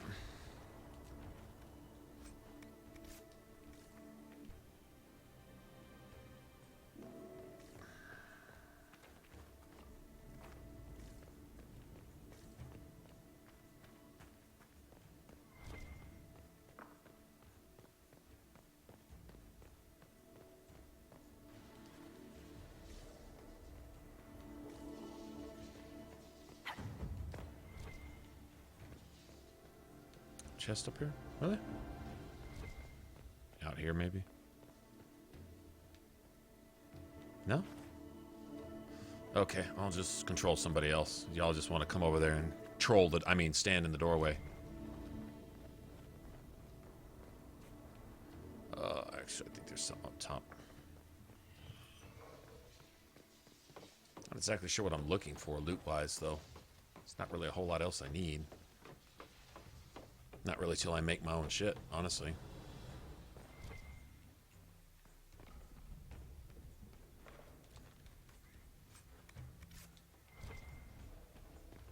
I think if a critical damage ring would play into my followers, but like with my mages, I want them both to have, honestly, a Winter's Grasp ring and a barrier ring.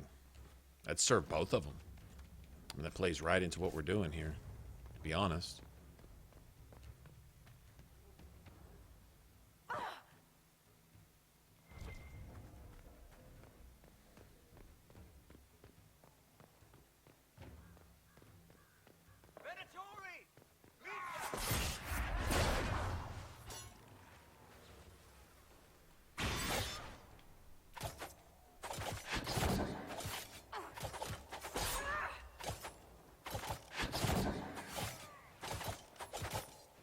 Can't break this, huh?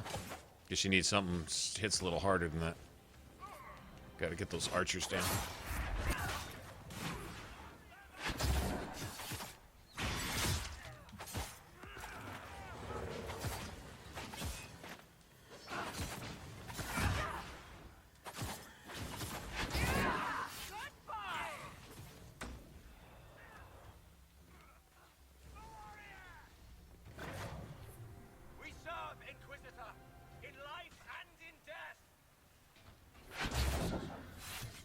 Bitch.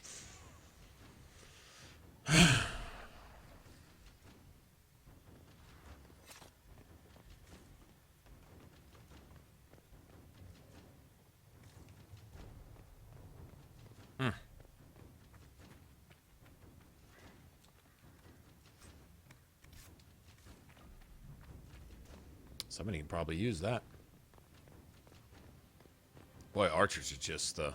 They're like the assassins were in Dragon Age 2, or the mages were in Origins. Now it's archers' turn. I guess warriors will be the absolute shit in the next Dragon Age, I guess.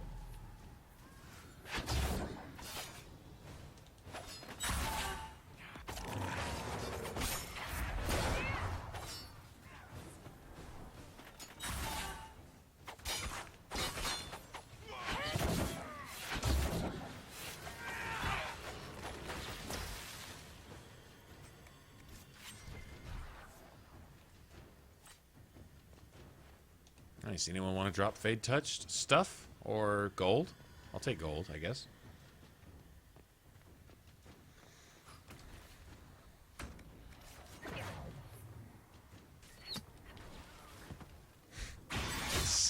Sick of that asshole.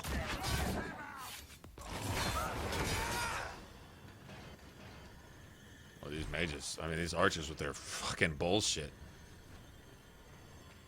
I guess it gives them perception, too. Like, I'm sitting here thinking they're doing superhuman shit. Maybe they're just coded that way. Like, they can see through stealth and what have you. Here, Inquisitor!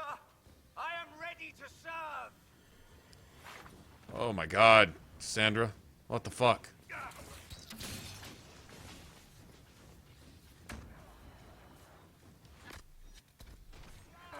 Okay, you don't have any more of those. Okay, so we'll just slow walk up here.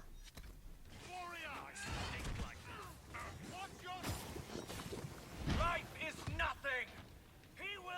I'll just stand down here.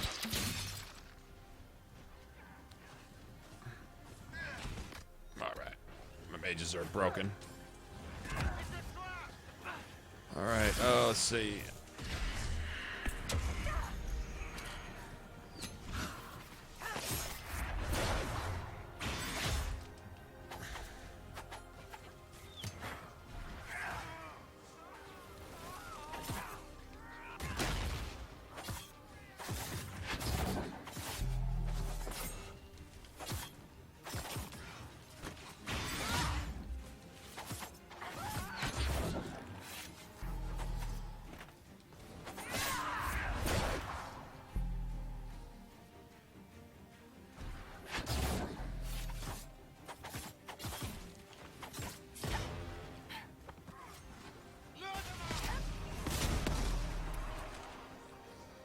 Wow.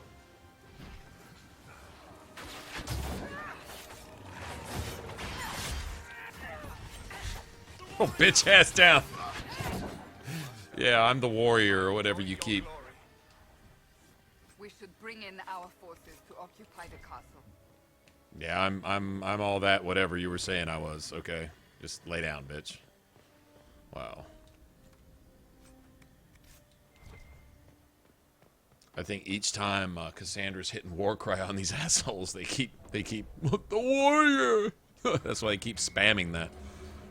Because she's doing her job, really. Oh, this one was...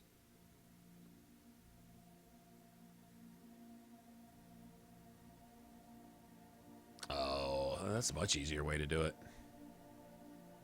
Yeah, that's a much easier way to do it.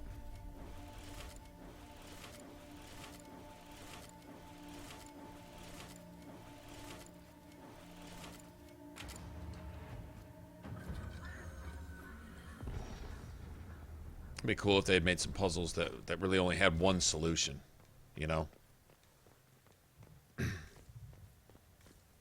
Those connect the dot ones. Also where you can't cross over lines. I kind of wish they'd implemented that too.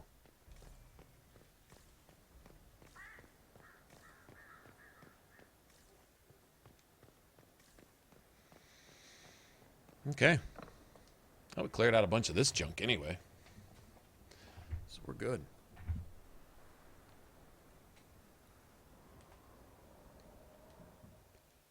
Yay. Where's my dramatic I just took the fort music?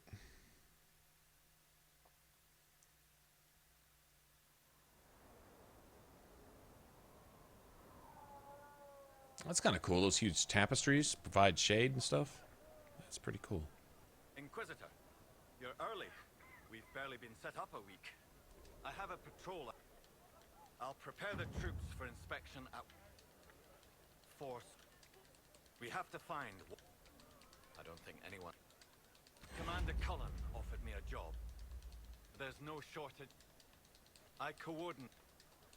Ah. Okay. We'll get some focus belts.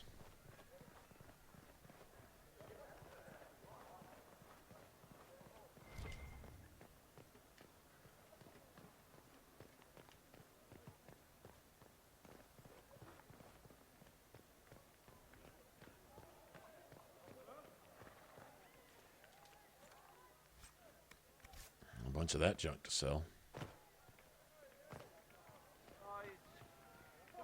Speaking of that, let's see what we can actually use.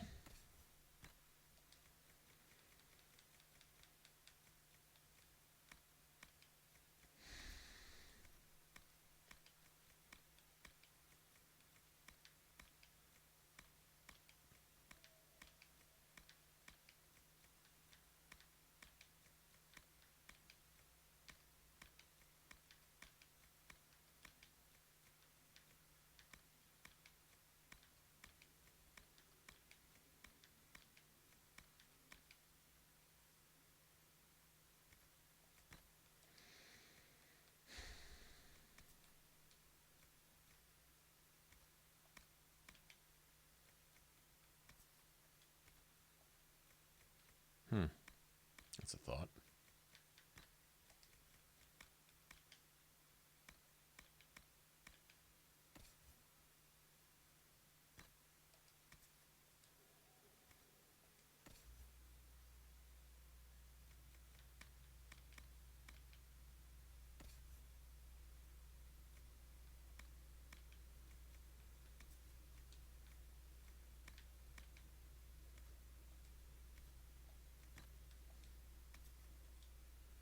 was this? Oh yeah, blocking attacks, heal for half health, 75% chance. Oh my god, that's just... But minus 100% damage resistance. Huh. Interesting. Maybe to keep a reaver on its feet? That's probably what that's designed for. Spinning blades. Gets it up to 100% damage per hit. Let's see what that is.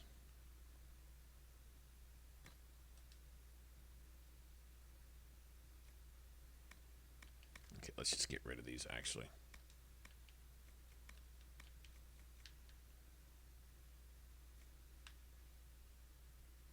Still considering that.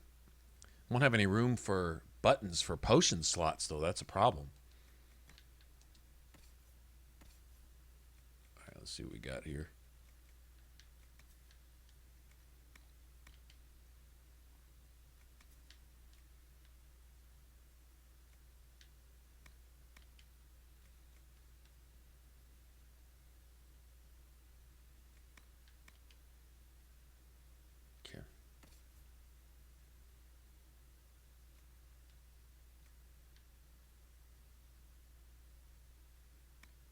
That's no good. Somebody can definitely use that, though. I'll sell this first.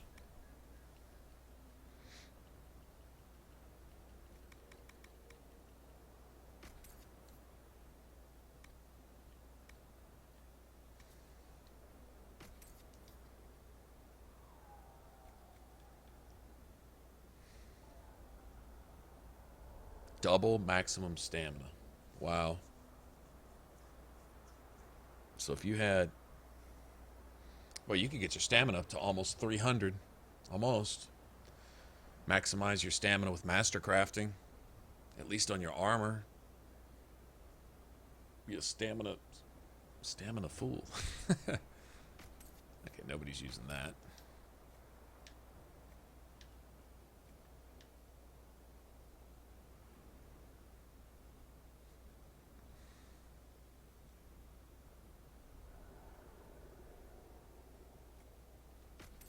I don't think anyone's going to use that either. Oops.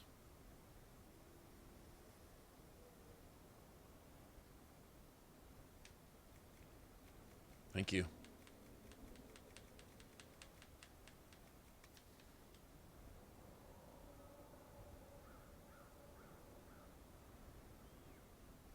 I wonder what this looks like.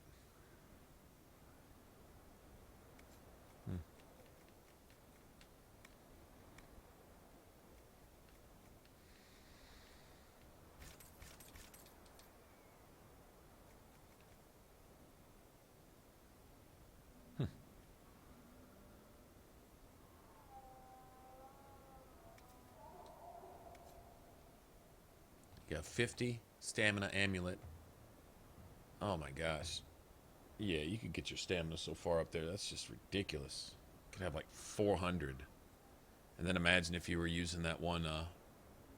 Oh, you wouldn't have enough time to pull off all your abilities before that shit wore off. Wow, that's crazy.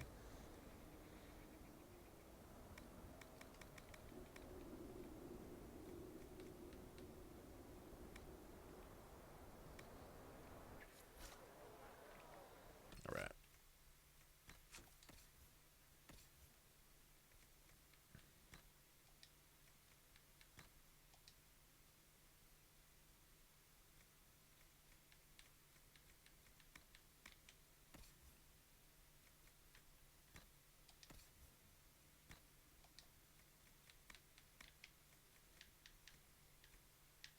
That's right.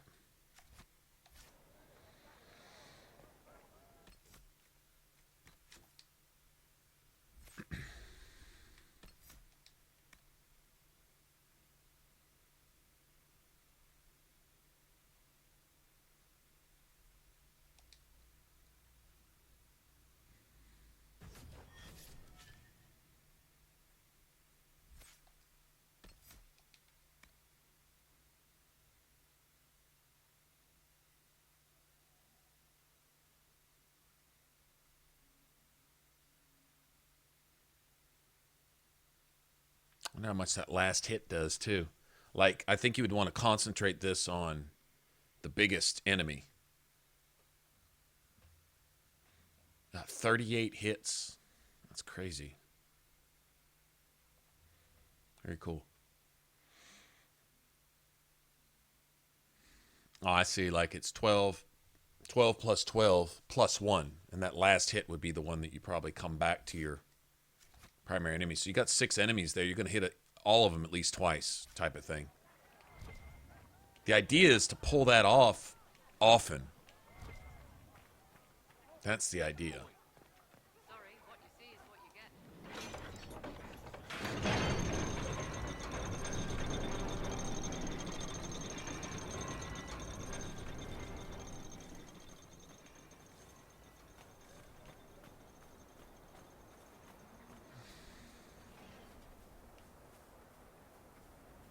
You got the Darkspawn nonsense up there.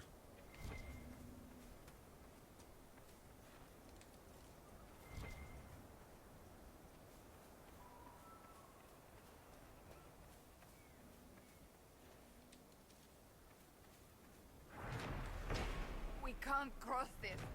The Darkspawn got through. I'll have to see what our people at Skyhold can do.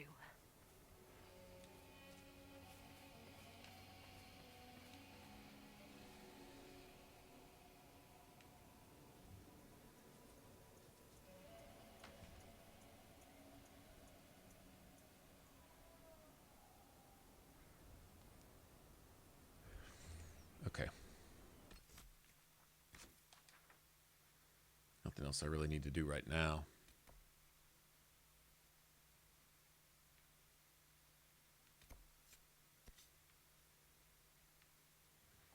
Close some Fade Rifts here, but the Fade Rifts here aren't really what I'm looking for. I want to make superb runes. We're going to farm the tier 3 areas. We're going to farm those.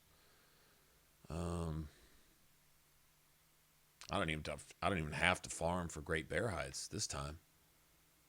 I'm looking for Snowflare skins. See, I don't even have to. Yeah, for this particular build, I'm not going for critical. I'm going for Dex, just Dex, and that's just for attack, and that's specifically for the. Now I may find out a particular thing I need for. I'll probably want a top tier material for flanking stuff. Is there a fabric that gives? Is there a cloth that gives you attack? Not cloth. I mean, is there a leather that gives you attack? Like, it seems like the Ice Dragon scales give you something unique. But that means going through the entire Jaws of Hakon. Oh my god, that'd be brutal. We could do it. I mean, the game is simply the game, and play whatever.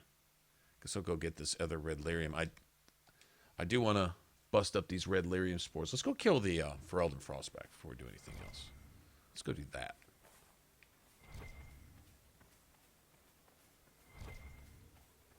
There's something to be said for making one lower level frost rune for the time being, though. There's something to be said for that.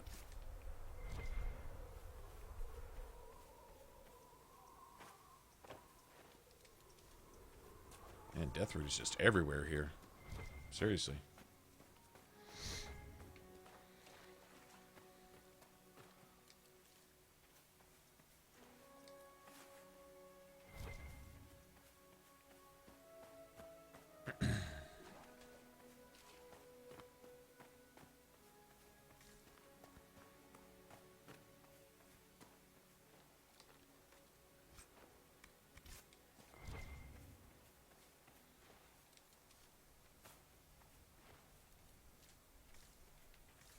Yeah, can you imagine 100% max stamina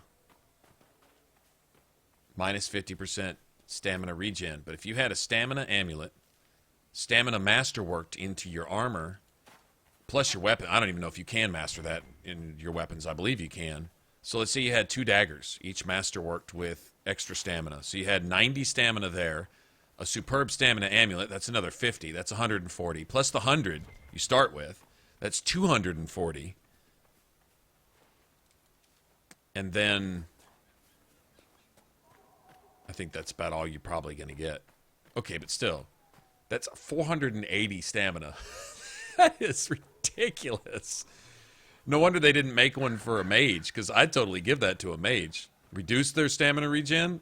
They pull off so many spells. That shit would be ridiculous.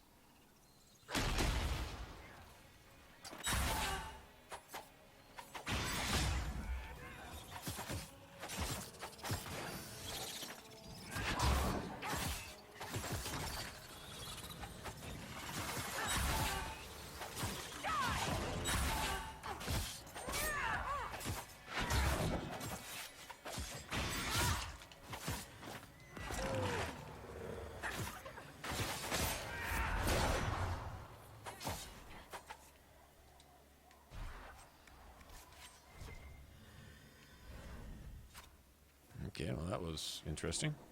This isn't even the one I want to go in, actually. I think I want to go in over here. I don't think there's anything in this one but just loot, really.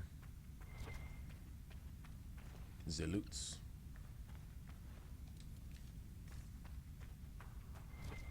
You visit the most fascinating places, my dear.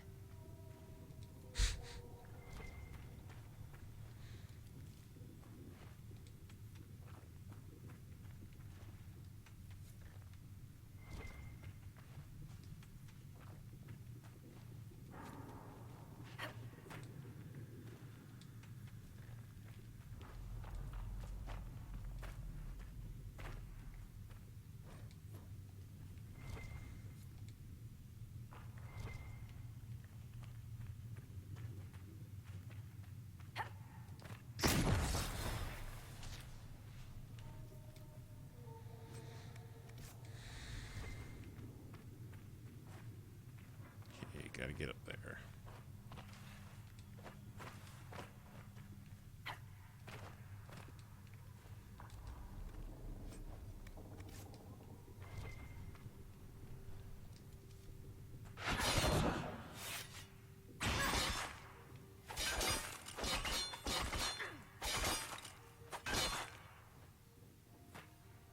Mighty Blow actually will break one of those. Okay, so everybody gets their level.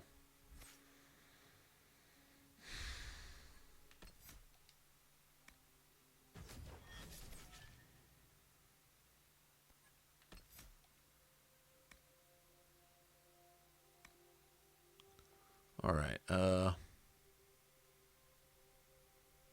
damn it, reduces their armor too? That's what you want if you're playing a mage also.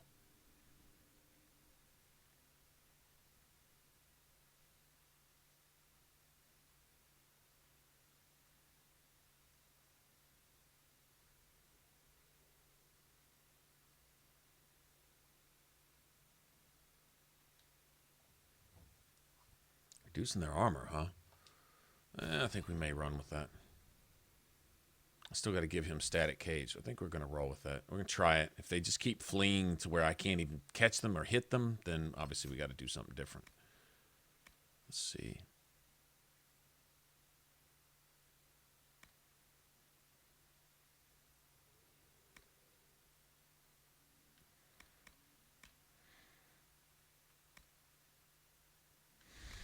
Okay, these come first.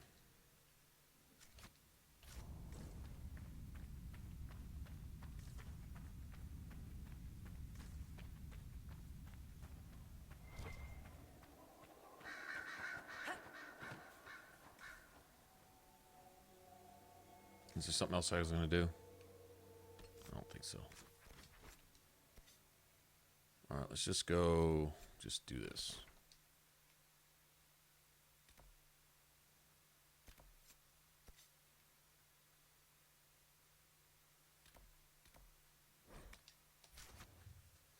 Go grab that book too.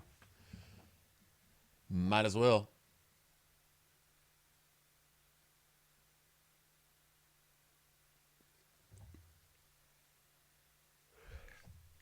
I'm guessing it's something really, really small because you can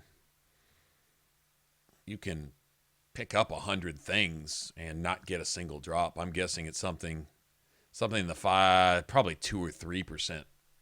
2% would be my guess. Even if it was 5% chance, I think it would happen more often than what I see it. Of course, I really have shitty luck, so I don't know. I guess some people might get Fade Touch stuff all the time. It seems like they nerfed it down a little bit. It seems like I used to pick it up a little more often than what I do now. I don't think I have 3 or 4 items right now Fade Touched.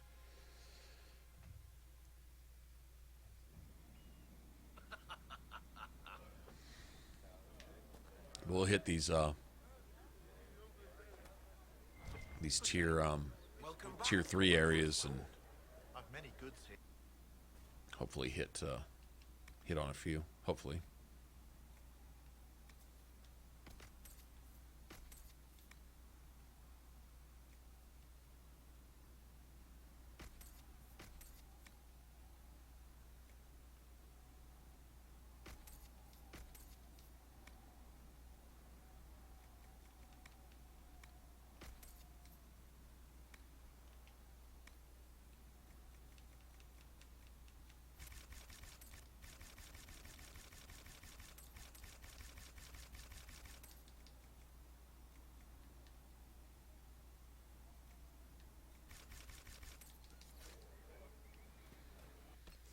Okay.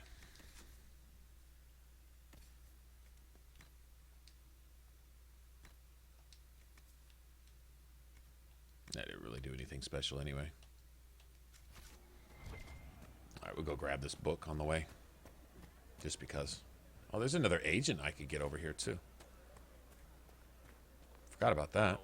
Let me know if you find one. I don't know if it'll matter, but fuck it. We're right here.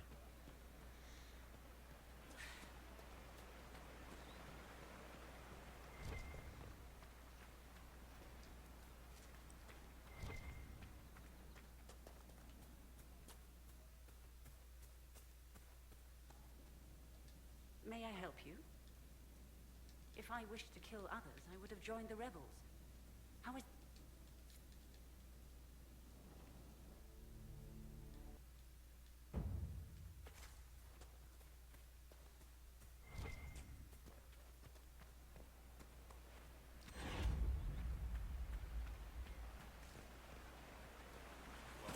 Let me know if you find one.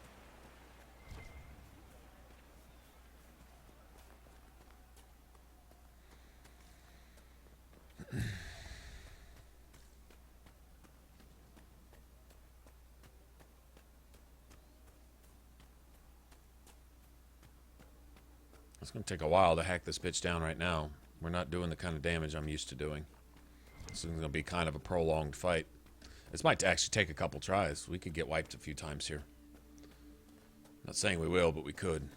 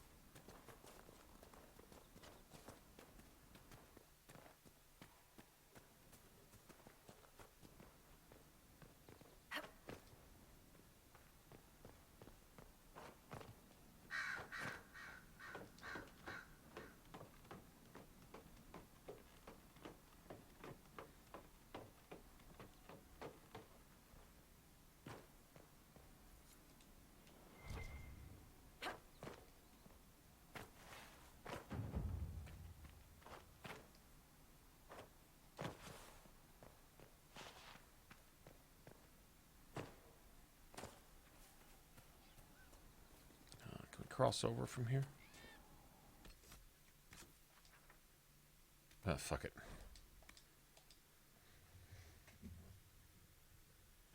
It's much quicker. Oh, let me re-up my potions. I was thinking we'd have to go on without any, but I can re-up them right here.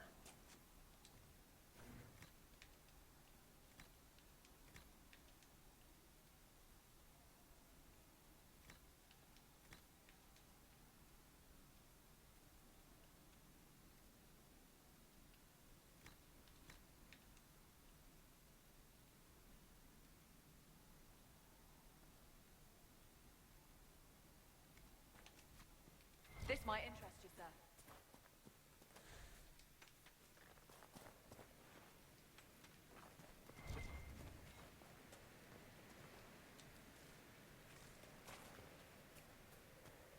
Actually, what you got? Yeah. What do you got? Inquisitor, I've something for you. This... I can do that.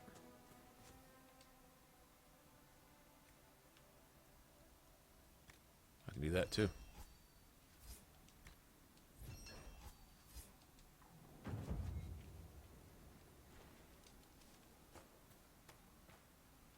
Inquisitor, I've something for you. What could... I won't be picking those up for a while.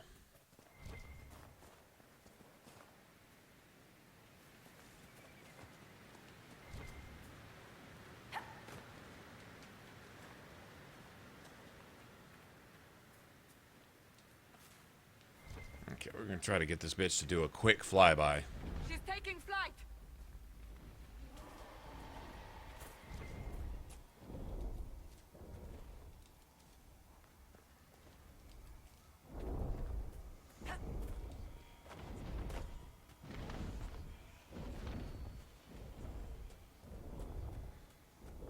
I don't think she'll shoot up here. Sometimes she does, sometimes she doesn't.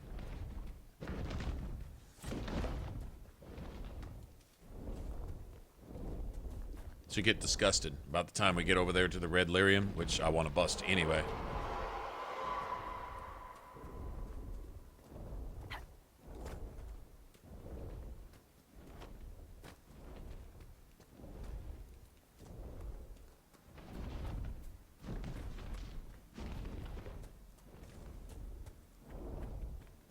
Take your flappy bitch ass somewhere else, man.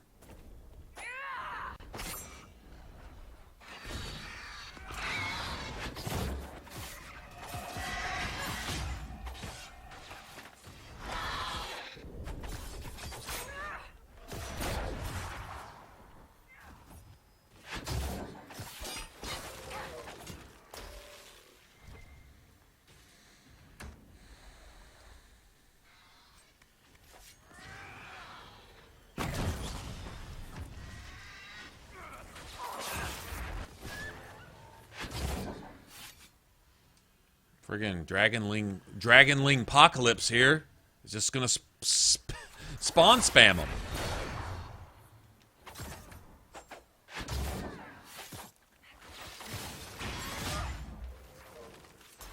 Take that, bitch.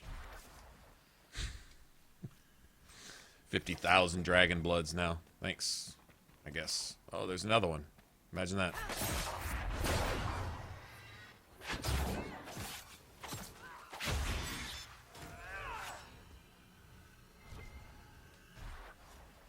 Okay. What the fuck? This is so immersion destroying or something. What you fucking call it?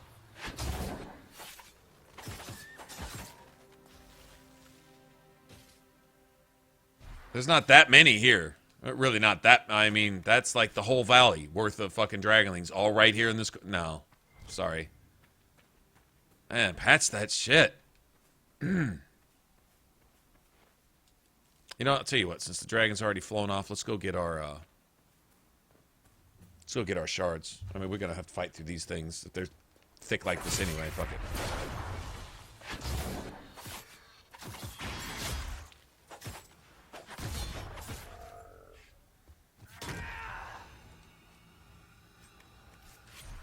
Okay, might as well get 3 more. I think there's 3 in this valley. 4? 4 in this valley, actually.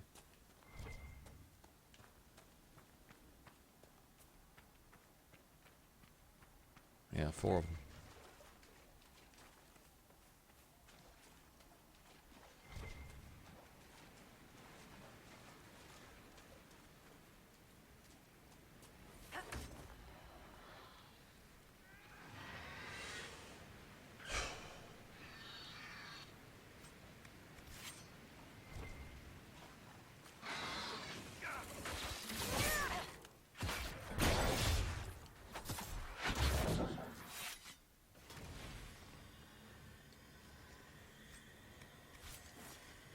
Okay.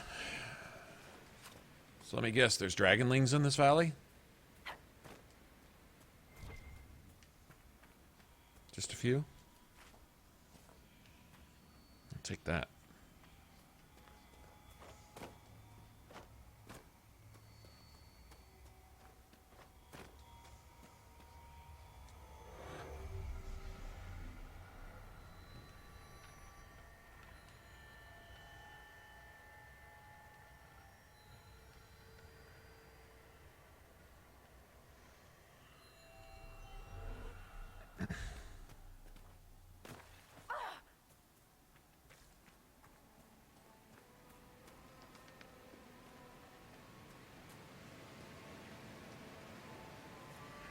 Honestly, how many keys does one ancient temple really need? Yeah, right? How many fucking keys?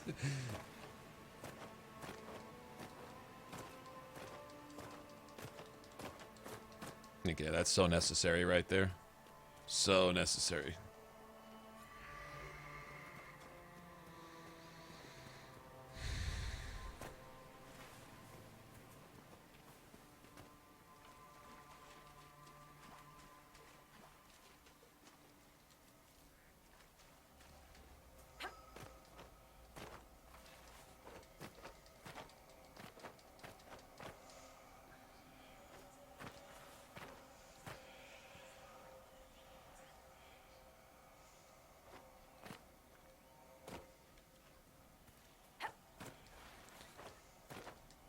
Shithole jump mechanics, man.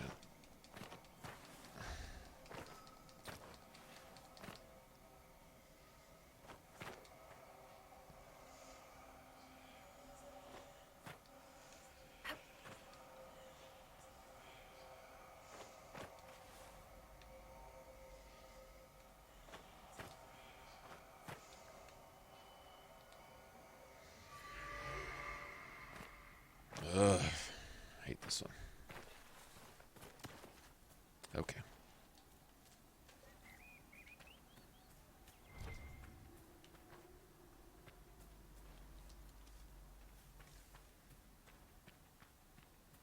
Well, apparently I cleared out all the dragonlings, all 800 of them. Now she has no children left. Now she's really going to be mad.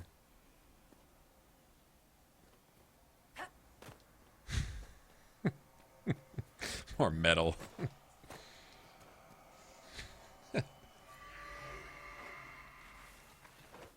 Alright, let's go kill a dragon. Or try to kill a dragon anyway.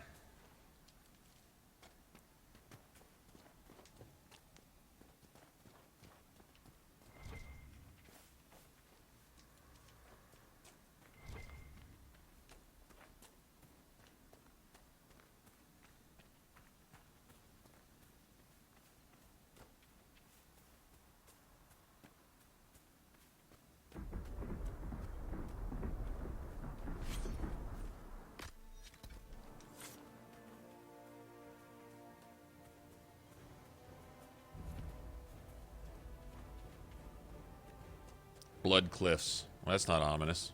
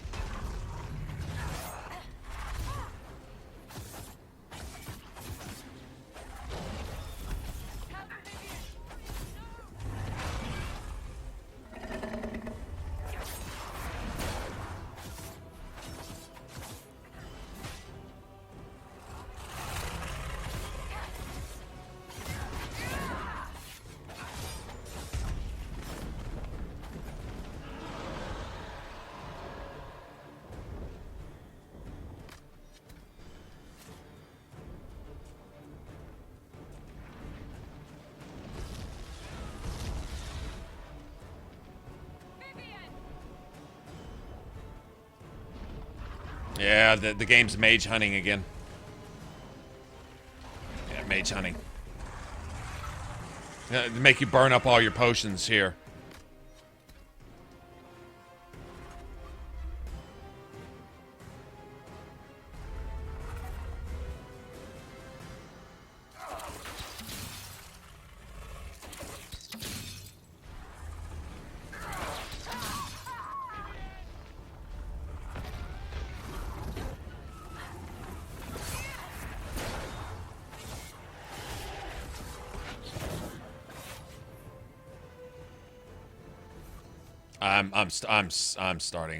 This is glitched. This is way bad glitched. They're finding fire things to go stand in all of a sudden. My AI doesn't act like this. I'm not counting that. I'm not counting that. I'm just not. Okay. We'll let the game stop cheating. I call it cheating on that one. Mage hunting.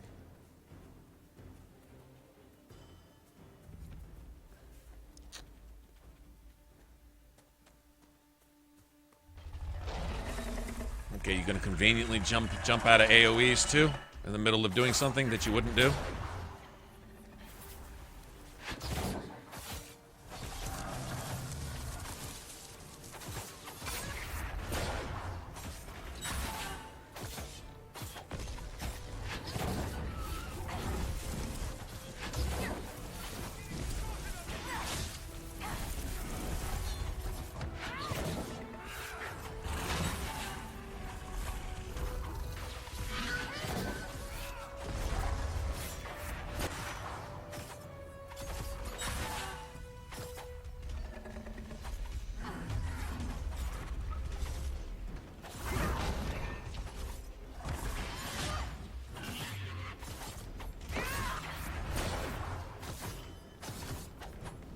Where you going, bitch?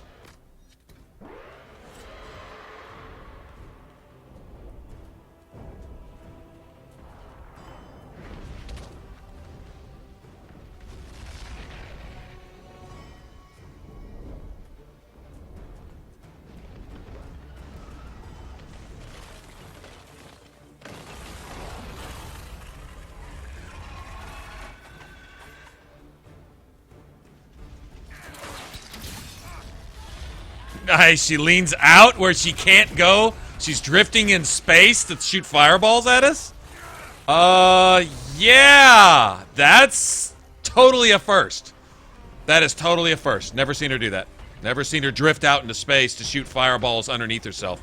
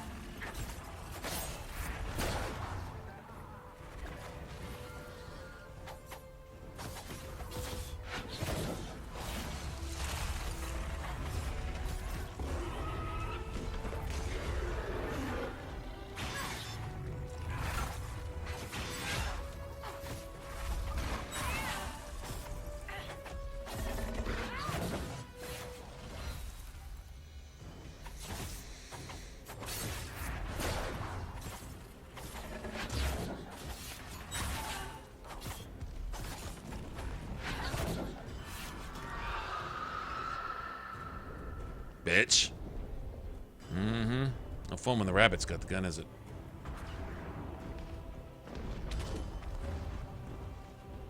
Mage hunting.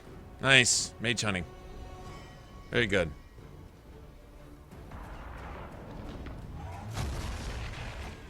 Nice. Cassandra's standing over there away from the party because. Good going, girl.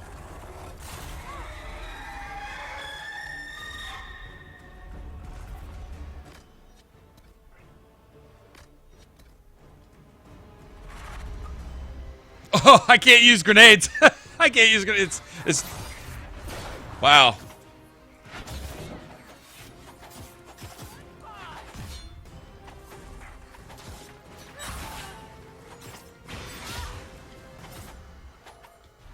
Nice. What are my mages doing?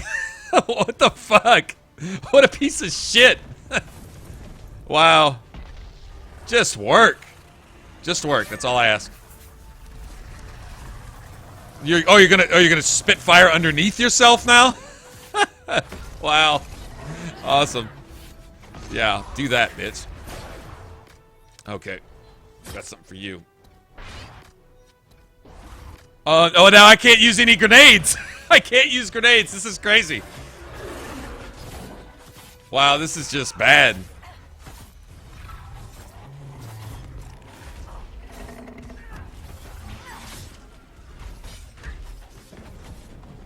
No, don't run now. Yeah. Wow. It's just deactivating shit. And adjusting itself and reprogramming itself mid-stride to do what? I don't get it. Had I never done this before, I guess I wouldn't be able to recognize that, but just saying.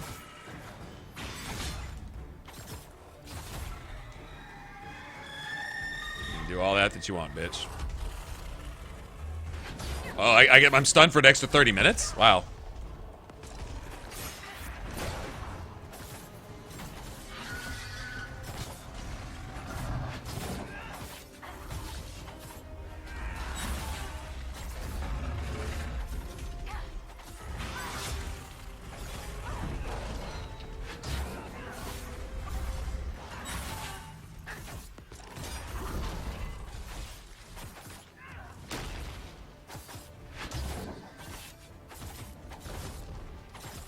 Keep kicking your ass, bitch. Is everyone all right? That last burst of flame. That was annoying. That was annoying. I mean, don't pull the cheap shit on top of everything else. That's not right. That's just not fair. Totally not fair. I protest. I want a refund. Can I get a refund here? That one is, anyway.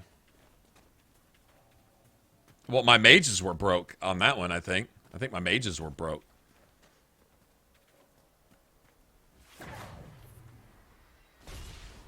Nice shot.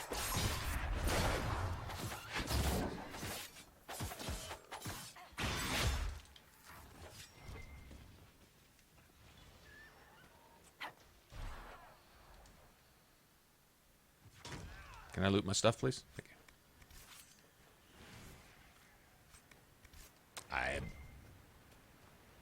I don't think I'm gonna need any of this dragon blood here. I could probably use. Oh, I could use the scales to tint leather with. I think the dragonling scales have a really dark tint if you use them to color your stuff. If I'm not mistaken. They actually, I think I've actually used them. Dominus. I think it's like a really, really dark brown. A little darker than the back side of this armor right here, actually. I don't know if you consider it black or not, but it's looks pretty good. For leather, anyway. All right.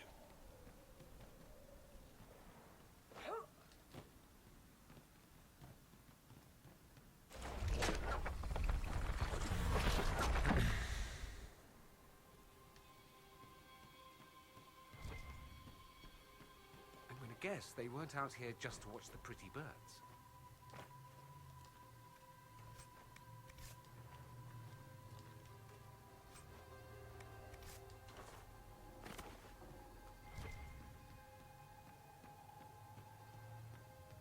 There's a ladder there. It's in the wall. It's in the rock face. I've heard you can glitch in there. I think you have to have the PC to do it. But you can go like free flight or something and glitch in there, and the ladder doesn't like go anywhere, but you can get to it. I don't think you can actually use it. So there's a way to get like outside the map over there. Like a lot of this stuff is like this right here. That plant's almost always glitched underneath the ground. That ladder's in the rock face over there. Like when they put up the boundaries, all these like stone pillars and stuff like that. I guess they already had the original map already laid out, and some of it overlapped, I guess, or something. Anyway. Not that it matters. Nothing you really need to get anywhere. I did kind of wonder if that ladder, if there was a way to get to it, if it might lead to some secret area or something. A developer room with some Easter egg in it, or you never know.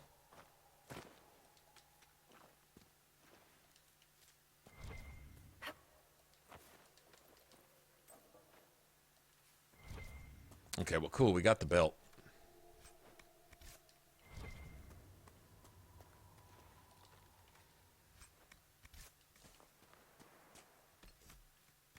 That's what I was mainly after.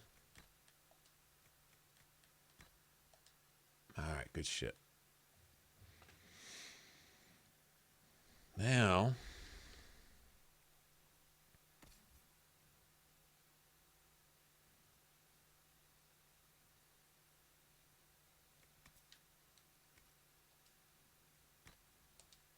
let me give that to her. Give that to Bull or something. Oh, yeah. Let's see.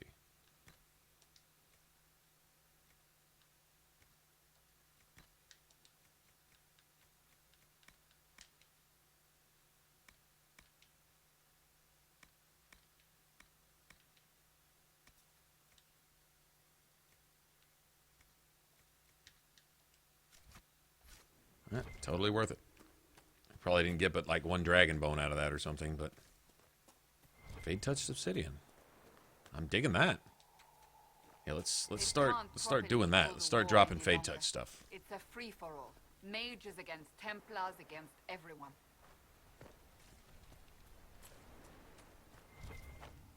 Don't count out the Wardens and the Seekers. She doesn't know about the Seekers yet, but they're all tripping. I mean, everybody's mind boggled by the Elder One, as he likes to call himself.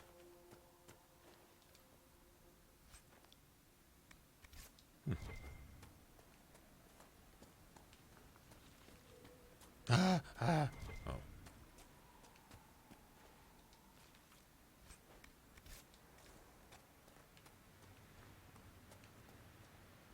So are these just quarries, or are these evidence of dwarven presence here? Like, are we standing over a Tig or something? I don't know. Okay. Let's see what else.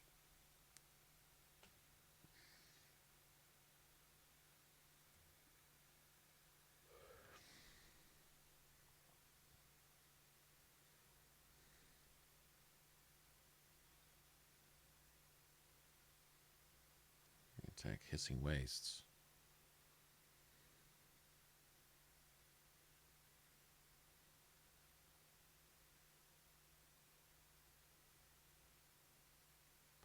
I don't remember what else you can really get in the Western approach that I might want.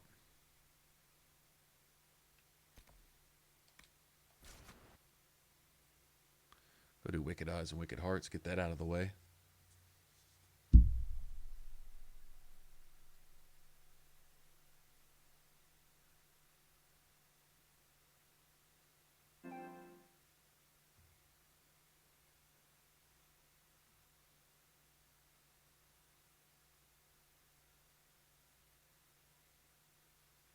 What's up, Silver? How's it going? Let me see. I don't think what I need. I don't really need the Mask of the Grand Duchess this time. I think I'm gonna make my own headpiece. We'll probably just stack it with dexterity. Keep it simple. I mean, some minor critical chance. If I'm not going to invest in it all the way around, then no point really even bothering.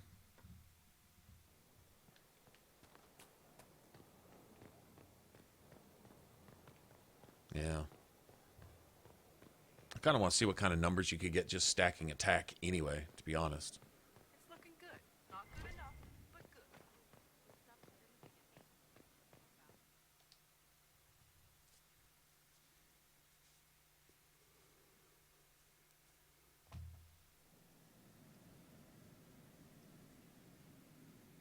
It's almost 4 o'clock in the morning.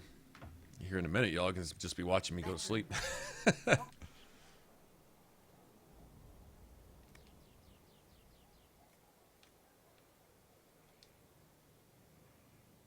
Okay, I'm just gonna put this away for now. Totally spinning blades, man. That's a whole like a whole other thing. That opens up a whole different bunch of options. I don't know, man.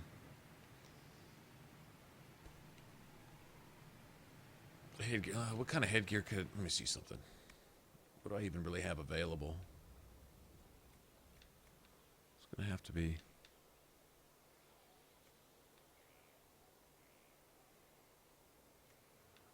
Okay, that's 12. No, that's defense. That doesn't do me any good.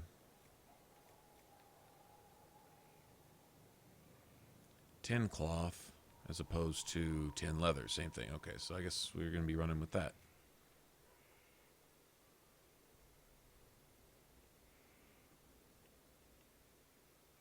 That doesn't look too bad, does it? That looks friggin' ridiculous. It's all defense. Yeah. Yep, that's the best I'm going to get. Okay, so we'll run with that whenever we get a bunch of snowflare skin. Just a crap ton of snowflare skin. All right.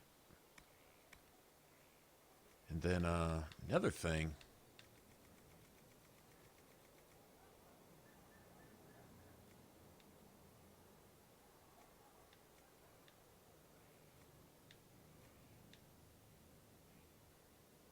That's going to be a problem.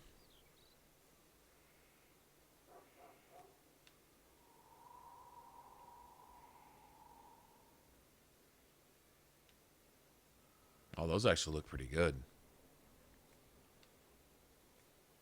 Oh, those look nice.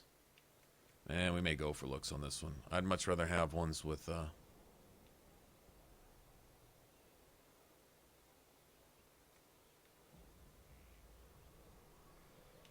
don't look bad either, but these? Yeah, those are cool. Yeah, we might roll with that. So I'd rather have ones with utility slots. If I can find some legs with utility, they don't carry over.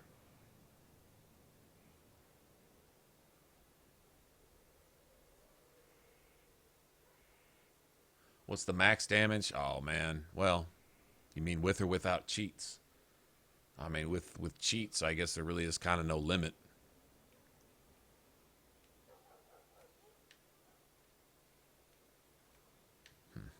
Yeah, we gotta find schematics for legs too. Kind of gives us a reason to go through some of the tier 2 areas.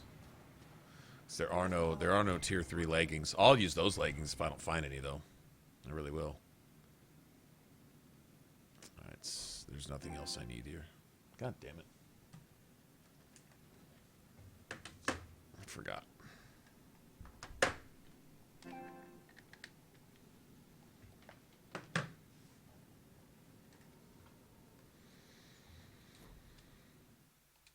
Okay.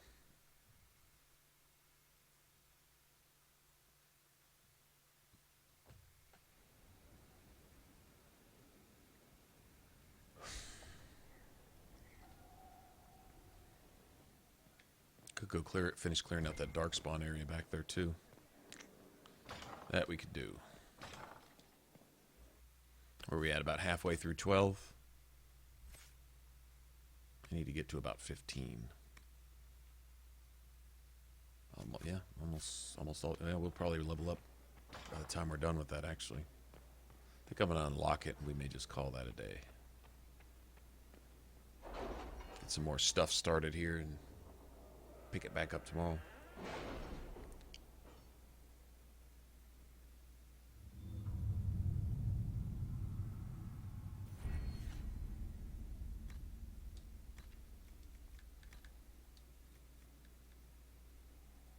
Okay, we can get that extra point too. Next. Are you all right, Leliana? Are you? I suppose not. Haven was trying.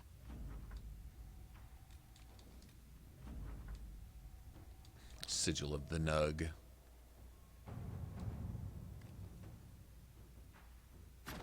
Inquisitor.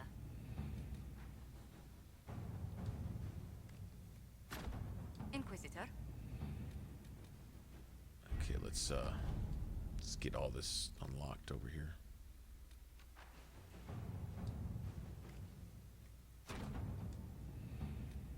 Don't need to do it yet, but as we'll get it ready.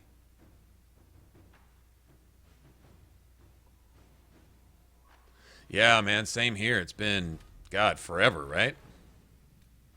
No, I'm totally, I'm not going to say it's exactly new again, but kinda. I mean, it's like, it's been long enough to where it's fresh again, and it's like, I don't, part of the fun is just remembering just what I liked so much about it before, you know? Yeah, it's, Perhaps they can be useful to us after all. I'm totally digging it too, man. I plan on streaming it too. I'm actually learning more about the game. There's some pretty deep mechanics in that game. I mean, they really balanced it to where all that stuff is just it's relevant. Everything they provide for you in the game, you know, is usable for something. And it's just wow. So yeah, we'll probably stream that. I was thinking we'd stream that shortly before Skyrim Remastered comes out. Or somewhere around that time. Just leading up to it, you know. Yeah, that says something when you'd rather stream a 10-year-old game leading up to a remaster of the game that it's being remastered from, right? Although if we were talking about Oblivion Remastered, I wouldn't mind Oblivion Remastered with a couple of the Skyrim mechanics, you know, like the dual wielding, some of the animations and things. Although I don't really mind the animations from Oblivion, they're not too much different. But yeah, I wouldn't mind that at all, to be honest.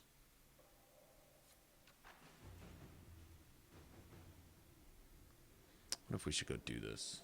Oh man, it's getting late. Hard in Hightown.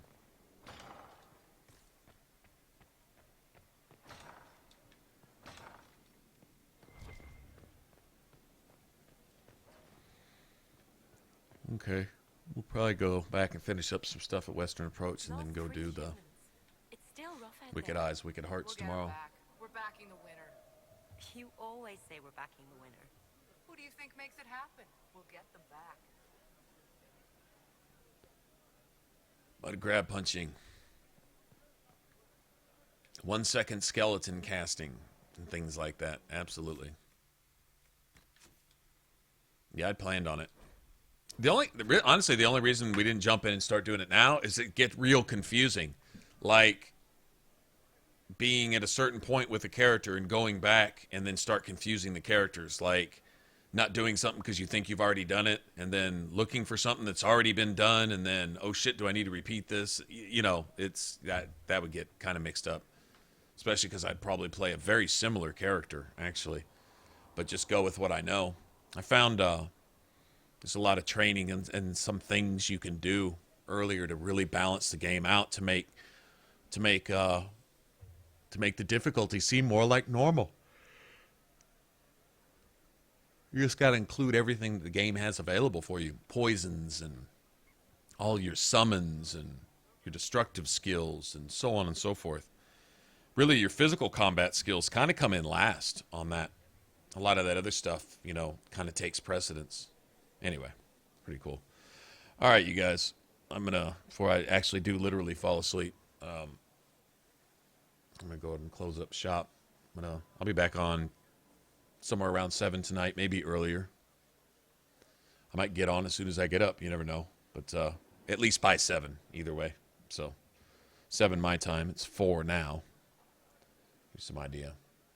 Anyway, so y'all take it easy. And if I don't see you, then have a good weekend. And if I do see you, then, well, have a good weekend anyway. All right? Having mud crabs naked with a stick. That's it. Leveling up. I saw a meme of that, actually. So, yeah, I'll try, man. Y'all too. Y'all take care.